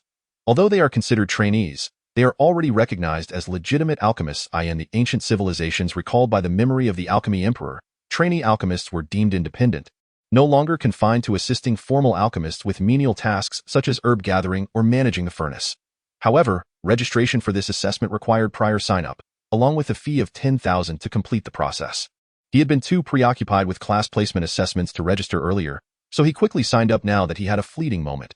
After completing his registration, Chu Yunfan shut down his computer and began to meditate and rest. With 2 days remaining until the trainee alchemist assessment commenced, he intended to visit the Alchemist Association to peruse some materials. Though he possesses the memories of the Dan Emperor, his understanding of the current state of alchemist development remains rather limited. Particularly concerning the assessments for apprentice alchemists, numerous formulas for various elixirs must be verified in advance, for the methods he recalls may not align with the standards established by the Alchemist Association. Even during the era of super-ancient civilizations, many elixirs had multiple preparation methods. Merely altering a single herb could lead to significant differences in efficacy and the preparation process. In modern society, the refining of body-strengthening elixirs has unveiled a multitude of preparation techniques. However, the predominant method of crafting these elixirs has become standardized, primarily due to the cost-effectiveness of this particular formula. This aligns with the demands of the contemporary era of cultivation, characterized by the industrialization of elixir refinement. Of course, affluent individuals may also hire specialized alchemists to concoct more expensive, yet undeniably more potent, body-strengthening elixirs, such as the improved version that Chu Yunfan had previously consumed. With the Dan Emperor's memories, as long as he becomes acquainted with the correct formulas stipulated by the Alchemist Association, mastering the craft is hardly a challenge. The entire process of alchemy is merely a culmination of fundamental skills. For Chu Yunfan, who has already integrated the Dan Emperor's memories and ingrained these fundamentals into his very essence, it poses little difficulty. Furthermore, he wishes to ascertain the current level of advancement within the field of alchemy. Some information can be found online, while others can only be accessed within the library of the Alchemist Association. Thus, a visit to the association becomes imperative. Early the next morning, Chu Yunfan bid farewell to his family and set off for the Alchemist Association located in the city center. Upon his arrival, he noticed no discernible changes since his last visit. The streets were still bustling with traffic and throngs of people. Despite the early hour, many had already gathered here, either refining elixirs, placing orders, or purchasing medicinal concoctions, creating a vibrant marketplace centered around alchemical products. The library of the Alchemist Association is not open to the public. One must at least be an apprentice alchemist to gain entry. And even then, a fee is required, $100 per hour. Fortunately, for the current Chu Yunfan, such a fee is quite negligible. In this modern society, where cultivation intertwines with wealth, financial resources are indeed indispensable. Although we live in an era of technological advancement, the library of the Alchemist Association retains an antiquated charm, with rows of bookshelves housing texts crafted from a special paper that remains intact for hundreds, even thousands of years. The establishment of such a sizable library in the prime real estate of the city center underscores the formidable financial strength of the Alchemist Association. Upon entering the library, Chu Yunfan commenced his search for the information he sought, delving into the materials available. Chapter 52. On what grounds do you claim this book contains errors? The first subject Chu Yunfan examined pertained to the formulas covered in the assessments for apprentice alchemists, and he found an abundance of information in this regard. The final sprint of the apprentice alchemist. 100 days before the examination. How to become an apprentice alchemist. My thoughts on the apprentice alchemist assessment. There exists an abundance of reference materials on these topics. Chu Yunfan perused several volumes and has essentially grasped the general scope and standards of the alchemical assessments. The information contained in these references is hardly esoteric. Standard alchemical formulas are predominantly public knowledge, save for those of a higher echelon. In contemporary society, the federal government has been advocating for the industrialization of alchemy. Although alchemy has yet to achieve the efficiency of industrial production, the standardization efforts over the years have significantly enhanced both the efficiency and quantity of alchemical concoctions compared to a century ago. This progress is essential to sustain the current era of advanced cultivation. The truly confidential aspects reside in the rarer and more specialized formulas, which are typically held by esteemed alchemists or are in the possession of the federal government, major conglomerates, and influential factions. After reviewing these formulas, Chu Yunfan turned his attention to additional alchemical resources available in the public library. Aside from some foundational texts, there are seldom any profound materials on alchemy. Most of the content is theoretical in nature. Such theoretical resources appear impressive, yet often lack substantive critical insights. Nevertheless, what Chu Yunfan seeks at this moment are these theoretical materials, as they will enable him to ascertain the current state of alchemical proficiency. He diligently perused one book after another, fortunate that these texts are largely basic or theoretical, thus incurring no additional fees. Should he require more practical resources, a fee would apply to an overview of the alchemical system of ancient civilizations, explorations and discoveries regarding the dragon's herb and its attributes, introduction to alchemy. Chu Yunfan delved into these books with remarkable speed, nearly scanning 10 lines at a glance. This proficiency stems not only from his inheritance of the Dan Emperor's memories, which rendered him familiar with all aspects of alchemy, but also from the advanced development of his intellect, allowing him to comprehend instantly as he reads. At this moment, his mind functions akin to a supercomputer, capable of processing diverse information in an instant. This so-called innate talent encompasses the sum of such abilities, allowing him to overcome challenges in cultivation effortlessly, draw connections, and retain information with ease. He had entered a state of singular focus, necessitating a comprehensive understanding of the modern alchemical system. The more he learned, the more he recognized the remarkable aspects of contemporary alchemy. In ancient civilizations, advancements in alchemical systems required millennia to manifest, unless an exceptional talent akin to the Dan Emperor emerged, enabling significant reforms within a short span. However, while the modern alchemical system may not possess the same level of prosperity as that of the ultra-ancient civilizations, it is capable of harnessing the collective strength of humanity for research and analysis, a speed that is simply unparalleled by the ancient civilizations. Just as in his memories, the renowned alchemist emperor was indeed a prodigious talent, unparalleled in the art of alchemy throughout the ages, yet even his singular prowess could not surpass the combined efforts of countless individuals. Presently, the federal government does not merely rely on alchemists directly engaged in the craft. There are at least millions of individuals dedicated to various research endeavors related to alchemy. When one considers the broader scope, including those involved in herb collection and pharmaceutical production, the number of individuals involved could easily be in the millions, a statement that is hardly an exaggeration. Furthermore, the results of their research tend to disseminate rapidly, whereas in the ultra-ancient civilizations, despite the multitude of practitioners, discoveries were often treated as closely guarded secrets, leading to a sluggish advancement in their alchemical pursuits, far from the rapid progress seen in contemporary society. As he observed, he also discerned numerous inaccuracies, for, relatively speaking, the current research on alchemy within human society is still in its infancy, with many aspects existing merely as theoretical inquiries or conjectures. These speculative directions were familiar to Chu Yunfan, allowing him to effortlessly identify the fallacies present. There were indeed errors. A so-called treatise contained no fewer than 10 mistakes. Fortunately, the author seemed to possess a degree of self-awareness, acknowledging many ideas as mere hypotheses, thus not entirely leading others astray. As Chu Yunfan muttered to himself, perusing the text while extracting its errors, he was suddenly struck by a heavy breath. Looking up, he was met with the furious gaze of a young girl. She appeared to be around 13 or 14 years of age, having just transitioned from childhood, with a delicate visage and long hair cascading over her t-shirt. Below her shorts, her long, slender legs made her appear notably taller than her peers. Her large, water-like eyes were fixed intently upon Chu Yunfan, and a charmingly tousled fringe adorned her forehead, though her breath grew increasingly labored. "Who are you?" Chu Yunfan gasped, somewhat taken aback. Although the girl was undeniably cute, being stared at so intensely made him uncomfortable. "You claim this book contains errors? No fewer than 10, you say?" the girl exclaimed, pointing an accusing finger at Chu Yunfan. "Yes, it's so strange for this book to have inaccuracies?" Chu Yunfan replied, somewhat perplexed. "Impossible. On what grounds do you assert this book is erroneous?" The girl challenged, her expression indicating that she would not let him off the hook without providing concrete evidence. Flipping through the pages, he noted the title of the book, Discussions on the Alchemical System, by Hong. No recollection. He admitted. In truth, Chu Yunfan's knowledge of individuals within the alchemical system was limited. He only had a slightly better understanding of the alchemist king, Du Qingtai, while his awareness of others was scant. Yet, he was not oblivious. He pointed at Bai Hong's name and inquired, "Excuse me, but does this Bai Hong have any connection to you? Am I not allowed to be his admirer? Weren't you quite eloquent just a moment ago? Why the sudden loss for words now? Did you not claim that this book contains 10 errors? Pray, do enlighten me." The girl, with her alabaster fingers pointed accusingly at Chu Yunfan, spoke with great fervor. "Why the agitation? Humans are not deities. It is not peculiar to have errors," Chu Yunfan replied calmly. The girl cast a disdainful glance at the badge Chu Yunfan wore upon entering, scoffing, "You are merely a high-level alchemist apprentice. Do you truly believe you are qualified to critique the author of this book?"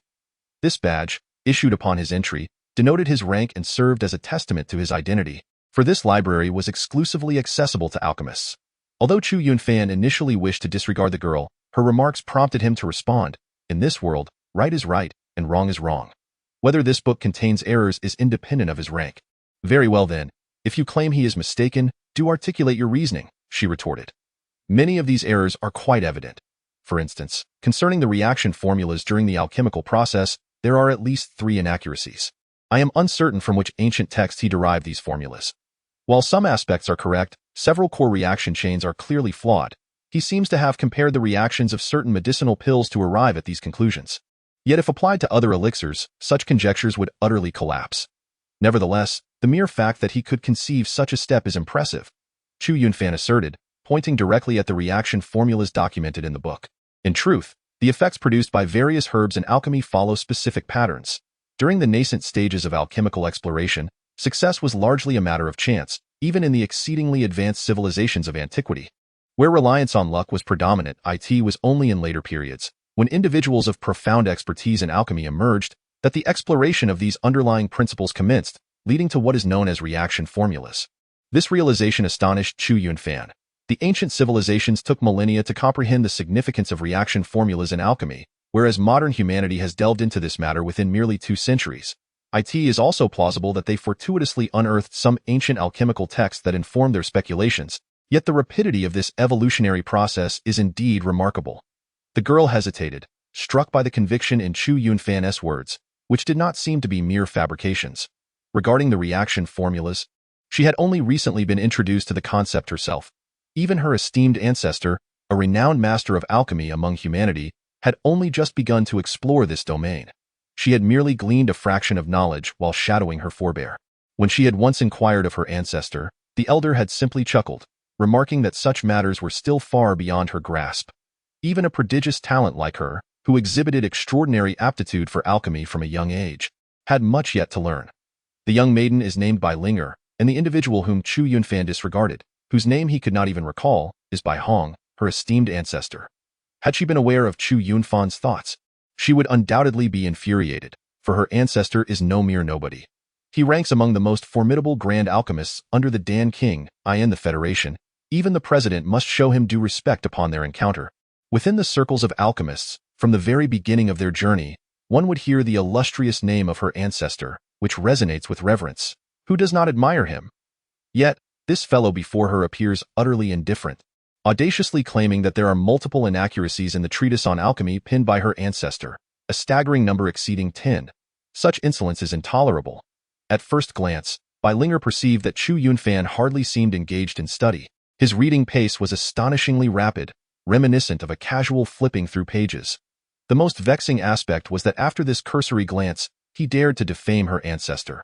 Unable to contain her indignation, she approached him to contest his assertions. However, the discourse that ensued surpassed her comprehension, for despite being hailed as the most gifted prodigy of her clan at a mere 14 years of age, having already attained the license of a senior alchemist apprentice, it was evident that the topic of reaction formulas had utterly eclipsed her understanding.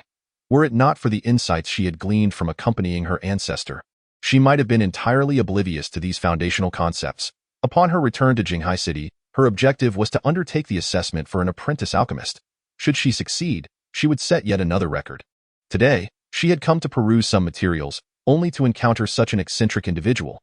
These matters are not difficult to verify. Overall, the author of this tome possesses commendable skill, though certain theories evidently transcend her current scope of knowledge. Chu Yunfan remarked. With that, he rose and departed, having gathered sufficient information to attain a clearer understanding of the current state of alchemical practice. In contemporary human society, the level of alchemy is deeply intertwined with the advancement of martial arts. The development of alchemy is contingent upon the progression of martial disciplines, with the demands of martial arts directly catalyzing significant leaps in alchemical proficiency. Bai Linger could only watch as Chu Yunfan left, powerless to intervene, for she was unable to ascertain the veracity of his claims. After his departure, Bai Linger hastily contacted her ancestor. From her portable computer, an image was projected, an imposing figure with a head of white hair, who, despite his age, exuded a sense of vigor and resolve. This man was none other than Bai Hong, her revered ancestor and one of the few grand alchemists remaining in humanity. Child, what prompts you to contact me at this hour? Have you encountered something perplexing? Bai Hong inquired with a smile. Bai Linger paused briefly before responding, Ancestor, today I encountered an individual. She recounted the events that had transpired, relaying them to Bai Hong in their entirety. Initially, Bai Hong's expression remained relaxed, seemingly unfazed by the account presented by Bai Linger.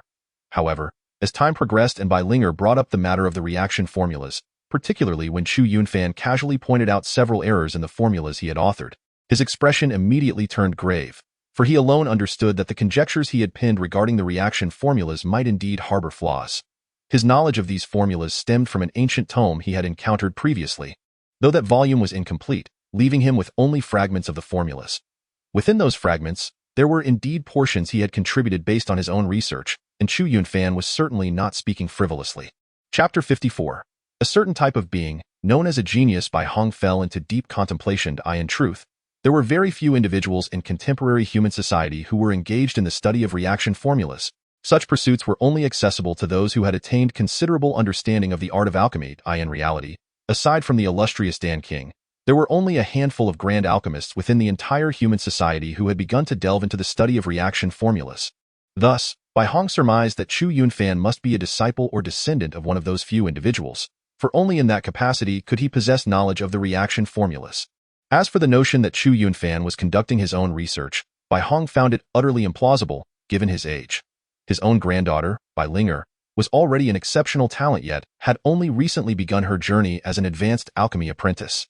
However, when he heard his granddaughter mention that the other party appeared to be merely in their teens yet was already an advanced alchemy apprentice, it seemed rather unusual. Typically, one of that age would have only just qualified as a junior alchemy apprentice. This further solidified his initial assessment that the youth must indeed be a disciple of some esteemed grand alchemist. While he was acquainted with those grand alchemists, he naturally could not know all their disciples given the sheer number of them. Nonetheless, the ability to effortlessly identify errors within his text was not a feat achievable by an ordinary individual, Bai Hong mused. Yet, the numerous errors that Chu Yunfan had highlighted piqued his interest. As the author of this tome, he was well aware of its content and recognized that there were indeed several ambiguous passages throughout. The conjectures surrounding the reaction formulas had not yet been fully substantiated. In the realm of general literature, such vagueness would be unacceptable, as it could easily lead to ridicule. However, in a purely speculative theoretical work, the standards were less stringent, often encompassing conjectures on uncharted domains.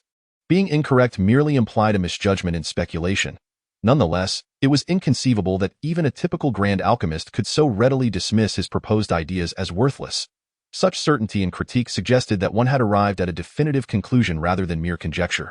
My dear, if you encounter him again, do endeavor to elicit from him the specific errors in my book Reflections on Alchemy, Bai Hong instructed. Since Chu Yunfan acknowledged the possibility of mistakes, it could not be left unaddressed. While the initial print run was still modest, it was prudent to retract the copies. Otherwise, facing public criticism in the future would be quite unseemly. He certainly did not attribute this insight to Chu Yunfan himself, but rather to the esteemed grand alchemist backing him. Excellent, Bai Linger nodded, taken aback by her ancestor's unexpected words. It was astonishing to realize that the fellow's assertions were indeed accurate. How could this be possible? He appeared to be merely a few years her senior, an apprentice alchemist at her level, yet possessed knowledge that even she lacked. Although she was only an advanced alchemist apprentice, her frequent mentorship under her ancestor had granted her insights that surpassed even those of ordinary formal alchemists. While she felt a pang of frustration, her curiosity was piqued. Meanwhile, Chu Yunfan, having departed from the library, remained oblivious to the intrigue he had sparked within Bai Linger. To him, It was merely a fleeting episode of his visit to the library. Upon returning home, Chu Yunfan resumed his cultivation, solidifying his skills. The night passed without incident, and at the break of dawn the following day, he hurried to the Alchemist Association in Jinghai City. The atmosphere at the association was noticeably more vibrant than usual, bustling with numerous alchemist apprentices who had traveled from the city to partake in assessments. In preparation for the day's evaluations, the association had dedicated an entire building for examination purposes. After arriving at the registration area, signing in, and receiving his badge and examination notice, Chu Yunfan entered the examination building to await his turn. The assessments were scheduled to commence at 10 o'clock and would continue until noon. At that moment, the hall was abuzz with the voices of many alchemists present for the evaluation. As soon as Chu Yunfan stepped inside, he attracted considerable attention due to his youthful appearance. Most of the alchemists participating in the assessment appeared to be in their 20s or even 30s. In modern society, human life expectancy had significantly increased. Estimates based on cellular division indicated that the ideal lifespan should hover around 120 years. However, during that era, only a select few had the opportunity to surpass 120 years in the Kunlun calendar period. Reaching 120 was merely the average life expectancy of recent years, with many formidable individuals living to 100 or even 200 years without raising eyebrows. Those who appear to be in their 20s might well be in their 30s. For instance, Chu Wancheng and Yang Yakin, who looked to be in their early 30s, were actually over 50. In contemporary society, individuals in their 40s or 50s were still considered young, while those in their 70s or 80s were merely middle-aged, and only those surpassing 90 were deemed elderly. To become a proficient alchemist, one must undergo extensive and repetitive practice, which explained the predominance of apprentices in their 20s and 30s at the examination venue. The sudden appearance of a remarkably youthful alchemist like Chu Yunfan was bound to be conspicuous. Who is this person? I've never seen him before. He looks so young. Could he truly be a high school student? That seems unlikely. It takes years after university to even qualify as an apprentice alchemist. A flurry of whispers surrounded Chu Yunfan, contrasting sharply with the familiarity others had among themselves. However, it is evident that Chu Yunfan is not the most conspicuous presence here. After entering, he noticed, in another corner of the examination waiting hall, a girl of approximately 13 or 14 years standing proudly among all the aspiring alchemists awaiting their assessments. If Chu Yunfan could be considered somewhat eye-catching, then the existence of this girl was truly dazzling. At such a tender age, she had already achieved the status of an advanced alchemist apprentice and was about to participate in the evaluation. Should she succeed, she would ascend to the rank of a novice alchemist. Although still bearing the prefix of novice, she had at least transcended the title of an apprentice. What were they, at the age of 13 or 14, occupied with? They were hardly even considered apprentices, having only just begun to dabble in alchemy. With much of their knowledge still derived from theoretical studies in school, they would subsequently endure a minimum of 10 years as apprentices, learning under the tutelage of seasoned alchemists before finally being deemed ready to embark on their own journeys. While they had long accepted the existence of prodigies, individuals who could not be compared to the average person, it still instilled a sense of inferiority, as if they were reminded that comparisons could be disheartening. Chapter 55. A precious reaction formula. But who, if not Bai Linger, could this girl be? In their minds, while they could somewhat come to terms with someone like Chu Yunfan, Bai Linger represented an entirely different realm of existence. There exists a type of being known as a genius, and such beings clearly defy conventional logic. Upon catching sight of Bai Linger, Chu Yunfan was momentarily taken aback. The deeper his understanding of alchemy became, the more he recognized the extensive time and practice required to attain proficiency. It was astonishing that Bai Linger, at such a young age, had already accumulated the experience expected of an alchemist apprentice. This stage was not merely about assisting established alchemists. It was also a crucial period of personal development, one where the depth of accumulated knowledge would dictate the distance one could travel in the future. Of course, Bai Linger could not yet be compared to the legendary Dan Huang from his memories, a true prodigy who emerged once in 10,000 years. Yet her accomplishments at such a young age were indeed remarkable. Whispers filled the air around him, all centered on Bai Linger. This is outrageous. She's merely a middle school student. I thought I spotted a high school student earlier, and that was already impressive. What does a middle schooler signify? It's truly disheartening to witness such talent. If it weren't for the authenticity of her certification as an advanced alchemist apprentice, I would suspect she had resorted to deceit. Yet, it seemed that extraordinary individuals were proliferating, as a recent study suggested that modern individuals have made far greater advancements compared to those from the Gregorian era, not merely in physical prowess but in overall capabilities. Previously, when one spoke of a place producing talents, it was often described as a land of picturesque mountains and clear waters. teeming with spiritual energy. Today, however, the entire globe is saturated with this very essence, and in such an environment, the birth rate of geniuses far surpasses that of the Gregorian age. Amidst the crowd, despite the chatter surrounding her, Bai Linger maintained an air of serene composure. However, upon spotting Chu Yunfan in the throng, her expression brightened, and she hastily made her way towards him. "What brings you here again?" Chu Yunfan furrowed his brow and remarked. Bai Linger's expression suddenly stiffened. She mused that perhaps she wasn't as disagreeable as she thought. Initially, she intended to turn and leave, but recalling her ancestors' instructions, she forcibly stifled her displeasure and spoke up. "I have something to ask you. Yesterday, you mentioned that the book contained at least 10 errors. Which 10 are they?" Chu Yunfan's brows furrowed even tighter. It became clear to him that her inquiry was indeed about this matter. He was no fool, and was increasingly convinced that Bai Linger must have some connection to Bai Hong. Otherwise, her reaction would not be so vehement. However, since she had made a point of coming to him today, it was evident that she had sought counsel from her elders regarding the reaction formula he had mentioned yesterday, or perhaps even consulted the author of the book itself. Despite her youth, Bai Linger had already attained the status of an advanced alchemy apprentice, a feat not merely achievable by innate talent alone. She must be backed by a formidable force, capable of providing various alchemical recipes, materials, and furnaces, enabling her to reach the level of a probationary alchemist at such a tender age. The profession of an alchemist initially demands a minimal return on investment. While it may later yield immense wealth, it is not uncommon for practitioners to struggle in the early stages. In modern society, the federal government offers certain subsidies to formal alchemists, but in the superancient civilizations, lacking a family or sect often resulted in abject failure. "Is this how you beseech others?" Chu Yunfan remarked coldly. "Fine, I was wrong. Could you please tell me where the mistakes are?" Bai Linger could only grit her teeth and respond submissively. At this moment, her demure demeanor incited a collective glare of indignation from the other alchemy apprentices directed at Chu Yunfan. After all, apart from her exceptional talent, her beauty drew the attention of many. Though still young, her figure and appearance were already striking, making Chu Yunfan seem increasingly detestable in their eyes. The crowd glared at him, yet Chu Yunfan remained unfazed. He merely glanced at Bai Linger and said, "Fetch me some paper and a pen. I shall write it down for you. I was initially reluctant to engage with you further, but I fear that this book may mislead others, which would be regrettable. Since errors have been made, let us rectify them." Upon hearing Chu Yunfan's blunt remarks about her ancestor, Bai Linger felt a surge of resentment, her teeth clenched in frustration, yet she dared not protest. Instead, she hurriedly exited and soon returned with paper and pen in hand. Chu Yunfan proceeded to jot down the errors he had observed, each mistake vivid in his memory, as if he were simultaneously reading and writing.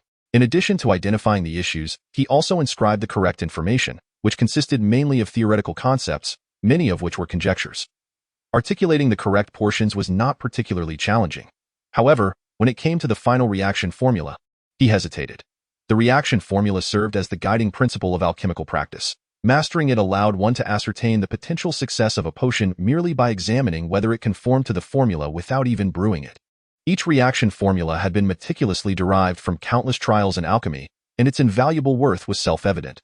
Chu Yunfan paused for a moment, filling in several missing parts of Bai Hong's incomplete reaction formula, leaving only the last two, which were also the most crucial, before he halted his work. Bai Linger could not comprehend it, but Bai Hong should have understood, recognizing the significance of this reaction formula. In the era of ancient civilizations, any master alchemist who successfully developed a reaction formula was almost guaranteed to attain royal status and leave a lasting legacy in history. In modern society, the situation would likely be no different. He undoubtedly had his own intentions. Once he finished, he returned the paper and pen to Bai Linger, stating, "Please submit this. I believe the person behind you will understand." After casting a glance at Chu Yunfan, Bai Linger promptly exited, evidently intent on delivering this information to her revered ancestor. The actions of Chu Yunfan and Bai Linger left many alchemist apprentices in a state of bewilderment. Unsure of what the two were up to, Chu Yunfan, however, had no intention of explaining. He simply settled into the hall, waiting quietly. Before long, the assessment for the apprentice alchemist commenced, the announcement echoing in the air. "The assessment for apprentice alchemists is now beginning. All alchemist apprentices, please proceed to your designated examination rooms according to the numbers you received and prepare for the test." Rising to his feet, Chu Yunfan followed the instructions and made his way to the examination room for the alchemist assessment. Crossing this threshold marked a stark distinction. The difference between an apprentice alchemist and an alchemist apprentice was not merely nominal, but rather a chasm of status. The examination venue for the apprentice alchemist assessment was situated within this building, with each examination room housing 20 alchemical furnaces, each occupying a considerable amount of space. The area surrounding each furnace was demarcated by yellow lines, designating the independent activity space for each candidate. On the opposite side of the classroom, various medicinal herbs were piled high, with ample quantities of each type prepared for the alchemists to collect for their concoctions. The process of gathering herbs also served as a test of the alchemist's fundamental skills. Each alchemist, adhering to their assigned numbers, took their positions, while a nearby tablet randomly selected a type of elixir for them to refine. Everything was randomized. No one could predict which elixir they would encounter. It was essential to master every type, as these elixirs were primarily foundational in nature. Upon inspection, Chu Yunfan discovered that he was tasked with refining an elixir known as the primary chi recovery pill, whose primary function was to restore vital energy. Modern theories posit that vital energy is a form of biological energy that cannot be rapidly replenished. The more powerful the martial artist, the quicker their recovery. While this may not pose an issue during normal circumstances, in emergencies, swift restoration of vital energy necessitates the use of chi recovery pills, which are categorized into primary, intermediate, and advanced levels, each varying significantly in efficacy and price. Regardless of the type of healing elixir, it remains a highly sought-after commodity, particularly for the pioneering teams who, year-round, traverse perilous terrains and frequently encounter extremely dangerous situations. The healing elixir has thus become an indispensable potion. This is but one aspect of the practical training. The remaining component consists of theoretical examinations. Successfully passing both ensures one's ascension to the rank of an apprentice alchemist. Chu Yunfan did not immediately proceed to procure the herbs. Instead, he paused for a moment. At this juncture, other alchemical apprentices had already ventured into the towering mounds of medicinal herbs, meticulously selecting the ingredients they required. Each apprentice employed various tools to ensure precise measurements and sizes, avoiding any potential mishaps. However, Chu Yunfan differed from his peers. Rather than utilizing an array of elixirs, he boldly grasped the herbs directly into his basket. Each type of herb was seized only once, never to be grasped again. Initially, no one paid attention, but soon enough, the nearby apprentices took notice of Chu Yunfan's bold actions. Many initially conjectured that he had lost his senses, viewing his method as chaotic. Each elixir's recipe demands exact measurements. Even a slight deviation could result in a vastly inferior outcome.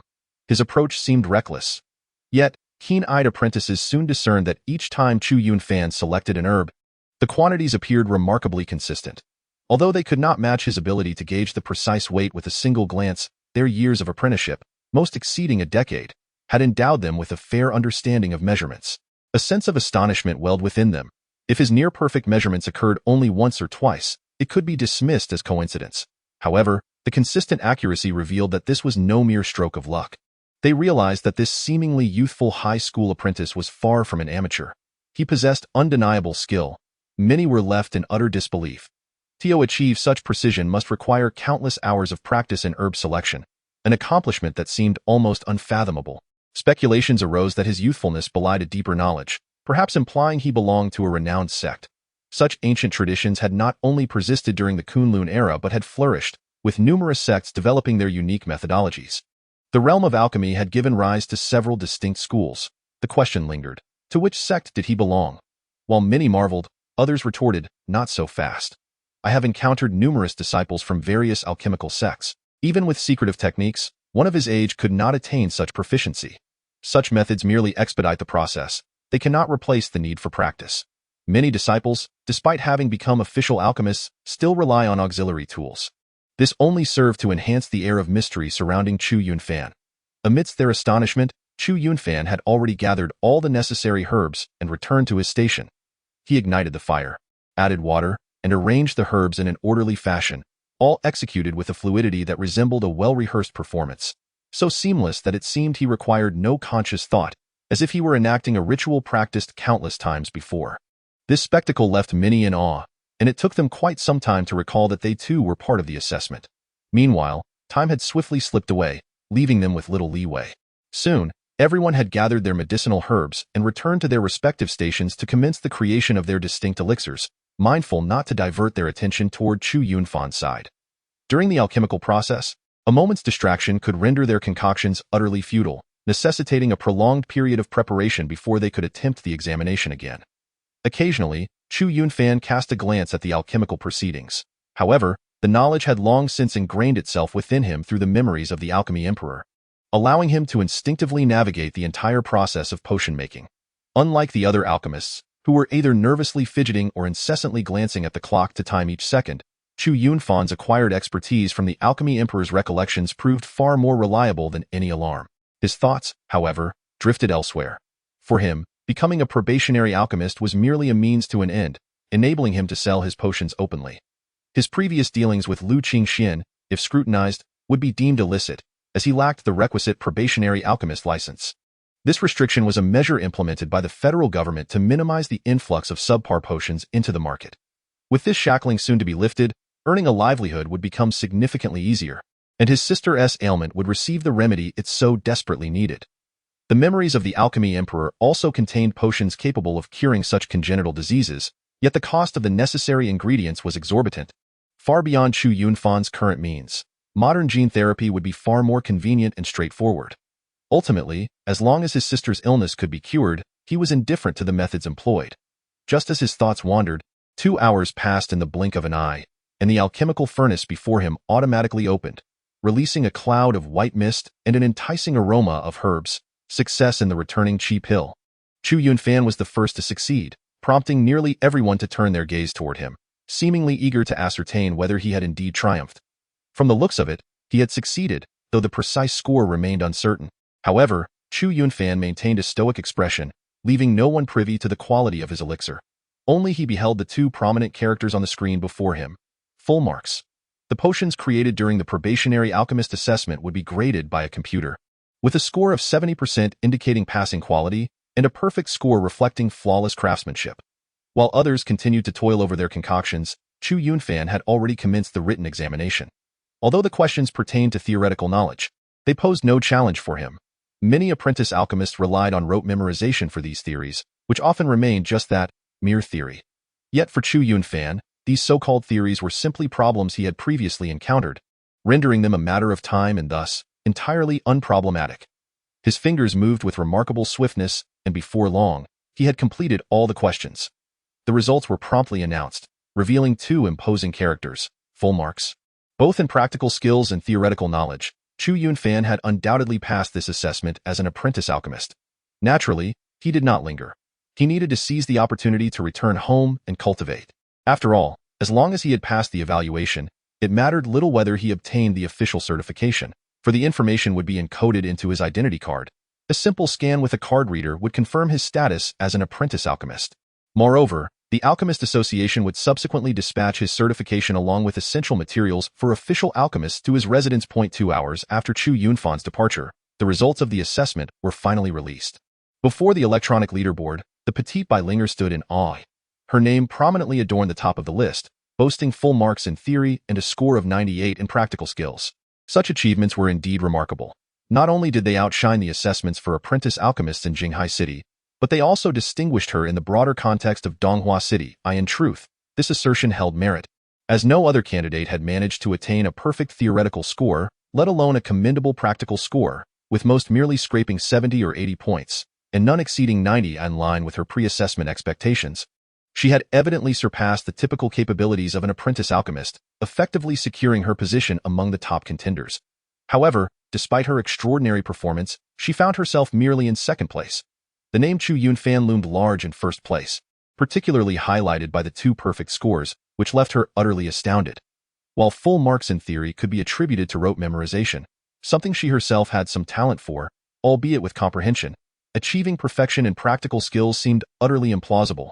Even she, often hailed as a prodigy, typically scored in the 90s during her mock assessments, with 98 being an extraordinary feat. Thus, she understood all too well that attaining full marks was nearly impossible. How could anyone achieve perfection? Even if an esteemed ancestor were to take the test, it would be doubtful that they could score perfectly every time. Had he committed no errors throughout the entire process? Linger could scarcely believe it. Even a genius like herself could only guarantee that her alchemical creations would consistently yield a grade of over 90%. Yet, achieving a perfect 10 was not merely a matter of luck. I must uncover the true identity of this remarkable individual. Linger promptly extricated herself from the crowd and made her way toward the depths of the Alchemist Association. Meanwhile, The other apprentice alchemists were engulfed in a wave of astonishment. Among them, there was no doubt that they were mediocre, with their scores languishing in the 70s or 80s, indicating that their alchemical products were only of 70 or 80% quality, hardly impressive. Yet, suddenly, two exceptional talents had emerged on the leaderboard. The second-place contestant, Linger, astonishingly scored 98 points, truly a prodigy. Even for the crafting of such rudimentary elixirs, it is exceedingly challenging for an advanced apprentice alchemist to consistently achieve scores exceeding 90. As for a score of 98, it is likely only attainable by a fully fledged alchemist. Regarding the first-place scorer, Chu Yunfan, who achieved a perfect score of 100, they found themselves at a loss for words. Having engaged in alchemy for a minimum of several years, and for some, even over a decade, they comprehended well that while a score of 98 could potentially be a stroke of luck, a perfect score of 100 could not possibly be so easily attained. Hence, they felt utterly disheartened. Had they not known that cheating was impossible in such examinations, they might have suspected that a professional alchemist had clandestinely taken the test in place of Chu Yunfan. Yet, they remained unaware that for some, a score of 100 was a testament to genuine skill, while for others, it was merely an indication that the highest possible score was, indeed, 100 at that moment. Linger had already acquired information regarding Chu Yunfan from the internal records of the Alchemist Association. Although she was merely an apprentice alchemist, she was backed by Bai Hong, one of the few grandmasters in human society. Leveraging this connection, she managed to access Chu Yunfan's information, though it was only superficial. However, it sufficed for her needs. Yet, upon perusing the data, she felt an unsettling sensation wash over her. This Chu Yunfan was none other than the arrogant individual she had encountered previously. Moreover, upon reviewing his scant records of advancement, she discovered that they had all been accomplished over half a month ago. Prior to that, there had been no record of his involvement in alchemy, as if he had suddenly emerged from obscurity. Just over half a month ago, he had breezily passed the examinations for junior, intermediate, and advanced apprentice alchemists, and now, he had topped the assessment for apprentice alchemists in the entirety of Jinghai City. Such rapidity could only be likened to a rocket launch. At this juncture, she became increasingly convinced of her ancestor's assessment. He was likely a disciple of some alchemical sect, or perhaps an esteemed grandmaster's direct apprentice, who had been closely guided until he had sufficiently honed his skills to participate in the apprentice alchemist assessment. In truth, she had experienced a similar trajectory, having frequently followed her ancestor in her youth, engaging in cultivation while also learning about alchemy. Now, her ancestor deemed her proficient enough to emerge for examination. What vexed her further was that this individual had seemingly left early, as if he were already certain of his success and of securing the top position. Wait for it, Chu Yunfan. We shall meet again, and next time, I will surely surpass you, Linger declared with a serious expression, casting a determined glance at Chu Yunfan's name. This was her first experience of such a fervent competitive spirit. Among her peers, no one had ever inspired in her the desire to compete in the realm of alchemy. Meanwhile, at that very moment, Bai Hong, one of the grandmasters of human society and Linger's ancestor, was scrutinizing the answers provided by Chu Yunfan that Linger had sent back. Initially, he held little expectation regarding Chu Yunfan's ability to resolve these theoretical questions. It was merely an experiment to undertake. However, it was only after he meticulously compared the information relayed by Linger that he realized Chu Yunfan's conjectures were nearly correct answers. The reason for the term nearly was that these notions were fundamentally speculative. He himself had yet to reach the level of existence required for definitive understanding, thus could only hypothesize. Nonetheless, no matter how one viewed it, the answers provided by Chu Yunfan appeared to be more accurate, particularly when it came to the few overlooked aspects of the fundamental formula. He had diligently compared and calculated each one, and it became evident that certain intuitions that previously seemed insurmountable could now be resolved. Yet, when it came to the most critical and essential components, they were inexplicably absent. The very core necessary to derive this foundational reaction formula was missing. This provoked a sense of near madness within him. It was akin to a starving individual catching a whiff of an enticing aroma, only to find that the sumptuous dish lay tantalizingly close, yet impossibly distant. He had been delving into this foundational reaction formula for quite some time. Having gleaned from the ancient texts unearthed over the years that there existed multiple such formulas.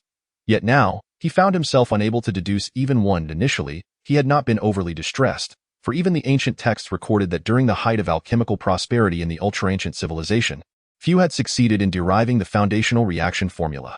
Those who did were essentially guaranteed to ascend to royal status, becoming the leaders of contemporary alchemy, much like the current alchemy king, Du Qingtao.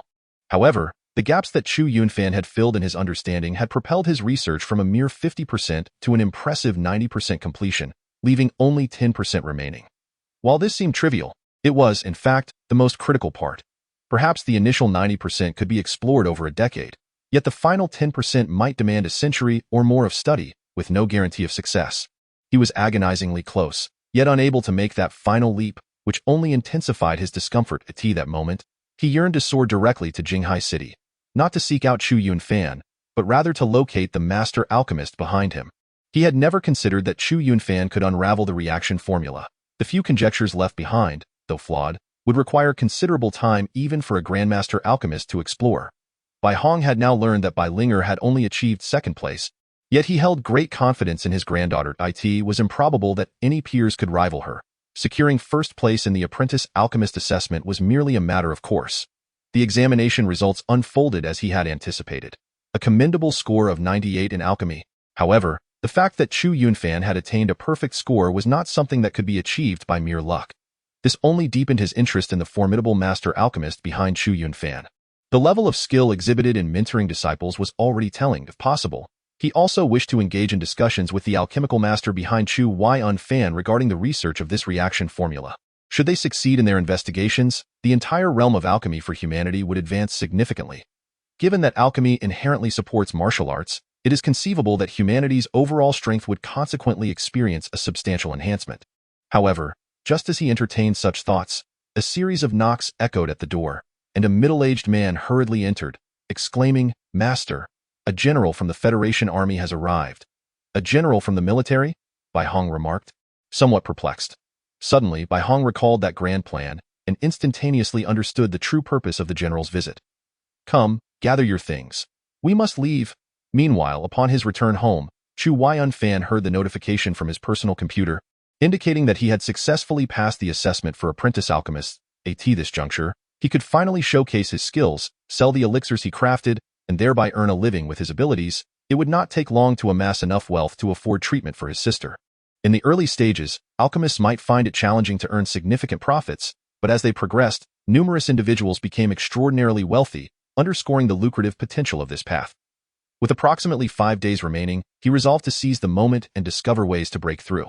Although he had gained admission to an elite class, the competition among prodigies had intensified, starkly contrasting with the previous class, which had merely a handful of standout talents. Clenching his fist, Chu Yunfan declared that rather than feeling a sense of relief upon entering the elite class, he felt an even greater pressure.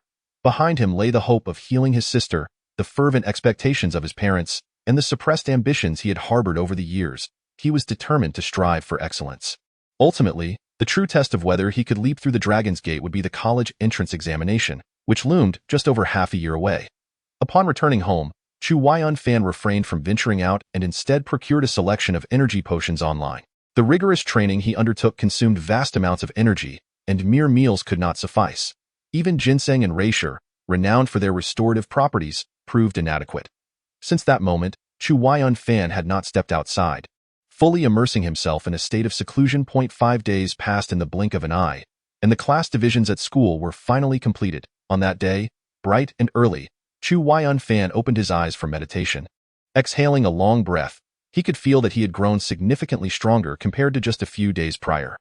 Engaging in the supreme technique known as heavenly endurance and earthly extremes, coupled with the relentless consumption of energy potions to replenish his vitality, he had been indefatigably honing his skills in isolation.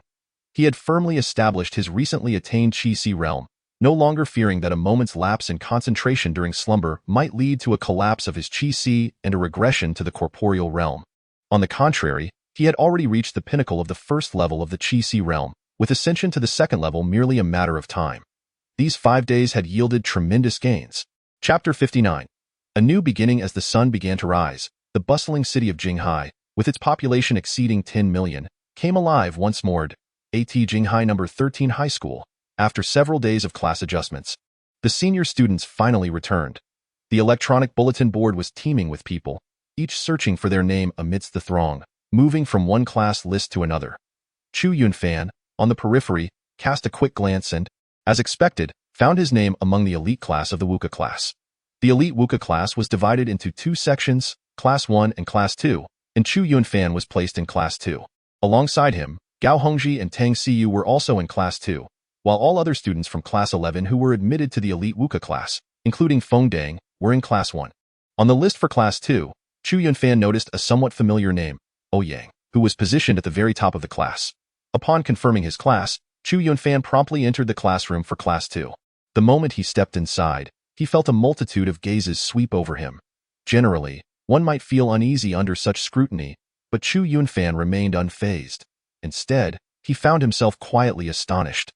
Although he had mentally prepared himself, the sight of his new classmates still left him in mild awe. Unlike the varied levels of ability he had experienced in Class 11, the students in Class 2 exhibited a uniformly high caliber, with the lowest among them possessing the 9th level of the physical realm's Qi nurturing stage. Notably, a third of them had already entered the Qi Si realm, representing the elite of the entire elite class. Of course, this was merely a preliminary observation. With over half a year until the college entrance examination, it was commonplace for some to fall behind while others surged ahead. Surveying the room, he initially saw only unfamiliar faces, but soon spotted two familiar figures, his close friend and confidant, Gao Hongji and Tang Siyu. The two were seated not far apart.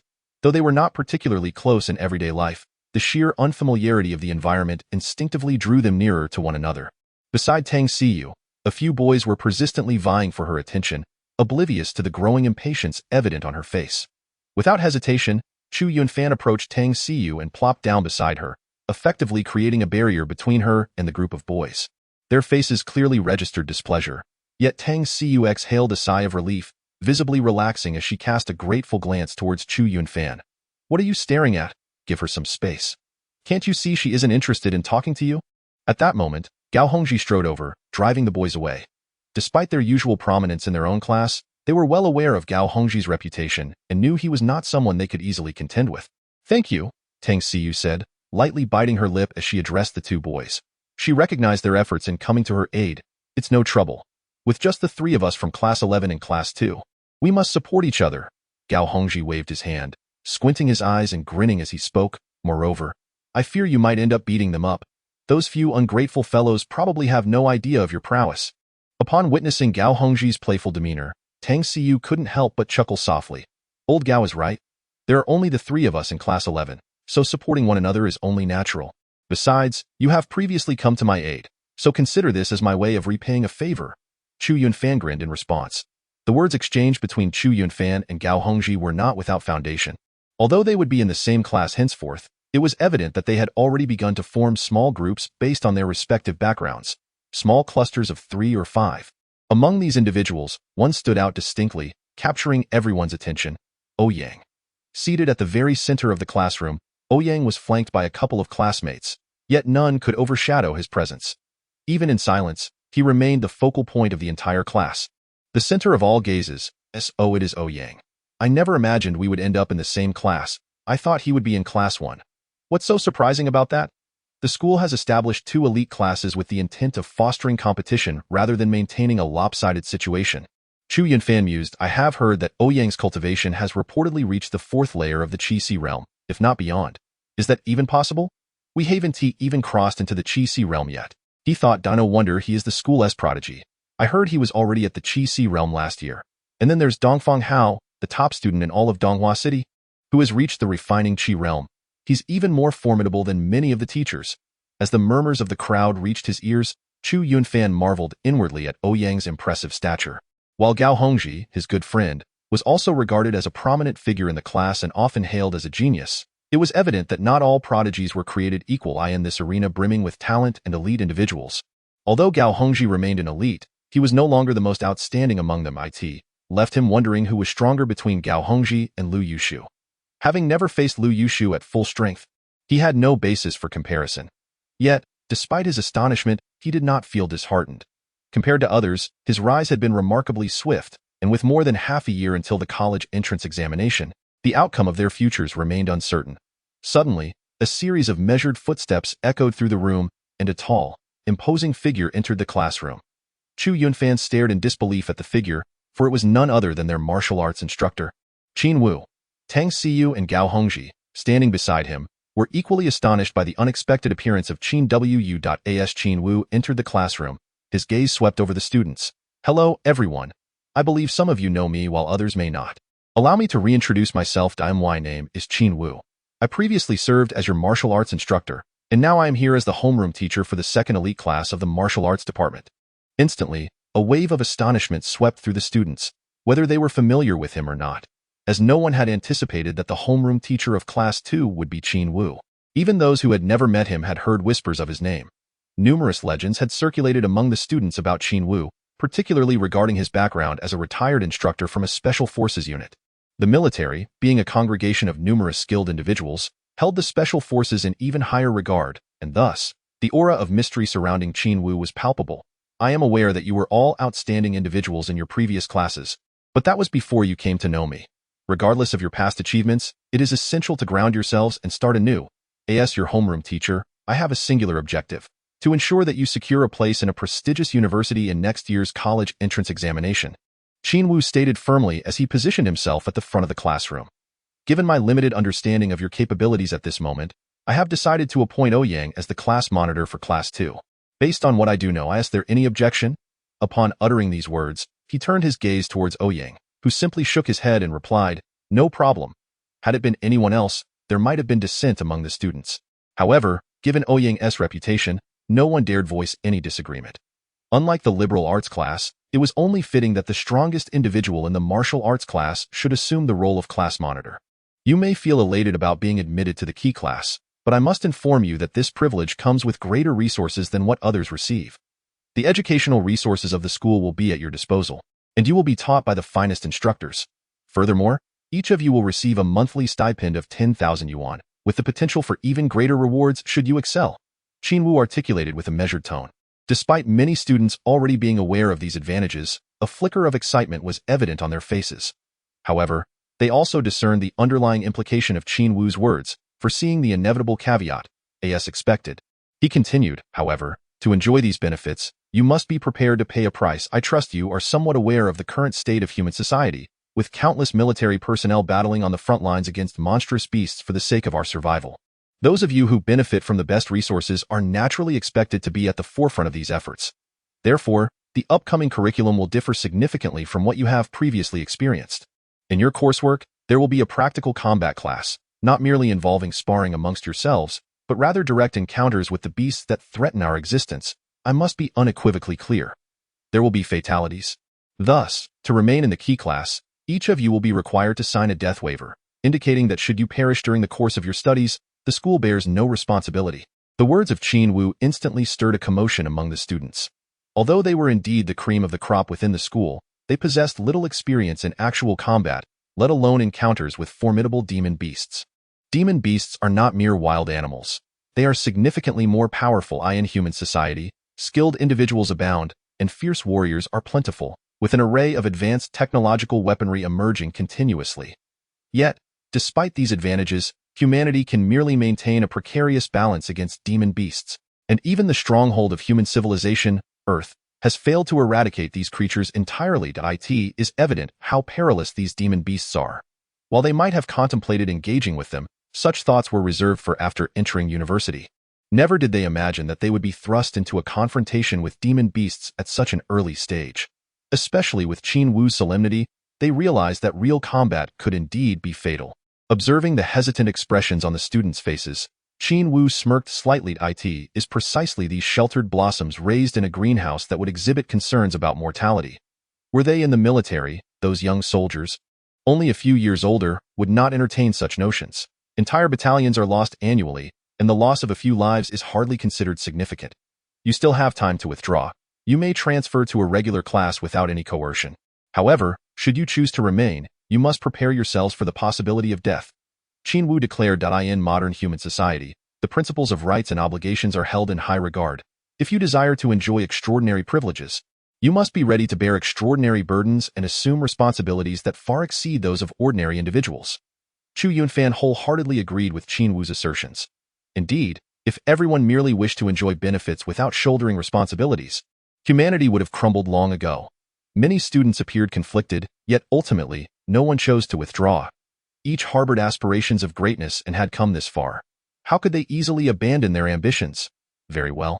You have all chosen to persevere. That is commendable, Qin Wu stated.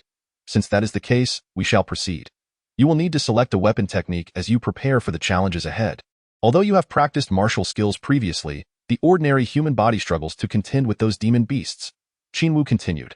However, what distinguishes humanity from savage beasts is our ability to utilize tools. While it is challenging for the human physique, barring a few extraordinarily gifted individuals, to compete with demon beasts, we can employ various weapons to compensate for our lack of natural weaponry. At this point, Qinwu cast a meaningful glance at Chu Yunfan, as if wishing to convey something unspoken. This underscores the reason why modern human society values individuals who are both scholarly and martial. Those who only understand violence and conflict will inevitably find themselves without a path forward.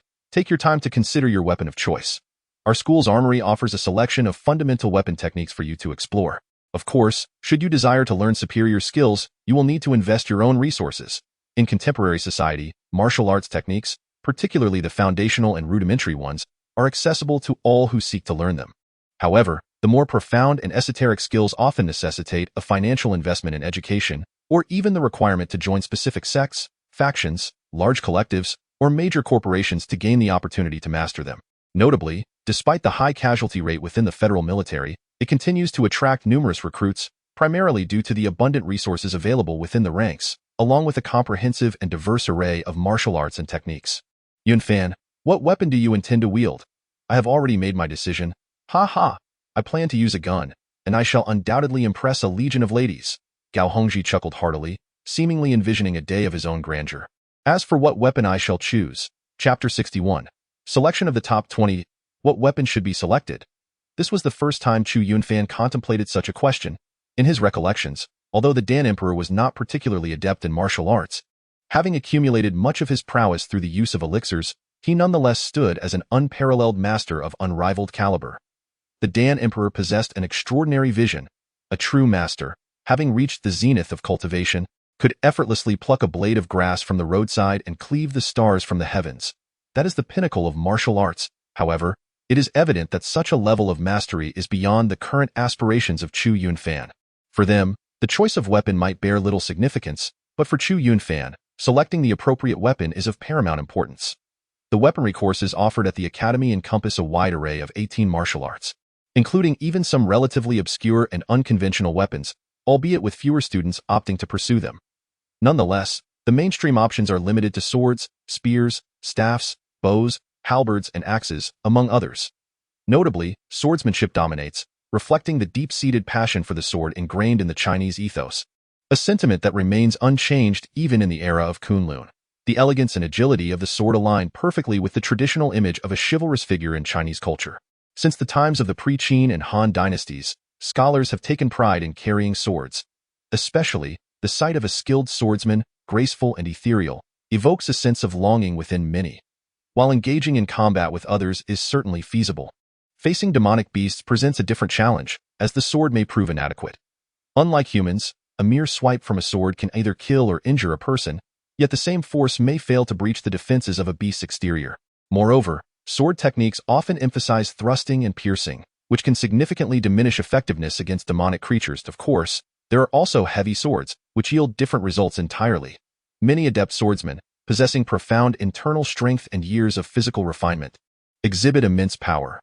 Furthermore, with many modern weapons crafted from precious alloys, their unparalleled sharpness allows even custom-forged swords to effortlessly slice through the armor of demonic beasts. In this era of advanced technology, the lethality of knives, guns, and staffs is equally astonishing and fearsome. Surrounding students began to engage in lively discussions. What will you choose? As for me, I shall choose the sword. A gentleman wields a sword, and a gentleman is as exquisite as jade. I believe that nothing suits me better than the sword. What gentlemanly sword-wielding nonsense. You must be rather ostentatious. Ha ha. I still prefer to wield a firearm. In close-quarters combat, every inch gained translates to increased strength, while every inch lost poses a perilous risk. This is especially true given the formidable size of many monstrous beasts. Without a sufficiently long weapon, one could easily be swept aside in an instant. After considerable contemplation, Chu Yunfan ultimately resolved to employ a blade. The heft of a sword allows for powerful strikes, making it the most suitable choice for confronting such beasts. Furthermore, he practiced the supreme technique known as the imperial art of eternal duration, which significantly enhances his physical prowess, rendering him several times stronger than his peers in comparison to those gifted individuals. He holds his own. This was evidenced by his effortless defeat of Feng Dang, who was of equal rank, due to this very advantage. Utilizing a sword would enable him to fully harness his strengths while maintaining agility. I have made my decision. I shall wield a sword, declared Chu Yunfan. He then turned to Tang Xiyu, who, without a moment's hesitation, proclaimed, I will use a sword. The three individuals chose entirely different weapons, reflecting their distinct personalities and paths in martial arts. As a woman, Tang Xiyu naturally opted for a swift and agile approach to capitalize on her speed, while Gao Hongji favored a bold and straightforward style, finding a firearm to be most fitting for his robust demeanor. Chu Yunfan, on the other hand, embodied the advantages of both approaches, hence his choice of a blade. Very well, you may each select your preferred weapon. Please inform me of your choices by tomorrow, after which the school will provide your weapons. Courtesy of the federal government, of course. The quality of these weapons is rather average. Should any of you wish to commission a personalized weapon, that option is available, though the cost will be at your own discretion. Qin Wu stated after a brief pause. Chu Yunfan listened intently, recognizing that the federal government would not permit students to confront these beasts unarmed. However, the supplied weapons were merely standard fare. For students of modest means, this would suffice, but for those like Gao Hongji, hailing from affluent backgrounds, it was likely they would seek bespoke weaponry from private dealers. Chu Yunfan's family was not wealthy, yet he was reluctant to settle for commonplace items, especially when facing monstrous adversaries. A moment's failure in one's weapon could result in dire consequences. Nevertheless, the expense associated with custom weapons was exorbitant, and he would need to devise a means to earn additional funds. I have one more matter to discuss that concerns you all. Although you represent the elite of the school's senior year, adhering to the principle of selecting the best among the best, we will identify the top 20 individuals from your ranks. These chosen few will receive focused training from the school, replete with numerous benefits. Additionally, we are in competition with Class 1, and naturally, I hope to see several of you among the top 20. At the very least, we must ensure that Class 1 does not monopolize all the spots. Qin Wu's gaze swept over the assembly, lingering on several individuals, clearly expressing high expectations. While many were unremarkable, it did not go unnoticed that Qin Wu's attention briefly rested on Chu Yunfan, indicating that he had been marked as a key candidate for consideration. This revelation left many astonished, for they had no inkling of who this Chu Yunfan truly was. The swift ascent of Chu Yunfan was so recent that they were utterly unaware of his identity. Had it been Gao Hongji or Tang Xiyu, perhaps their bewilderment would have been less pronounced. While Chu Yunfan himself was taken aback, he could surmise that Qin Wu's interest was primarily due to his innate talent in martial arts comprehension. Yet, he was equally astonished to discover that Qin Wu held Tang Xiyu in considerable regard, his gaze lingering on her as well. Ouyang, I do not know much about you, but I sincerely hope that you can represent our class and secure the top position in our grade. You must not falter. Qin Wu's gaze returned to Ouyang, clearly placing great expectations upon him. No problem. Ouyang replied, equally determined. The selection for the top 20 will commence in 2 months. I urge each of you to exert your utmost efforts to bring glory to Class 2, and simultaneously seize opportunities for yourselves. Chapter 62. The immortal god of the Chi Eaters. In addition to the selection for the top 20, the first practical combat will take place in a month. During this interim, I encourage everyone to devote themselves to training. Although there exists the peril of death, as the homeroom teacher of Class 2, I shall do my utmost to ensure your safety. Qin Wu declared. Beyond this matter, once you enter the martial arts program, martial cultivation will become a primary focus. As long as you maintain your academic performance in the liberal arts, those wishing to take leave may simply message me. However, if possible, I hope you refrain from frequent absences, as the school provides numerous courses, including how to confront monstrous beasts, their classifications, and distinct weaknesses. Missing such lessons cannot be compensated for merely by secluding yourselves in training. At this moment, a student raised his hand and asked, Teacher, what should we do if we wish to practice with firearms? Many students nodded in agreement. While cold weapons were commendable, many yearned to wield firearms, which were evidently far more manageable. Cold weapons required a struggle to kill, whereas a single shot from a firearm could easily fell an opponent. Firearms, in principle, are not permitted for civilian possession. You must either enlist in the military, where soldiers are authorized to bear arms, or find a way to obtain a firearms license through examination, Qin responded. Although, from the perspective of tool usage, there may seem to be little difference between firearms and cold weapons. If you aspire to advance further along the path of a martial artist, it is advisable to concentrate on your own cultivation. Even snipers, sharpshooters, or mecha pilots within the military are held to high standards of personal quality. The newly developed large-caliber sniper rifles can obliterate the skull of a beast with a single shot, but their recoil is formidable. The force of a single shot could very well dislocate your shoulder. As modern weaponry advances, the demands on individual capabilities become increasingly stringent, which is why focusing on personal development is the righteous path. Qin Wu, being a retired instructor from the Special Forces, commanded a level of trust in his words that many found hard to question. Chu Yunfan quietly concurred within himself. The most pronounced distinction between humans and beasts lies in humanity's ability to wield tools. Yet, regardless of the tools employed, it is the essence of humanity that remains the foundation of all. Moreover, when one masters the path of martial arts to its zenith, the ability to pluck weeds with one's bare hands and cleave the sun and moon is a power that only the fabled annihilation starships might be able to rival. Thus, he firmly believed that one's own development was the true path to supremacy. Having articulated his thoughts, Qin Wu continued, "Now that I have conveyed what needed to be said, it is time for class to commence. As your homeroom teacher, I shall enlighten you regarding the various types of yaoshou that inhabit our world, as well as their general distribution. An endeavor to broaden your horizons," he elaborated, "currently, can be categorized into those from the Kunlun realm and the indigenous of Earth. The latter tends to be significantly weaker, as the cataclysmic events that befell Earth have transpired only within the last few centuries, whereas the Kunlun realm has existed for countless millennia. The Kunlun realm is rather distant, and you will likely encounter it only in your university studies. So let us first discuss the indigenous of Earth.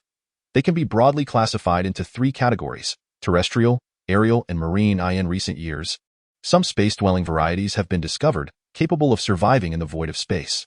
Due to their limited numbers and their classification as mutations of aerial types, they will initially be categorized among the aerial. As Qin Wu spoke, a wave of astonishment rippled through the students, for it was common knowledge that outer space is inhospitable to human life, let alone any form of biological existence, as it lacks even a breath of air. The primary challenge humans face upon venturing into space is not merely the absence of oxygen, but the perilous imbalance of internal and external pressures that could lead to catastrophic disintegration. Teacher, how can this be possible? Setting aside the issue of air, the mere absence of atmosphere would suffice to cause those to explode from pressure. A student interjected, raising their hand in disbelief. Qin Wu shook his head and replied, "These matters have yet to be disclosed to the public. However, in the aftermath of the cataclysm, many previously held truths have been shattered. It's truly impossible to survive in space. I can assure you. There are indeed individuals who have managed to do so." Upon hearing this, many students gasped in astonishment, pondering the strength required to endure the imbalances of pressure in the cosmos. Only Chu Yunfan maintained a serene demeanor, for he was already aware that in the epoch of ancient civilizations, there existed formidable beings capable of traversing the starry expanse. The vacuum of space lacks air. One must possess extraordinary physical prowess to achieve such feats. Teacher, how can the body withstand the imbalance of internal and external pressures, let alone survive without air? Another student queried, their skepticism evident. They did not doubt Qin Wu's integrity, knowing he would not deceive them on such matters. Rather, they sought to understand the rationale behind these claims. In the realm of martial arts cultivation within contemporary society, nothing is deemed impossible. The physical body serves as the initial step in the path of martial training. As one diligently progresses, the body grows increasingly formidable, naturally enabling one to withstand the imbalances of both internal and external pressures within the cosmos. Such challenges are merely trifles. The harshness of the universe far surpasses your imagination. With temperatures soaring into the thousands and absolute zero freezing all. In comparison, the trivial matter of atmospheric pressure pales into insignificance. Qin Wu responded nonchalantly, adding that the issue of breathing is even less consequential. In ancient practices, there exists a concept. Those who consume flesh are brave and fierce. Those who consume grains are wise and cunning. Those who consume qi are divine and long-lived. And those who abstain from consumption are immortal and godlike. Just as in the animal kingdom, what you consume determines your evolution, whether you grow horns or claws. For the ordinary person, breathing air is essential. However, upon reaching a certain level of cultivation, it may become a hindrance. In ancient times, there was a practice known as bigu, which entails abstaining from worldly sustenance, subsisting instead on the spiritual essence of heaven and earth. The reason for avoiding mundane food lies in its impurities. While such sustenance is necessary for us, it becomes a burden as one delves deeper into cultivation. They do not breathe mere air but rather the essence of qi, rendering air non-essential for them. Of course, this contradicts the laws of nature and human instinct. Achieving such a state is not merely a matter of effort, it is what one might call supernatural ability. Chapter 63. The choice of swordsmanship master. What is supernatural ability? Is it akin to the omnipotence seen in myths, where one can traverse heaven and earth, exhaling and manifesting countless incarnations? A student inquired, prompting laughter from many of his peers, who were, after all, merely youthful individuals. Yet Qin Wu did not join in the laughter. He spoke with grave seriousness, saying, in theory, if a person were to continue their cultivation, such possibilities do indeed exist. He gazed at the students and continued, what is supernatural ability? I shall refrain from delving into overly complex matters, as they would be beyond your understanding. You are still far from attaining such abilities. Simply put, supernatural ability refers to all that is inconceivable, defying scientific understanding and the laws of nature. This, in essence, constitutes supernatural ability. For instance, flight is humanity's greatest dream, yet can it be achieved without tools? It is normal to find it impossible. Achieving it would indeed be supernatural. Likewise, breathing fire, spitting water, or being impervious to blades. These feats are beyond the capabilities of the average person, and thus, they embody the essence of supernatural ability. What I speak of is not mere myth. There are those who have already attained such feats. In other words, you too may reach such heights in the future, provided you diligently pursue your cultivation. Qin Wu's words ignited a fervor within many students, awakening their passion. The prospect of possessing supernatural abilities was indeed audacious-inspiring. In contrast to others who merely indulge in fantasies, Chu Yunfan has truly experienced these abilities through the memories of the Dan Emperor. Indeed, they are not mere figments of imagination. However, as Qin Wu stated, these matters remain quite distant from them. Now, to return to the main topic, we previously discussed that there are approximately 3 categories of monster beasts, with the most numerous being the marine monsters. The native beasts of Earth have mutated from the original terrestrial organisms after absorbing spiritual energy, and the majority of Earth's life forms inhabit the oceans. It could even be said that the combined number of terrestrial and aerial monsters does not surpass half that of the marine monsters. Since Donghua City is coastal, this aspect places a significant burden on our defense, remarked Qin Wu. Among these, the most formidable to contend with are the aerial monsters. Although humanity has begun to venture into the skies, it remains exceedingly difficult to compete with the vast numbers of aerial beasts. Thus we find ourselves in a defensive position. Only on land do we humans retain a certain advantage, yet the outlook remains grim. As future elites of humanity, you must all fight on the front lines. I urge you to gain more understanding to avoid being caught off guard in the future. At this moment, Ouyang interjected, Teacher, while the monster beasts are perilous, hunting them must be quite lucrative, right? Upon hearing Ouyang's words, many students' eyes brightened. A significant portion of those who chose the martial arts program did so because it promised financial rewards and recognition, thus striking a chord with their aspirations. Indeed, it can be quite profitable. Besides the pioneering teams, there is also an emerging profession known as monster hunters. However, these endeavors come at a cost. Many of these individuals face an annual mortality rate exceeding 30%. You must weigh your options carefully, Qin Wu cautioned. His words fell like a bucket of cold water, bringing many back to their senses. While hunting monster beasts may be profitable, the risk to life may not justify the reward. Qin Wu continued to elucidate the situation regarding monster beasts, and before long, the class concluded. Afterward, the students eagerly retrieved their tablets to access the school's online platform, which recently opened a section for martial arts learning. Here, they could select the martial skills they wished to study. Although these were all introductory techniques, their eventual power should not be underestimated. There is a saying, there are no inherently weak martial skills.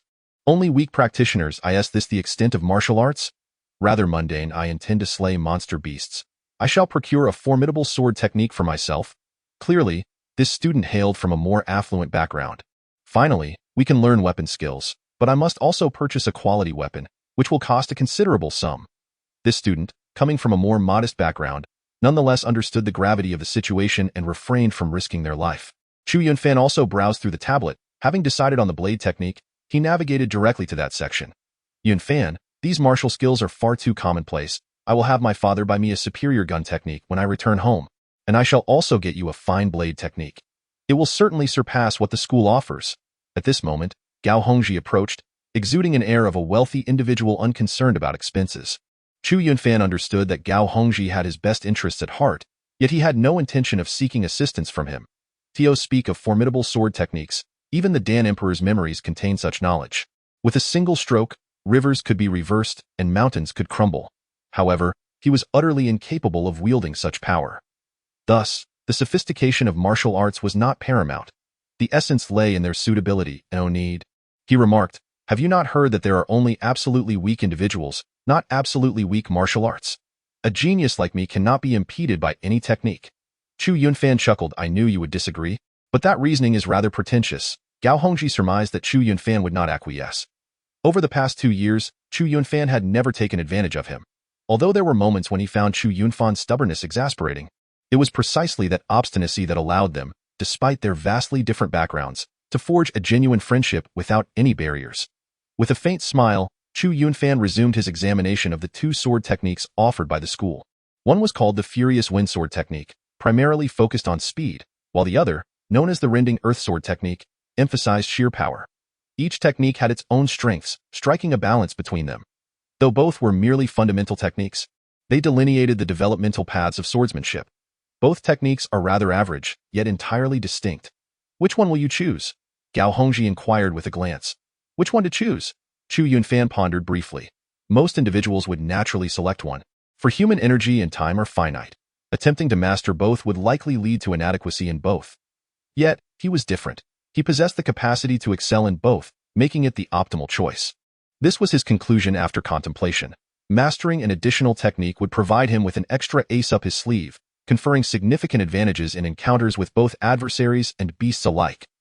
Moreover, since it was free, why not learn? I might learn both, ha ha ha, who says I'm not a genius? Chu Yunfan declared candidly, though Gao Hongji appeared skeptical. Honestly, don't get too carried away. You remind me of my younger self, Gao Hongji said with a serious tone, yet he chuckled immediately after. Only Chu Yunfan understood that he was not jesting. Chapter 64. The cleansing essence pill for an average person. Mastering 2 sword techniques would be an impossibility, yet Chu Yunfan felt no trepidation. However, having resolved to cultivate with the sword, the matter of weaponry became paramount, second only to the techniques themselves.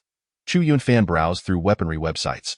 According to federal law, firearms were prohibited for civilian ownership, yet cold weapons did not fall under this restriction. Nevertheless, cold weapons were predominantly monopolized by a few major conglomerates, who controlled the finest ores and the best alloy formulas. After perusing for some time, Chu Yunfan bypassed those weapons priced in the tens of millions or even billions. Even so, the prices remained steep. The most affordable option was the standard issue weapon provided by the government, which still cost 50,000 per piece. These were crafted from high-tech alloys, capable of inflicting harm upon beasts, whereas steel and iron blades from the common era could scarcely penetrate the scales of such creatures. Even a slightly upscale battle knife commands a price exceeding 1 million, while the renowned ones are valued at no less than 10 million, capable of slicing through iron like mud. However, Chu Yunfan understands that this pales in comparison to the true luxury. The real extravagance lies in magical artifacts with additional effects, which are exorbitantly priced. Chu Yunfan has set his sights on a battle knife named Jueying, whose blade measures approximately the width of a palm, a finger's thickness, and stretches over 4 feet in length, entirely enveloped in a pitch-black hue that emanates an otherworldly glow. The blade is infused with a rare metal known as Tai golden essence, found solely in the Kunlun realm, and is crafted using the most advanced alloy formulas and forging techniques from Earth. It is nothing short of extraordinary, capable of cleaving iron effortlessly and severing a hair with a mere breath, making it immensely popular among contemporary pioneers and beast hunters. Many of these individuals would rather deplete their fortunes and take out loans just to acquire a Jueying, for it is an essential tool for survival. Naturally, such a coveted weapon comes at a steep price. A single piece costs 3 million, not for ordinary wage earners like Chu's parents. It would be a Herculean task to purchase even one in a lifetime. However, weapons of such caliber were never intended for the working class, who are generally sheltered within the confines of the base city. In the past, Chu Yunfan would never have dared to contemplate such an expense. 3 million would have been an unattainable sum for his family, and he was not Chu Yuntian, whose parents would spare no effort to assist him. Yet now, with the memories of the Dan Emperor, everything has changed. It is no longer an impossibility. That is Jueying. Beside Chu Yunfan, Gao Hongji's eyes sparkled as he exclaimed, I saw it in a weapons magazine before, but alas, it was too expensive for my father to purchase for me. However, this time, he won't have a choice. I intend to buy a spear from the same series, heh. The legendary Tai golden essence. Just a smidgen can transform scrap metal into a divine weapon. He continued, I previously read that there is a high-end luxury version of Jueying, entirely forged from Tai golden essence, but the price is simply outrageous. Even Gao Hongji, a scion of wealth, deemed it exorbitant. One can only imagine the price of a sword crafted solely from pure Tai golden essence. But if you have your heart set on Jueying, the cost will not be trivial. Gao Hongji gritted his teeth and added, I can personally sponsor you with 1 million, but beyond that, I am at a loss. You know our family's situation. Small amounts are not an issue, but substantial sums are difficult to procure for my father. This is all the pocket money I have saved over many years. Damn it, I will charge you interest. Although Gao Hongji is a wealthy heir, his father has never indulged him, ensuring he does not become a spoiled brat. Otherwise, Chu Yunfan would not befriend him, no need for that. I will find a way to raise the funds myself. You even want to charge me interest? I am deeply saddened. Chu Yunfan felt touched. He knew Gao Hongji was merely jesting about the interest to make it easier for him to accept the 1 million, yet, he maintained a light-hearted demeanor. This is no small sum. Where will you get it? Don't tell me your parents are mortgaging their house. Gao Hongji looked at Chu Yunfan with suspicion. You must think this through. For me, it's merely pocket change, but for your parents, it represents a lifetime of savings. Rest assured, do I lack that sense? Chu Yunfan replied, I have my methods. You need not worry. It is best for you to exercise discretion. Upon hearing Chu Yunfan's words, Gao Hongji felt reassured, for in his heart, he believed that Chu Yunfan was not as indiscreet as he seemed. For Chu Yunfan, there was but one method to amass 3 million in a short span of time, and that was alchemy. With the apprentice alchemist license in hand, he could commence the crafting of more advanced elixirs for sale. The true profit of an alchemist was only just beginning. Upon returning home, Chu Yunfan set about devising a plan. Presently, he possessed the funds earned from helping Lu Qingxian refine body tempering pills, a reward of 1 million, along with the expenditures incurred from crafting body tempering pills and the energy potions he had purchased over the past few days, leaving him with approximately 400,000. With such a modest sum, it was evident that he could not concoct any earth-shattering elixirs. Many potions, while fetching an astonishing price, also required exorbitant costs for their ingredients, which were beyond Chu Yunfan's means. After contemplating for quite some time and browsing the prices of elixirs online, he finally reached a decision. He would refine the essence cleansing pill. This particular elixir was known for its ability to transform one's innate talents through the principles of the I Ching, with its effects being most pronounced when taken early if consumed at birth, and with guidance, even those of ordinary talent could become prodigies. For those already gifted, the enhancement would be even greater. Each individual had but one opportunity to consume it, as a second dose would yield no benefits. Thus, the earlier it was taken, the more potent the results. The matter that Chu's mother, Yang Yayun, often lamented was the fact that the elder patriarch had personally returned to the Chu family to procure an essence-cleansing pill for Chu Yuntian. In Yang Yayun's eyes, Chu Yuntian's current display of brilliance was solely due to the effects of that pill. Had it been Chu Yunfan who received the essence-cleansing pill, his performance would have been equally commendable. This was the fundamental reason for Yang Yayun's incessant grievances about the elder's favoritism. The price of an essence-cleansing pill was substantial, with market rates soaring to 2 million, and those of superior quality fetching even over 3 million. Due to its unique properties, despite being an introductory elixir for novices, its price remained exorbitantly high. One factor contributing to the elevated cost of the essence-cleansing pill was the exorbitant price of its ingredients, which exceeded 1 million. The primary herb alone was valued at 800,000, as it only thrived in the Kunlun realm, amid numerous formidable beasts, resulting in a scarcity of the herb. This scarcity was a significant factor in the high price of the essence-cleansing pill. However, Chu Yunfan had a method to substitute that primary herb, thereby reducing the cost of the essence-cleansing pill. This made his pursuit of refining the essence-cleansing pill feasible. Chapter 65. Lu Qingshuan's Surprise. The primary herb was known as the essence-cleansing grass, which possessed unique medicinal properties for cleansing the channels and marrow, not only effective for humans but also significantly beneficial for beasts. Young beasts that ingested it could also experience a cleansing of their channels and marrow. In close proximity to the Shisui grass, formidable demon beasts frequently roam. Although these creatures themselves do not possess a direct need for the Shisui grass, their offspring, the young beasts, certainly do. While they may not have a systematic understanding of the Shisui grass akin to that of humans, the wisdom passed down through generations has imbued them with an awareness of its benefits. Unlike ordinary wild animals, research indicates that demon beasts, despite their fierce temperaments far exceeding those of common beasts, exhibit markedly higher intelligence, with some even rivaling that of humans. Among these demon beasts, powerful demon kings inflict significant harm upon humanity, their cunning and suspicion matching that of humans. In such a scenario, even if humans were to locate the Shisui grass, seizing it from the jaws of these formidable beasts would prove to be a daunting task. The human government has long aspired to cultivate Shisui grass on a large scale. If this endeavor were to succeed, it is conceivable that even doubling the current scope of Shisui pills would result in a corresponding increase in the emergence of human geniuses, thereby substantially enhancing humanity's overall strength. This could usher in an era where everyone has access to Shisui grass, a time when each individual could rise to greatness, bringing humanity closer to dominating the universe. Unfortunately, cultivating Shisui grass is no simple feat, as its growing conditions are exceptionally demanding and mass production remains elusive. Whether small-scale cultivation has been achieved remains uncertain, as this has always been a closely guarded secret of the human government.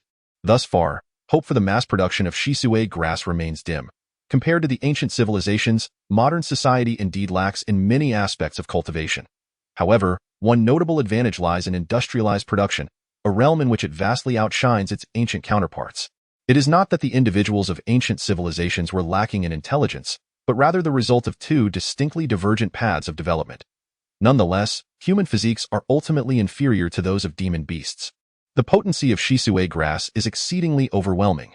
Demon beasts, due to their superior physical constitution, can directly consume Shisui grass, whereas humans must refine it into Shisui pills to ingest it.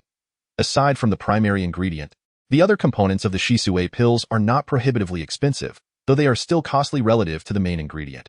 After all, a single body refinement pill costs 100,000, while the other materials can reach 200,000, surpassing the market price of body refinement pills. Such prices are far from accessible, and even if Shisui grass were to be mass-produced, it would likely remain out of reach for a considerable time. Chu Yunfan's plan involves substituting the Shisui grass with another herb, albeit one that is also expensive, yet already mass-produced in human society: the dragon tail grass. This herb, resembling the legendary tail of a dragon, derives its name from this likeness. It is primarily used to concoct a type of enhancement pill that temporarily boosts strength. To date, no one has discovered that dragon tail grass can serve as a substitute for Shisui grass. While a single unit of dragon tail grass commands a price of 150,000, it is still far more affordable than the staggering price of 800,000 for Shisui grass. In Chu Yunfan's recollections, the pill emperor had previously improved various kinds of pills, with Shisui pills being among them, alongside body refinement pills. Regrettably, the Dan Emperor had not yet commenced the promotion of these refined elixirs before he succumbed in a battle reminiscent of Ragnarok. Presently, among the myriad of elixirs available, the most suitable for Chu Yunfan is undoubtedly the Shisui Dian. Considering the concoction of these elixirs, Chu Yunfan's thoughts immediately turned to Lu Qingxian, not solely because she possesses an alchemical chamber that would facilitate his preparations, but more importantly, he could leverage her established channels for the sale of elixirs. Having attained the status of an apprentice alchemist merely resolved his qualifications for selling elixirs. However, to successfully market these concoctions, he requires established connections. While an online store is indeed a viable option, he is far more inclined to enlist Lu Qingxuan's assistance in facilitating sales. With Lu Qingxuan's connections, his elixir sales would accelerate, and the prices would likely surpass those of online offerings. Otherwise, all alchemists would have opened online stores themselves, and few would be inclined to collaborate with companies. This approach allows him to devote himself entirely to cultivation and alchemy, significantly reducing the time spent negotiating with clients. Having made this decision, Chu Yunfan promptly reached out to Lu Qingxian. Lu Qingxian was taken aback and exhilarated by Chu Yunfan's unexpected contact. For those in the elixir business, the quantity and quality of alchemists they know directly determine the scalability of their enterprise. Currently, the most prominent alchemist with whom Lu Qingxian has a connection is none other than Chu Yunfan. Although he has only demonstrated the ability to refine body-strengthening elixirs thus far, his rapid concoction techniques surpass those of many other alchemists. In her eyes, Chu Yunfan's worth far exceeds that of many certified alchemists. And considering his youth, his future potential is simply unfathomable. While his youth may lead many to underestimate him, those with foresight recognize that being young signifies boundless future prospects. The adage "do not belittle the impoverished youth" is well understood by many. Is it too late to call you? I hope I'm not disturbing you, Chu Yunfan inquired. By the time he decided to make the call, it was already past 10 in the evening. Not at all, Master Chu. Please go ahead. Lu Qingxian responded hastily, though at that moment, she had already settled into bed, adorned in whimsical pajamas that contrasted sharply with her usual corporate demeanor, accentuating her alluring figure. However, Chu Yunfan's words instantly dispelled any drowsiness she had, as she recognized that he seldom reached out without purpose, maintaining an air of aloofness even after obtaining her contact information. It was noteworthy that, whether during their school days or in the professional realm, countless men had sought to know her, yet few exhibited the same level of detachment as Chu Yunfan. Here's the thing. I would like to make use of your company's alchemical chamber, and additionally, I would like to utilize your company's channels for selling the elixirs I produced. Is that a problem? Chu Yunfan paused briefly before posing his inquiry. May I be so bold as to ask what kind of elixir it is? Lu Qingxian asked cautiously. It is the Shisui Dan. Chu Yunfan replied casually. Upon hearing the term Shisui Dan, Lu Qingxian immediately felt as though her breath had thickened and her heart was racing with heightened fervor. Chapter 66. The value of Chu Yunfan. The moment the phrase Shisui Dan reached her ears, Lu Qingxian could distinctly sense a change in her breathing. This was due to the significance that Shisui Dan held, which was markedly different from the foundational Dan known as Dantian Dan. Shisui Dan could be classified as an intermediate-level elixir. The alchemists capable of refining such a potion were, at the very least, mid-level alchemists within the ranks of certified practitioners, ensuring a most reliable outcome. Unlike the arduous beginnings faced by apprentice alchemists and the struggles of novice practitioners, those who attained the status of certified alchemists were typically esteemed guests of major corporations. While they may not yet be in a position to curry favor, they were nevertheless held in high regard. Establishing their own alchemical studios would not leave them wanting for clientele. At this stage, they could comfortably cover their expenses and begin amassing considerable wealth. The public's perception of wealthy alchemists largely stemmed from individuals of this caliber. Lu Qingxuan's company could merely be categorized as one among many smaller alchemical enterprises, primarily dealing in basic elixirs such as Dantian Dan. If they aspired to elevate their standing and expand their business, they would undoubtedly need to venture into the realm of higher-tier elixirs. However, these potions do not materialize from thin air, nor is there a possibility for industrialized production. Their sole source lies with the alchemists. In contrast to apprentice alchemists or novice practitioners, certified alchemists are not easily recruited. They are typically aligned with specific factions, be it major corporations, prestigious sects, esteemed universities, or even the federal government itself. Alternatively, they may have established their own alchemical enterprises, allowing them to operate independently without concern for external approval. For an emerging company like theirs to secure a long-term partnership with a certified alchemist, they would need to take notice of promising apprentice alchemists early on, providing ample support and subsequently negotiating contracts based on this foundation. Those exceptional apprentice alchemists often find themselves courted by 2 or 3 smaller companies, or even larger corporations. This competition enables promising practitioners to persevere through their apprenticeship, despite the initial lack of profitability in alchemy, as they benefit from the backing of substantial groups. However, the time and financial investment required for this process are substantial, and no one can guarantee that an ostensibly talented apprentice will successfully transition into a certified alchemist. The probability of failure remains alarmingly high. Only large corporations possess the resources and patience to cast a wide net, which makes the ascent of smaller firms like Lu Qingxuan's increasingly arduous. Thus, her breath quickened as she realized the implications of this revelation. She had initially believed she had already regarded Chu Yunfan highly.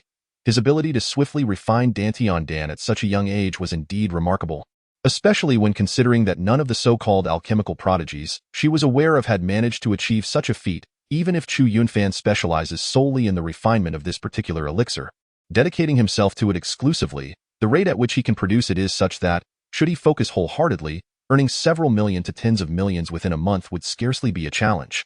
Moreover, the profits garnered by their company are not insignificant either. Consequently, her enterprise could potentially expand several-fold within a year. However, this pales in comparison to the implications of the news that Chu Yunfan is capable of refining the washing marrow pill. In the eyes of Lu Qingxian, the value of Chu Yunfan, who can concoct such a mid-tier elixir, has soared tenfold. Although this may appear rather mercenary, for 2 individuals who have only met on 2 occasions, value constitutes the paramount premise for their collaboration. Unlike Lu Qingxuan's previous suitors, who would go to great lengths merely to elicit a smile from the goddess, Chu Yunfan is not one to indulge in such trivialities. Is there a problem? Chu Yunfan inquired upon noticing the silence from Lu Qingxian on the other end of the line. No problem at all. You may come to our company to refine the elixir tomorrow. However, there is one matter I feel compelled to clarify beforehand. You have encountered Chu Zhiguo before. His family's influence in Jinghai City and even in Donghua City is quite substantial. As a result, our company's distribution channels have encountered some considerable challenges. Currently, our clients are primarily from other Bay cities, so for your washing marrow pill, we will need some time to arrange for distribution to those locations. Lu Qingxian expressed her concerns, fearing that Chu Yunfan might decide against selling the washing marrow pill through their company. While the commission from this single elixir was secondary, the potential loss of a direct connection with Chu Yunfan would be catastrophic. As Chu Yunfan listened to Lu Qingxuan's words, the image of the arrogant man who had threatened him surfaced in his mind. Initially, He had hesitated about whether to sell through Lu Qingshuan's company, but now he had made up his mind to proceed with them. Even a clay figurine has its temper. Indeed, the character of Chu Zhigua is quite deplorable, and if it comes to a direct confrontation, he is resolute. He believes that with the skills passed down from the alchemy emperor, he will not be easily intimidated, and no problem, but it must not exceed 1 month. Chu Yunfan estimated that within a month, he should not be deployed for actual combat. Furthermore, with the battle blades issued by the school, the immediate concerns are manageable. Rest assured, there is no issue. It will be no more than 2 weeks at the latest. Lu Qingxian assured him promptly, although she was still developing distribution routes and clients in other base cities. Nevertheless, the washing marrow pill is a highly sought-after commodity. Who among the wealthy does not wish for their children to benefit from the washing marrow pill, thereby enhancing both their foundational skills and innate talents? If distribution can occur in Jinghai City or Donghua City, it could be resolved in a matter of days. With this thought, she couldn't help but recall Chu Zhigua's arrogant visage, and her expression betrayed a hint of disdain. Then it is settled. I shall order the medicinal materials online shortly, and they should arrive at your company by tomorrow morning. Chu Yunfan nodded and stated, I will come to your company tomorrow. Once the washing marrow pill is refined, we can formalize our agreement. If this collaboration proceeds smoothly, I anticipate numerous opportunities for us to work together in the future. Upon hearing the words of Chu Yunfan, Lu Qingxian could not help but feel a surge of excitement. Chu Yunfan appeared to possess boundless potential, and the prospect of a long-term collaboration with him would undoubtedly elevate her company to a new echelon. She stifled her exhilaration and replied, No problem, Master Chu. Your choice of my company will not be a mistake. With that, Chu Yunfan ended the call, his heart brimming with anticipation. After tomorrow, the issue of the Shadowless Battle Blade would be resolved. During the release of the new book, he sought collections and recommendations, pondering the scarcity of endorsements. Each person had a few complimentary recommendation tickets, and lacking affluent supporters, he relied entirely on everyone's support. Chapter 67. The perfect quality of the cleansing pill. After a night of silence, the following morning, Chu Yunfan arrived at Lu Qingshuan's company. Unlike his previous visit, this time he was well acquainted with the surroundings, and the employees of Lu Qingshuan's company recognized him. They were astounded to learn that this seemingly youthful individual was a master alchemist. Upon his second arrival, it was evident that the employees regarded him with a mix of curiosity and admiration. Early the next morning, Lu Qingxian awaited his arrival at the company, personally escorting him to the alchemy room. Master Chu, all the medicinal materials you requested have been delivered. Would you like me to assist in unpacking them? Lu Qingxian gestured towards the numerous boxes filled with herbs in the alchemy room. No need. I shall handle it myself, Chu Yunfan replied, shaking his head. He wished to keep the new formula for the cleansing pill a secret. Should Lu Qingxian unpack the materials, she would discover the absence of the crucial cleansing grass. Very well. I shall not disturb you further. I will remain in the company. Just call me if you require anything. Lu Qingxian said politely, feeling no discomfort in her demeanor. Facing such a young master, she deemed her cautious attitude entirely reasonable. Yes, you may go about your duties, Chu Yunfan responded. Once Lu Qingxian departed, he proceeded to open the packaging, extracting the herbs that had been delivered that very morning. With his keen eye, he assessed the quality of the materials. Although they were merely of average grade, they posed no issues. Following the conventional procedure, Chu Yunfan ignited the furnace, added water, and incorporated the herbs, each step executed with the finesse of one who had undergone countless repetitions, despite it being his first attempt at crafting the cleansing pill that day. Thanks to the memories of the pill emperor, he had essentially practiced the process innumerable times, attaining a level of proficiency beyond that of the average person. After a full 3 hours, the pill was finally complete. A rich aroma of medicine wafted through the alchemy room, only to be swiftly dissipated by the ventilation system. Within the furnace lay a pill the size of a broad bean, dark and glossy. Chu Yunfan knew that this cleansing pill had been successfully produced, its quality impeccable. After successfully concocting the washing marrow pill, Chu Yunfan summoned Lu Qingxian. A flicker of excitement graced Lu Qingshuan's countenance as she inquired, Master Chu, have you completed the washing marrow pill? Chu Yunfan nodded in affirmation. Take a look. You may assess the quality of this particular pill. Lu Qingxian extended her slender, alabaster fingers, retrieving the washing marrow pill before placing it into the pill testing apparatus within the alchemy chamber. While she could typically evaluate the quality of lower-tier pills, such as body refinement pills, by her own expertise, the assessment of a washing marrow pill necessitated the advanced machinery to ascertain its precise quality. This pill testing device, a recent innovation developed over the past decade or so, had revolutionized the evaluation process. Previously, practitioners relied solely on their experience, but now, the machine could undertake the task with unparalleled convenience. As an infrared beam swept over the washing marrow pill, the device's green light began to flicker.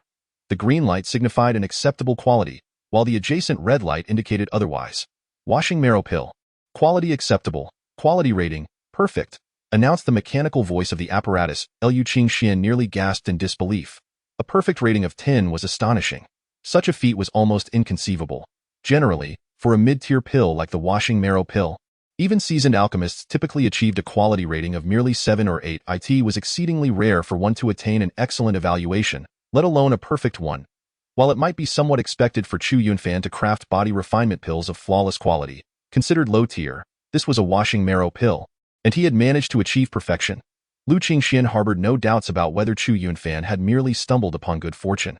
A rating of 7, 8, or even 9 might have been attributed to luck. However, a perfect 10 was distinctly different. It could only be attained through an extraordinary mastery of the craft. She felt a pang of realization that her previous assessment of Chu Yunfan had been woefully inadequate. A sensation akin to discovering a hidden treasure washed over her. The ability to produce a pill of perfect caliber was no ordinary achievement, far surpassing the capabilities of most certified alchemists. Observing that his washing marrow pill had successfully passed the test, Chu Yunfan exhaled a sigh of relief, not due to any doubts regarding the pill's quality, but rather because he had replaced the crucial primary ingredient with longtail grass, which could have jeopardized the outcome. Now that the pill had cleared the evaluation, he felt a weight lift from his shoulders. Well then, can this washing marrow pill be sold? Chu Yunfan inquired. Absolutely, it can certainly be sold. Liu Qingxian replied with conviction. Liu Qingxian remarked, the washing marrow pill is inherently a scarce commodity, and Master Chu, the one you have refined is of perfect quality, which elevates its price even further. Typically, a standard washing marrow pill fetches around 2 million, and even one with a 90% efficacy rarely exceeds 250,000. However, your pill of impeccable quality can undoubtedly command over 3 million. I assure you, Chu Yunfan nodded in agreement. This aligned closely with the information he had gleaned online. Although both are classified as elixirs, the disparity in quality results in a staggering difference in price. As for body-forging pills, while there exists some variation, it is not as pronounced since they can be consumed repeatedly. Conversely, the washing marrow pill is limited to a single consumption per individual, meaning that the quality discrepancy directly influences the distinction among its users. The innate differences are apparent. Who wouldn't desire their child to excel from the very outset? Thus, the price gap between an ordinary quality washing marrow pill and one of perfect grade can easily surpass 1 million. I will promptly contact the seller, Liu Qingxian exclaimed, clutching the washing marrow pill. To her, it was exceedingly easy to sell, and she felt a surge of gratitude, knowing that should Chu Yunfan opt for online sales, he could still do so, albeit at a slightly lower price. Excellent. Chapter 68. Second level of Qi Si realm. Once the quality of the washing marrow pill was confirmed, Chu Yunfan entrusted it to Liu Qingxian for sale. Having signed a contract stipulating that 5% of the proceeds would serve as her commission, Liu Qingxian assured him that a perfect quality washing marrow pill would certainly sell for over 3 million, guaranteeing her a commission of no less than 150,000. This arrangement is presently quite popular. Typically, the collaboration between alchemists and medicinal companies follows two prevalent models. One wherein the company provides the materials and the alchemist is responsible for the refinement, receiving a fee in return. The other model sees the alchemist managing the entire process of pill refinement, subsequently handing it over to the company for sale. The circumstances vary based on the respective levels of the alchemist and the company. Generally, the latter model yields higher profits, but many still prefer the former, especially for high-volume products like body-forging pills, which predominantly utilize the first model. The companies aim for quantity, and alchemists require such opportunities to hone their skills, as alchemy ultimately hinges on talent coupled with proficiency. Thus, this approach is exceedingly prevalent. The second model is typically reserved for collaborations involving relatively advanced elixirs, with companies charging a fee for their services, alleviating the alchemist from negotiating with clients. Both models present a win-win scenario. In the blink of an eye, half a month slipped by. After handing over the body-forging pills to Liu Qingxuan's company, Chu Yunfan refrained from further inquiries, adhering to his belief that professional matters should be left to the experts. He devoted himself wholeheartedly to his cultivation, seizing the opportunity before the school's weapons were distributed. Aiming to elevate his internal power to the second level of the Qi Si realm, the INA training room within the school, Chu Yunfan sat cross-legged upon a mat, continuously circulating the eternal sovereign technique, his vital energy surging and attempting to breach the barrier of the second level of the Qi Si realm. Unlike the previous arrangement where different classes had to take turns using the training room, the elite classes of the martial arts program, Class 1 and Class 2 each had a dedicated training room, a clear indication of the school's preferential allocation of resources. All external sounds were muted for Chu Yunfan. Typically, individuals meditating are easily disturbed by others and often require the aid of meditation pills to achieve tranquility. However, Chu Yunfan never relied on such substances. Whenever he entered a meditative state, a stream of clarity flowed from the divine essence in his mind, coursing through his entire being. This allowed him to enter a profound meditative state directly, the effects of which far surpassed those of an ordinary practitioner. Coupled with the superior efficacy of the eternal sovereign technique, he managed to surpass the majority of his peers in a remarkably short period. Though he had already reached the first level of the Qi realm, he was still considered unremarkable within Class 2. Except for Ouyang, who was far ahead of everyone else, 3 other students had already achieved levels beyond the second level of the Qi realm. Among them was surprisingly Tang Xiyu, a fact that the homeroom teacher, Qin Wu, inadvertently revealed during recent classes, leading everyone to realize why he had treated her with such distinction. Chu Yunfan even suspected that Tang Xiyu had concealed her true strength, having already entered the Qi realm long before others were aware, placing her alongside Fengdang and Gao Hongji. When Tang Xiyu transferred to the school a year ago, she had no cultivation at all, yet within a year, she had emerged as one of the school's elite talents. Her rapid progress leaving even the school leaders astonished. Now, should Chu Yunfan also break into the second level of the Qi realm, there would be no doubt he would join the ranks of the foremost students in Class 2. The competition within Class 2 had intensified exponentially compared to before. Each day, every student was improving, especially those from affluent backgrounds like Gao Hongji, who often consumed various pills and hired experts as tutors. Their progress astounding. In just half a month, Gao Hongji had reached the pinnacle of the first level of the Qi realm, evidently not far from breaking through to the second level, and with another half-month, he would surely achieve it. There were at least several others like him in Class 2, thus, how could Chu Yunfan afford to relax? During this half-month, he had also assisted Lu Qingxian in refining body-tempering pills several times, earning some money to purchase qi-nourishing pills, body-tempering pills, and life potions, which fueled his frenzied cultivation. Although he faced few rivals at his level, the consumption required for each breakthrough was significantly greater than that of an average person. Money came swiftly to him but also departed just as quickly, merely sustaining his own expenses. Unless he forsook his cultivation to focus solely on alchemy, his path would not differ much from that of the alchemy emperor he remembered. For him, alchemy merely serves as a means to sustain his cultivation, and he has no intention of traversing the well-trodden path of the Dan Emperor. Although illustrious, how could it possibly compare to his own burgeoning strength? A powerful aura emanated in waves around Chu Yunfan, yet it was peculiarly restrained within a certain perimeter, not spilling forth in the slightest. This spectacle left many students astonished. They were discerning individuals, the elite among their peers, and naturally understood that achieving such control over true energy demands an extraordinary level of mastery. This previously obscure classmate, who had only recently begun to gain notoriety, undoubtedly possessed notable prowess, far from being an ordinary individual. However, none dared to intrude, for such an action would violate the sacred tenets of cultivation, unless one was prepared to engage in a lifelong vendetta against Chu Yunfan. Suddenly, the true energy surrounding Chu Yunfan vanished in an instant, only to be replaced by an even more terrifying aura that surged from his body, akin to a flood breaching a dam, becoming increasingly formidable. Yet, this aberration erupted momentarily before receding. Only a few nearby students sensed a fleeting change, turning to look yet finding nothing amiss, returning puzzled, convinced they had misperceived. At this juncture, Chu Yunfan opened his eyes, their clarity suggesting a flicker of true energy within. He had broken through unnoticed.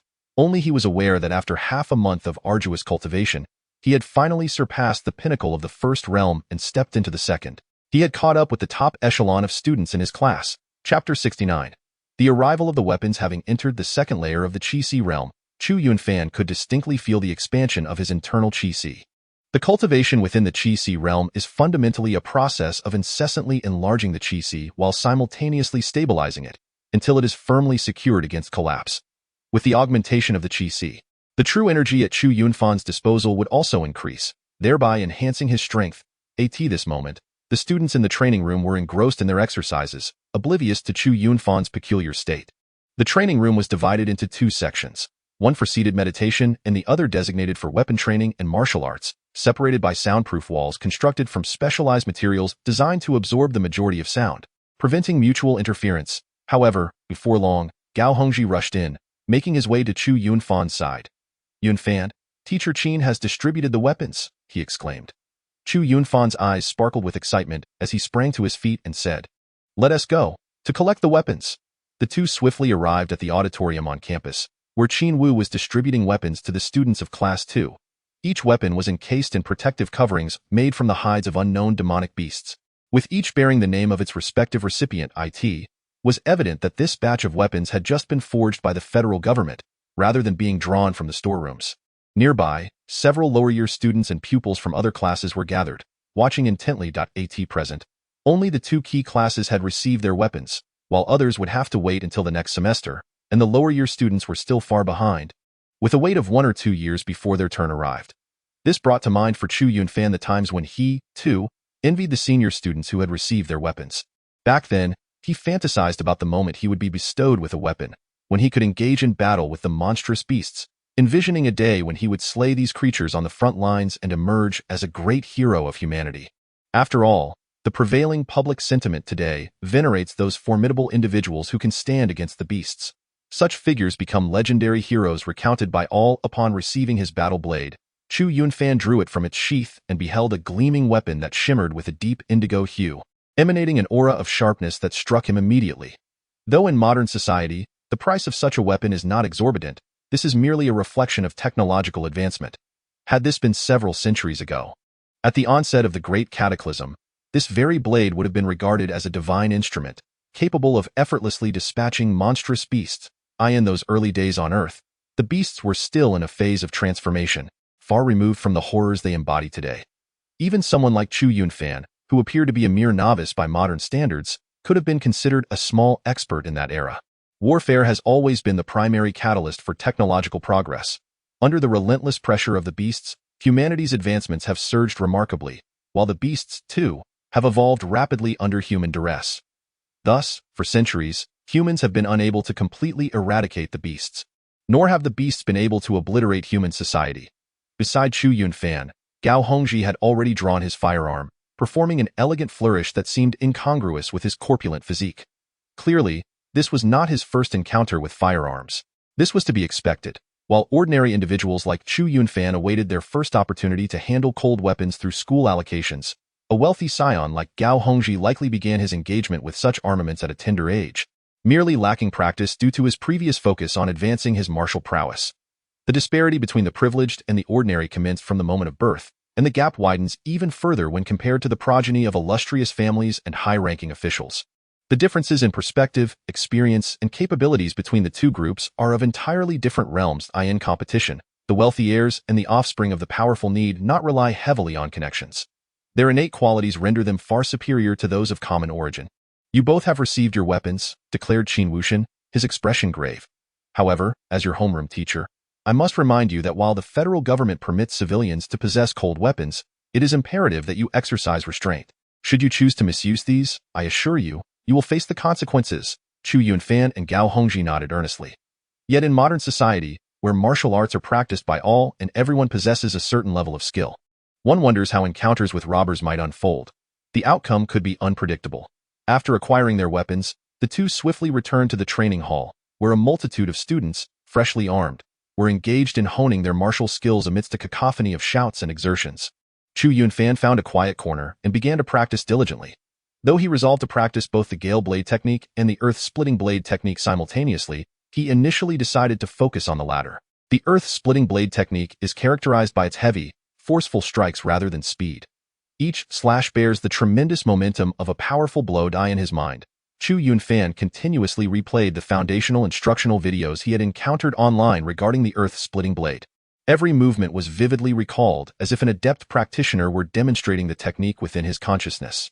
With each execution he envisioned, he felt his comprehension of the Earth-Splitting Blade deepen significantly, revealing remarkable insight that began to manifest its potency. After an extended period, he finally ceased his mental rehearsal, opened his eyes, and executed a sweeping strike with the sharp long blade in his hand. A thunderous sound of slicing through the air reverberated. This was the sound of Chu Yunfan's blade cleaving the atmosphere. The resonant hum struck a chord within the heart, and as the blade descended with formidable force, its power appeared utterly terrifying. Just as the first strike landed, Chu Yunfan swiftly redirected the momentum, delivering a horizontal cut. While the Earth-Splitting Blade emphasizes power over speed, it does not imply that its pace is slow. In fact, the technique possesses considerable swiftness, marked by an unbroken succession of strikes. As one move concluded, another followed immediately, each more potent than the last. When the technique reached its zenith, even the mightiest adversary would inevitably succumb. In stark contrast to the Gale Blade technique, which prioritizes rapidity to outpace slower opponents, culminating in a sequence defined by speed, speed, speed. The earth-splitting blade technique embodies a different philosophy altogether. If these two styles could be harmoniously intertwined, the resultant power would be nothing short of astonishing, a notion that lingered in Chu Yunfan's mind. Chapter 70. Confrontation with Gao Hongji. As Chu Yunfan executed the earth-splitting blade technique, his speed did not increase further. He refrained from unleashing his full strength, for doing so would only enhance his velocity. Instead, his movements became increasingly fluid. This is the essence of the earth-splitting blade technique. While each strike may appear to deliver a mighty blow akin to cleaving Mount Hua, this is merely a fade. The true terror lies in the relentless barrage of lethal strikes, each one seamlessly flowing into the next, surpassing its predecessor in ferocity. Many practitioners of the earth-splitting blade technique often take years to grasp this concept, unless they have the guidance of a personal instructor to correct their methods or view masterclass instructional videos online, which may reveal various intricacies. However, Chu Yunfan was different. He comprehended the crux of this blade technique from the very moment he began practicing it. This is what true talent entails, an innate understanding that allows one to extrapolate knowledge intuitively. With a resonant hum, Chu Yunfan continued to unleash the earth-splitting blade technique, each strike executed with a steady pace yet growing increasingly formidable. He practiced tirelessly, entering a state of complete immersion, utterly oblivious to the other individuals around him who were also honing their martial skills. Nevertheless, others were also immersed in the joy of practicing their martial skills with weapons, fully engrossed, and hardly anyone paid attention to Chu Yunfan. Thus, he continued his relentless practice, and when exhaustion and hunger set in, he promptly consumed a life-enhancing potion to replenish his stamina before resuming. He practiced tirelessly from morning until afternoon. Buzz! Chu Yunfan brought down his blade with a terrifying momentum that not only sliced through the air, but also caused the blade itself to emit a faint tremor. Success! He had entered the realm of mastery. A smile graced his face. After a day of rigorous practice, he had finally cultivated the earth-splitting blade technique to a level of proficiency, merely a step away from perfection. Having bypassed the stage of superficial understanding, in truth, the journey of martial arts encompasses 4 stages: superficial understanding, mastery, perfection, and transcendence. Among these, superficial understanding is the most elementary. As long as one can continuously execute a set of techniques, it can be considered a foundational grasp. When one can seamlessly and skillfully apply the entire set of techniques, they have achieved mastery. Mastery is simply a matter of practice, regardless of the martial art. Practicing it countless times allows one to enter this stage. Reaching perfection requires a deep comprehension of the martial arts, with a fluid connection between various techniques, executed effortlessly. At this stage, the vulnerabilities of the technique are exceedingly few. The true challenge lies in transcendence, where one must grasp the core essence of the martial art, emphasizing the intent behind the movements. It is akin to when Chu Yunfan executed the Tiger Demon Fist. Even with his eyes closed, he could feel as if he were a ferocious tiger. Just then, a piercing sound of something slicing through the air accompanied by a metallic resonance echoed, as a long spear surged forward like a raging fire, aimed directly at Chu Yunfan. Almost instinctively, he raised his hand and delivered a swift slash. Clang! The melodious sound of metal clashing resonated as the spear's assault was abruptly halted. It was only then that Chu Yunfan looked up to see not someone else but Gao Hongji, who was grinning at him. Gao Hongji's strike was repelled by Chu Yunfan, causing him to step back, feeling the tremor in his spear, and he was inwardly astonished. In moments of crisis, instinctive reactions are the most genuine. It was then that he could perceive a fraction of his good friend's strength, though he did not exert his full power in that strike. After all, he did not wish to harm Chu Yunfan. Neither did Chu Yunfan deliver his utmost effort in that hasty counter. Yet, in this exchange, stepping back allowed Gao Hongji to dissipate all his force, while Chu Yunfan merely swayed slightly, managing to neutralize all of it in an instant. The disparity in their physical prowess was glaringly evident. However, this only ignited Gao Hongji's competitive spirit. Looking at Chu Yunfan, he said, "Yunfan, come on, we haven't sparred since we acquired our weapons, bring it on, but be careful not to cry." Chu Yunfan retorted, equally unwilling to back down. "It is you who weeps, for I have not merely acquired the rudimentary skills propagated by the federal government. I have mastered the art of the Liao Yuan marksmanship, a single shot that ignites the battlefield, unmatched by any foe. Gao Hongji chuckled, declaring. The impending duel between the two instantly captivated the attention of many classmates. While most were still familiarizing themselves with their weapons, these two were prepared to engage. Particularly, both were among the elite who had entered the Qi realm, not the absolute strongest, but their prowess was scarcely inferior. Many regarded them as rivals, for knowing one's adversary is the path to invincibility. This was the perfect opportunity to gauge their strengths. Let us see what unfolds. Chu Yunfan was equally eager to participate. Here I come, taste the edge of my spear. Gao Hongji twirled his long spear with grace. Then, like a flash of lightning, thrust it forward. This Liao Yuan marksmanship emphasized swiftness in combat, resulting in an astonishing speed. The spear hurtled towards Chu Yunfan's face. From their earlier exchange, Gao Hongji recognized that his good brother was no ordinary opponent, allowing him to unleash his full strength without hesitation. Chu Yunfan, unwilling to be outdone, wielded his long knife with determination, its weight bearing down like a mountain in that fleeting moment. The force was formidable and unparalleled. With a resounding clash of metal, the intensity of their confrontation escalated. Unlike their previous exchanges, neither held back. Gao Hongji's spear retreated immediately. From their earlier bout, he discerned Chu Yunfan's immense strength, which surpassed even his own considerable might. Consequently, he swiftly altered his tactics, opting for a strategy of evasion, maximizing his speed advantage. Clash, clash, clash. The two engaged in a fierce exchange, and the onlookers' expressions grew serious. For both demonstrated extraordinary capabilities. Two distinct martial arts styles emerged, one swift as lightning, the other imbued with tremendous force, each revealing astonishing power in the hands of its wielder. Particularly for those students still in the Qi nourishing stage, it was a dizzying spectacle, overwhelmed by the sheer strength on display. Chapter 71. 3,200,000 credited. Hadn't they just received their weapons? Yet, they were already demonstrating such prowess. Surely they had entered a realm of mastery. Their techniques with blade and spear were remarkably refined. Undoubtedly, they had achieved mastery. Gao Hongji was expected, having trained extensively, possibly even with a private tutor. However, what of Chu Yunfan, whose family background was said to be unremarkable? How could he wield the ground-splitting blade technique with such finesse? Many began to engage in spirited discussions, their voices a chorus of intrigue. I am familiar with the Liao Yuan spear technique. I have heard of it before. Although it may not be considered exceptionally advanced, for us at this moment, it is already a high-level skill. This spear technique, created by an unparalleled master centuries ago, once swept through adversaries with its might. Indeed, I have previously witnessed its application in arena competitions. When unleashed, its rapid-fire strikes are akin to a raging inferno, nearly impossible to withstand. If Gao Hongji manages to seize the rhythm, the outcome is inevitable, one thrust after another, like a tempest, until his opponent is vanquished.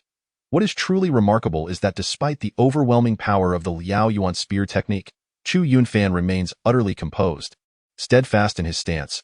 Employing the earth-shattering blade technique, he counters with relentless precision, each strike forming an unbroken barrier against the spear's onslaught. The momentum of the Liao Yuan technique falters, its potency significantly diminished. Both combatants are indeed the elite of our class, showcasing extraordinary prowess.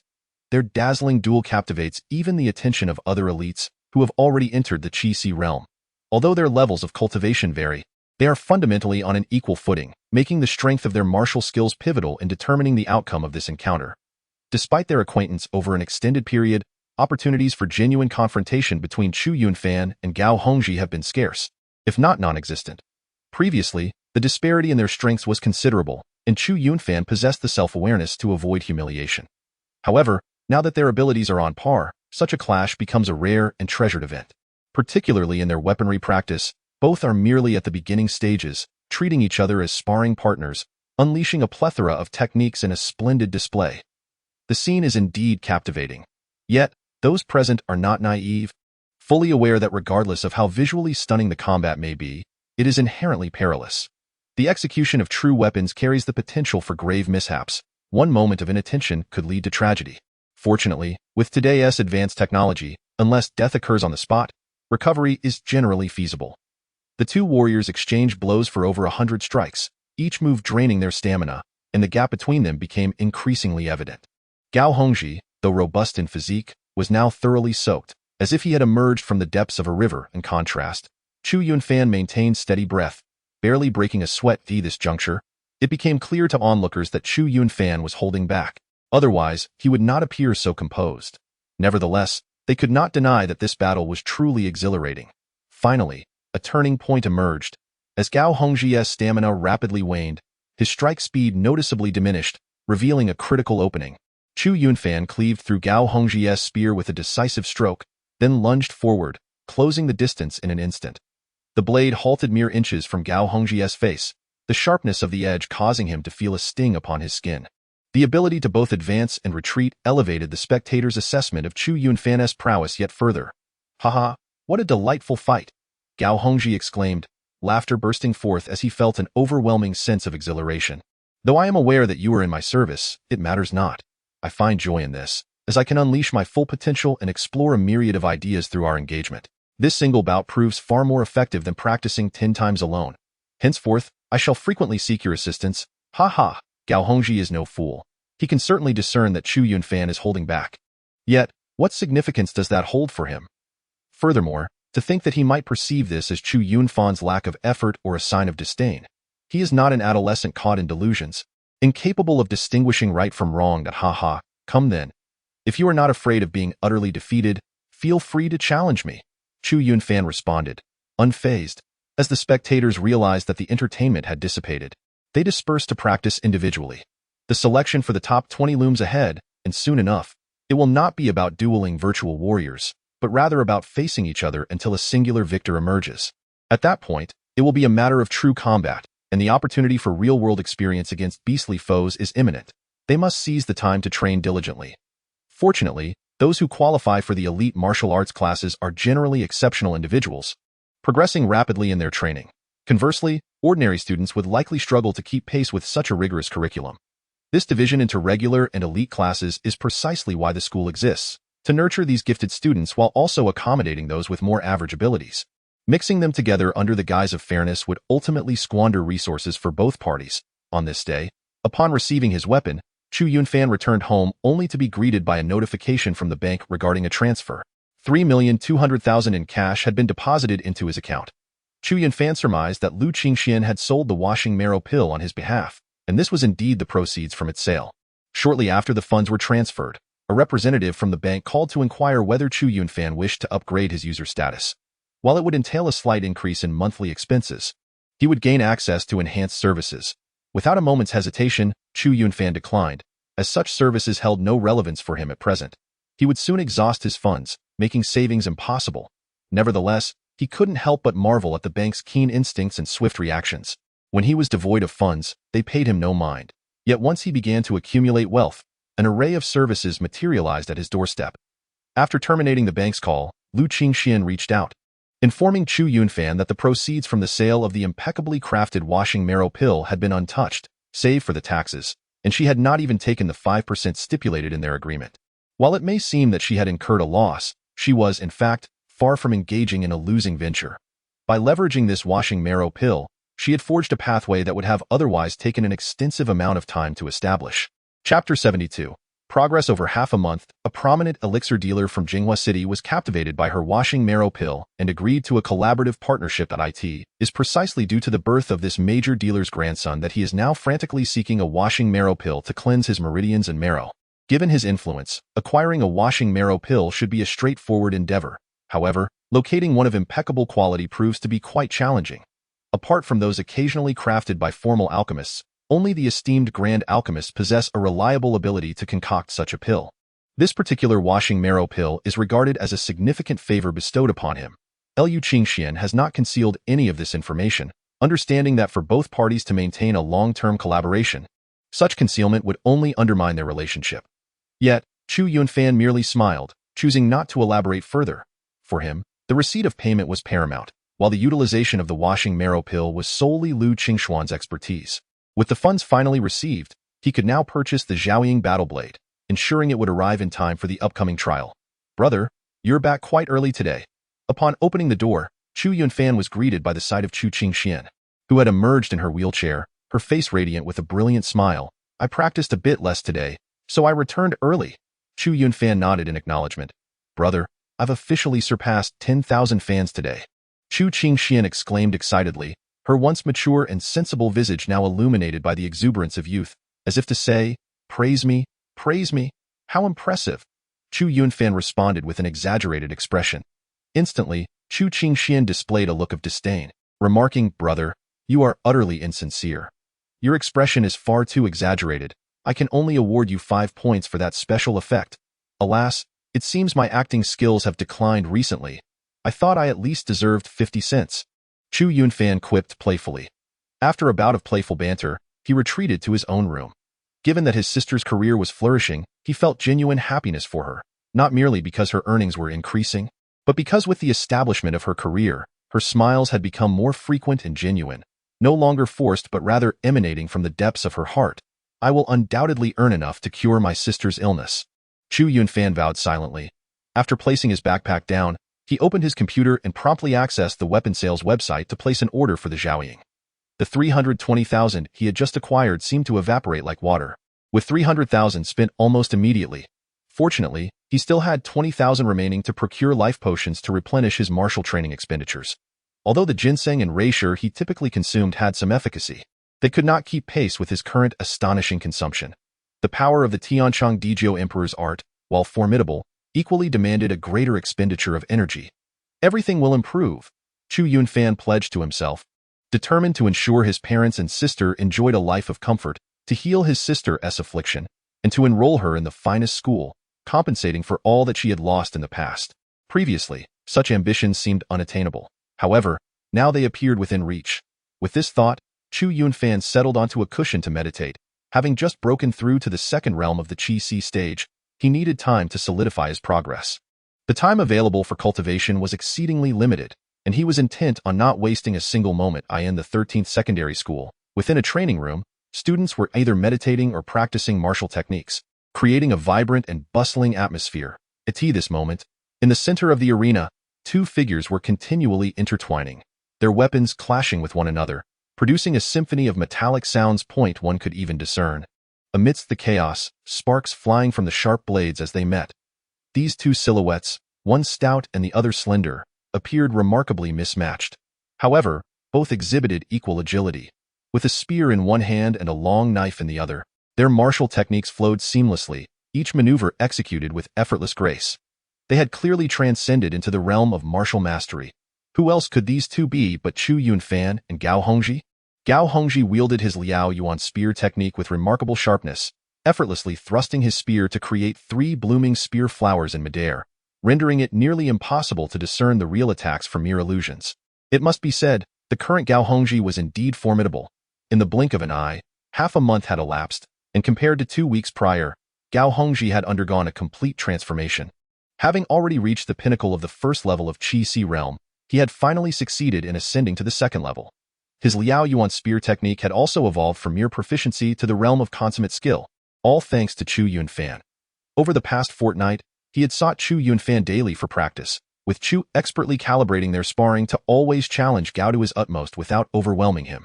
Thus, his progress was rapid. Of course, Chu Yunfan's advancement was equally noteworthy. In this past half-month, he not only solidified his mastery of the second level of Qi realm, but also ascended to its pinnacle, standing just a step away from the third level. His had also approached a level of consummate skill, merely a step away from achieving mastery. While their progress appeared similar, none realized that Chu Yunfan was simultaneously refining his Gale Blade technique, which had also reached the realm of consummate skill, just a step from transcendence. Mastering the essence of both techniques, Chu Yunfan could easily unleash his full power and simultaneously suppress or even defeat several opponents of comparable skill, including Gao Hongji. However, in this half-month, the progress was not limited to just these two. Initially, only a fraction of the second class had entered the Qi realm, less than 1/3 in fact. Yet now, a month after their division, the majority had successfully ascended to the Qi realm. The remaining few, though yet to cross over, were merely a matter of time away. In the months leading up to the college entrance examination, their strength would see significant improvement, as even ordinary martial arts universities demanded a minimum of the 4th level of Qi realm mastery, a standard they still had a way to go to meet. As Chu Yunfan advanced, Tang Xiyu also successfully entered the 3rd level of Qi realm, now just a stone's throw from the 4th level. and had become widely acknowledged as the second strongest in the class. The title of the strongest, of course, remained firmly with Ouyang, who was rumored to have ascended to the 5th level of Qi realm, if not higher, maintaining a considerable lead over his peers. After an intense bout between Chu Yunfan and Gao Hongji, they came to a halt, and it was not just the two of them. All the other students paused as well, for their homeroom teacher, Qin Wu, had arrived. Qin Wu brought with him momentous news. The practical combat with the demon beasts was finally about to commence in 3 days. On the battlefield at the edge of Jinhai City, the human army would engage in confrontation with the demon beasts. Chapter 73. Preparations before combat. The announcement made by Qin Wu elicited a mixture of excitement and apprehension among the students of the class. After all, this time they would not be sparring with fellow humans but rather facing demon beasts, who showed no mercy in their attacks. Once the fighting ensued, it could very well become a matter of life and death. This was precisely what they lacked in their training. Centuries ago, the environment for humanity was far more perilous than it is today. Those warriors who could cultivate to the Qi realm had all emerged from countless battles. Having fought alongside their comrades against demon beasts, it was inconceivable that one could achieve such prowess merely through classroom study. 3 days from now, I will take you to the battlefield to assist the border defense forces of Jinhai City in vanquishing the demon beasts, Qin Wu declared, and then he produced a stack of documents from behind him, distributing them to each student. This was a waiver of liability. Should anything happen to you on the battlefield, should you meet your demise, the school would bear no responsibility. Participation in this combat was optional. However, if you chose to engage, you must accept the consequences, which may include death. Take this waiver home and have your guardian sign it. Once signed, it will take effect. The battlefield is a place of ever-changing circumstances where anything can happen, and even the school cannot guarantee that there will be no casualties. If everyone were to seek redress from the school, it would soon be untenable. This is not mandatory. One can opt to remain a civilian, but those who engage must bear the repercussions. Chu Yunfan accepted the waiver and glanced over it, noting that it consisted primarily of disclaimers. However, he had already resolved to partake in this practical combat. Each engagement in battle would lead to rapid growth in strength. Missing this opportunity would only widen the gap between him and his peers. The elite class participating in the combat would further distance themselves from the ordinary class that chose not to engage. With only 3 days remaining, he needed to make the most of his time to refine the earth-splitting blade technique to an extraordinary level. Although 3 days appeared to be an insurmountable challenge, it was not beyond the realm of possibility for Chu Yunfan. Upon returning home with the waiver, his parents, Chu Fu and Chu Mu, expressed their concerns but ultimately signed their names on the document. They had participated in practical combat themselves in the past and were aware of its perils, although that was during their university days. The thought of their son now facing such dangers filled them with unease. Nonetheless, they understood that their son was in an elite class, which could not be compared to the ordinary class they once attended. Those emerging from elite classes were often destined for prestigious universities, even the top 10 institutions in the Federation, and their rigorous standards were undoubtedly different from those of the average student. My son, there is little else I can impart to you, except to remain close to your instructor on the battlefield and not stray too far from your classmates. If danger arises, swiftly retreat to a location where there are station troops. Generally speaking, such combat units will not be far from your vicinity. Remember to observe your surroundings keenly and listen attentively. Chu Yunfan earnestly advised, I understand, rest assured. Chu Yunfan nodded in response. Do not be overly brave or seek to outshine others. Those who are most reckless on the battlefield often meet their demise the quickest. Your father and I do not expect you to distinguish yourself, but at the very least, you must return alive. Yang Yayun, concerned, reiterated her warnings. Understood. After dinner, Chu Yunfan stepped out and entered the training facility within the community to practice the split earth sword technique. In modern society, where everyone engages in cultivation, we find ourselves in a grand era of martial arts. Thus, training rooms have become essential facilities in every residential area, typically accessible free of charge to local residents. The better the community, the more advanced the training facilities. Although it was nighttime, the training room was still populated with numerous individuals practicing, meditating, or honing their martial skills, predominantly adults whose prowess evidently surpassed that of the students at school. Many residents recognized Chu Yunfan, and given that training rooms attract more adults, he quickly garnered considerable attention. That must be the young scion of the Chu family, Chu Yunfan. Who would have thought? Previously, it was said that he lacked talent, unable to even qualify for a regular martial arts program, yet this time he astonished everyone by securing a place in the elite class. Indeed, we had misjudged him. His talent was merely concealed, allowing him to emerge brilliantly now. Alas, having gained entry into the elite class, He now has prospects for prestigious universities. If only our boy could exhibit such diligence. How true. My daughter will also be in her final year next year. Facing class placement assessments, if she fails to qualify for the martial arts program, she will have no choice but to lead a conventional life like ours. Although modern society ensures survival, it pales in comparison to the glory of powerful martial artists. As Chu Yunfan entered, whispers abounded, yet he paid them no mind. Instead, he sought an open space, unsheathed his long knife, and began his practice. Buzz, buzz, buzz.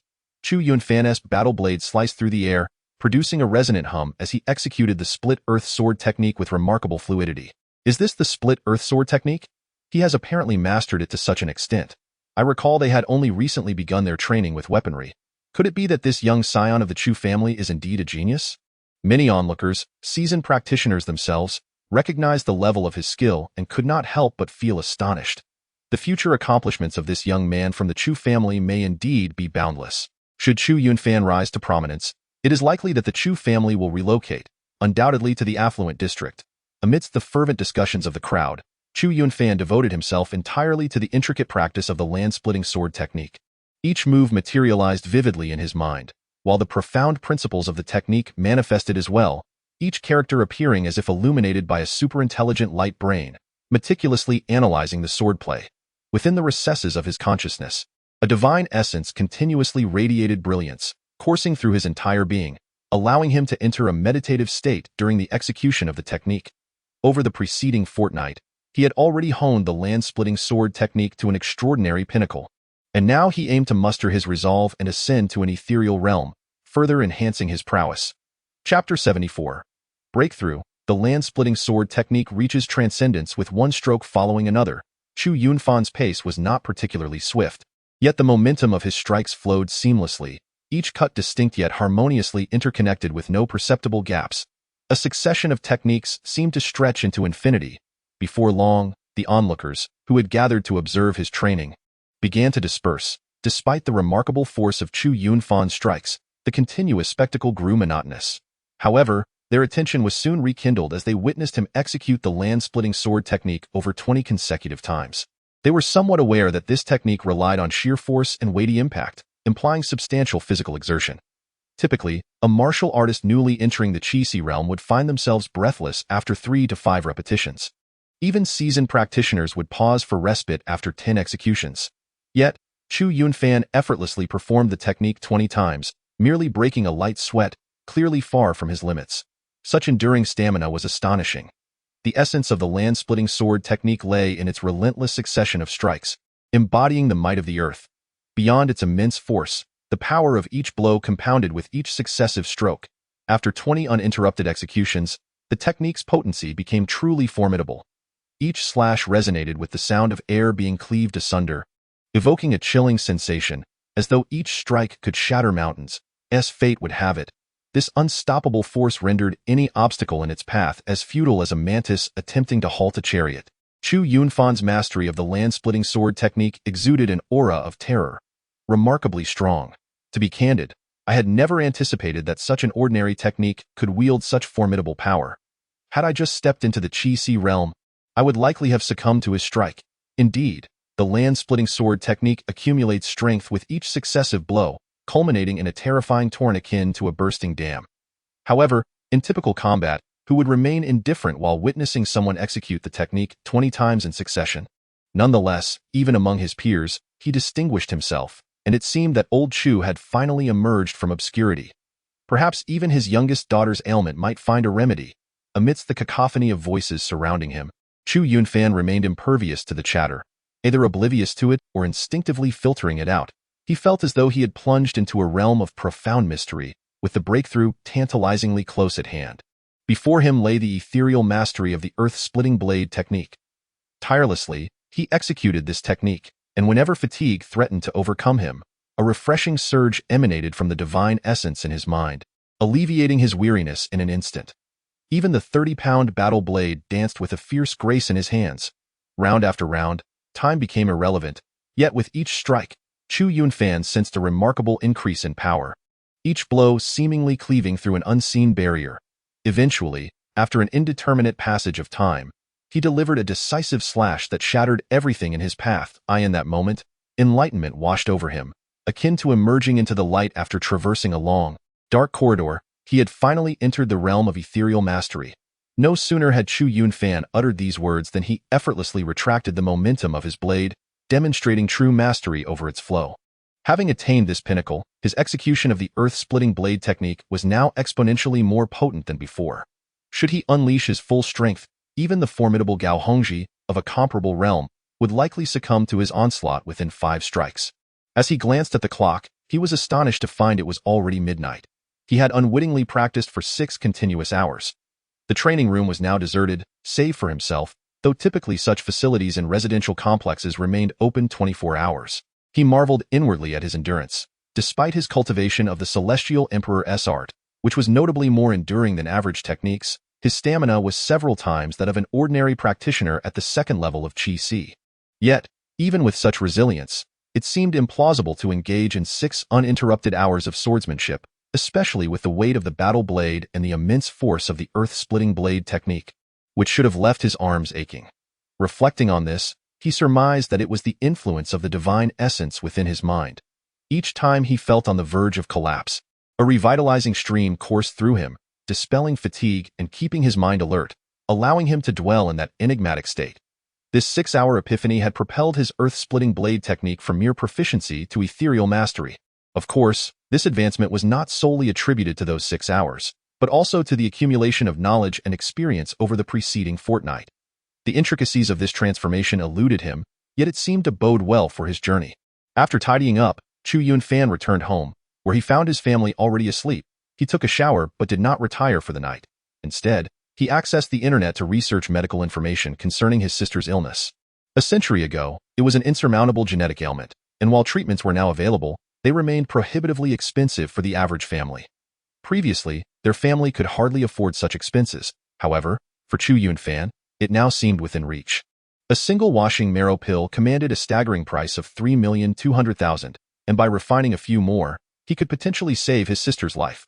With his newly acquired apprentice alchemist license, he was now able to sell the elixirs he crafted, and everything was in place. He had already resolved that after one practical training session, he would devote himself to earning money for his sister's treatment. For now, he merely sought to ascertain the general costs. This information was hardly a secret online.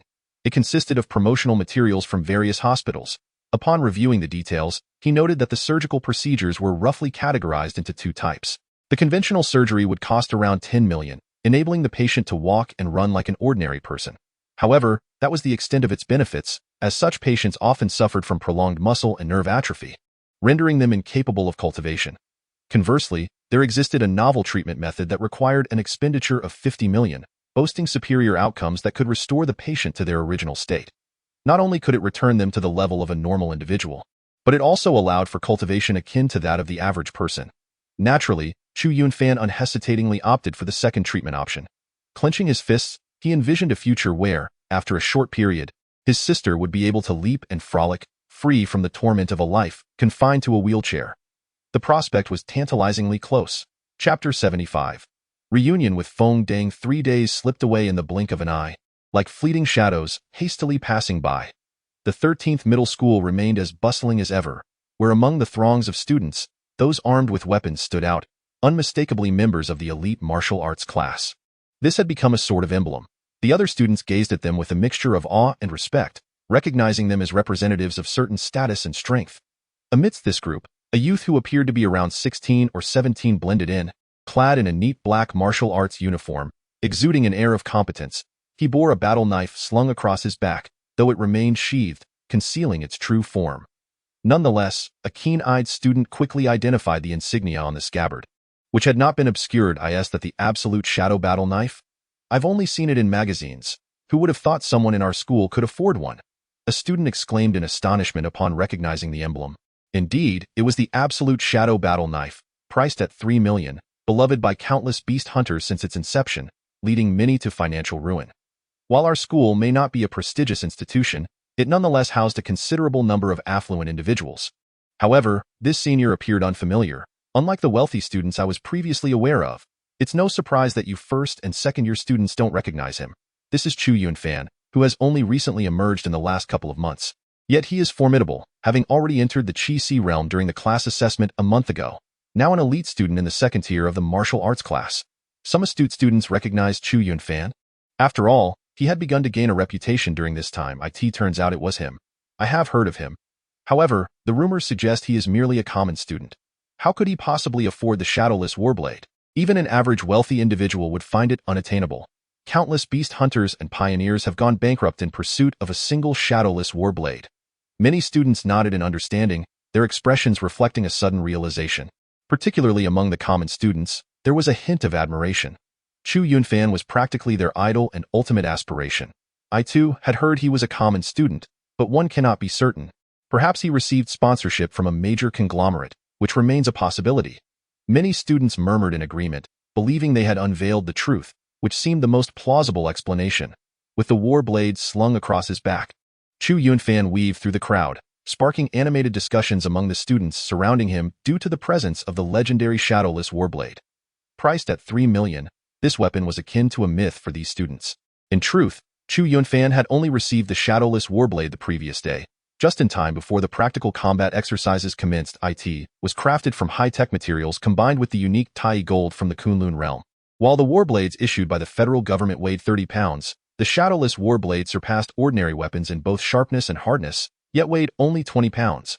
This equivalence in strength would directly double a warrior's combat endurance. Upon entering the classroom, a variety of weapons and the eager faces of youthful students greeted him. Although few possessed weapons valued in the millions like his, nearly all had upgraded to superior arms. No one wielded the federally issued weapons. This was practical combat, and no one would gamble with their lives. Even students from humble backgrounds would spare no effort to procure a weapon costing several hundred thousand. Previously, both Chu's father and mother had inquired about his plans, but he had declined their offer, assuring them he had his own means to resolve the matter. Barely seated, the voice of Gao Hongji resonated through the room. "Wow, you truly bought the shadowless," Gao Hongji exclaimed, wielding a long spear that glimmered with a metallic sheen, its tip radiating a sharp light. His gaze lit up as he beheld the war blade on Chu Yunfan's back.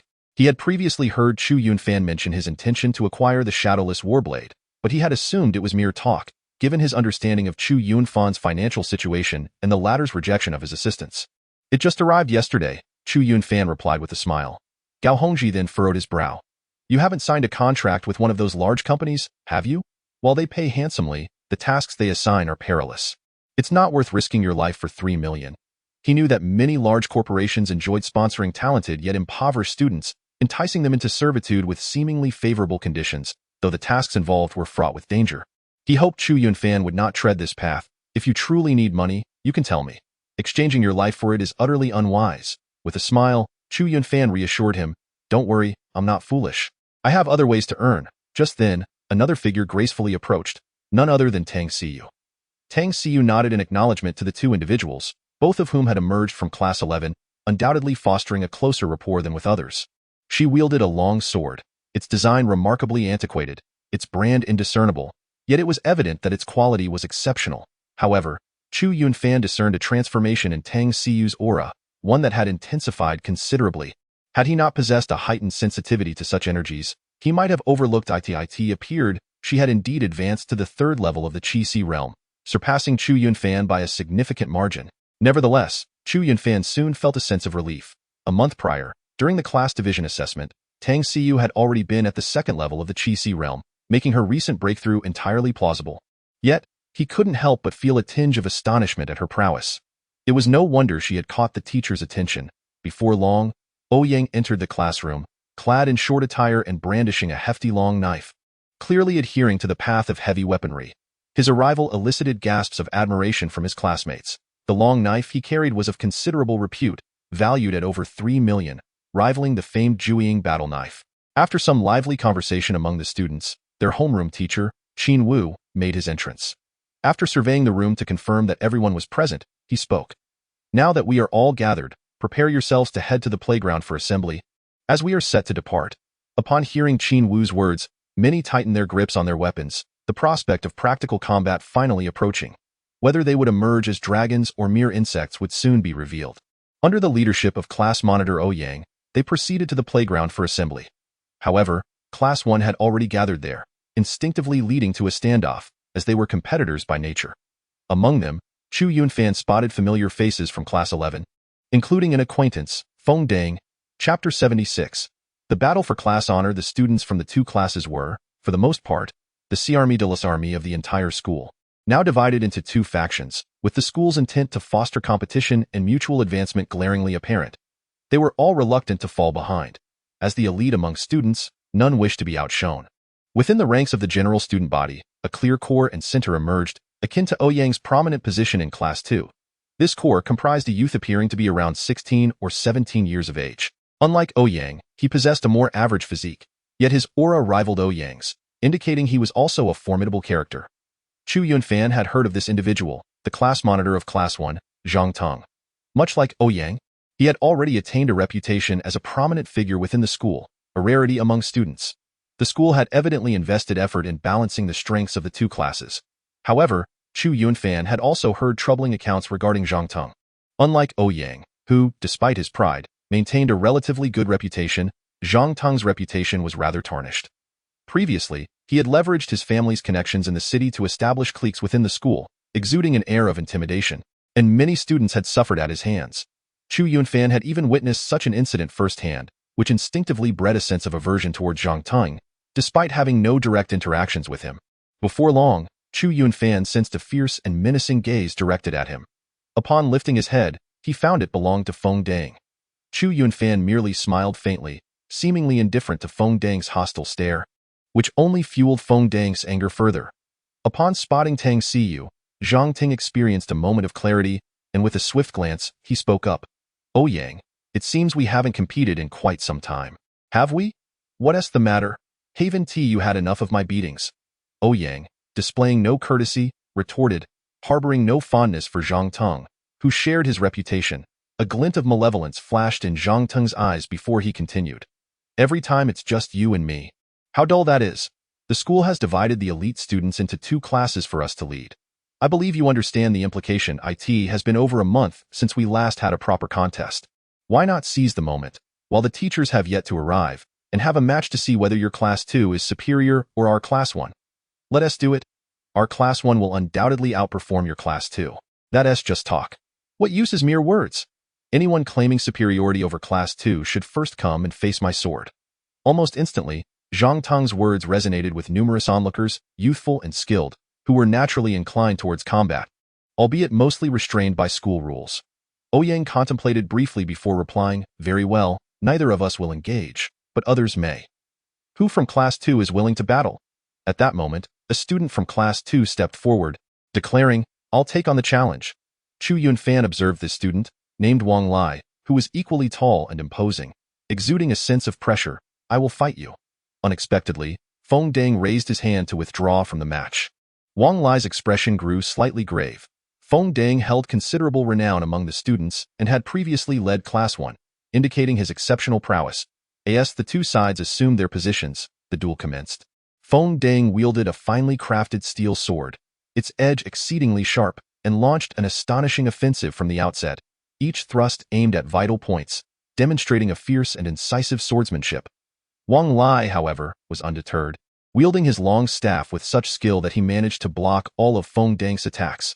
The spectators watched intently, both combatants having entered the Qi realm, their energies clashing with remarkable intensity.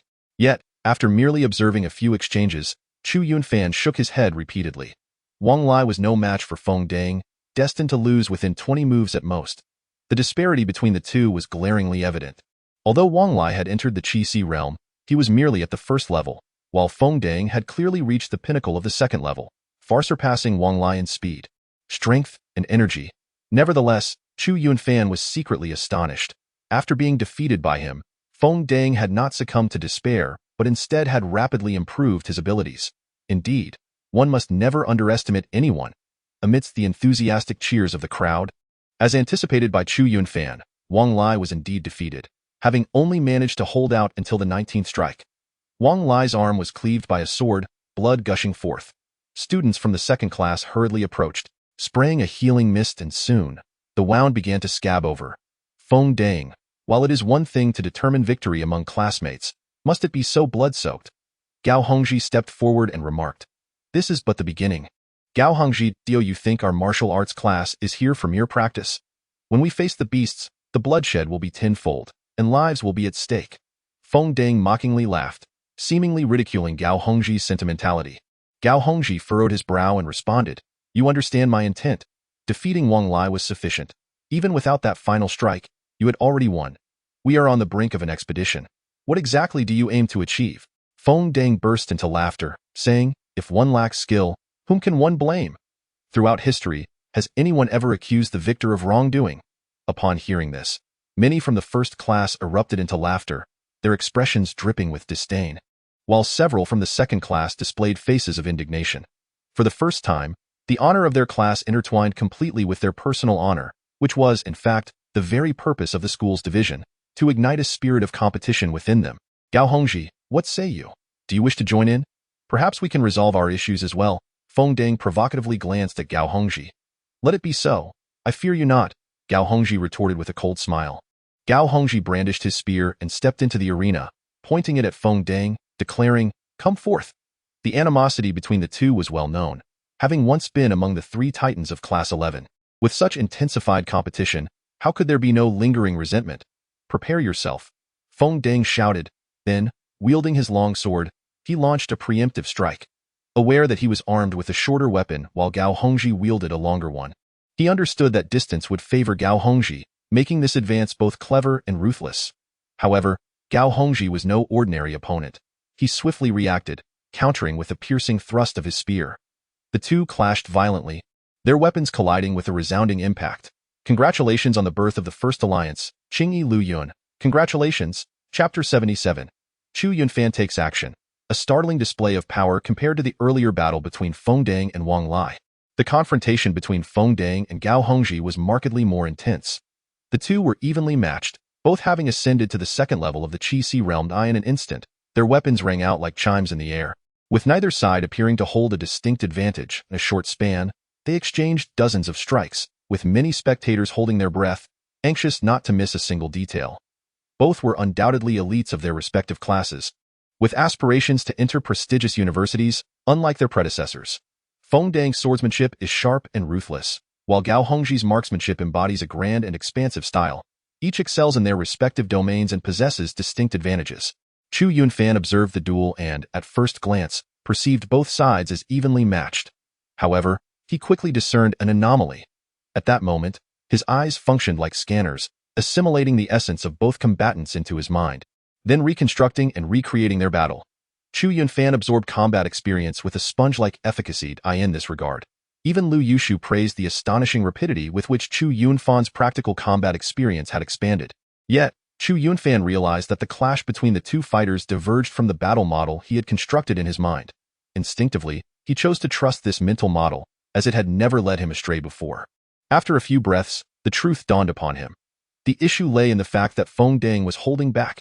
Indeed, scarcely had Chu Yunfan grasped this revelation when the outcome of the duel was determined. Gao Hongji, caught off guard, was repelled by Feng Deng and stumbled perilously close to the edge of the battlefield. Undeterred, Feng Deng lunged forward, thrusting his sword directly towards Gao Hongji's ribcage. A sinister smile crept onto his face. He had been suppressing his true intent, biding his time for this very opportunity. Now that it had finally arrived, he was prepared to unleash years of pent-up resentment in one fell swoop. Damn! Gao Hongji recognized this intent as well. Feng Deng's malice was unmistakable. He sought not merely to defeat him but to inflict severe injury. When the time came, all blame would be placed on the indiscriminate nature of blades and firearms. Who could hold him accountable? Although the school strictly forbade students from engaging in private duels, informal sparring sessions, provided they did not result in fatalities or serious consequences, were often overlooked. Just as he braced himself for the inevitable strike, a resounding clang echoed through the air. Feng Deng's sword had been intercepted. Unbeknownst to anyone, Chu Yunfan had already entered the fray, using the sheathed Duiying blade to block the attack. That moment, Gao Hongji had only just regained his footing. Chu Yunfan, do you dare to interfere in our battle? Feng Deng roared in a fit of rage upon realizing his thrust had not found its mark. Since the outcome of the fight has been decided, is it necessary to resort to such deadly measures? Chu Yunfan replied coldly. You have concealed your true strength, patiently waiting for this strike, haven't you?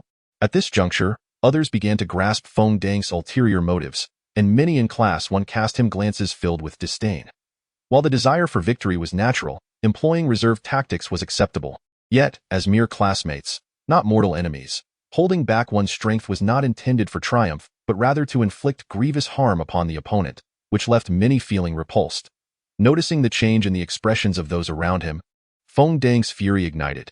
You dare to interrupt our sparring and still have the audacity to criticize me? What I choose to do in the arena is none of your concern. Is this the quality of all students in Class 2? 2 against 1? His derision incited a wave of discontent among the students of Class 2, even causing Ouyang's brow to furrow in displeasure. Suddenly, Zhang Teng spoke up, saying, interfering recklessly in the sparring is quite inappropriate, isn't it? Are we to disregard the rules, Ouyang? Is everyone in your class of such caliber? I am thoroughly disappointed in you all. Zhang Teng, how can you even mention rules? Everyone knows about your trivial matters. If you have objections, let us practice then, Ouyang retorted coldly, responding without courtesy. Zhang Teng's face flushed slightly, a sinister glint flickering in his eyes. Since this is a class spar, then I shall take the next turn. As for Gao Hongji, I concede on his behalf. Feng Dang, do you dare? Chu Yunfan stated. He had previously discerned Feng Dang's intentions, but refrained from warning Gao Hongji, for this was merely a spar. However, now that Gao Hongji had already been defeated, he could not allow Feng Dang's strike to severely injure him. If that sword were to land, mere healing spray would not suffice. It would likely require a hospital visit for recuperation, causing Gao Hongji to miss this opportunity for practical experience. That would undoubtedly widen the gap between him and the others, which was precisely Feng Dang's aim. Will battle, is it? Your class truly excels.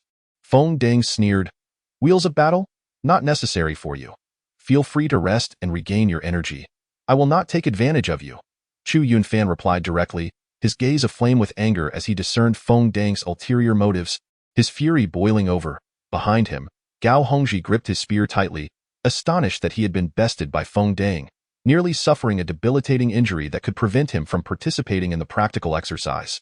This battle had shaken him to his core. Very well, then, Feng Dang chuckled coldly, sitting cross-legged to recover his depleting energy. After a considerable time, he stood and looked at Chu Yunfan, declaring, draw your sword. This time, I intend to reclaim what you owe me. With interest, draw my sword. For you? There's no need, Chu Yunfan replied coldly. How bold! Feng Dang sensed the disdain in Chu Yunfan's words. As soon as he finished speaking, he lunged forward, instantly closing the distance to Chu Yunfan, his sword glinting like liquid mercury as it swept toward Chu Yunfan's neck. 3 moves will suffice to deal with you, Chu Yunfan declared, his hand sweeping out the long knife still sheathed, moving with remarkable speed. Clang! Feng Dang's long sword collided with the knife sheath. Although it was merely the sheath, it was forged from the same material as the blade itself. Otherwise, it could not contain such a sharp weapon. With a resounding thud, Feng Dang immediately felt a terrifying force surge through the point of impact, almost causing him to lose grip on his sword. He struggled to maintain his footing, taking a step back to dissipate the overwhelming power. How could his strength be so immense? A tempest of shock surged within Feng Dang's heart. Chapter 78. 3 moves. Just 3 moves in the initial clash, Feng Dang was struck by an uncanny force that nearly caused him to lose his grip on the long sword. Although he had previously faced Chu Yunfan, at that time, Chu Yunfan had only just begun to master his skills, lacking the formidable prowess he now exhibited. Such a transformation occurring within the span of a mere month. First move. Chu Yunfan expressionlessly uttered these 3 words. Initially taken aback, Feng Dang's astonishment quickly morphed into fury upon hearing them. He prided himself on being among the elite of his class, indeed, of the entire school. He believed that his cultivation was at least on par with that of Chu Yunfan. To think that Chu Yunfan would dare to claim he could defeat him in just 3 moves was nothing short of an affront. With a mighty roar, Feng Dang steadied himself and unleashed a torrent of astonishing true energy from his sword. A master at the Qi stage could channel their true energy into their weapon, significantly amplifying its offensive capability, while also enhancing their own speed and strength. Yet, Chu Yunfan remained unfazed. He ignited his true fire and brought his sword sheath crashing down, effortlessly dissipating Feng Dang's true energy into nothingness. Although Feng Dang's energy was formidable, it could not hope to harm the sword sheath imbued with Tai golden essence. Clang! The sword sheath struck Feng Dang's long sword with a resounding impact. Buzz! A metallic resonance echoed as terrifying force radiated outward, causing Feng Dang's arm to quiver violently as he staggered backwards several steps. All present witnessed this spectacle, many gasping in astonishment, eyeing the two exchanges thus far. Feng Dang had initiated the attack each time, theoretically granting him the upper hand. However, Chu Yunfan remained composed, his one-handed strike with the sword sheath suppressing Feng Dang's advances. The onlookers were not naive. They could discern who was strong and who was weak. Yet, they struggled to believe that Chu Yunfan could indeed defeat Feng Dang in just 3 moves. This was already the second exchange. Such incredible strength, Zhang Ting remarked, a glimmering in his eyes. Beside him, Tang Xiu gazed at Chu Yunfan with eyes full of wonder, though it was not entirely unexpected, since she had begun to observe him. Chu Yunfan had repeatedly demonstrated extraordinary abilities. This was merely one instance among many. Second move. Chu Yunfan proclaimed once more. Feng Dang, now utterly incensed, felt as if his entire arm had gone numb, a consequence of the overwhelming shock he had endured. At that moment, after having been on the defensive, Chu Yunfan finally made his move. He unleashed the split earth blade technique, delivering a strike that descended like a mountain. The sword sheath arced toward Feng Dang's visage with blinding speed. Feng Dang was taken aback, unable to mount any form of defense. He hastily raised his sword to block. Clang. Another deafening clash resonated as Feng Dang's long sword was sent flying from his grasp. He could no longer maintain his hold on the weapon, the pressure fracturing the flesh of his hand, blood flowing profusely. His entire arm had been thoroughly numbed by the impact, as Chu Yunfan's sword sheath descended with the force of a breaking bamboo. It relentlessly struck Feng Dang squarely in the chest. Bang! Feng Dang let out a wretched cry as his entire body was sent flying over 3 meters, crashing violently to the ground. His body curled up like a lobster. Writhing in agony, it was at this moment that onlookers noticed a deep gash on Feng Dang's chest, as even his martial arts attire had been sliced open, revealing a substantial crimson mark. Many who witnessed this scene couldn't help but gasp in shock. Although it was merely a sheath that had struck him, one could easily imagine the excruciating pain it must have inflicted. When they turned to regard Chu Yunfan, their eyes widened in newfound respect. His strike was undeniably ruthless. Even more astonishing was the sheer might of Chu Yunfan. Feng Dang was an elite student from the advanced class, evidenced by his consecutive victories over 2 students from the second class, showcasing his formidable prowess. Yet, this remarkable individual had been defeated by Chu Yunfan in merely 3 moves. Yes, just 3 moves, from beginning to end. It was a complete and utter domination, with Feng Dang having no chance to retaliate whatsoever. How impressive, to achieve victory in just 3 moves. Even more terrifying was the raw power he exhibited. Though his swordplay lacked intricate finesse, the ferocity of his strength was vividly apparent. This exemplified what we often refer to as prodigious talent. In ancient times, practitioners would seek out those with such innate gifts. Meanwhile, we toil daily, exhausting ourselves in our training, yet cannot compete with the natural strength of others. Moments later, many students from the first class reacted, hastily carrying Feng Dang aside and applying healing spray, which alleviated his suffering to some extent, sparing him from rolling on the ground in pain. Although Chu Yunfan had utilized a sheath, the width and depth of the gash clearly indicated the level of pain inflicted. Students from the second class erupted in cheers. Previously, they had felt immense frustration from Feng Dang's consecutive defeats over 2 of their own, but now, Chu Yunfan's decisive victory over Feng Dang allowed them to vent their pent-up frustration. They couldn't simply stand by and watch the first class revel in their triumphs. Well done. You've truly avenged us, Gao Hongji exclaimed, giving a thumbs up, his earlier discontent vanishing. What do you think, Zhang Teng? Ouying raised an eyebrow and asked. What do you mean, what do I think? You've only won 1 match out of 3. Zhang Teng retorted defiantly. In terms of overall victories, our first class is still superior. Upon hearing this, Chu Yunfan glanced at the first class and stated, You've won only 1 match? Now I represent the second class. Who from the first class dares to step forward for a challenge? Instantly, Chu Yunfan's words struck fear into the hearts of many first-class students. The earlier scene involving Feng Dang had served as a stark warning. The individual before them was no ordinary opponent. Chu Yunfan surveyed the first-class students before speaking again. What is the matter? Is there no one brave enough to come down? The first-class students seemed to perceive a hint of mockery in Chu Yunfan's calm demeanor, deriding their lack of courage to accept the challenge. Meanwhile, Zhang Teng's expression darkened. Chu Yunfan's behavior was clearly a slight against him, almost as if he was purposefully striking at his pride. Had it not been for his own restraint and the counsel of Ouyang, both of them would have eagerly entered the fray to teach this individual a severe lesson. Last, amid a group of students who felt belittled, one could no longer contain himself and boldly declared, I shall challenge you. This was a youth of average stature, with a somewhat rugged appearance, wielding a massive spiked club that exuded an imposing presence. His gaze towards Chu Yunfan was filled with a rebellious and provocative glint. Chapter 79. What strange strength is this Yunfan? Be cautious. That is Li Guahao from Class 1. He possesses immense strength, Dio take care. At that moment, Gao Hongji cautioned from behind. Chu Yunfan had not paid much attention to these individuals, as he had been entirely ordinary and unremarkable at that time, and their caliber seemed worlds apart from his own. However, Gao Hongji was different. Each of these individuals was destined to be his future rival, particularly as the slots for prestigious universities were limited, making them undeniable competitors, thus warranting his attention. Li Guahao was one such figure, once a prominent character in his class. Upon hearing Gao Hongji's warning, Li Guahao merely raised an eyebrow, turning his gaze towards Chu Yunfan with a hint of provocation. In contrast, Chu Yunfan regarded Li Guahao with a newfound interest. While outsiders believed him to be exceptionally gifted, the truth was quite different. Due to his practice of the Imperial Supreme technique, his physical prowess was several times that of others at his level, creating an illusion of innate talent. If his immense strength was a product of acquired effort, then Li Guahao's strength was a natural gift, the kind that ordinary people envy. While others labored tirelessly to enhance their physical capabilities, he simply needed to grow normally to attain such might.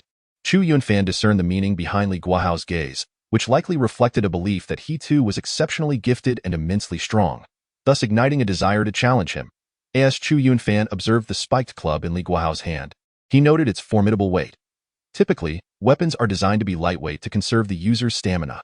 However, the spiked club followed an entirely opposite principle, thriving on sheer force and momentum, making it suitable for those with extraordinary talents, allowing them to unleash their full power. With a sudden thrust of his spiked club against the ground, Li Guahao produced a resounding clash that startled everyone, instilling a sense of awe at his tremendous strength. Although Chu Yunfan had previously demonstrated considerable power, it paled in comparison to the raw intensity exuded by Li Guahao. You may rest. I shall not take advantage of you, Li Guahao taunted Chu Yunfan, his voice gruff and challenging. No need. Dispatch him. It will hardly expend any energy, Chu Yunfan retorted without hesitation. Meanwhile, Feng Deng seethed with frustration, his teeth clenched, for it was evident that Chu Yunfan viewed him with disdain. Yet, as a defeated individual, he found himself powerless, resorting only to silently hoping that Li Guahao would deliver a thorough reprimand to Chu Yunfan. Very well, this shall be entertaining. Brace yourself for my strike. Li Guahao bellowed, launching his assault as he swung the spiked club with ferocity, the air swirling around him, then descending upon Chu Yunfan with the swiftness of a lightning bolt. Many students gasped in astonishment. Typically, when confronted with such a formidable opponent, they would retreat rather than confront them head-on. However, Chu Yunfan clearly harbored a different intention. He did not flinch, wielding a knife in one hand, still sheathed, as he met the challenge with the hilt of his weapon. Seeking death, do you dare to receive my blow with only one hand on the blade? If your arm gets shattered in the process, you have no one but yourself to blame, Li Guahao mused. Envisioning his impending victory and the sight of Chu Yunfan's arm breaking under the impact. Clang! As anticipated by the crowd, another astonishing clash occurred, but the outcome deviated entirely from their expectations. Initially, the onlookers shared Li Guahao's sentiments. Although Chu Yunfan appeared immensely strong, taking on Li Guahao, who wielded a heavy wolf-toothed club with both hands, one would think that even if his arm did not break from the tremendous force, he would still suffer grievous harm. Yet, the reality was that Chu Yunfan raised his hand and blocked the oncoming wolf-toothed club with the sheath of his knife. While the crowd could not feel the impact, they could infer the magnitude of the collision from the resounding noise. Chu Yunfan stood firm as a mountain, akin to an ancient tree with deep roots, unwaveringly anchored to the earth, his arm completely still. What? How is this possible? Li Guahao's eyes widened in disbelief. His full-strength strike had not only failed to shatter Chu Yunfan's arm, but it had also not managed to move him an inch. In the next moment, Li Guahao sensed a terrifying force emanating from the opposite end of the wolf-toothed club, almost causing him to lose his grip. The law of force is reciprocal. He had always used his strength to dominate others. Yet here he faced an equally powerful adversary, and without any preparation, he had nearly suffered a minor setback. Interesting, Chu Yunfan remarked with a smile directed at Li Guahao. Previously, he had sensed the exceptional strength of his physique, but he lacked a concrete understanding of its extent. Now, with someone present to serve as a gauge, it was the perfect opportunity to test his limits. Just now, I received your blow. Now, let us see if you can withstand my strike, Chu Yunfan declared with a commanding voice, then swiftly brought his knife down. Interesting? Li Guahao instantly felt belittled, and he began to wield his wolf-toothed club with renewed vigor, aiming directly at the knife's sheath. Although he had suffered a minor setback earlier, he attributed it solely to his own carelessness and had never considered that he might fall short of Chu Yunfan's prowess. Clang! Another remarkable collision echoed across the playground. The other students, witnessing this clash, found themselves at a loss for words. If they were to close their eyes, it would seem as though two monstrous beings were colliding. Simultaneously, they felt an overwhelming sense of envy. The body is the foundation of all martial arts, and the better one's physical condition, the further one can advance in the future. This principle was understood by all, which only intensified their admiration for such exceptionally gifted individuals. With yet another collision, the spectacle appeared evenly matched. However, it was evident to all that Li Guahao wielded the heavy wolf-toothed club with both hands, while Chu Yunfan managed with only one hand and a relatively lighter knife. The disparity was becoming increasingly apparent. However, at this moment, the two individuals in the arena were oblivious to the thoughts of those around them, especially Li Guahao. Amidst the shock of Chu Yunfan's terrifying strength, he found himself bereft of time to contemplate further. Opposite him, Chu Yunfan seemed to require no respite, as he unleashed another devastating strike.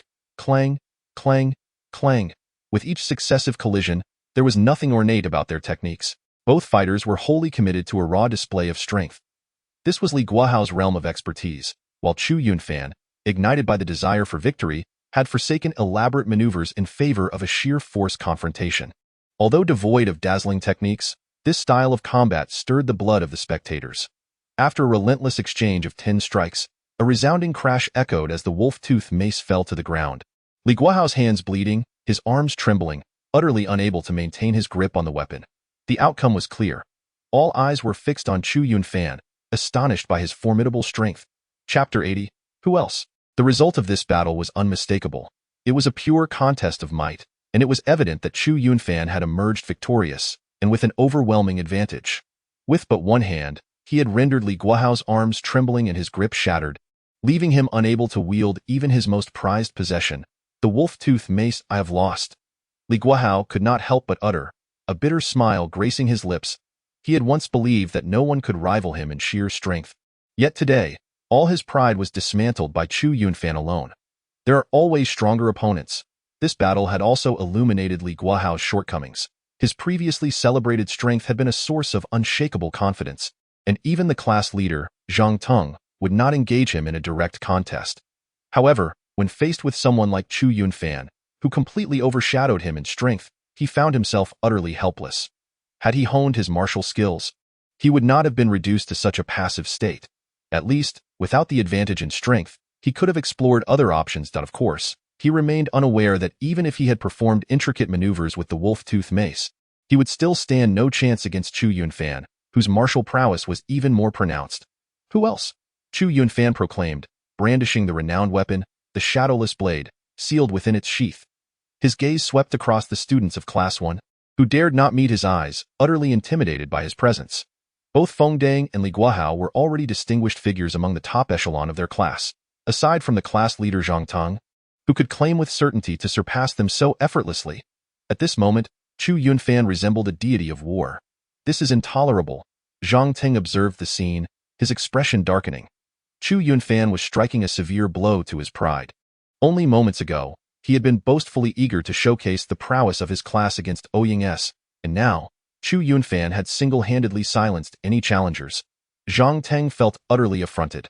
Rising abruptly, he resolved to enter the fray himself, dismissing any pretenses of decorum. However, just at that moment, a sound of footsteps resounded, and shortly after, 3 figures appeared successively on the playground, each possessing a tall and robust stature. Among them was Qin Wu, the head teacher of Class 2, and beside him stood a man of similar height, his face adorned with a thick beard, Jin Feng, the head teacher of Class 1. Upon sighting these 2 figures, the students began to feel a sense of unease. They had been engaging in private competitions, and although the school often turned a blind eye to such matters, there lingered an undeniable feeling of being caught red-handed. Trailing behind them was a tall man clad in military camouflage, appearing to be around 27 or 28 years of age, exuding an aura of authority without uttering a word. He strode forward with the grace of a dragon and the might of a tiger, commanding attention and respect. What is happening here? Qin Wu stepped forward, casting a glance over the crowd, particularly noticing the injured students in the center, before bellowing loudly. Jianfeng also advanced a step, his brow furrowed deeply. It was evident from the scene that these passionate youths had engaged in clandestine duels. What further irked him was the clear disparity in injuries. Class 2 had sustained one, while Class 1 bore two, putting them at a distinct disadvantage. This discontent brewed within him. Both he and Qin Wu were former military instructors who had been assigned as head teachers of their respective classes, inherently fostering a spirit of rivalry. The comparison between the two classes was essentially a reflection of their own competition, and now, to his dismay, Class 1 had lost. As he learned more about the unfolding events, his frustration reached a boiling point. Conceding defeat was one thing, but being outmaneuvered by a single opponent to the extent that his entire class had retreated like turtles into their shells was intolerable. His gaze fell upon Chu Yunfan, a student he did not recognize, who had suddenly emerged amidst the chaos and stark contrast. Qin Wu's demeanor was notably more relaxed. Inter-student competitions were commonplace, and with Chu Yunfan's resounding victory, his spirits were undoubtedly lifted. Although he maintained a facade of composure, yet he was predominantly filled with astonishment. The first time he had taken notice of Chu Yunfan was 2 months prior, when the latter had merely begun to showcase his astounding martial prowess. He had not anticipated that, in just 2 short months, this individual could single-handedly defeat 2 skilled members of Class 1, compelling the entire class to hesitate in participation. While class leader Zhang Teng had chosen not to join the fray, Chu Yunfan's achievements were nonetheless remarkable. The young soldier accompanying them bore a faint smile, unperturbed by the spectacle before him. In his eyes, the student's bravado paled in comparison to the disciplined might of the military. To him, as long as no serious harm was inflicted, it was merely child's play. Quite interesting, he mused, observing their spirited energy. It seems you will all have ample strength when facing the demon beasts shortly. At this moment, all eyes turned towards the young soldier. Unfazed, he addressed the assembly. Greetings, students. It is a pleasure to meet you all. Allow me to introduce myself. My name is Xue Bailong, and I am an active duty officer with the East China City Military District. Holding the rank of major, I will be overseeing your school's upcoming trial. Many students gasped in astonishment, particularly those with an interest in military affairs, for they were well aware that promotions within the Federal Army are no trivial matter. Observing the youthful appearance of this young military officer, who seemed only slightly older than themselves, they were taken aback to learn that he had already attained the rank of lieutenant colonel. At such an age, to have risen beyond the ranks of a non-commissioned officer to become a second lieutenant is already considered quite an achievement. Individuals who attain high positions at such a young age are either exceptionally capable, possess influential connections, or, in many cases, embody both qualities. Chu Yunfan fixed his gaze upon Xue Bailong, as an instinctive awareness washed over him, revealing that this Xue Bailong was exceedingly dangerous and formidable, perhaps even more so than his homeroom teacher, Qin Wu Dai. In fact, he was the most terrifying individual he had encountered thus far. Ever since he had acquired a divine persona within his mind, his instincts in this regard had never failed him, and no matter how well the other party concealed their true nature, they could not elude his perception. I see you all are still keen on sparring before the trial. Quite commendable, brimming with vitality. When the time comes to battle the demonic beasts, you shall have ample opportunity to release your excess energy, Xue Bailong remarked. However, worry not. The most perilous tasks will be undertaken by our Federal Army, and you should not encounter any particularly formidable demonic beasts. But, Commander, what if we do come across a powerful demonic beast? Shall we fight to the death? Suddenly, a student raised his hand and inquired. Then you shall widen your eyes and stare intently at it. This way, your demise will possess a semblance of dignity, Xue Bailong stated with utmost seriousness, prompting a ripple of laughter among the students. Yet, observing the students' mirth, Xue Bailong remained impassive, his expression devoid of amusement. He was not sharing a jest. Rather, he was conveying a stark reality. Though these students were indeed among the elite of ordinary people, they were ultimately merely delicate flowers nurtured within a greenhouse. Soon, the other students noticed Xue Bailong's demeanor, and their smiles gradually faded, replaced by an increasing awareness of the gravity of the situation. Do you think I am sharing a joke? I speak of reality. Should you encounter a powerful demonic beast, there is but one outcome. Xue Bailong spoke slowly. Hunting demonic beasts is far more perilous than you might imagine. Even though humanity relies on technological advantages, that does not guarantee an absolute edge. I have witnessed an entire battalion of soldiers swallowed whole by a tide of demonic beasts, without a single ripple to mark their passing.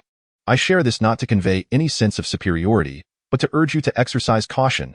Do not treat real combat as a mere game. Each of you, having been selected as an elite from the masses, has arrived at this point through great effort. Do not let your carelessness cost you your lives. After casting a few more glances at the crowd, it seemed he had no intention of continuing to intimidate the students. He then spoke once more. However, there is no need for excessive worry, as the front lines are predominantly secured by our military. Therefore, you should not encounter any particularly formidable demonic beasts in any case. Simply do your best. I hold great optimism for you all. In the future, the college entrance examination will not be the sole pathway to success. Our federal military is equally eager for talent. Countless influential figures have emerged from our ranks, many of whom you may have heard of, rendering further introduction unnecessary. Indeed, some of the most distinguished among them are no less impressive than graduates from the top 10 universities. In the face of Xue Bailong's brazen attempts to poach talent, neither Jin Feng nor Qin Wu showed any reaction. Having retired from the military, they saw nothing amiss in Xue Bailong's remarks. The school, too, remains indifferent to such matters, as its primary responsibility is to nurture talent. Ultimately, whether students choose to pursue higher education or join the military is a personal decision. It would be implausible for the military to create pathways for students to join combat roles without providing some benefit in return. In truth, many students are tempted. Even among those in the elite classes, only a fraction will gain admission to prestigious universities, let alone the top 10 institutions of the Federation, which are exceedingly rare. Even the standout students like Zhang Teng and Ouyang may not have much hope. Aside from university admission, entering the military undeniably presents a viable route to distinction. Sir, if we join the military, can we enter your unit? A student inquired, raising his hand. Xue Bailong chuckled lightly and replied, You must first learn to walk before you can run. If you aspire to join my ranks, you must be among the elite of the military, the cream of the crop. At present, you do not yet meet that standard. Many listeners did not feel disheartened by his words. Rather, they were filled with curiosity about the origins of Xue Bailong's formidable unit. However, he offered no explanation, as at that moment, a large transport aircraft descended directly from the sky, landing vertically on the playground. The aircraft, entirely black, possessed a unique metallic sheen, its fuselage streamlined in the most aerodynamically favorable shape. Since the derivation of the anti-gravity formula over a century ago, anti-gravity flight has become commonplace, allowing aircraft to take off and land without the need for extensive runways, facilitating vertical ascents and descents, including in civilian hovercraft. Now that the transport has arrived, please board the aircraft. It will take you directly to the battlefield on the outskirts of Jinghai City, Xue Bailong announced. Presently, Donghua City stands as one of the largest base cities in the eastern region, while Jinghai City is a satellite city encircling Donghua, protecting it from the vast wilderness dominated by monstrous beasts. The battles between the federal military and these creatures have never ceased around Jinghai, though the common folk remain largely unaware. Furthermore, the federal military typically prohibits ordinary individuals from approaching the battlefield. Many students followed suit and boarded the transport aircraft. Although there were over 100 students from the two classes, the aircraft accommodated them effortlessly, clearly indicating that the military had mobilized a military transport for the purpose of ferrying students. Once all had taken their seats, the transport aircraft swiftly ascended vertically, soaring into the high skies before engaging full throttle and heading towards the outskirts of Jinghai City. Inside the aircraft, one could hardly perceive any turbulence. The only indication of their rapid progress was the fleeting white clouds visible through the windows. Although there had been laughter and light-hearted banter moments before, an air of tension began to envelop many, for they were about to embark on a perilous mission where lives could be lost. Born in the era of Kunlun, aspiring to become the elite of humanity necessitated enduring the baptism of blood and chaos wrought by monstrous beasts, rather than merely thriving in a sheltered environment. The transport aircraft moved with remarkable speed. Within a mere 10 minutes, they had left the urban confines of Jinghai City, and the buildings below gradually became sparse. After a few more minutes, a colossal defensive line emerged before them, a massive wall forged from steel and concrete, towering over 100 meters high and stretching endlessly towards the horizon. The sight instilled a profound sense of awe among the passengers. However, humanity's true demonstration of strength lay not upon this wall, but rather several kilometers beyond it. This wall represented Jinghai City's last bastion of hope. As the aircraft flew past the wall, the spectators beheld a multitude of bunkers densely dotting the landscape, with tongues of fire occasionally erupting to vanquish the approaching beasts, while various firearms unleashed their fury. The transport aircraft descended in the midst of this labyrinth of fortifications. Before disembarking, Xue Bailong distributed wristbands to each individual. Instructing, you must safeguard these wristbands with utmost care. Losing them would be inadvisable. Our front line is shielded by an electromagnetic barrier. Should you encounter a horde of beasts or face an exceptionally formidable foe, retreat to the other side of the barrier, where the creatures will be halted. However, the barrier recognizes identity solely through the wristbands you now possess. If you lose yours, re-entry will be impossible. Furthermore, do not stray too far from your position, as we may not be able to reach you in time for a rescue. That said, I shall not elaborate further. I trust your homeroom teacher has already advised you. Now, let us disembark. Chapter 82. The first encounter, the group donned their wristbands and formed a line to exit the aircraft. In the distance, they could discern an open expanse, flanked on either side by colossal fortresses situated approximately 5 kilometers apart. These strongholds, the pinnacle of human technological advancement, unleashed a relentless barrage of weaponry, withstanding the onslaught of countless beasts. They were nigh indestructible. Of course, this was under the condition that a beast tide did not erupt. Should such a calamity occur, it was feared that even these fortifications would falter. Throughout history, innumerable beast tides had transpired, most of which had been repelled by the human military, yet there were instances when the defenses failed, resulting in the tragic fall of cities and the grim fate of millions who became fodder for the monstrous creatures. Whenever such events transpire, they invariably stir up a considerable uproar. Have you observed the area situated between those two fortresses? That very zone has been designated for you, and it shall become your battlefield. In due time, an electromagnetic barrier will be activated between the two fortifications. Should you find yourselves in a precarious situation, retreat behind the barrier. As long as you are equipped with that wristband, you will be able to pass through the electromagnetic wall with ease, Su Bailong declared. The students nodded in agreement, for it represented their final safeguard. Chu Yunfan gazed towards the expanse between the two fortresses. He had heard that the electromagnetic barrier was seldom activated, as ordinary beasts could hardly breach the comprehensive 360-degree firepower net formed by the overlapping defenses of the two strongholds. It was only during a beast tide that the barrier needed to be employed, as the sheer density of the attacking creatures could be overwhelming, akin to a tumultuous wave crashing down. Even the full might of such fortifications would be inadequate to halt such an onslaught. At that juncture, the activation of the electromagnetic barrier would be imperative. The group swiftly divided into two teams, with Qin Wu and Jin Feng leading the way. After arranging a few matters, Su Bailong departed hastily. Though young, he occupied a high position and naturally had little leisure time to linger here. In truth, the 13th high school was merely an ordinary institution, and having Su Bailong present was quite unexpected. Once Su Bailong had left, Qin Wu spoke up. Ahead lies the battlefield for your trials. Teacher Jin Feng and I will remain nearby to support you. If you feel overwhelmed, retreat towards the electromagnetic barrier. We will also patrol the area, so try not to stray too far from it. Additionally, if necessary, you may form small teams to carry out your tasks. After outlining these fundamental instructions, the group officially dispersed. From a distance, they could even see several beasts charging forth, headed towards the unprotected expanse in the middle. Kill! Slay the beasts! Someone shouted, and the crowd surged forward, weapons in hand. Over 100 students spread across the 10-kilometer radius of open ground, and within moments, they had covered the few hundred meters to the front lines. All of them possessed a cultivation level at the divine realm, at the very least in the chi-nourishing stage, rendering that distance trivial. With each leap, they could easily cover several meters, leaving even the best long-jump world champions of the contemporary era in the dust. Chu Yunfan dashed through the electromagnetic barrier, and immediately, he was met by a wave of fierce and ominous presences. Not far beyond the barrier, dozens of beasts lurked, their fierce eyes fixated upon them, as if they were mere prey. This did not deter Chu Yunfan. Rather, it ignited a fervor within him, for those beasts regarded them as quarry, just as they viewed the beasts as their own targets. Amidst the throng, Zhang Ting and Ouyang surged ahead, seemingly engaged in a contest with one another, as they simultaneously targeted a beast. The students engaged in combat with the ferocious beasts at nearly the same time, having never before faced such adversaries. The struggle against these creatures was an entirely different affair compared to their usual internal sparring. These beasts, having been forged in the crucible of constant battle, were ferociously aggressive from the outset, delivering merciless blows that could be fatal. In the very first skirmish, several students sustained injuries and hurriedly withdrew to tend to their wounds, causing a momentary chaos to envelop the scene. They were mere novices. After all, from a distance, two figures stood with hands clasped behind their backs, their gazes sharp and vigilant like that of hawks.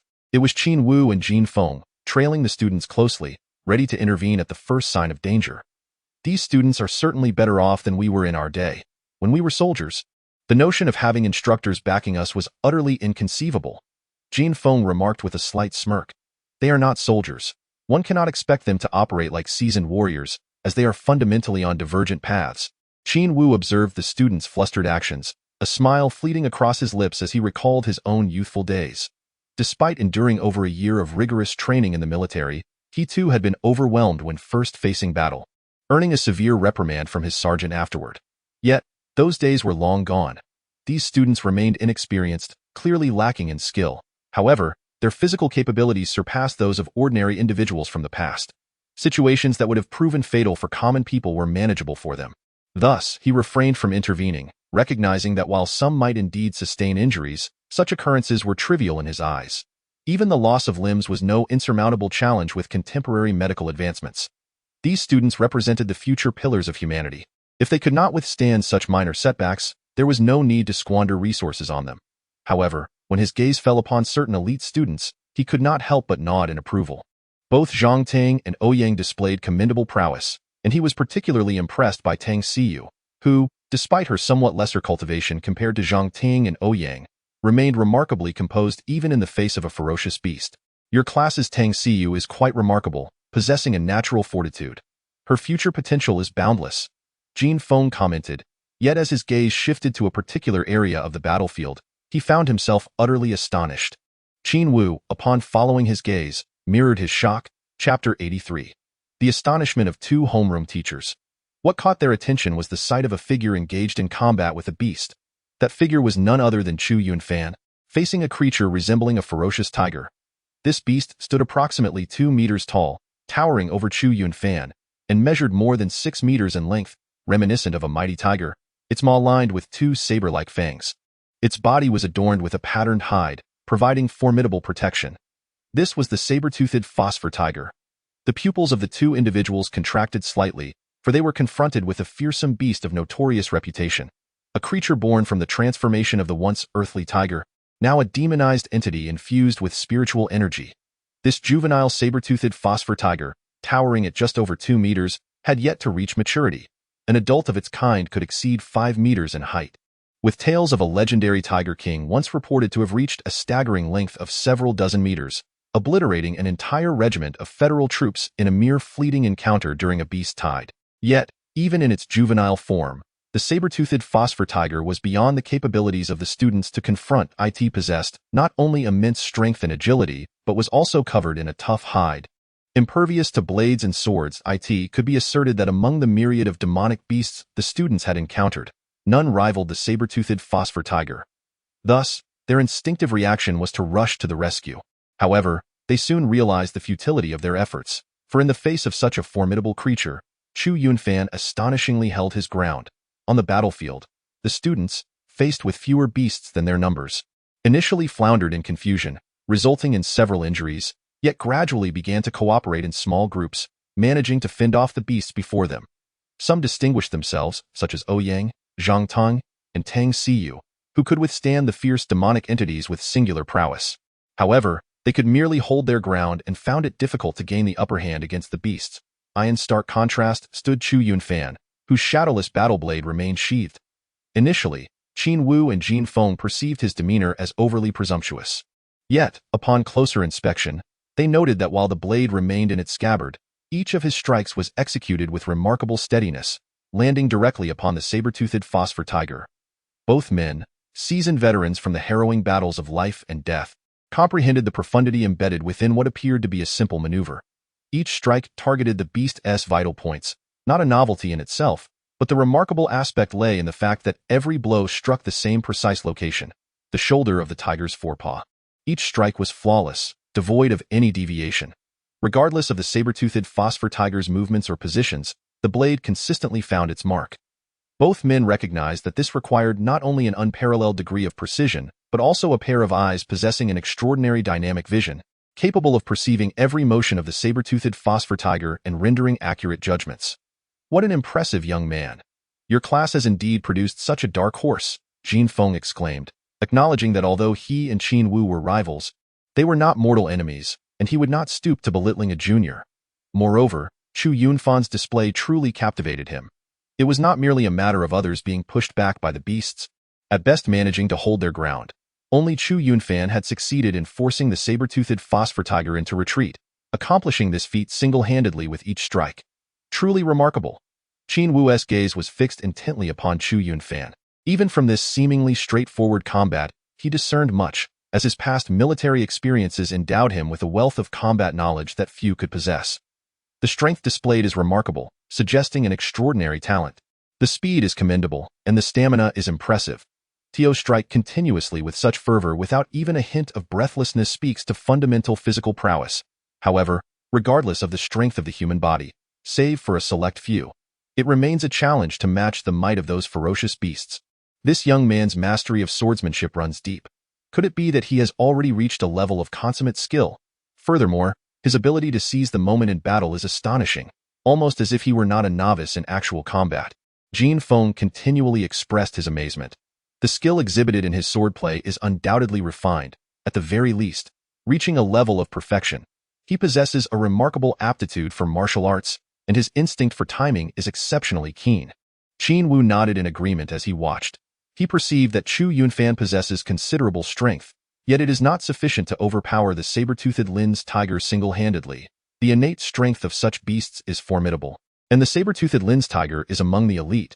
He noticed that each of Chu Yunfan's strikes landed in the same spot, even though the saber-toothed Lin's tiger's body is covered in scales, rendering it resistant to blades. The relentless barrage of dozens, if not hundreds, of strikes to the same area is terrifying, even if only against the blade sheath. The scales in that vicinity have been utterly shattered, crushed to pieces. The most remarkable aspect is his ability to seize the opportunity in battle. He resembles a born warrior. The Liata's sword technique, while seemingly grounded in heavy strikes, emphasizes a continuous flow, which he has executed flawlessly. Each strike fell upon the saber-toothed Lin's tiger at the moment it was exhausted and unable to generate new strength, and no matter how great its power, if it cannot be unleashed. What purpose does it serve? Truly impressive. Jin Feng could not help but clap and chuckle. This is the essence of how Chu Yunfan, wielding a sword with one hand, forces the saber-toothed Lin's tiger to retreat in defeat. Chu Yunfan's innate strength combined with the tiger's inability to harness its own power resulted in a one-sided confrontation. Every time the beast attempted to pounce, it was met with a decisive blow to the shoulder, rendering it powerless. Thus, the battle unfolded overwhelmingly in his favor. Chu Yunfan's performance was remarkably stable, akin to that of a robot. In the face of such a beast, he showed no fear. Each strike landed with precision upon the same spot, a testament to his formidable psychological fortitude. Earlier, it was remarked that Tang Xiu possessed a courageous heart. Now, it seems that Chu Yunfan also exemplifies such valor. He is indeed a promising talent. Attending university would be a squandered opportunity. He should be sent to the military, where he would surely distinguish himself and rise above the rest. Qin Wu shook his head, stating, "It's futile. I have already broached the subject with him, but he lacks interest. He still desires to pursue higher education, likely aiming for one of the top 10 universities. Such aspirations are not easily fulfilled in our ordinary school. Producing even one student who qualifies for a top 10 university in a year is a cause for celebration. After he faces failure, we can entice him then. Good things come to those who wait." Jin Feng shook his head. Though he held high hopes for Chu Yunfan, he did not believe he would gain admission to a top 10 university. Those who succeed in such endeavors emerge as societal elites, the pillars of humanity, standing out among the best of the best. Suddenly, at that moment, Chu Yunfan no longer struck out with the sheath, but instead swung his sword in a sweeping motion, the blade gleaming a pristine white. Chapter 84. The breakthrough of the Gale Blade Technique, the death of the saber-toothed phosphor tiger. The absolute shadow battle blade was unleashed, its radiant white light flickering as Chu Yunfan's long sword emerged, striking precisely at the shoulder of the forepaw of the saber-toothed phosphor tiger. With a splatter, a spray of blood erupted forth. Chu Yunfan nearly severed the left forepaw of the saber-toothed phosphor tiger. The creature was covered in hard scales, and had he wielded the standard battle blade distributed by the school, it would have been nearly impossible to breach the tiger's defenses. Even with the absolute shadow battle blade, it required considerable effort. Indeed, the absolute shadow battle blade was an exceptional weapon, yet its efficacy depended on the wielder's strength. In the hands of Xue Bailong, a single strike could cleave this juvenile saber-toothed phosphor tiger in two, but clearly, Chu Yunfan lacked such astonishing prowess. Thus, he did not immediately draw the absolute shadow battle blade. Instead, he utilized the sheath to shatter the tiger's scales before finally launching his attack. Nonetheless, this feat was not achievable by just anyone, for most lacked the strength to accomplish such a task. The average person encountering a saber-toothed phosphor tiger would find themselves retreating while fighting, seeking an opportunity to escape, unable to even breach its scales, let alone contend with it. From this perspective, the saber-toothed phosphor tiger was indeed a formidable opponent, a paragon among demonic beasts, let alone an adult saber-toothed phosphor tiger. Had it not been for Chu Yunfan, others might have been severely injured right from the outset. For Chu Yunfan, this level of combat was unsatisfactory. He did not yet consider himself powerful enough, for otherwise, he would have cleaved the saber-toothed phosphor tiger in half with a single stroke. However, from the vantage point of Qin Wu and Jin Feng, the two class instructors observing from a distance, his performance was truly remarkable. Unhurried and composed, he effectively subdued the notoriously difficult saber-toothed phosphor tiger all on his own. Upon witnessing Chu Yunfan inflict injury upon the tiger, both men exhaled in relief, realizing that under such circumstances, as long as he remained cautious, self-preservation was assured. This student of yours is quite impressive. It seems he will secure a place among the top 20, Jin Feng remarked. I concur, though I wonder how far he can advance. Nowadays, all the good students are snatched up by those key high schools. It is no easy feat for our 13th middle school to produce a commendable student. Qin Wu nodded, feeling somewhat perplexed by Chu Yunfan's rapid progress. Not long ago, when he first noticed him, Chu Yunfan was not this formidable. Merely 2 months had passed, and he was already able to contend against the saber-toothed phosphor tiger. Such prodigious talent is truly remarkable. Perhaps he has indeed found his calling. Meanwhile, the saber-toothed phosphor tiger, struck on the shoulder of its forepaw, bellowed in pain. Its fury ignited further, as it roared incessantly. Previously, only its scales had been shattered by Chu Yunfan. Yet now its entire left forepaw was nearly severed, rendering it difficult to exert force. However, he lunged forward at the first opportunity, intent on sinking his teeth into Chu Yunfan's flesh. Unperturbed, Chu Yunfan delivered another strike, his blade descending like a bolt of lightning, landing precisely upon the wound of the saber-toothed phosphor tiger. At this moment, bolstered by the strength of over 100 previous strikes, each of Chu Yunfan's slashes wielded a terrifying ferocity. As long as his stamina held, he could continue to amplify his attacks. However, the power of each successive blow increased, demanding more of his endurance, rendering limitless growth impossible, for his body too had its limits. With a roar, the saber-toothed phosphor tiger tumbled to the ground, thrashing and howling as it struggled, having lost one of its forepaws to Chu Yunfan's relentless assault. He had truly accomplished the extraordinary. It was remarkable indeed. If we were to face him with comparable strength, we might not achieve such a feat, Jin Feng exclaimed, his eyes wide with disbelief, acknowledging the formidable nature of the saber-toothed phosphor tiger. Qin Wu nodded in agreement, equally astonished. The two class supervisors were left in awe, yet Chu Yunfan himself felt a tinge of dissatisfaction. He marveled at how formidable the saber-toothed phosphor tiger truly was. Despite exhausting all his tactics and means, he had only managed to sever one of its forelegs. Other ferocious beasts would not have posed such difficulty. After merely rolling on the ground for a moment, the saber-toothed phosphor tiger regained its balance, standing on 3 legs, a testament to its exceptional innate abilities and superior physical prowess compared to ordinary creatures. Following the loss of its leg, the saber-toothed phosphor tiger grew even more ferocious. At this juncture, it was perhaps the most perilous, for a cornered beast fights with a desperation that surpasses all previous stages. A moment's carelessness could spell doom, even for seasoned warriors with a swift motion. The saber-toothed phosphor tiger leaped forward, its speed surpassing that of before. Chu Yunfan wielded his shadowless battle blade, striking the beast squarely on the forehead with unerring precision. Blood erupted forth as the saber-toothed phosphor tiger was sent reeling. The force of his blow capable of cleaving a man in two, yet it merely left a bloody mark on the tiger's brow. Though it had sustained an injury, it was far from a debilitating blow. Chu Yunfan felt a slight numbness in his arm. The beast's ferocity had evidently increased, imparting a significant strength that made his arm tingle. No wonder, the flesh of such beasts was far more terrifying than that of humans. Unbeknownst to him, others perceived him as even more fearsome. To wield a blade single-handedly that could subdue a saber-toothed phosphor tiger was nothing short of monstrous.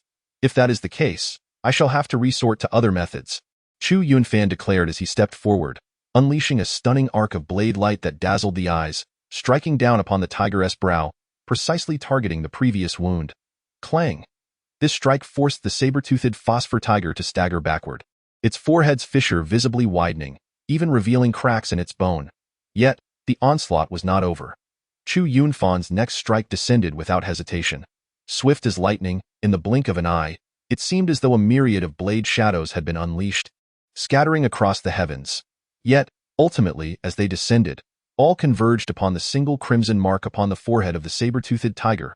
In that moment, Chu Yunfan appeared to enter an unprecedented state, having perfected the Gale Blade technique to an extraordinary degree, transcending from mastery to a realm of ethereal understanding. As the blade light fell, the saber-toothed tiger's skull erupted in a spray of blood, struggling for a brief moment before finally collapsing from the fissure in its cranium. One could observe that just moments prior, Chu Yunfan's blade aura had cleaved into the tiger's head, reducing its brain to a pulpy mass. Although the saber-toothed tiger was indeed armed to the teeth, its brain remained one of its most vulnerable points, not much different from that of an ordinary human. A single stroke was sufficient to render it utterly obliterated.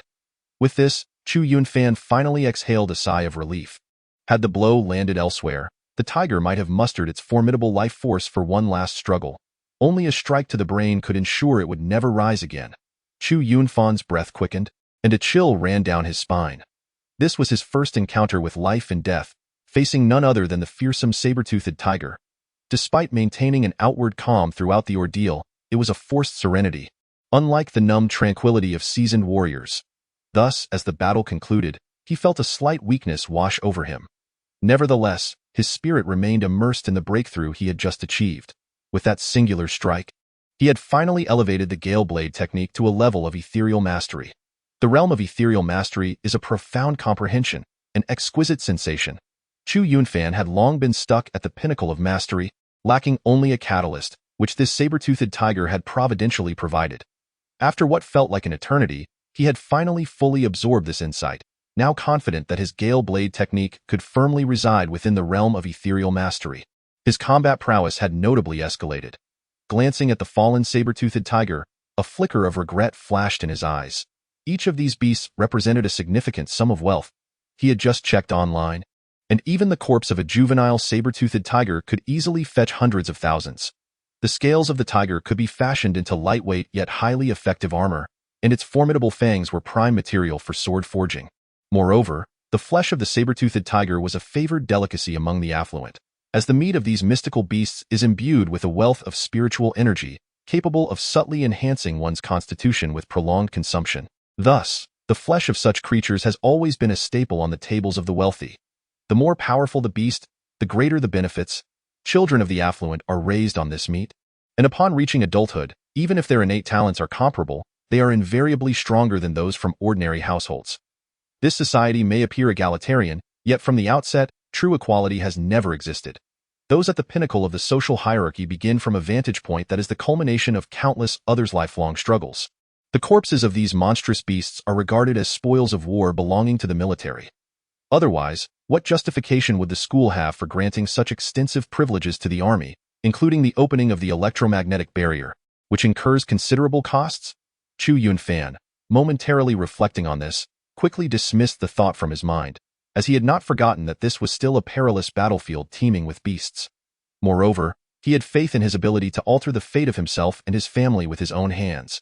At that moment, he realized that it was uncertain whether the scent of blood permeating the air was attracting more and more beasts, or if the absence of fortifications had emboldened them. As an increasing number of beasts began to materialize in the distance, Chu Yunfan understood that this practical combat was merely in its infancy.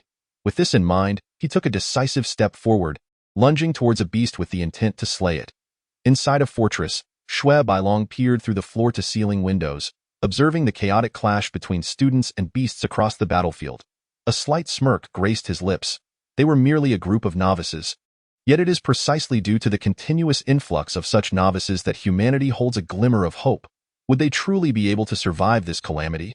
He then instructed his subordinates, "Be vigilant. Those formidable beasts must be kept at bay.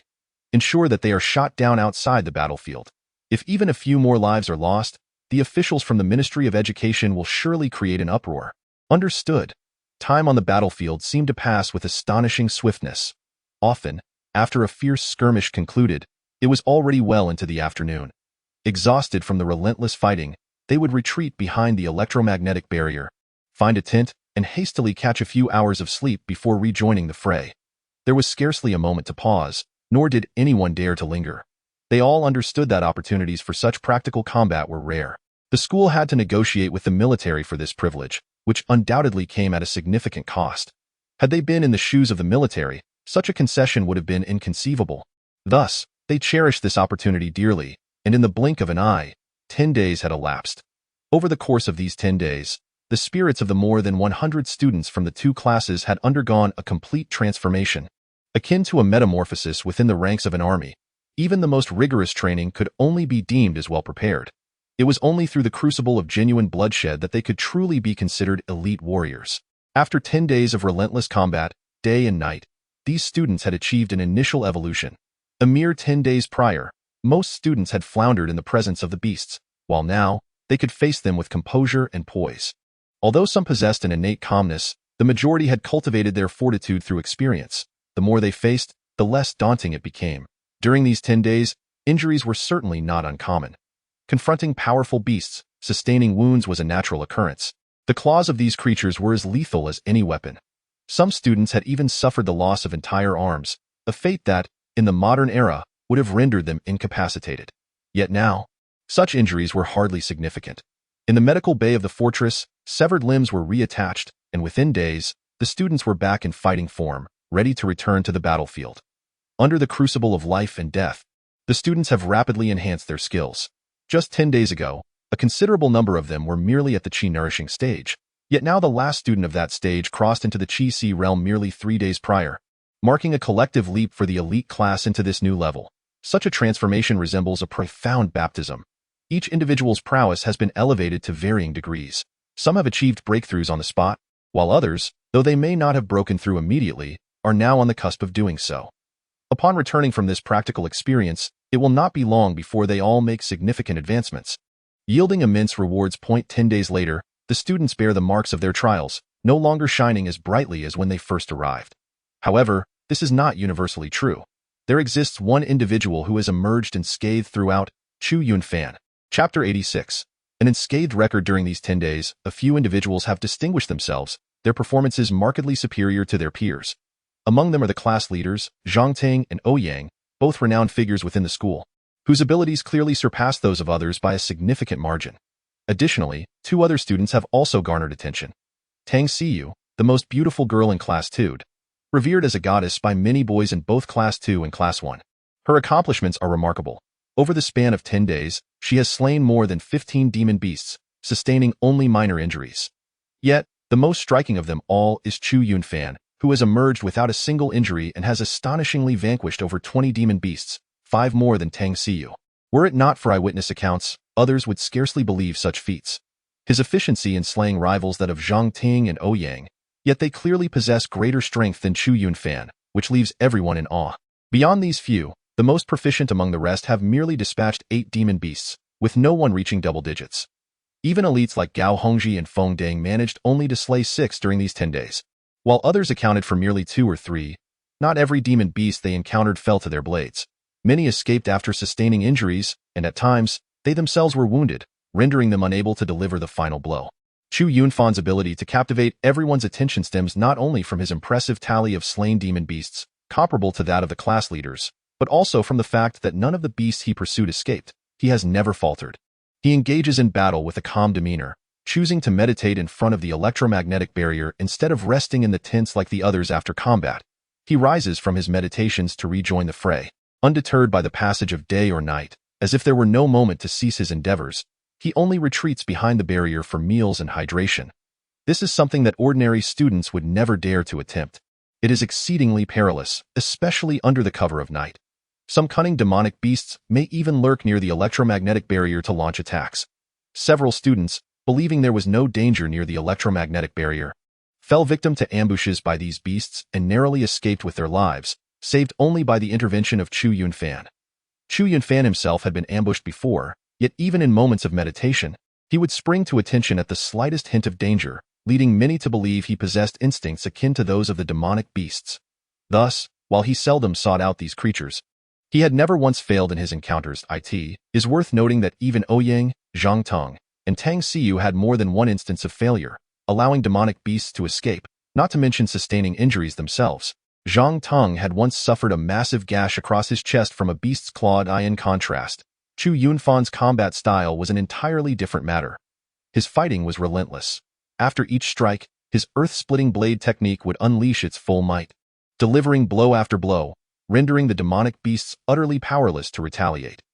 The few that managed to strike back were few and far between, which is why he emerged unscathed. In the words of his two homeroom teachers, Chu Yunfan's combat appeared chaotic and frenzied, yet was, in fact, highly controlled.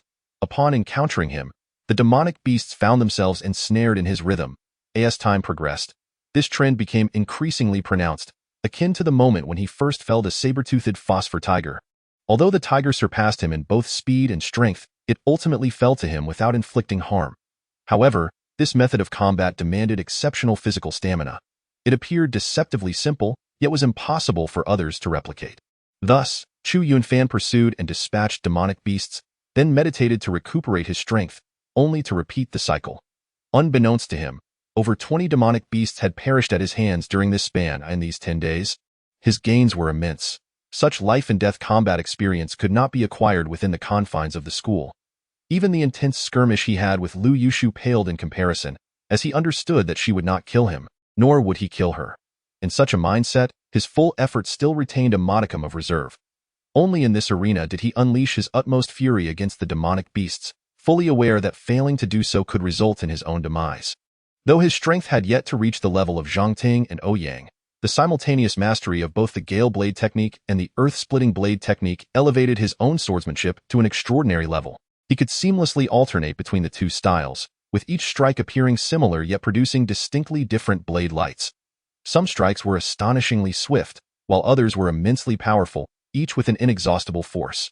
Every demonic beast possessed its own rhythm in battle, capable of adjusting its tempo in response to its opponent. However, faced with Chu Yunfan's unpredictable alternation of speed and force, they were invariably left bewildered. This was the tried-and-true strategy that led to his remarkable success, allowing him to slay over 20 demonic beasts without sustaining a single injury within the span of 10 days and merely 10 days of rigorous practical trials. He felt as though he had undergone a profound transformation. Those who have encountered bloodshed differ fundamentally from those who have not. It was akin to taking a flower nurtured in a greenhouse and subjecting it to the ravages of a tempest for 10 days. If it survives, it will inevitably metamorphose. As Chu Yunfan emerged from his meditation, he exhaled deeply.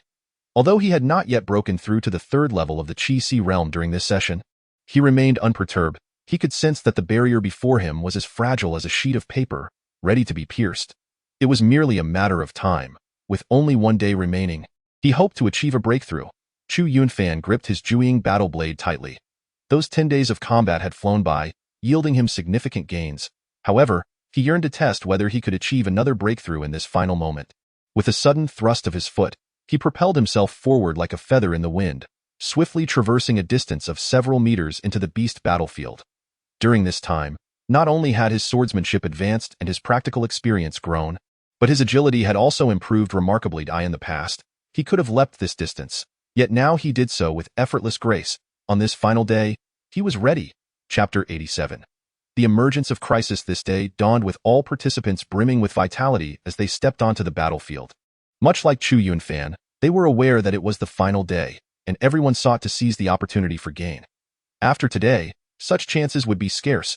By the time Chu Yunfan entered the battlefield, he observed that numerous students were already engaged in combat with the beasts. Unlike 10 days prior, when the students had been in a state of disarray, they now exhibited a composed demeanor. Deep within the battlefield, the outstanding students from the two classes, including Tang Xiyu, Ouyang, and Zhang Tong, had ventured far into enemy territory. Previously, the students' front lines had been pushed back to the vicinity of the electromagnetic barrier, relying on its protection to fend off the beasts. However, after 10 days of intense combat, these students, who were not inherently weak, had managed to push the front lines outward. Now, the more formidable students could delve deeper into the beast-infested area, encountering an increasing number of adversaries, and even Tang Xiyu and her companions found themselves injured. Just as Chu Yunfan had recently ventured into the battlefield, he came face to face with a creature resembling a rat, approximately at his waist height. The purple lightning ferret, Chu Yunfan instantly recognized this creature. It was a beast born from the mutation of ordinary ferrets due to the infusion of spiritual energy. The purple lightning ferret was among the fastest of its kind, adorned with purple fur that glimmered like lightning as it moved, hence its moniker. Though its size was less than one-third that of the saber-toothed phosphor tiger, its potential for trouble was by no means inferior. Its speed was astonishing, making it a formidable challenge not only for average students, but even for many instructors. The purple lightning marten bore a fierce and menacing glare in its eyes. Although it appeared somewhat adorable at first glance, Chu Yunfan was acutely aware that these demonic beasts were far from mere pets. Tio approached them with a naive, overly compassionate mindset would be tantamount to courting death in vain. The marten emitted a series of low, menacing growls, then, in an instant, it darted left and right in a zigzag pattern, swiftly closing the distance. Due to its erratic movements, many who were slightly slower to react would find themselves unable to evade, falling victim to a lethal bite to the neck. However, Chu Yunfan was no ordinary individual. His gaze was fixed intently on the purple lightning marten, his dynamic vision exceptionally sharp, enabling him to pinpoint its position in a heartbeat. With a swift draw of his blade, a resounding clang echoed as the blade shimmered with brilliance. Chu Yunfan executed a precise strike, landing a definitive blow on the marten. His speed and strength were formidable enough to send even a saber-toothed tiger into retreat. Thus, the marten was effortlessly cleaved, sent hurtling to the ground. The marten rolled on the ground, howling in pain, unlike the armor-plated saber-toothed tiger, which was nearly impervious to harm. While the marten's fur provided some degree of defense, it was not enough to withstand a direct hit. Chu Yunfan's strike had landed true, the razor-sharp blade of his weapon carving a deep gash into the marten's flesh, exposing sinew and bone in a gruesome display. Having survived countless battles to reach this moment, the marten was acutely attuned to danger in an instant.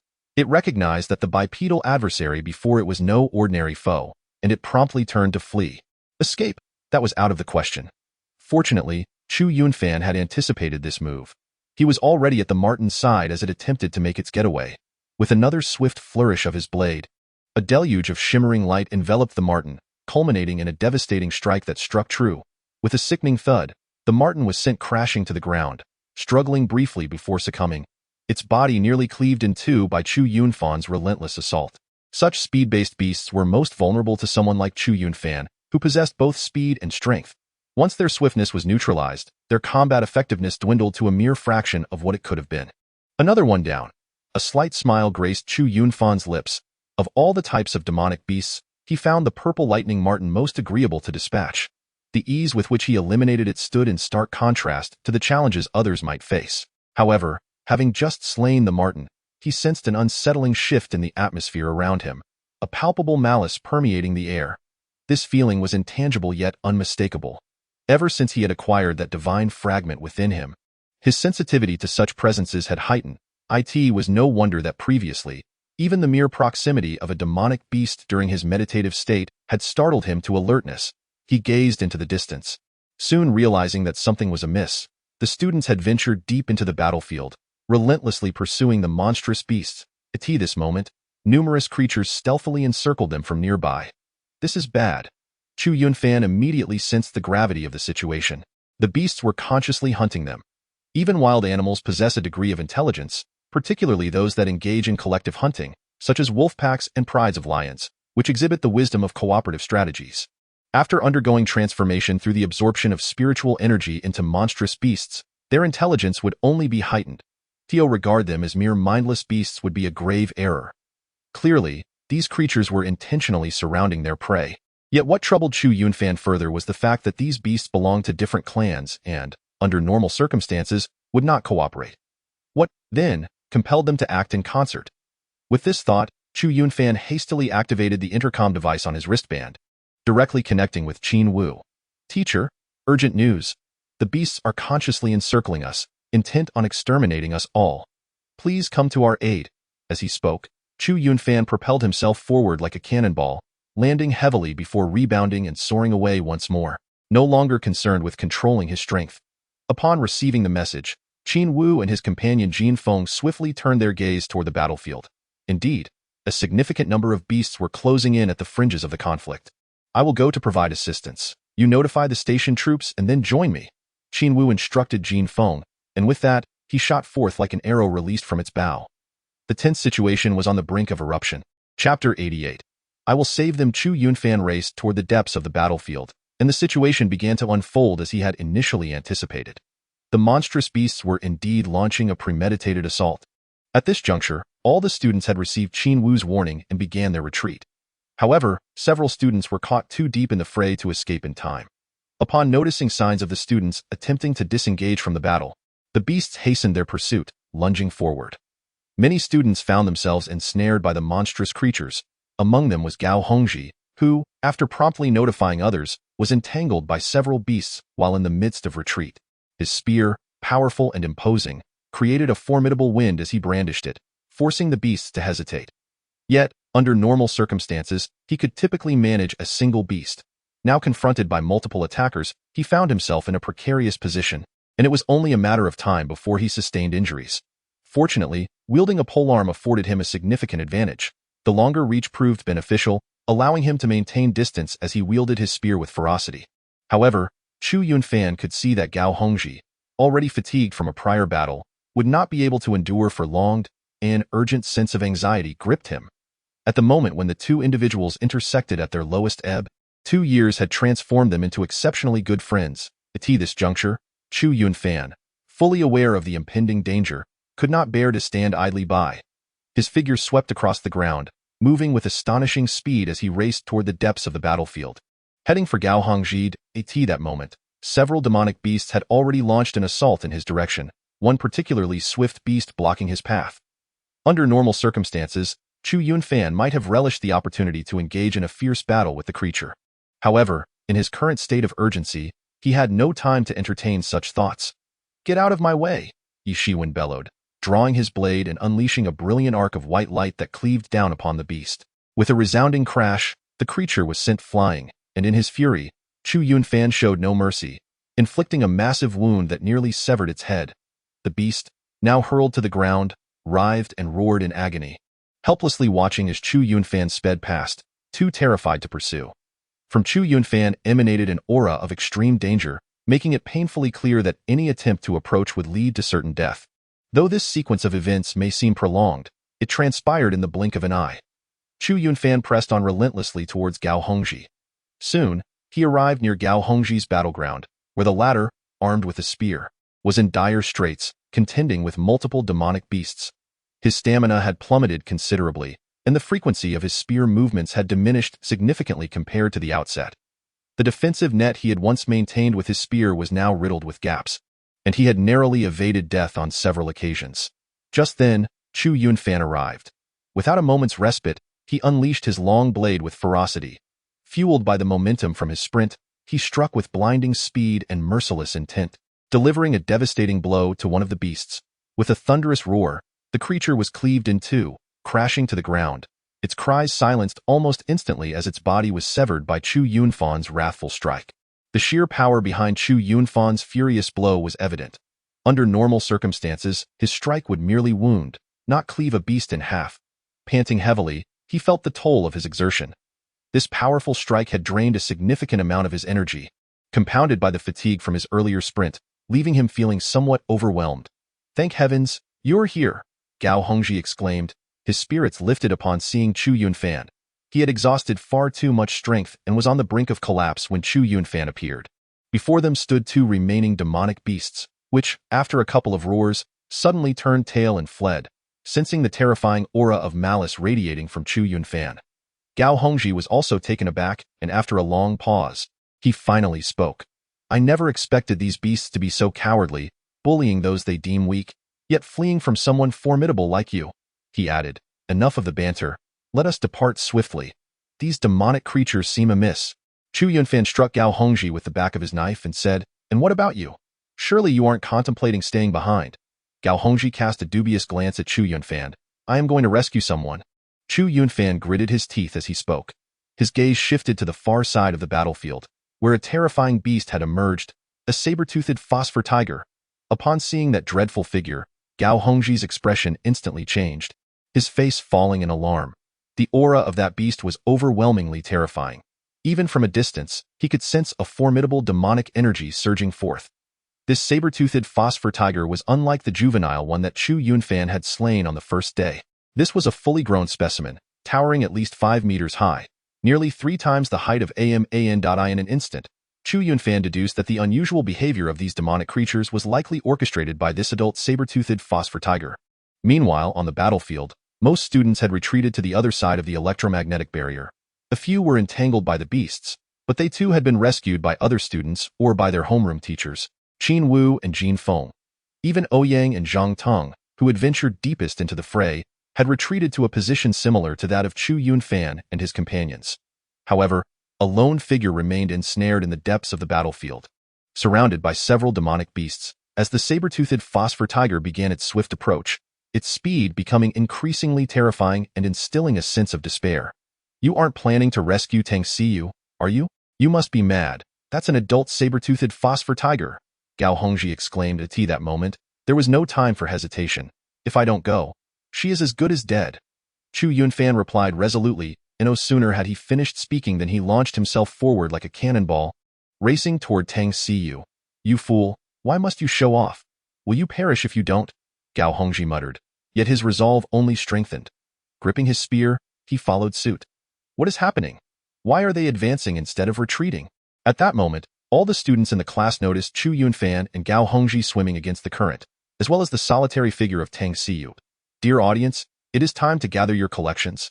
Those who have not yet done so, please hand them over." Chapter 89. The terrifying adult saber-toothed phosphor tiger.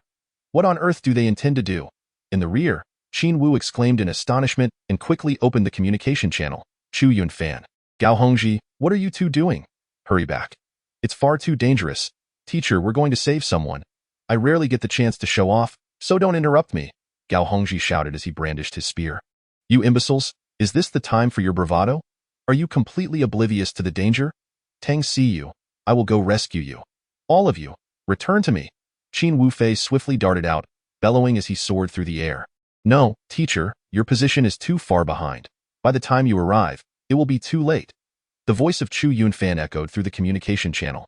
Upon hearing this, the students finally comprehended the intentions behind their actions. Previously, everyone had only heard Qin Wu mention danger and had been frantically retreating towards the electromagnetic barrier, giving little thought to the plight of others, at most aiding nearby classmates.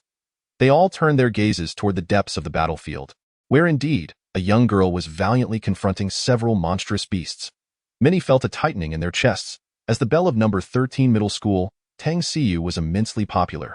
Although many wished to assist her, they found themselves too far away to intervene, helplessly entrusting their hopes to Chu Yunfan and his companion. A formidable saber-toothed phosphor tiger charged forth, its menacing aura enveloping the entire battlefield. Roar. The roar of the saber-toothed phosphor tiger reverberated throughout the arena. At that moment, Tang Xiyu also sensed the impending attack of the saber-toothed phosphor tiger. She attempted to retreat but found herself ensnared by several other beasts. Furthermore, she had to be cautious of the threats posed by these creatures, any one of which could inflict considerable harm. Her anxiety escalated, and in a moment of carelessness, a beast's claw raked across her alabaster arm, leaving behind a massive gash, blood streaming forth. The ancient longsword she held slipped from her grasp with a resounding clatter. Just then, one of the beasts seized the opportunity, leaping towards her with its maw agape, ready to bite down on Tang Xiyu. Had she truly resigned herself to her fate, poised to perish here? Suddenly, at that critical moment, a brilliant white blade descended from the heavens. Have you ever witnessed a sword technique descending from the sky? That single strike cleaved through the air, landing squarely upon the beast. With a sickening thud, the creature was sent flying, crashing heavily to the ground, struggling momentarily before finally succumbing to its injuries. The blow had shattered its toughest skull, obliterating its head. The strongest part of a beast is typically its skull. Yet once it is fractured, the head becomes its most vulnerable point. Losing focus in battle is a perilous habit. A light laugh echoed from behind her, and a figure appeared at her side. When she looked, her heart raced. It was none other than Chu Yunfan. Having just arrived at breakneck speed, he unleashed a powerful downward strike, his breath coming in quickened gasps. Following closely was the sound of hurried footsteps, and then a sharp whoosh as a spear pierced the air, intercepting another beast that lunged toward them, sending it hurtling away. I said, "You should take it a bit slower." Gao Hongji finally caught up, panting slightly. Tang Xiyu beheld these two classmates, her expression softening with emotion. She understood the dire situation she faced. While others sought to preserve themselves, these two bravely risked everything to come to her aid.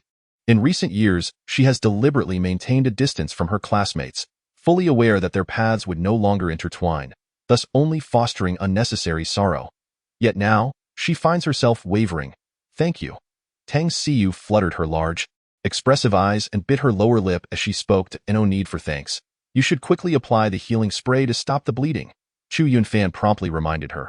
Upon hearing this, Tang Xiyu hastily retrieved her portable healing spray, and almost instantly, the bleeding from her arm ceased. "Old Gao, you hold off those other beasts while I confront that formidable creature," Chu Yunfan declared, taking a deep breath. Before him, a saber-toothed phosphor tiger was charging within a mere 10 meters, a distance trivial for such a beast. The fierce aura emanating from it was palpable. The monstrous creature stood in stark contrast to the lesser beasts he had vanquished over the past 10 days. In that span, the powerful beasts had typically been dispatched outside their testing grounds, while those allowed into the arena, though troublesome, were not lethal. However, this adult saber-toothed phosphor tiger had transcended the postnatal realm beyond the chi refinement stage. The mere presence of such a beast could paralyze an ordinary person with fear, leaving them devoid of any will to resist. "I'm fine. Just don't act recklessly," Gao Hongji cautioned. At that moment, Chu Yunfan smiled and remarked, "Do you recall what Officer Xue mentioned before? When faced with a powerful beast, one must confront it boldly and keep a steadfast gaze upon it, for such an end carries a semblance of dignity. I never anticipated encountering such a situation. Nonetheless, I have no intention of perishing, even if it is a saber-toothed phosphor tiger." With his hands gripping the blade, this was his first encounter of such magnitude. Previously, even against a juvenile saber-toothed phosphor tiger, he had managed to suppress it with one hand.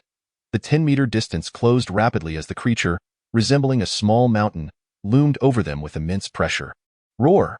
The saber-toothed phosphor tiger lunged before the trio, letting out a thunderous roar, and raised its forepaw to strike at Chu Yunfan. Quick, quick, quick! Although the tiger's size was colossal, its speed was lightning fast. Most would be unable to match such velocity. However, Chu Yunfan's eyes remained locked on the beast, and in that fleeting moment, the blade flashed across the sky, directly slicing at the tiger's forepaw. Clang! A crisp sound resonated, akin to the clash of metal, as Chu Yunfan's blade met the tiger's paw, sparking a few embers.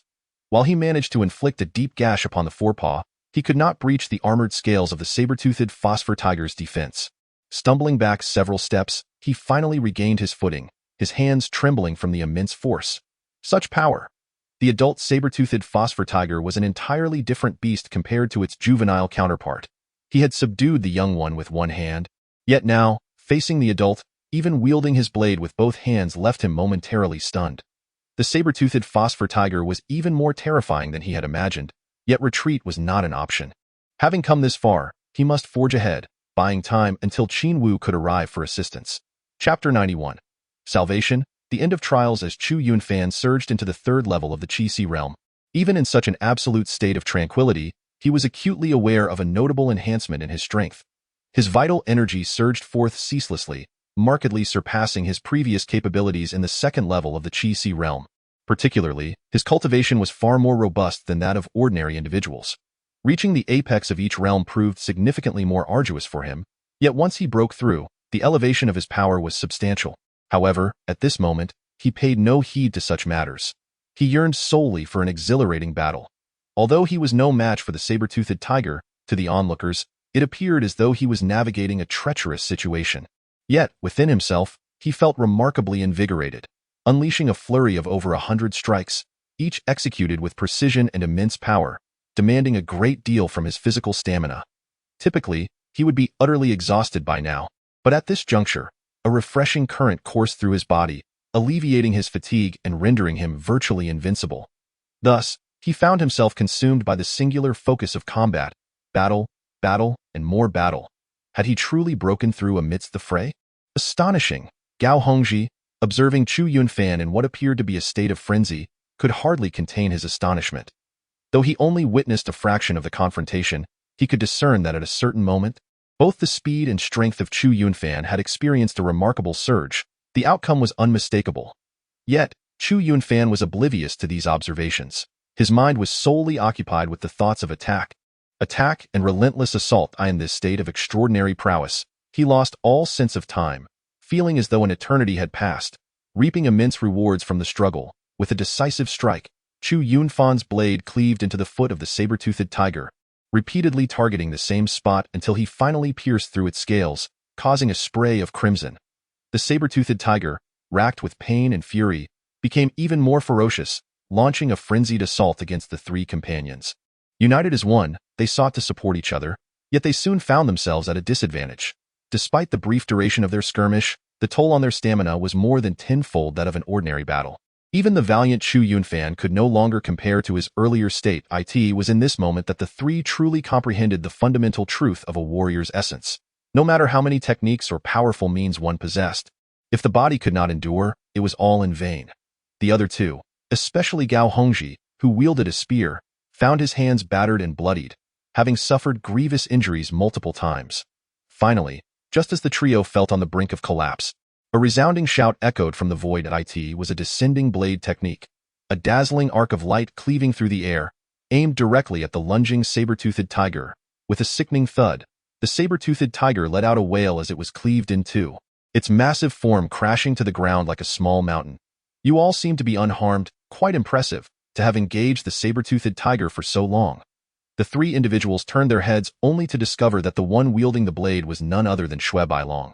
Initially, they had anticipated that the first to arrive would be Qin Wu, yet they were taken aback to find it was Xue Bailong instead. Although this narrative may seem lengthy, it transpired in the blink of an eye.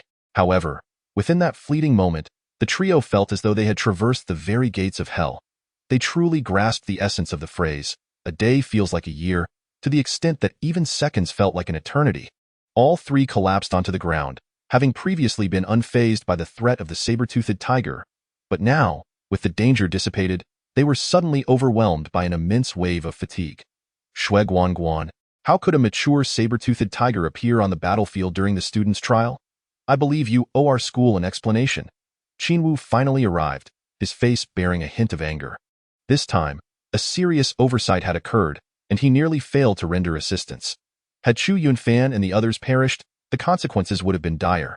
Xue Bailong's expression betrayed a rare sense of embarrassment, for it is customary for the military to eliminate formidable beasts at the periphery of the battlefield, allowing only lesser creatures to enter. This is indeed a lapse in our duties, and we will discuss it with your principal, he stated, regaining his composure. Our initial plan was to execute a sniper operation. However, this adult saber-toothed tiger is a beast of the postnatal realm, rendering conventional sniping ineffective. Only large-caliber sniper equipment could suffice, but that would pose a significant risk of collateral damage to you. Thus, I decided to intervene, and fortunately, you all performed admirably, managing to hold your ground until my arrival. Good heavens, if I have to face that again, I might not survive, Gao Hongji exclaimed, drenched in cold sweat as if he had just emerged from the water. This brief encounter had proven more exhausting than an entire day of training. While he cried out, he sprayed a healing mist onto his wounds, grimacing in pain. During the fierce battle, he had not felt it, but now the agony was unbearable. You three did well. I had underestimated you, Xue Bailong remarked, particularly addressing Chu Yunfan. He had closely observed Chu Yunfan's composure in the face of the mature saber-toothed tiger, noting his calm demeanor and even courageous counterattack, qualities he valued most. In a narrow confrontation, the brave shall prevail. Strength can be enhanced, skills honed, but without the courage to charge at formidable foes, all is in vain. Thank you for your kind offer, Xue Guan. We shall consider it seriously.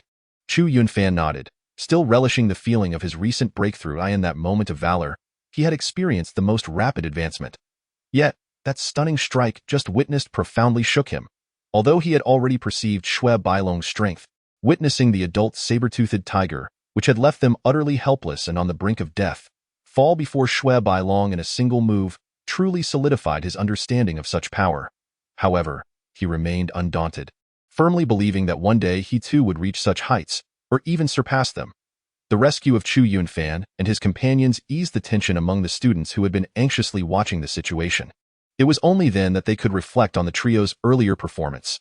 Their resolute demeanor in the face of the adult saber-toothed phosphor tiger was nothing short of commendable, yet it was evident that Chu Yunfan's performance was even more remarkable. The sole damage inflicted upon the saber-toothed phosphor tiger by the trio was delivered by Chu Yunfan himself. The awe-inspiring prowess he exhibited was something they would forever remember. Though each evasion of the tiger's strikes was fraught with peril, they could not shake the image of that figure from their minds. Consequently, this practical trial concluded several hours ahead of schedule, coinciding with the trio's rescue. Chapter 92. A renewed collaboration with Lu Qingxian due to the unforeseen incident. The practical training was cut short by several hours, yet fortunately, it concluded without any further mishaps, achieving its primary objective of real combat training. The students experienced varying degrees of breakthroughs. Some made immediate progress, while others would soon follow suit upon their return. On the transport aircraft, many students were still buzzing with excitement. Despite having just survived a harrowing ordeal, the youthful spirit of exhilaration quickly overtook any lingering fear, prompting animated discussions about their recent gains. Compared to their arrival 10 days prior, there was a noticeable transformation, as an air of sharpness surrounded them.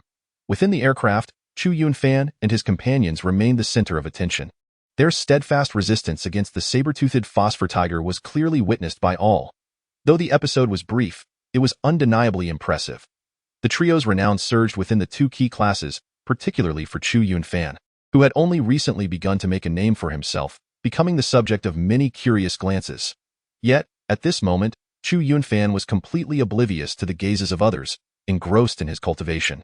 Your class's Chu Yunfan is indeed a dark horse. Even amidst such chaos and noise, he can enter a meditative state without the need for a calming elixir. With this level of focus, his future is boundless, Jin Feng remarked to the nearby Qin Wu. For someone of his cultivation level, achieving meditation on demand was hardly extraordinary. The battlefield was far more tumultuous than this. Yet, they had trained for many years. While Chu Yunfan had only just begun his journey, he consistently managed to create miracles. Initially, I did not anticipate any surprises in this year's college entrance examination, expecting merely a competition between Zhang Teng, Ouyang, and other schools. Now, it appears that the situation is far more promising. Qin Wu smiled slightly. His gaze soon shifted to Tang Xiyu and Gao Hongji, whose performances were equally commendable and worthy of anticipation. The transport aircraft swiftly returned to Shersan Middle School, where students were granted a holiday, with classes suspended. Chu Yunfan, however, did not head home directly. Instead, he made his way to Lu Qingxuan's medicinal company. The industrious Lu Qingxian found herself quite perplexed by the arrival of Chu Yunfan. During this period, owing to the influence of a certain cleansing elixir, she had swiftly established connections within Jinghua City, enabling the company to extricate itself from a precarious situation. Indeed, one could assert that the company's scale had ascended to new heights, having successfully recruited several alchemists from outside the region. While Chu Zhigua might be capable of obstructing alchemists in Jinghai City and even Donghua City, his reach had yet to extend to other base cities. However, Lu Qingxuan's foremost concern remained Chu Yunfan. Although he had only demonstrated two types of alchemical prowess thus far, his abilities left her utterly astounded, as if he were a celestial being. Yet, it appeared that Chu Yunfan had no fervent desire to delve deeper into the realm of alchemy. He approached her solely when in need, and each interaction ultimately yielded a mutually beneficial outcome. In the company's reception room, Lu Qingxian greeted Chu Yunfan. "Master Chu, may I inquire what brings you here today?" she asked cautiously. Chu Yunfan, reclining on the plush sofa, took a sip of tea without directly addressing her question, instead remarking, "I wonder how the feedback was regarding the previous cleansing elixir." The response to the last cleansing elixir was exceptionally positive. Currently, the market is experiencing a slight shortage of cleansing elixirs, and those of impeccable quality are exceedingly rare.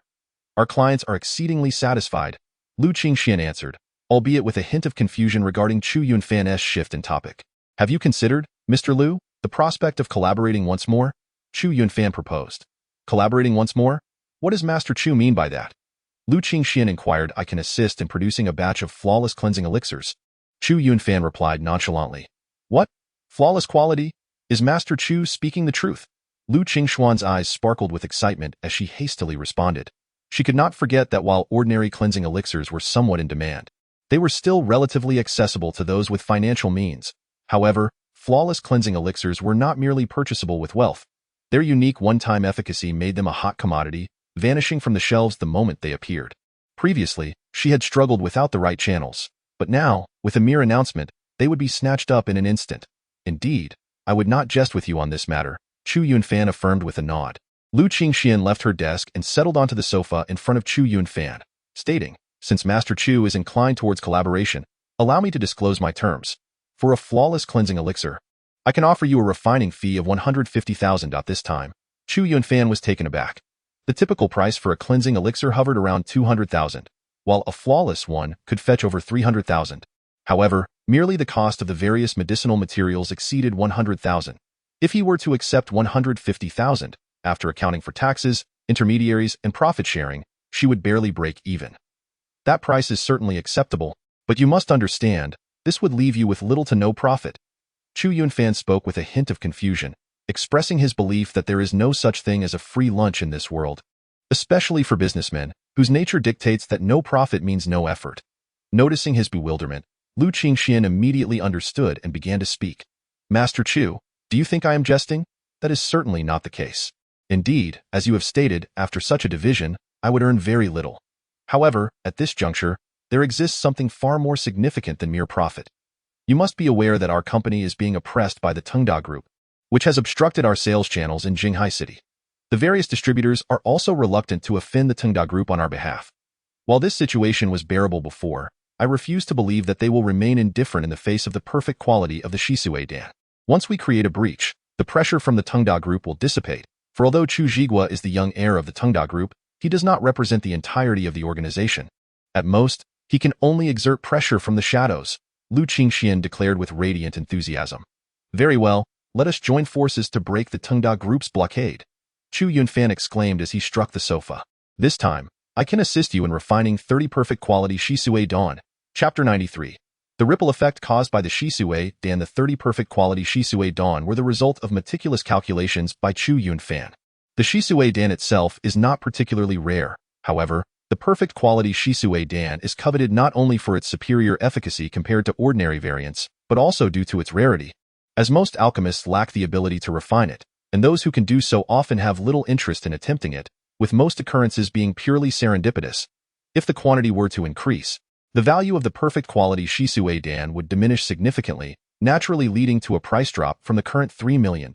Chu Yunfan stood to gain 45 million from the 30 perfect quality Shisui Dan, an amount that would comfortably cover the expenses for treating his sister's illness, and even sustain a considerable portion of his cultivation costs for a significant duration. Upon hearing this, Lu Qingxian's eyes sparkled with excitement. 30 perfect quality Shisui Dan would enable her to accomplish numerous endeavors. She harbored no doubts regarding Chu Yunfan's capabilities, having witnessed his alchemical prowess firsthand. The aura he exuded was unparalleled among other alchemists, embodying a commanding confidence that made him seem almost divine within this realm. Anyone who beheld that scene would be inevitably influenced by his presence and would instinctively place their trust in him. However, refining 30 Shisui Dan requires a substantial investment. Are you certain you can manage it? Chu Yunfan inquired with a hint of concern. Even disregarding his fees as an alchemist, the cost of the Shisui Dan exceeds 100 million, meaning that 30 would surpass 30 million, which is more than double the current assets of Lu Qingxian's company. I shall take out a loan. My father had some connections at the bank back in the day. By mortgaging everything our company owns, along with our family home, I should be able to secure the loan. The perfect quality Shisui Dan will not be a concern for sales, and the capital will flow back swiftly. As long as we manage it properly, there will be no issues, Lu Qingxian spoke through clenched teeth. Chu Yunfan couldn't help but regard Lu Qingxian with newfound respect. In the realm of commerce, she indeed possessed remarkable audacity, embodying the spirit of a woman who does not shy away from competition with men. Her future achievements were bound to be limitless, and he was eager to collaborate with such a partner. Though he himself had no intention of delving into the business world, having a partner like her could alleviate numerous complications. While Lu Qingxian may not yet be formidable, it was precisely because of her current limitations that they could engage in an equitable partnership. Had she been a colossal entity like the Tengda Group, it would have been improbable for her to even acknowledge him, a mere apprentice alchemist. Master Chu, I will arrange for the loan, which should take about 10 days. Additionally, procuring the materials for the cleansing elixir from the Kunlun realm will also require some time. Therefore, I propose we commence alchemy in about half a month. What do you think? Lu Qingxian inquired. Chu Yunfan nodded and replied, Excellent, I have no objections. He too felt a sense of wonder. Indeed, the modern world possessed many conveniences that far surpassed those of ancient civilizations. For instance, the procurement of medicinal materials could be accomplished with a mere click online, and payment ensured delivery from miles away in ancient times. Alchemists often spent a significant portion of their lives scouring various locales for suitable ingredients, resulting in lengthy intervals between each alchemical endeavor, thereby hindering their growth compared to their modern counterparts. Given that, Please make the necessary preparations. I shall return in half a month. Ensure the contract is ready, and let us adhere to formal procedures. I have now obtained my apprentice alchemist license, so we can proceed according to the established protocols, Chu Yunfan stated. His previous collaboration with Lu Qingxian in crafting body-refining elixirs was technically illicit, hidden from scrutiny, yet the demand for such elixirs was so immense that few would investigate their origins. However, the large-scale production of high-quality cleansing elixirs could attract unwanted attention. Fortunately, with his newly acquired license, he was entitled to sell the pills he produced. This was why, despite his urgency to heal his sister's injuries, he had to temper his eagerness and wait until he had obtained the necessary certification before proceeding. Indeed, Lu Qingxian responded. Modern regulations were stringent, and it was best to follow the proper procedures.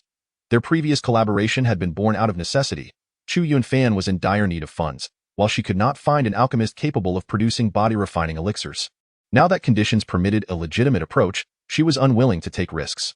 After bidding farewell to Chu Yunfan, Lu Qingxian promptly disseminated news through her channels regarding the impending market release of a substantial quantity of high-quality cleansing elixirs. As anticipated, the allure of such products was undeniable. Before long, she received a phone call. On the projected screen was a middle-aged man in a suit, slightly overweight. "Dear niece, I hear you possess high-quality cleansing elixirs?" This middle-aged man wasted no time. Diving straight to the point, Lu Qingxian gazed at the middle-aged man before her, a faint smirk of derision curling at the corners of her lips. He was a long-time associate of her father, an acquaintance forged through years of business dealings. Yet, under the pressure from Tengda Group, he had effectively closed off the distribution channels to her. Nevertheless, she maintained a composed facade. That fleeting smile of mockery vanished as swiftly as it appeared, for she understood the nature of commerce. Relationships are often built on profit and dissolve in its absence. Moreover, the bond between them was hardly profound. "Uncle Li, indeed you are correct. I happen to possess a batch of exquisitely crafted cleansing pills," Lu Qingxian replied, her tone measured and calm. The middle-aged man, possessing a keen intellect, quickly grasped the crux of her statement. "The batch of exquisitely crafted cleansing pills. My dear niece, I can procure the entire lot at a favorable price.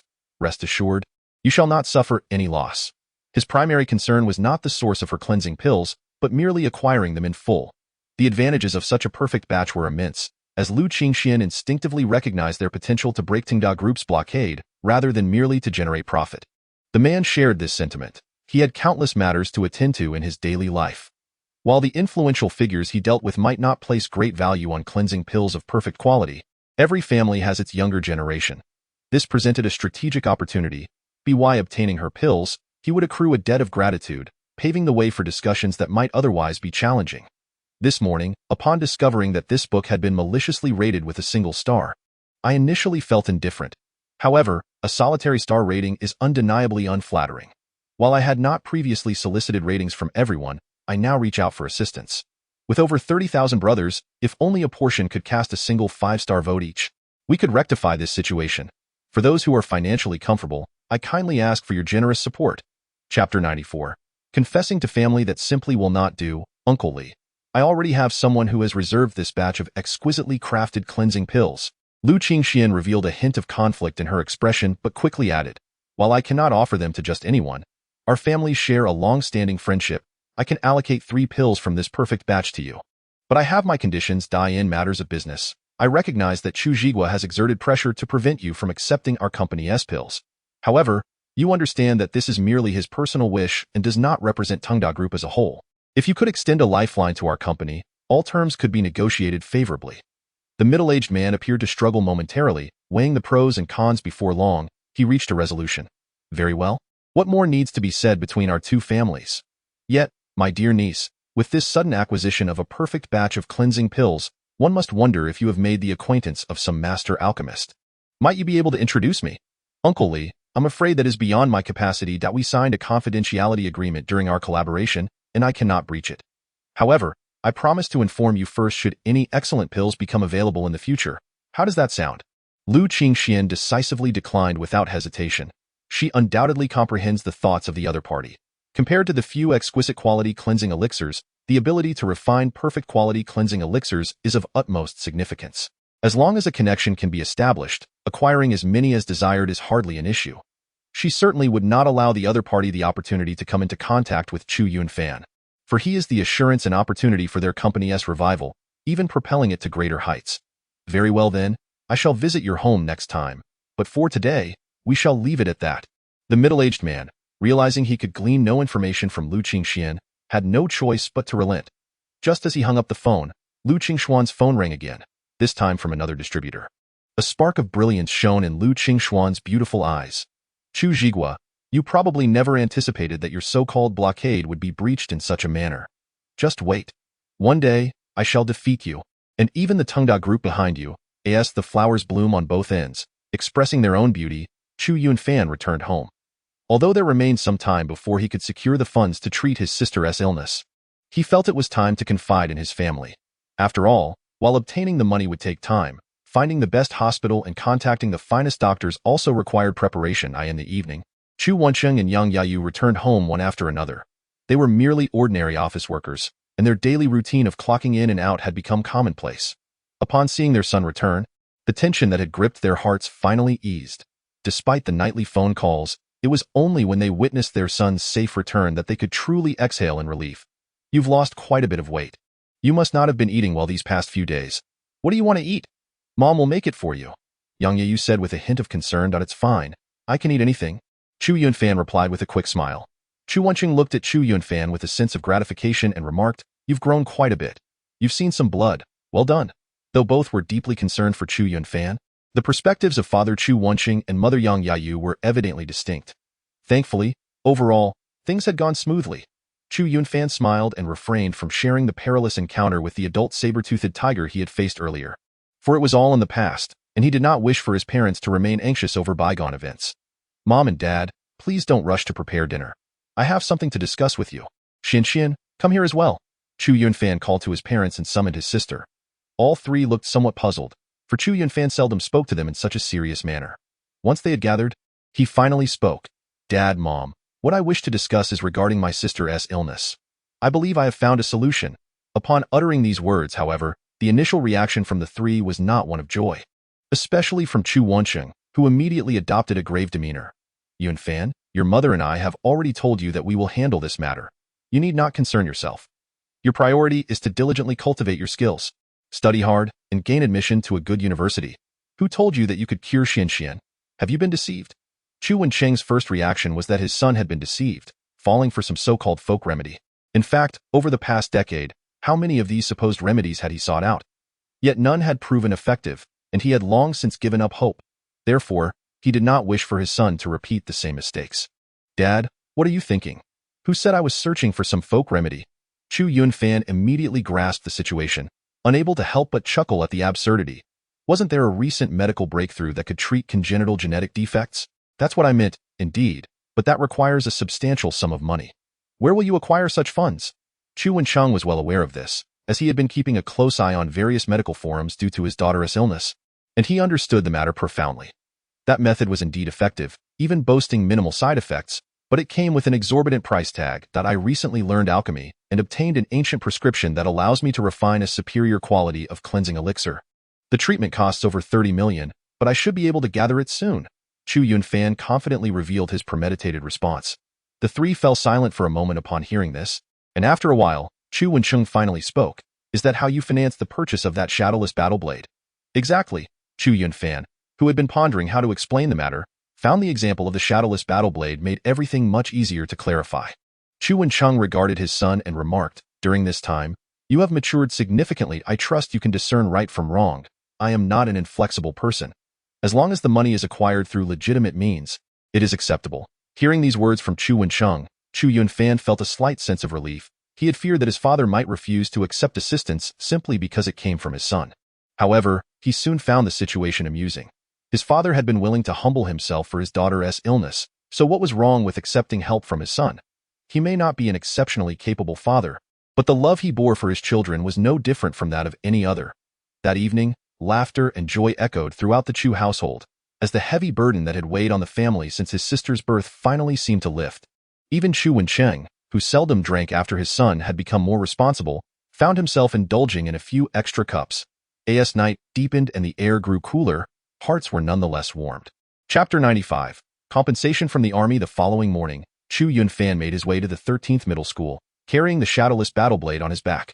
Along the way, numerous students cast their gazes upon him. That's the senior, Chu Yunfan, from the third year. So, he is Chu Yunfan. I never expected him to be so formidable. I heard he, along with Gao Hongji and Tang Xiyu from Class 2, battled and defeated a saber-toothed tiger. Listening to the chatter around him, Chu Yunfan realized that news of the previous day's events had spread. He couldn't help but roll his eyes slightly. Could the rumors be any more exaggerated?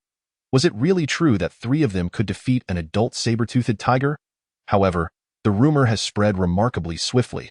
As he made his way through the corridors, even upon entering the classroom, numerous peers regarded him with keen interest. Before long, Tang Xiyu and Gao Hongji arrived in succession. Following the tumultuous events of the previous day, the trio seemed to have an invisible barrier that shattered in that moment. Although their relationship had not dramatically advanced, it was significant progress that Chu Yunfan could now acknowledge Tang Xiyu with a smile and a nod upon their next encounter. Previously, during her time in Class 11, it was rare to see her smile over the course of more than a year, as she maintained a certain distance from everyone, not out of aloofness, but rather exuding an aura that suggested she was not to be easily approached. Life continued its course and time flowed on. After completing his literature class, Chu Yunfan stretched languidly, intending to take a break when, unexpectedly, Qin Wu entered the room, casting a glance over the assembled students before announcing, "Chu Yunfan, Gao Hongji, Tang Xiyu, please step outside for a moment." All eyes turned towards the trio, uncertain as to the reason behind the homeroom teacher's summons, though some speculated it might be related to the previous day's events. As it was curious that only they were called forth. After exchanging glances, the 3 rose and followed Qin Wu to the principal's office. Upon entering, they discovered 2 individuals already awaiting them. One was the enigmatic military officer Xue Bailong, whom they had encountered before.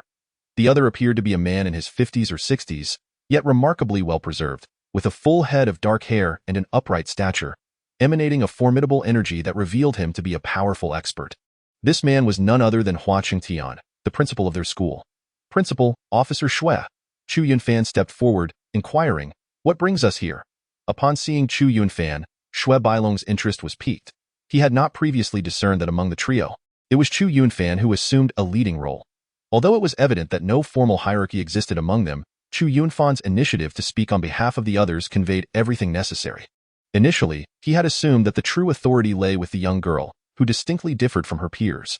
"Bailong, please take it from here," Hua Qingtian stated. A glimmer of insight flashed in Chu Yunfan's eyes. It was evident that the principal and Xue Bailong shared a close rapport, as indicated by the familiar use of first names. He suddenly understood why it had seemed peculiar that an officer of such elite military standing would personally oversee these novice students. Typically, a mere company commander would suffice. It appeared that this was indeed a matter of the principal's personal connections. "The reason for our meeting is to express our sincerest apologies on behalf of the military for the oversight that placed you in perilous circumstances. Additionally, we bring a token of compensation from the military," Xue Bailong stated slowly. The expressions of shock on the faces of Chu Yunfan and his companions were unmistakable. They had not anticipated that the military would offer compensation.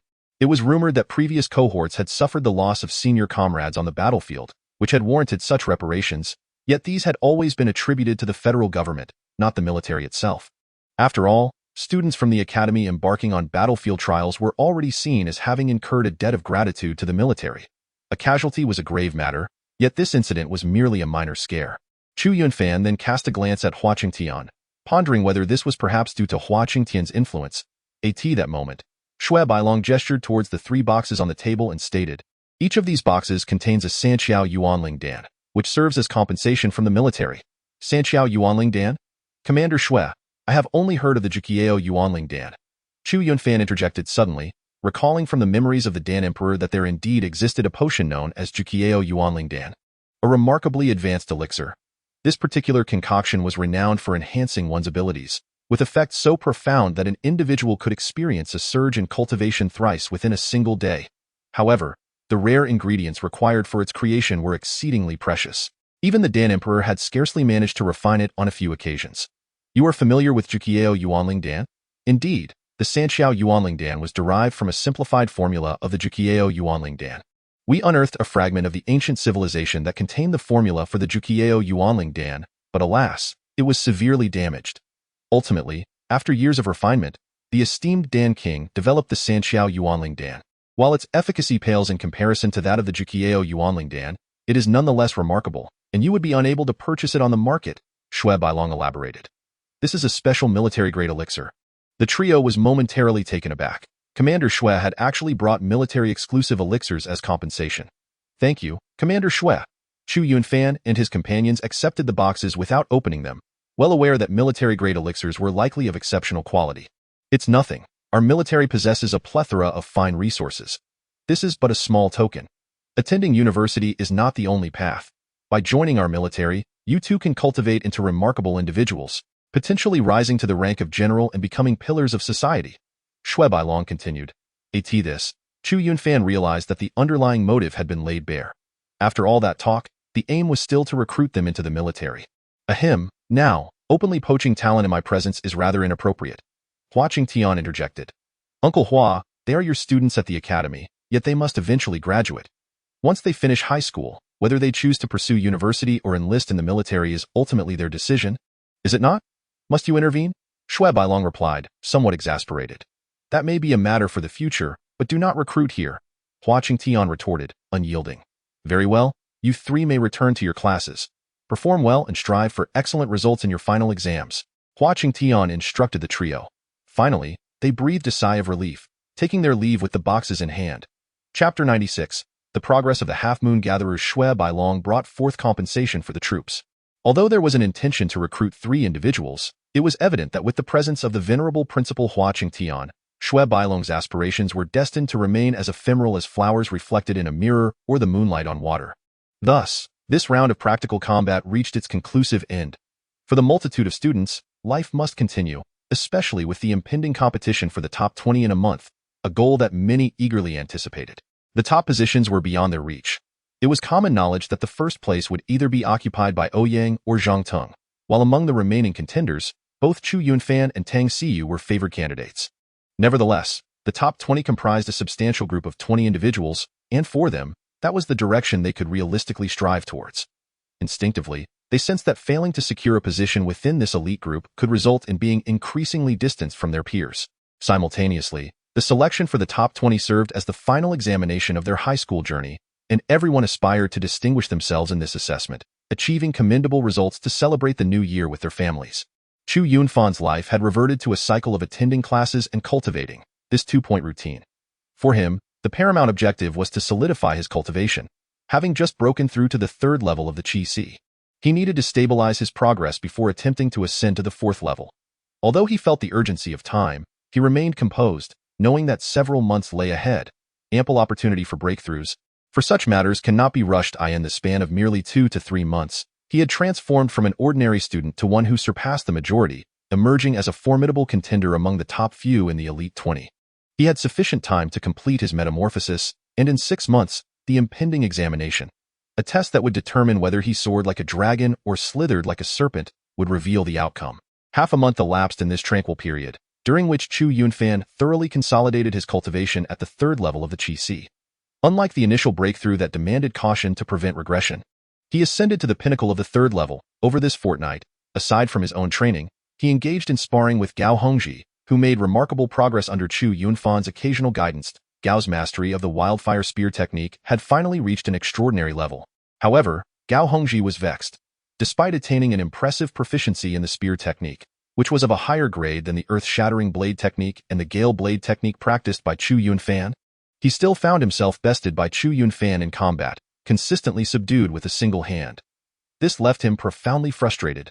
Spurred on by this, Gao Hongji promptly ingested a special 3-portal spirit pill, a coveted elixir within the military, not easily obtainable even among the ranks.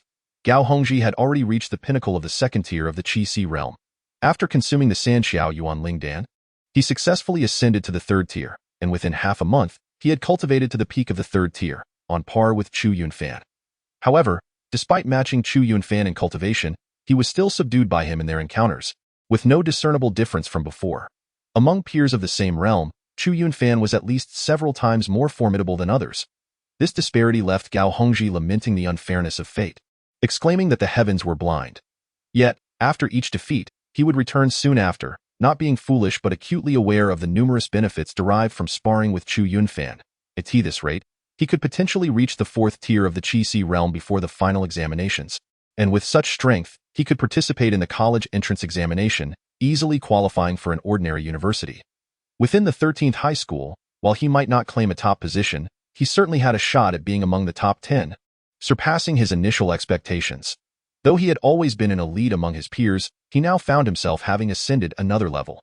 His understanding of the situation was crystal clear. The bond between him and Chu Yunfan was strong, and certain unspoken sentiments were mutually comprehended.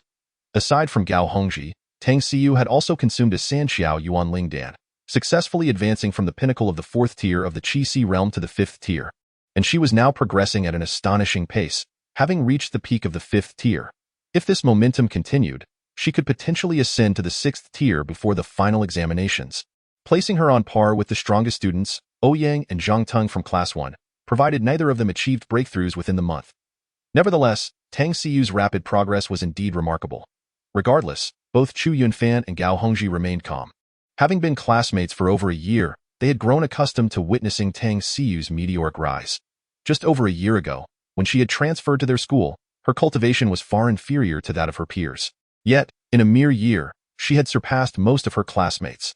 For Chu Yunfan, however, the pressing matter was not cultivation but the refinement of the Shisui Dan. The perfect quality Shisui Dan was something he alone dared to claim.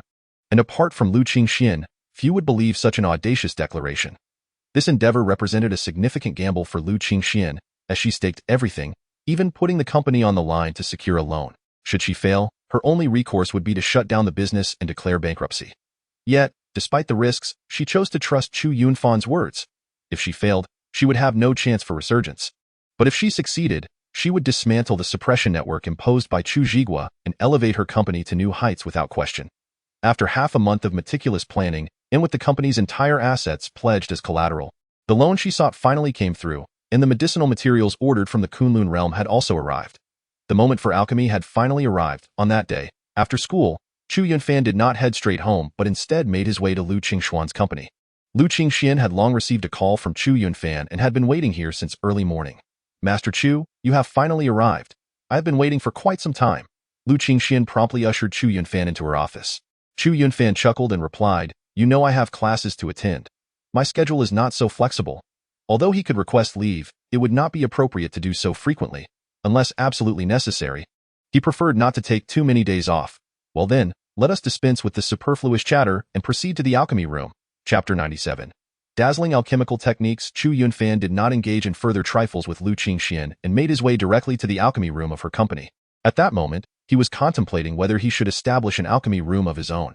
However, even though their home was not overly cramped for 4 individuals, creating an alchemy room was simply out of the question.